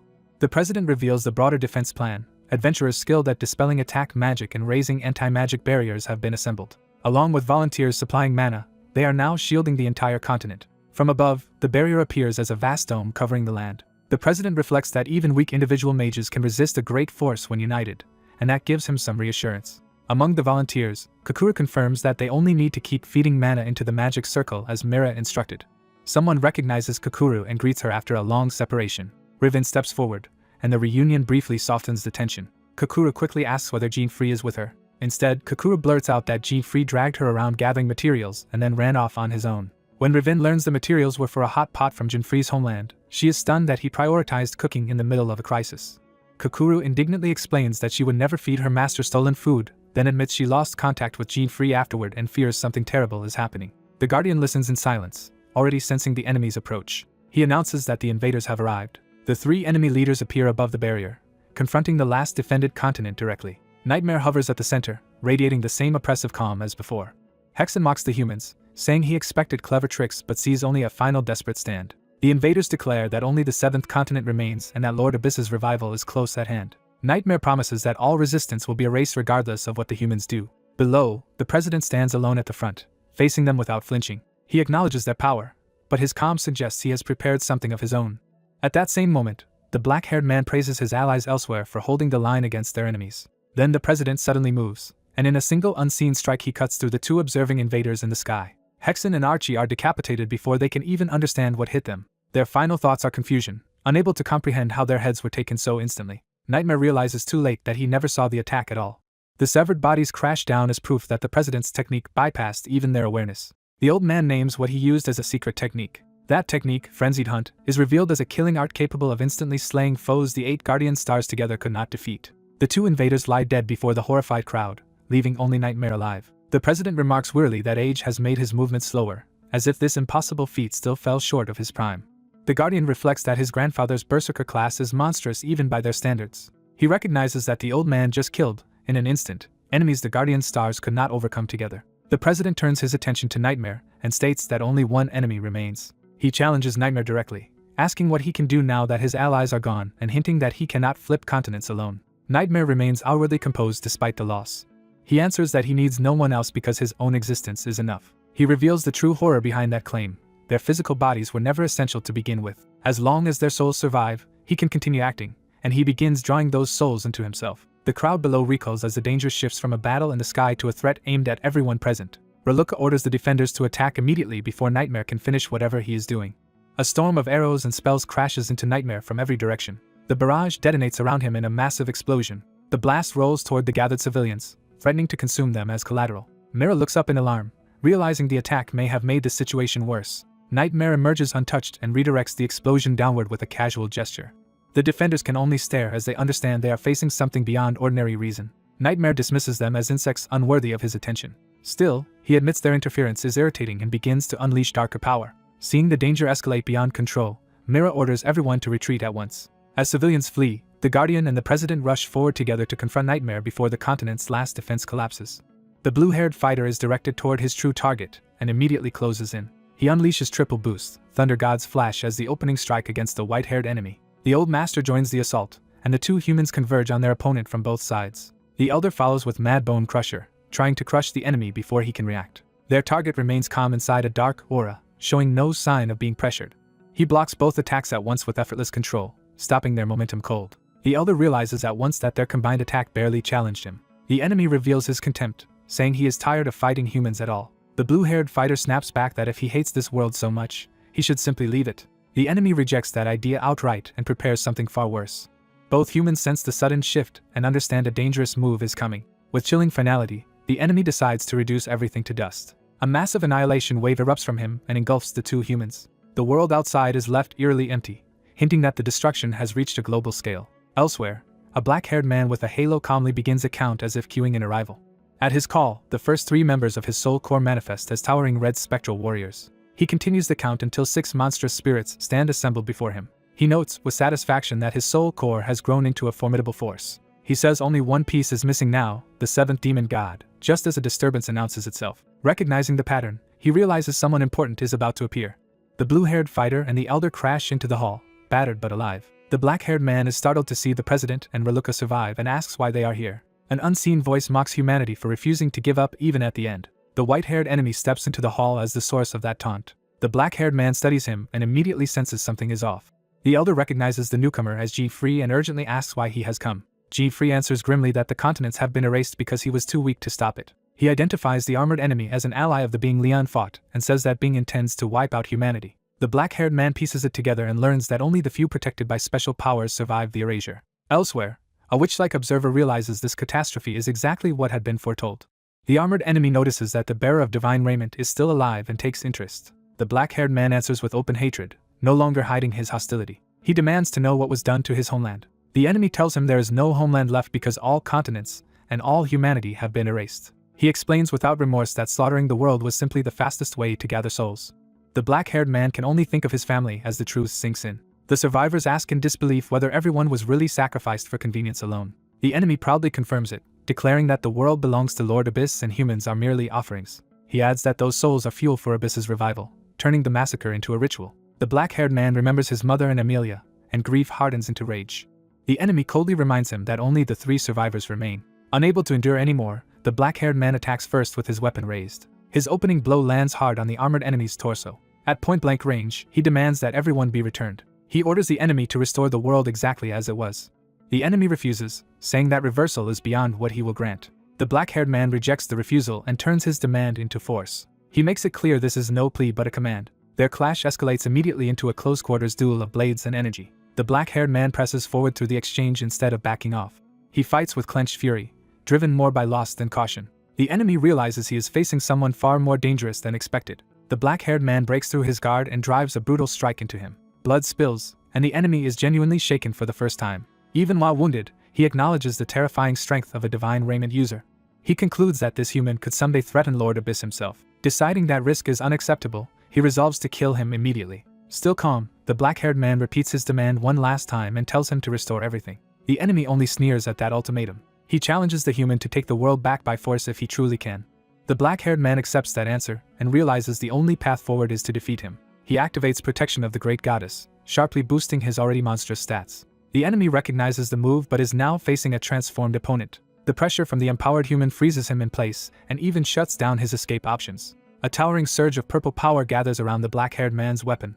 He releases it in a sweeping strike that sends the enemy reeling. The enemy burns and breaks apart under the attack, screaming in disbelief. As the flames consume him, he cannot accept that a human has beaten him. The two survivors watch in shock as the black-haired man truly brings him down. He stands over the ruined enemy in grim silence, still ready for more. Even in victory, he suspects this foe was only the key to reviving Lord Abyss. He reasons that defeating him should trigger the next event and that the erased people must still exist somewhere. He vows to recover everything no matter what, and the elder calls his name in alarm. A new blue radiance begins to rise from the fallen enemy's remains. The corpse is enveloped as something deeper than death starts to emerge. When the elder realizes it is the enemy's soul reacting, he declares that the true process has begun. A sinister smile and a glowing gem hint that the revival was planned all along. A voice announces the beginning of the next stage. The surroundings shift into a blank, unreal battlefield without anyone physically moving. The survivors realize this is neither teleportation nor summoning, but a change in the very space around them. The black-haired man stays focused, immediately searching for the source of the distortion. A horned, elegant figure rises above a dark winged form as the true master finally appears. The revived being complains that this diversion has lasted long enough. He is pleased, however, to be greeted at once by a user of divine raiment. The elder feels the crushing magical pressure and realizes mere speech from this being is enough to wound the mind. The blue-haired fighter understands that this presence is on an entirely different level from the previous enemy. The black-haired man identifies him as a being from another dimension who surpasses everyone he has known. He begins to name the newcomer, and the being confirms the title himself. Abyss introduces himself as the god of the deep and the true master of this world. The black-haired man listens without flinching, measuring his real opponent. Abyss recalls being defeated 1,000 years ago and losing the world to humans. Now revived, he declares that he will reclaim and rule it himself. He fixes his attention on the blue-haired fighter, choosing his first target. Abyss decides that the divine raiment and its owner must be erased before anything else. The black-haired man recognizes that he has reached the true final boss. Treating the crisis like the last stage of a game, he steels himself to win perfectly this time. He charges Abyss head-on and swears on his pride as a hardcore gamer that he will clear this battle. The two survivors can only shout his name as he rushes in alone. He attacks while crying out for his family and friends. He extends that cry to all of humanity, making the fight personal and absolute. His strike lands with explosive force as he demands their return. For a moment he believes sheer resolve might break through. Abyss dismisses him as deluded and tells him to separate dream from reality. The black-haired man answers by closing the distance again with a direct physical attack. When even that fails to break Abyss's defense, he decides to reveal hidden equipment and go all out. He detonates a blazing attack at point-blank range. Abyss catches the flaming strike with one hand and remains untouched. He calls the attempt naive, making the gap in power painfully clear. The black-haired man responds with a rapid chain of advanced skills, attacking from multiple angles at once. Abyss receives the barrage with pleasure, finding the old style of battle nostalgic and thrilling. The black-haired man summons another weapon, a skeletal scythe, to escalate further. He swings it with the technique over death, aiming for a decisive finish. The attack explodes across the battlefield in a blinding flash. When the light clears, Abyss is still standing and barely impressed. He reveals that divine raiment once ruined his ambitions and remains the thing he hates most. To answer it, he summons legendary weapons from the darkness around him. Those weapons gather over the black-haired man like an execution array. Abyss gives a simple order for the summoned blades to take the human's head. The black-haired man twists away from the first wave by a hair's breadth. He counters by raising a concentrated sphere of light overhead. The summoned weapons crash toward Abyss, but he remains centered within his aura. Watching the exchange, the black-haired man realizes Abyss can freely summon and control weapons. He notes that while weapon control exists among top adventurers, Abyss is doing something beyond that. Abyss proves it by calling forth even more specialized staves. He names the Ice Demon's Fang Staff and Thunder Dragon's Scale Staff as part of his arsenal. Their attacks slam down in vertical bursts that force the black-haired man onto defense. He judges that every weapon hits hard and carries unfamiliar skills. Even so, he accepts that this overwhelming variety is exactly what a final boss should have. Abyss then reveals the deeper truth. 1,000 years ago, humanity's hope rested on 8 heroes. When the black-haired man asks what he means, Abyss says no amount of gear can let one person beat him alone. With a gesture, Abyss prepares to demonstrate the meaning of numbers. An entire field of spectral swords materializes behind him like a heavenly army. The black-haired man mocks the idea that strength could come down to numbers alone. To answer, he summons his own vast soul core and monster army behind him. Abyss finds that response genuinely interesting. The black-haired man stands before his gathered forces as if matching God with God. Abyss tests whether this army is real power or just decoration by sending his blades forward. The summoned swords rain down toward the black-haired man and his spectral host. He orders his own forces to charge and meet the attack head-on. The battlefield fills with a descending storm of blades against a rising army of souls. The two survivors watch helplessly, knowing they cannot intervene in a clash of this scale. Abyss hovers above the wreckage of the first collision, still untouched and in control. He praises the effort with cool amusement rather than concern. The black-haired man returns the compliment, acknowledging Abyss as a worthy opponent. They face each other again across a mound of destroyed summoned weapons and spirits. The elder admits that the battle is beyond anything he could exploit, even at full strength. The black-haired man proposes ending the cautious probing and moving to a real confrontation. Abyss laughs at the human's audacity but does not refuse. He agrees to indulge the challenge for a moment, treating it as a brief diversion. With that, Abyss descends toward the black-haired man, and the true duel begins in earnest. G-Free and the old chairman brace themselves as their enemy reveals a far more serious presence. Abyss announces that he is finally taking the form he has not used in 1,000 years. He fully manifests as Abyss, God of the Abyss, in his perfect form. The sheer escalation leaves G-Free and the chairman stunned. G-Free realizes with alarm that Abyss had not been fighting seriously until now. The chairman, shaken, turns his thoughts to G-Free. Ashamed that he failed to save anyone and fled as chairman, he entrusts the fate of the world to G-Free and begs him to rescue everyone. Abyss shifts the challenge back onto G-Free, insisting this cannot be the limit of his power. G-Free calmly agrees and hints that his own answer will be less flashy but just as real. He dismisses Abyss's grand transformation as loud rather than decisive. In response, G-Free calls forth a towering Reaper behind him. He declares that Grim Reaper has fully descended in its own perfect form. Abyss is caught off guard by the sudden counter. Grim recognizes the technique as the complete manifestation of the Grim Reaper and notes that its unlocked condition of 300 soul soldiers has already been fulfilled. To push further, G-Free brings out a strange fruit he had saved. He eats it without hesitation. The fruit links Centipede and Soul Vantage as paired equipment, activates a hidden sword skill, and lets G-Free combine Centipede, Soul Vantage, and Grim Reaper at once. With the fruit completing a triple equipment setup, G-Free urges Abyss to finish this for good. Grim asks whether G-Free has recovered his memories, and G-Free answers that this complete manifestation is proof that he has. Grim eagerly calls him brother and tells him to lead the attack. Abyss cuts in, claiming he will be the one to end it. Driven by old ambition, Abyss charges, vowing never again to let anyone obstruct his rise, while G-Free and Grim rush to meet him. Abyss opens with a brutal blade strike. G-Free blocks the attack with his purple sword. He holds firm and keeps his focus despite the pressure. Grim immediately swings in from behind to punish Abyss's opening. G-Free follows with another attack from the front, trying to trap Abyss between them. Abyss slips through the pincer and forces G-Free low. He rises above them again, reasserting control of the battlefield. Abyss coldly tells them to get out of his way. He blasts them back with overwhelming force. G-Free skids across the ground from the impact. Grim admits that Abyss is still as monstrously strong as ever. G-Free steadies himself and starts thinking instead of rushing again. He demands to know Abyss's true goal and why he is targeting this world.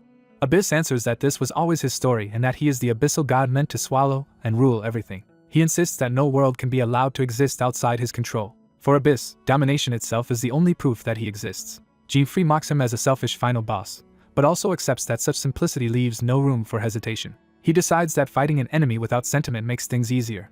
Abyss answers with a dark laugh. G-Free then asks Grim how Abyss was dealt with in the past. Grim begins explaining that 1,000 years ago his former masters and other heroes confronted Abyss. Those fighters were the ones Abyss later called the 8 heroes. Grim corrects the record before Abyss can twist it. Abyss admits the heroes never truly defeated him, only sealed him, which is why he still exists. He smiles at the reminder that he survived them all. Grim confirms that in that ancient battle sealing Abyss was the best anyone could manage. Abyss reveals how it happened. He dragged the heroes into his mental realm and wore them down one by one as their magic ran dry. In the end, the exhausted heroes sealed each other instead of him. He boasts that the few surviving humans sealed those heroes away, but this time G-Free stands alone. Abyss unleashes a finishing technique aimed directly at G-Free. The attack slams into G-Free and sends him flying. Grim cries out as G-Free crashes down in pain. Abyss gathers another killing blow and declares that this is the end. Grimm desperately checks whether Gene-Free can still stand. Gene-Free rises and vows that before he defeats Abyss, he will erase the cursed divine gear forever. He is confused by the mention of hidden gear as Abyss reveals that this entire mental world was created solely to seal divine gear. Abyss explains that the realm consumes enormous mana and can only be used once, but after absorbing the gear he intends to destroy it with his ultimate technique. He dismisses Gene-Free as harmless without divine gear. Abyss begins purging the divine gear from Gene-Free by force. Gene-Free's weapon starts breaking apart into shadow and dust. He watches in shock as the gear disintegrates from his hands. The last traces of it drift away into the mental world. Gene-Free realizes too late what is happening. He understands that his hidden gear is being reduced to dust. All he can do is call out to Grimm. Grimm rushes toward him in alarm. Grimm reveals that the same thing happened to him 100 years earlier, when he was struck, torn apart, and lost his memory. Gene-Free reaches after the fading remains, unwilling to let Grimm vanish again. But the last fragments slip beyond his grasp. Abyss laughs, convinced the fight is over now that Gene-Free has been stripped bare. He explains that every piece of divine gear taken from victims becomes part of the foundation of his mental world and can never reappear. With Gene-Free disarmed, Abyss demands his soul as the next thing to absorb. Gene-Free narrowly deflects a follow-up strike with what little remains. Even so, the pressure leaves him reeling. He forces himself to think, searching for any answer from the instincts that once carried him through impossible fights. Abyss rains down weapons from every direction and reminds Gene-Free that this world obeys only him. Gene-Free realizes the situation is turning hopeless. At that moment, a new spell erupts into the battlefield. The blue-haired ally intervenes with triple boost Raijin Flash, knocking aside the descending weapons and shielding Gene-Free. Gene-Free is stunned to see Reluca arrive. Abyss turns toward the interruption. Reluca urges Gene-Free not to give up and promises they will keep fighting with him. Gene-Free hears another unexpected voice. Reluca says he can hear the trapped voices, while Abyss dismisses them as worthless weaklings. Abyss tries to ignore the disturbance and hold his form together, but he suddenly senses something wrong inside his own body. A voice tells Gene-Free to fight with guts. Gene-Free recognizes the voice as Leon and realizes it is coming from somewhere inside the realm itself. Leon calls out directly to him. He reveals that everyone is trapped inside the thing Abyss absorbed. Though imprisoned, they are still alive and clinging on through sheer will. The trapped souls refuse to accept being caged in such a place and vow to resist Abyss. Gene-Free and Reluca listen as hope returns. Another ally checks that Gene-Free and Reluca are safe. Gene-Free presses Abyss about where everyone went. Abyss confirms that all of them were taken inside him, which lets Gene-Free finally understand what happened to the missing people. A familiar voice tells Gene-Free it heard everything. That trapped ally offers to lend Gene-Free strength so they can all return to the real world. Others join in, urging their master forward and even joking that he still owes them for abandoning them earlier. As more voices rise, Abyss is shaken that the souls he absorbed are not fully under his control. He searches for the source of the rebellion. The answer is Grimm's scythe, the divine gear that once carved away part of Abyss's mental world before the sealing. Abyss realizes that just before being sealed, that scythe cut off a fragment of his mental realm. He rages at the divine gear for stealing back what he claimed. The strain tears through his body as the trapped souls resist from within. Abyss is horrified that even in soul form they are still fighting him. Reluca notices that Abyss is finally destabilizing. Another ally explains that Gene-Free's equipment are all relics from ancient times, and Gene-Free recognizes Myra's voice among the trapped souls. Myra proposes a risky solution. If they shatter the mental world Abyss absorbed, the gear may return to Gene-Free. Leon confirms the gamble and says Gene-Free's gear could come back if they break the realm. The trapped allies decide to overload Abyss with the millions of souls inside him, break his mental world, and restore Gene-Free's gear. Gene-Free can only listen in disbelief as everyone places their hopes on him. Abyss grits his teeth and tries to suppress the uprising. He calls the humans fools and prepares to stop their plan by force. Yet the resistance inside him keeps disrupting his control. The trapped souls rally together and urge Gene-Free to move with guts and break Abyss's mental world. More allies add their strength and their grudges, turning the rebellion into a united push behind Gene-Free. Even ordinary people trapped inside Abyss beg Gene-Free to take them home and offer what strength they can. Abyss roars in pain and insists their struggle is useless. Refusing to lose control, he tries to seal everything again with Mad Fist. Before the technique can finish, the chairman intercepts the attack with his own body and power. The blow tears across Abyss's face instead, making him scream. The chairman endures the strain to create the opening Gene-Free needs.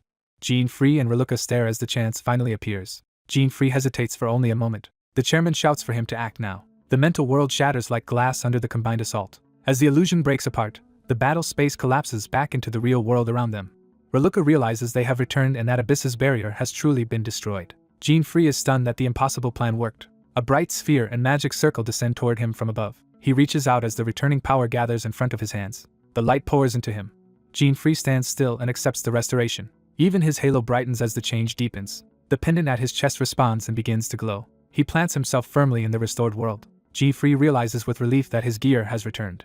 A system message confirms that all hidden gear have been simultaneously fully released and re-equipped. That total restoration triggers a new special condition. Jinfrei's class changes from alchemist to the hidden job hidden gear master. Bathed in golden power, he is overwhelmed by the scale of what he has become. His new status becomes immeasurable across every attribute, marking a complete transcendence. Now empowered beyond measure, Jinfrei stands with Reluca and the chairman facing Abyss again in the real world. Abyss senses the return of Jinfrei's gear, and Reluca realizes Jinfrei has reclaimed his true power. The chairman looks to Jinfrei as the balance of the battle shifts. Jinfrei quietly takes in the transformation and the weight of what comes next. Reluca celebrates that Jinfrei has done it, while Abyss, already sounding like a doomed man, can only spit out a bitter threat. Abyss surges back in fury and warns his enemies not to think they have won. His darkness spreads again, and the trap souls inside him cry out as Leon and the others realize they are being swallowed once more. The old man loses contact with the others entirely, confirming that the situation has turned critical. Abyss rages that his divine raiment was sealed and turns his hatred toward the one responsible. He decides to devour the people before him and convert their souls into his own power. Leon braces himself in front of his grandfather as the attack comes down on them. Seeing no immediate way out, Leon can only call to his grandfather in panic. Before the strike lands, something cuts through Abyss's armor and interrupts the assault. Jinfrei arrives wrapped in golden power, placing himself between Abyss and the others. Leon turns in shock as the sudden savior reveals himself. Abyss notices the new opponent and the damage already inflicted on his body. Jinfrei calmly declares that Abyss's true enemy is him. Abyss fixes on Jinfrei, recognizing the threat standing in his way again. Enraged that the user of divine raiment still opposes him, Abyss resolves to drag both Jinfrei and his power into hell. Jinfrei meets the killing blow head-on and blocks it with overwhelming force. His counterattack tears into Abyss and opens a serious wound. With his weapon raised, Jinfrei stands fully restored and ready to finish the fight. He presses the attack immediately, forcing Abyss back before the god can recover. Abyss can only stare in disbelief at the human who is suddenly overpowering him. He realizes that a single strike has shattered his armor and cannot accept it. Jinfrei reflects that he had nearly lost, but thanks to Leon, the president, Reluca, and the others recovering his hidden equipment, he can fight again. He understands that the recovered equipment awakened a hidden power he never knew he possessed, and his confidence returns completely. Abyss tries to retaliate at close range, but Jinfrei no longer hesitates. Jinfrei answers with a devastating slash that carves through Abyss's body. A system notice confirms that Mind's Eye has activated, tripling damage to vital points.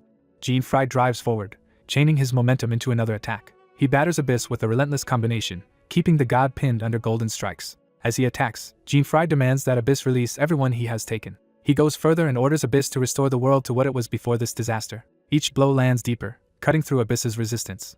Mind's Eye keeps triggering again and again, turning Jinfrei's assault into a precise execution. Abyss roars in pain as his body and pride are torn apart. He curses the idea that a mere human, and only one at that, could possibly defeat him. Jinfrei rejects him completely, declaring that there is no place for Abyss in this world. He invokes a final judgment, and orders Abyss to fade into nothing. Jinfrei activates Centipede's third skill, Meltdown, gathering a colossal finishing blade above him. Abyss still cannot accept being defeated by a human for the second time. Even as Jinfrei brings the attack down, Abyss rages that he is losing to someone like this. The finishing strike detonates with catastrophic force, and Abyss screams as he is consumed. His body is engulfed and begins to disintegrate under the blast. The explosion erupts like a pillar of light visible far beyond the battlefield. The ruined structure shakes and breaks apart under the aftermath. Leon and his grandfather survive the blast and look up through the falling debris. They shield themselves and wait for the destruction to settle. When the dust clears, Jinfrei stands alone amid the wreckage with his weapon lowered.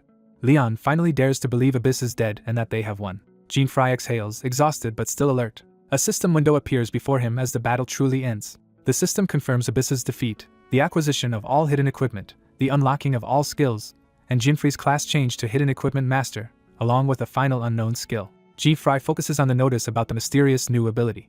He finds that the skill has no explanation beyond its name, leaving him uncertain. The system asks whether he wants to cast the unknown skill, and he hesitates. Even without understanding it, he feels instinctively that using it will set everything right, so he chooses to activate it. The system confirms that the unknown skill has been used. Its effect is revealed as the return of everything that had been flipped. That power spreads across the world. A year later, the world has settled into a new normal. The old man now spends peaceful days in town, watching ordinary life pass by. He greets someone he has not seen in a while and savors the calm that has returned. Leon arrives to meet him, and the reunion is warm. Leon smiles, clearly more at ease than before. They joke that with creatures and nobody's gone, people are no longer dying the way they once were. The old man reflects on how quickly a year has passed since the battle. Leon teases him for getting sentimental, and the old man laughs it off. Even after a year, Leon still thinks back to the day Abyss was defeated. The old man notes that the world is now so peaceful it feels as if that battle never happened, though defeating Abyss changed everything. Leon explains that with creatures and dungeons gone, the very role of adventurer has disappeared as well. But he has also heard that many former adventurers, left with power and no purpose, have turned to theft and extortion. Because the Adventurers Association was disbanded, there is no longer any organization to restrain skill users and protect civilians. The old man falls silent, already anticipating where Leon is going with this. He asks Raluca if she understands what he is thinking. Raluca answers that she does, because they have known each other long enough to read each other easily. She agrees to follow Leon's lead, and the 8 Guardian Stars stand behind him. Back on the first continent in Jinfrei's hometown, his life has become unexpectedly ordinary. Jinfrei now spends his days farming instead of fighting. His younger sister calls him in for a drink and reminds him that their mother wants him to rest. He accepts the break with an easy smile. He sits down with a mug while a system window hovers nearby, still part of his everyday life. For the moment, he enjoys the simple pleasure of a good drink, but his attention shifts as a familiar thought returns. He looks at the peaceful sky and wonders if this is what the world looks like after clearing it completely. He sees that everyone else has moved on into ordinary, peaceful lives. Even so, while he knows that peace is good, part of him feels that something is missing. A new request pulls him from that mood just as trouble breaks out nearby. He recognizes the commotion as Kakura causing problems again. Jinfrei sighs that this kind of nuisance is the downside of peace. The system congratulates him on clearing the game, relays a request from the former president of the Adventurers Association, and asks if he wants to keep playing. Jinfrei admits that no matter what changes, he is still a hardcore gamer at heart. He accepts, and the story jumps to the outskirts of the first continent where he is already chasing criminals. 2 thieves try to shake him off and decide to fight back with their skills. One launches an intimidation-based attack to stop him. Jinfrei blows through it so easily that the attack only tears up the street behind him. He closes the distance in an instant, far beyond what the thieves expected. The pair are left staring as he rushes straight at them. Their intimidation skill fails completely, and they cannot understand why. Desperate, they decide to attack together from both sides. Before they can act, Jinfrei vanishes from their sight. The thieves panic when they realize he is suddenly gone. Jinfrei reappears behind them and mocks their confusion. He strikes before they can turn around. Standing over them with flames in hand, he leaves them terrified and helpless. He coldly tells them not to create extra work for him. Then he opens a system channel to report in. Jinfrei informs headquarters that he has secured both the culprits and the stolen goods and is ready to bring them in. The former president praises his speed and reliability. He tells Jinfrei there is no need to transport them personally because a recovery team has already been dispatched. Jinfrei hands the criminals over as the team arrives by teleportation. 3 years after Abyss's defeat, the world remains peaceful on the surface because dungeons and creatures are gone. But many displaced adventurers have started using their powers for crime, creating a new kind of threat. In the past, corrupt guilds could at least be cracked down on through the Adventurers Association. Now the system no longer permits guilds to be formed at all. That means criminals can only be hunted through civilian reports, so the former president asks Jinfrei to take on another job. He adds that Mira is already on her way to brief Jinfrei in person. That night, Jinfrei and Mira head to the deep region of the first continent. From a hidden vantage point, Jinfrei identifies the group below as the criminal organization they are after. Mira confirms it. She explains that the group has recently been trespassing into sacred sites across the continents, destroying valuable ruins and stealing items in secret. The organization is commonly known as Noir. Jinfrei questions whether simple profit could really explain their actions, since selling ruined treasures would expose them immediately. Mira says that is exactly why this must be handled as an undercover investigation aimed at uncovering both their motive and their mastermind. Jinfrei agrees in words, then immediately moves to end things by force. Mira chases after him in frustration, reminding him that this was supposed to be covert. One of Noir's men notices movement and becomes suspicious. Jinfrei and Mira step out openly, and the criminals demand to know who they are. The gang dismisses them as intruders and warns them to leave if they are just looking for entertainment.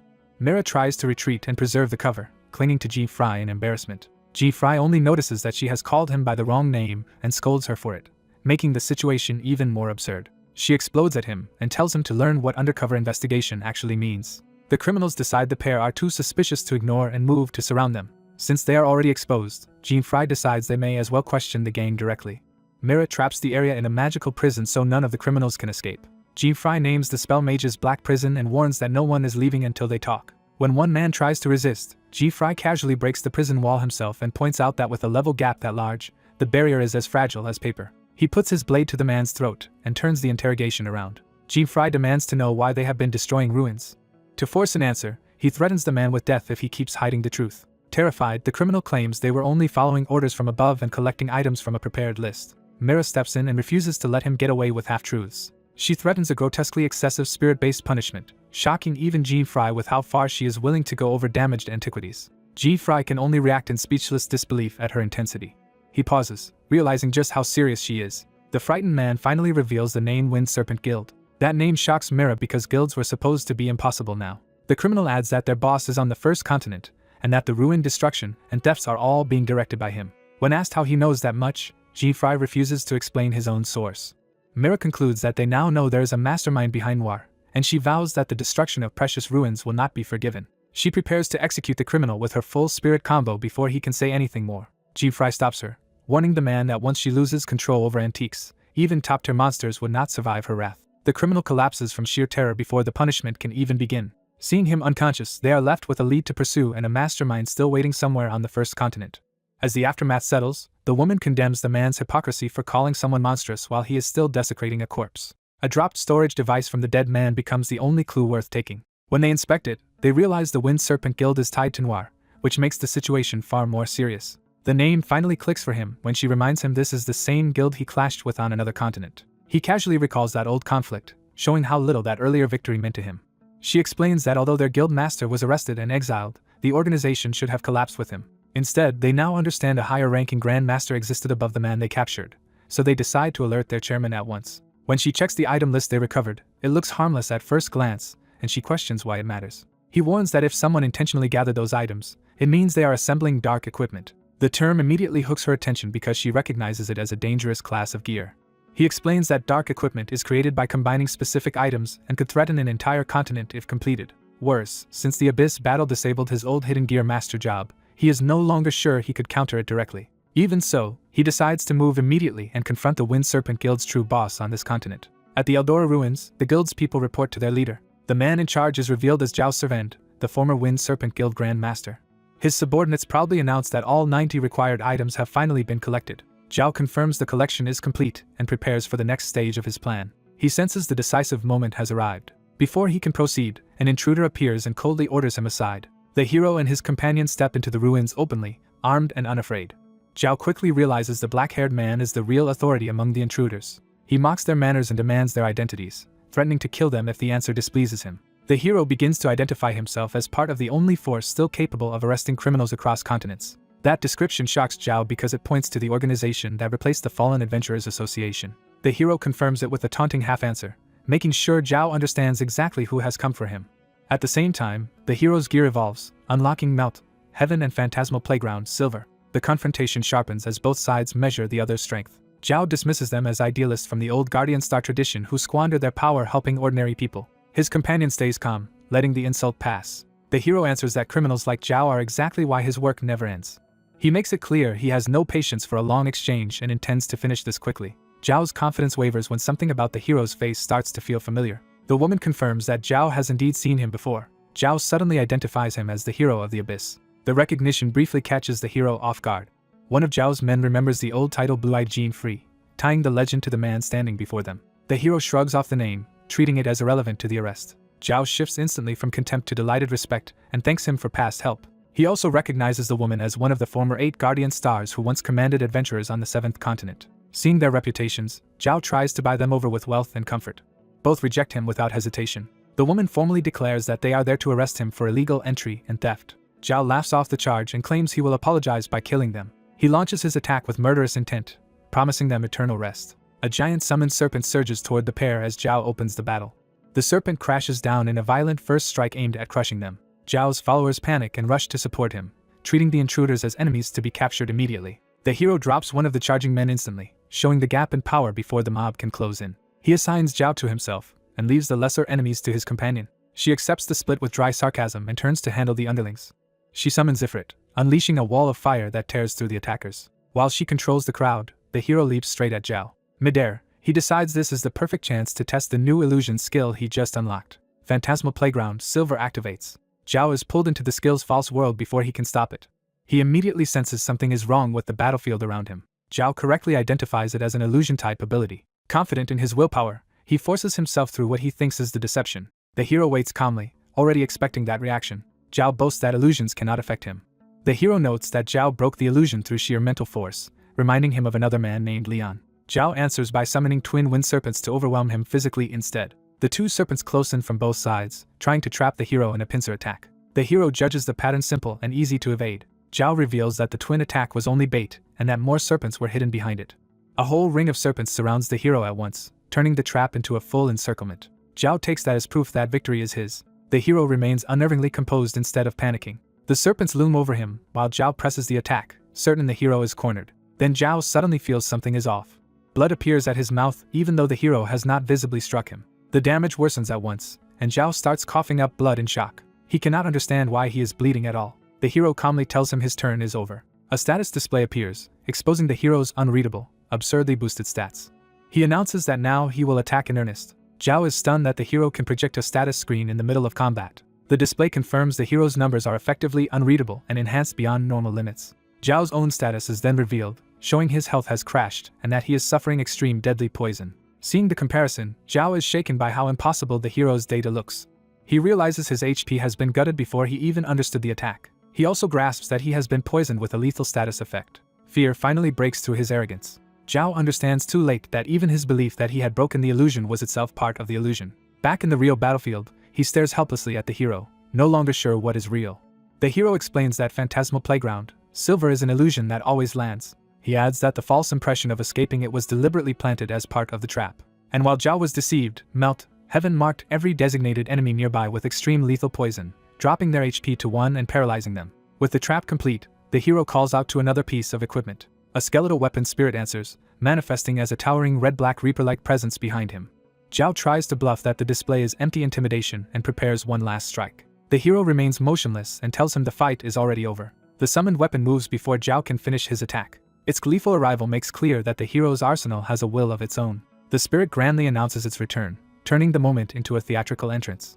When it boasts about unveiling a new move, the hero immediately shuts down the nonsense and keeps it focused. The weapon obeys by striking Zhao cleanly and sending him flying in a spray of blood.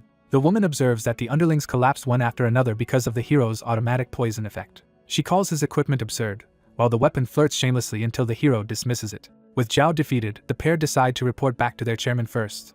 Even after the victory, the hero remains troubled because the actual dark equipment still has not been recovered. Zhao, barely conscious, laughs and confirms that the hero did sense dark equipment. The hero notes that Zhao is still awake and urges him to stop clinging to the ordinary collected parts. Zhao reveals those parts no longer matter. He tells them the dark equipment is not here at all. The hero realizes this means Zhao was not the sole mastermind behind the operation. A Hidden Figures message confirms it, revealing that the gateway to the dark world has already opened somewhere else. The hero immediately understands the threat has moved beyond this battlefield. Back at headquarters, he delivers the full report. He informs the chairman that Zhao was captured but the location of the dark gear remains unknown. The chairman praises their work despite the incomplete result. He then reveals that Noir's true mastermind is Selim, a revelation that shocks the hero. The hero recalls Zhao's testimony that someone offered him dark gear and drew him into an alliance. The chairman concludes that the Wind Serpents were likely manipulated and targeted by that man. Because the guild included former Guardian Stars, their grudge against the old Adventurers Association made them easy to exploit. The chairman explains that Selim was once the former president of the Adventurer Association. The two younger agents are stunned by the scale of the betrayal. The chairman says the name has not surfaced in over 20 years and he never expected to hear it again under these circumstances. The hero struggles to reconcile that history with the idea that such a man founded Noir. The chairman says Selim had once been powerful, respected, and trusted by everyone before abruptly resigning and vanishing. No one ever learned why he disappeared, leaving only rumors behind. The hero admits it is hard to believe someone like that would willingly join hands with criminals. Their discussion is interrupted when a violent disturbance shakes the building. They realize a massive thunderous phenomenon is occurring outside. The hero senses at once that this is no ordinary weather. Looking out, he sees the sky turning unnaturally dark in broad daylight. The woman connects the event to Selim's identity as an alchemist and urgently asks if that is possible. The chairman confirms that it is. He realizes they have been outmaneuvered, because only an alchemist could forge dark gear and this darkness is its activation effect. The hero reacts instantly, ready to move. The chairman calls to him as the crisis escalates. He explains that Heaven's Will could not track the dark gear earlier because the ingredients were present but the gear had not yet manifested. Promising a fuller explanation later, the chairman decides to head straight for Selim himself. When asked how he knows where to go, he says there is only one place Selim would choose. The woman starts to volunteer to accompany him, but changes course. Instead, she says the hero and the chairman are needed elsewhere while she handles another task. The scene shifts to the remote Altequa Lake region on the first continent. There, a blazing ritual circle burns in the wilderness. A cloaked man stands before a fully manifested suit of dark gear at the center of the ritual. The hero arrives and calls the man by name. The cloaked figure turns to face him without surprise. The hero stands alone before the ritual, having reached the true source of the crisis. The man confirms his identity as Selim. He warns the hero to stop interfering, implying the plan is already too far advanced. The hero explains that dark gear grants enormous power but exacts a deadly curse in return. Acting in the name of his organization, he demands that Selim surrender it peacefully. Selim recognizes from that confidence that the hero carries a divine arm capable of seeing through hidden truths. The hero realizes Selim has understood how he tracked both the location and the gear. Selim declares that realization meaningless now, because the activation is already complete and the hero has arrived too late. The hero lunges to stop him anyway, but immediately realizes the situation has already crossed into real danger. A man completes the full jet black equipment set and unlocks the special class Dark Knight, transforming into a black armored figure overflowing with ominous power. The sudden change leaves him momentarily stunned by what he has become. As the magic circle blazes around him, he stands before Jean-Free Van Raid and formally reveals this new dark power. Jean-Free immediately realizes his opponent has truly equipped the forbidden dark gear and treats the situation as serious. The newly transformed man revels in the armor's presence, testing the body and aura it grants him. He confirms that the ancient records were right, and that dark gear is flooding him with exactly the overwhelming power he sought. Now emboldened, he demands to know how Jean-Free learned of dark gear and what he is really after. Jean-Free refuses to be hurried and addresses him by name, Selim, making clear he already knows who stands before him. Selim explains that after his soul was swallowed by the abyss, he learned of Jean-Free's existence and became convinced Jean-Free held the answer he had been searching for. Jean-Free listens in silence, letting Selim expose his motives. Selim recounts that he was born gifted, rose without rivals, and climbed all the way to the position of association president. He remembers being praised and envied by everyone, while Jean-Free privately dismisses the speech as self-important boasting. Selim admits that he eventually stopped caring about protecting others and devoted himself only to pursuing greater personal strength. Jean-Free dryly notes that Selim's selfish creed is unpleasantly familiar. Selim continues that everything changed when the current president, Jingsman, appeared and became the first person ever to defeat him.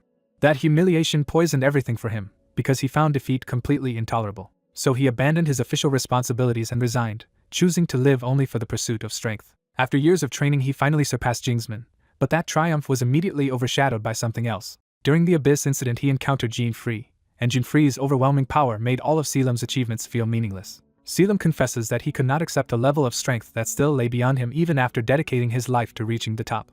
Unable to bear that gap, he resolved to take whatever path was necessary. He decided that no matter the cost he would surpass Jean-Free, and concluded that dark gear was the tool that would make it possible. With that conviction, Selim raises his dark blade and declares that this power will carry him beyond Jean-Free. He launches the first attack, closing the distance with a heavy downward strike. Jean-Free calmly meets the assault by drawing his own weapon and receiving the blow without panic.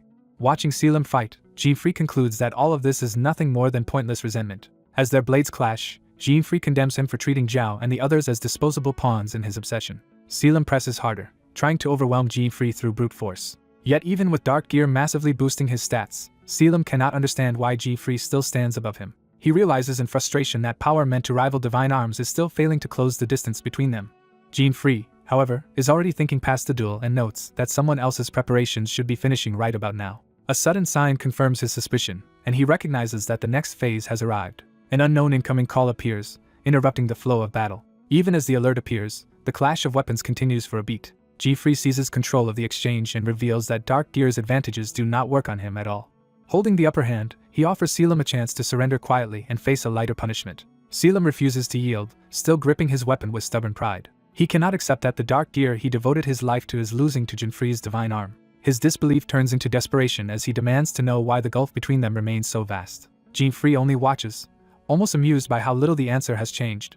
Selim decides that if a gap in power exists, he will force it closed by any means necessary. He raises his hand and calls for his dark soldiers to gather to him. Across the world, the dark soldier summoning activates, and the creatures begin appearing at their fixed locations. Selim exults because his backup plan has finally been triggered, but Jean-Free is already connected to a group call with the strongest allies he arranged in advance. The confidence on Jean-Free's face makes Selim realize something is wrong. He looks up at the call interface in alarm, sensing that Jean-Free has anticipated this move too. One of Jean-Free's allies, a red-haired fighter, cheerfully checks in and treats the crisis like a routine assignment. Selim can only stare, caught off guard by the sudden intervention. A nun-like ally complains that she answered the president's global emergency summons only to find opponents too weak to be worth the trouble. Jean-Free folds his arms and lets the reports speak for themselves while Selim's plan unravels. Selim realizes in shock that the people on the call are all at the level of the 8 Guardian Stars. Jean-Free reminds him that these elites, now operating as his own group, went exactly where he told them to. Another ally casually reports that they eliminated the enemies at their assigned site without difficulty and asks if that was acceptable. Selim is horrified as the scale of the trap becomes clear. The nun idly indicates one of the defeated dark soldiers, showing how little threat it posed. A small military-looking ally even sits on one of the corpses, turning Selim's prize summons into a joke. Seeing every call window filled with victorious allies, Selim realizes all of his dark soldiers have been neutralized. Jean-Free calmly reminds him that he never intended to use dark gear today in the first place. Selim understands too late that Jean-Free had been waiting specifically for the dark soldier skill. Jean-Free reveals that he asked the president about the skill beforehand and planned around its mechanics. He explains that there are only 7 dark soldiers, and while they are dangerous together, each one always spawns at a fixed point. Because they appear one per location, G-Free knew any 8 Guardian Star level fighter could defeat them easily if sent to those exact spots. Selim bitterly admits that G-Free had even foreseen this contingency. Still refusing to give up, Selim insists that Dark Gear's true power goes far beyond the soldiers. He prepares one final ultimate attack, betting everything on a direct finishing blow. A massive vortex of crimson energy erupts as he pours his remaining strength into the technique. One of Jinfree's distant allies watches the attack through the call feed as the energy swells. Another ally observes in silence, unconcerned by the spectacle. Even from headquarters, the old president can feel the enormous magical output and recognizes how powerful the attack is.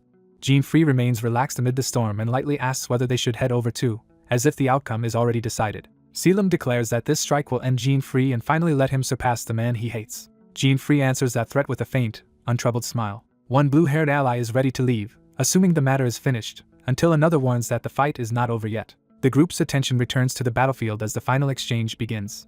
Selim lunges forward, committing his whole body to the finishing attack. He screams as he drives the strike straight at Jinfree. Jinfree stops it effortlessly with a long polearm, still keeping one hand in his pocket. A skeletal spirit attached to the weapon gleefully announces that it will take the spotlight for this side story's ending. Jinfree assures his weapon that everything is under control.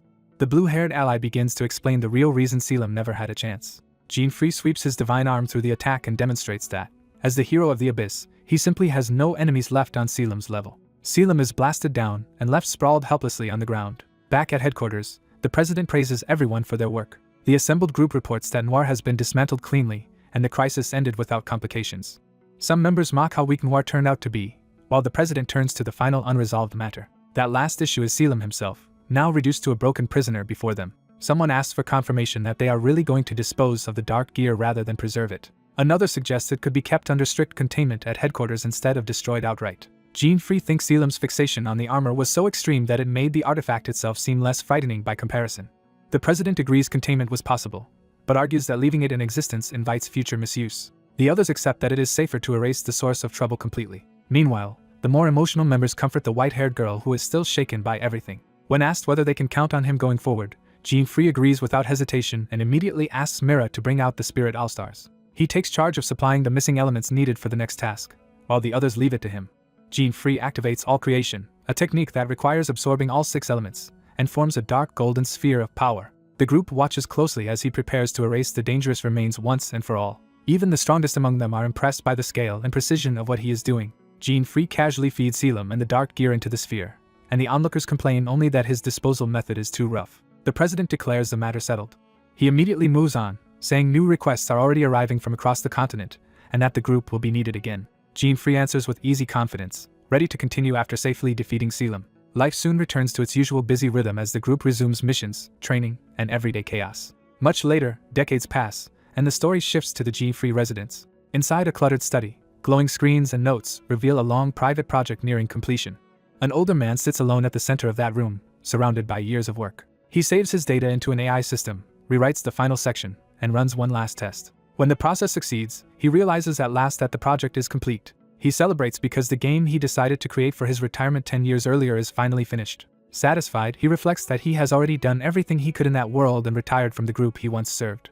With the world now peaceful and the people dear to him already gone from his life, he feels there is nothing left but solitude. So he chose to spend his quiet years making a game, relying on old programming experience and sheer persistence to finish it. He encourages himself with the creed that a true hardcore gamer makes a game if none exists. At last he sits down to see what all that effort has produced. The title screen appears, and his excitement surges the moment he sees it. He is thrilled that the game actually boots and reaches a playable login screen. The game opens on a grand academy and introduces its world. Its premise is revealed. Instead of reincarnating as a gifted academy protagonist, the player enters as a doomed villainous mob and must overturn that fate through special battles and explosive growth. He selects the villainous mob character he designed as the player's role. The system asks whether to register a new player and reincarnate into the world. Without hesitation, he chooses yes. Even so, a brief flicker of doubt makes him pause. He laughs off the absurd idea that pressing the button could literally send him into the world of his own game. Then he taps yes anyway. Treating it like a normal test run, he prepares to evaluate Jinfree's game properly. A strange light suddenly floods the room, turning the joke into something impossible to ignore. His eyes widen as he realizes this is no ordinary startup effect. From within the light, a hand reaches out toward him. A black-haired figure from inside the game takes his hand and pulls him forward. The figure smiles as if this meeting was expected. The old man realizes in shock that someone from inside the game is calling to him. The sensation is unmistakably familiar, as though he has experienced this crossing before. His physical room is left empty while his presence shifts into the game world. The system announces that a new player has logged in and reincarnated into the world. He is welcomed as a guest and informed that he can watch the protagonists play through live. The system then offers him a deeper invitation to enjoy the world together with that protagonist. He accepts, and the game itself welcomes him into the world he created.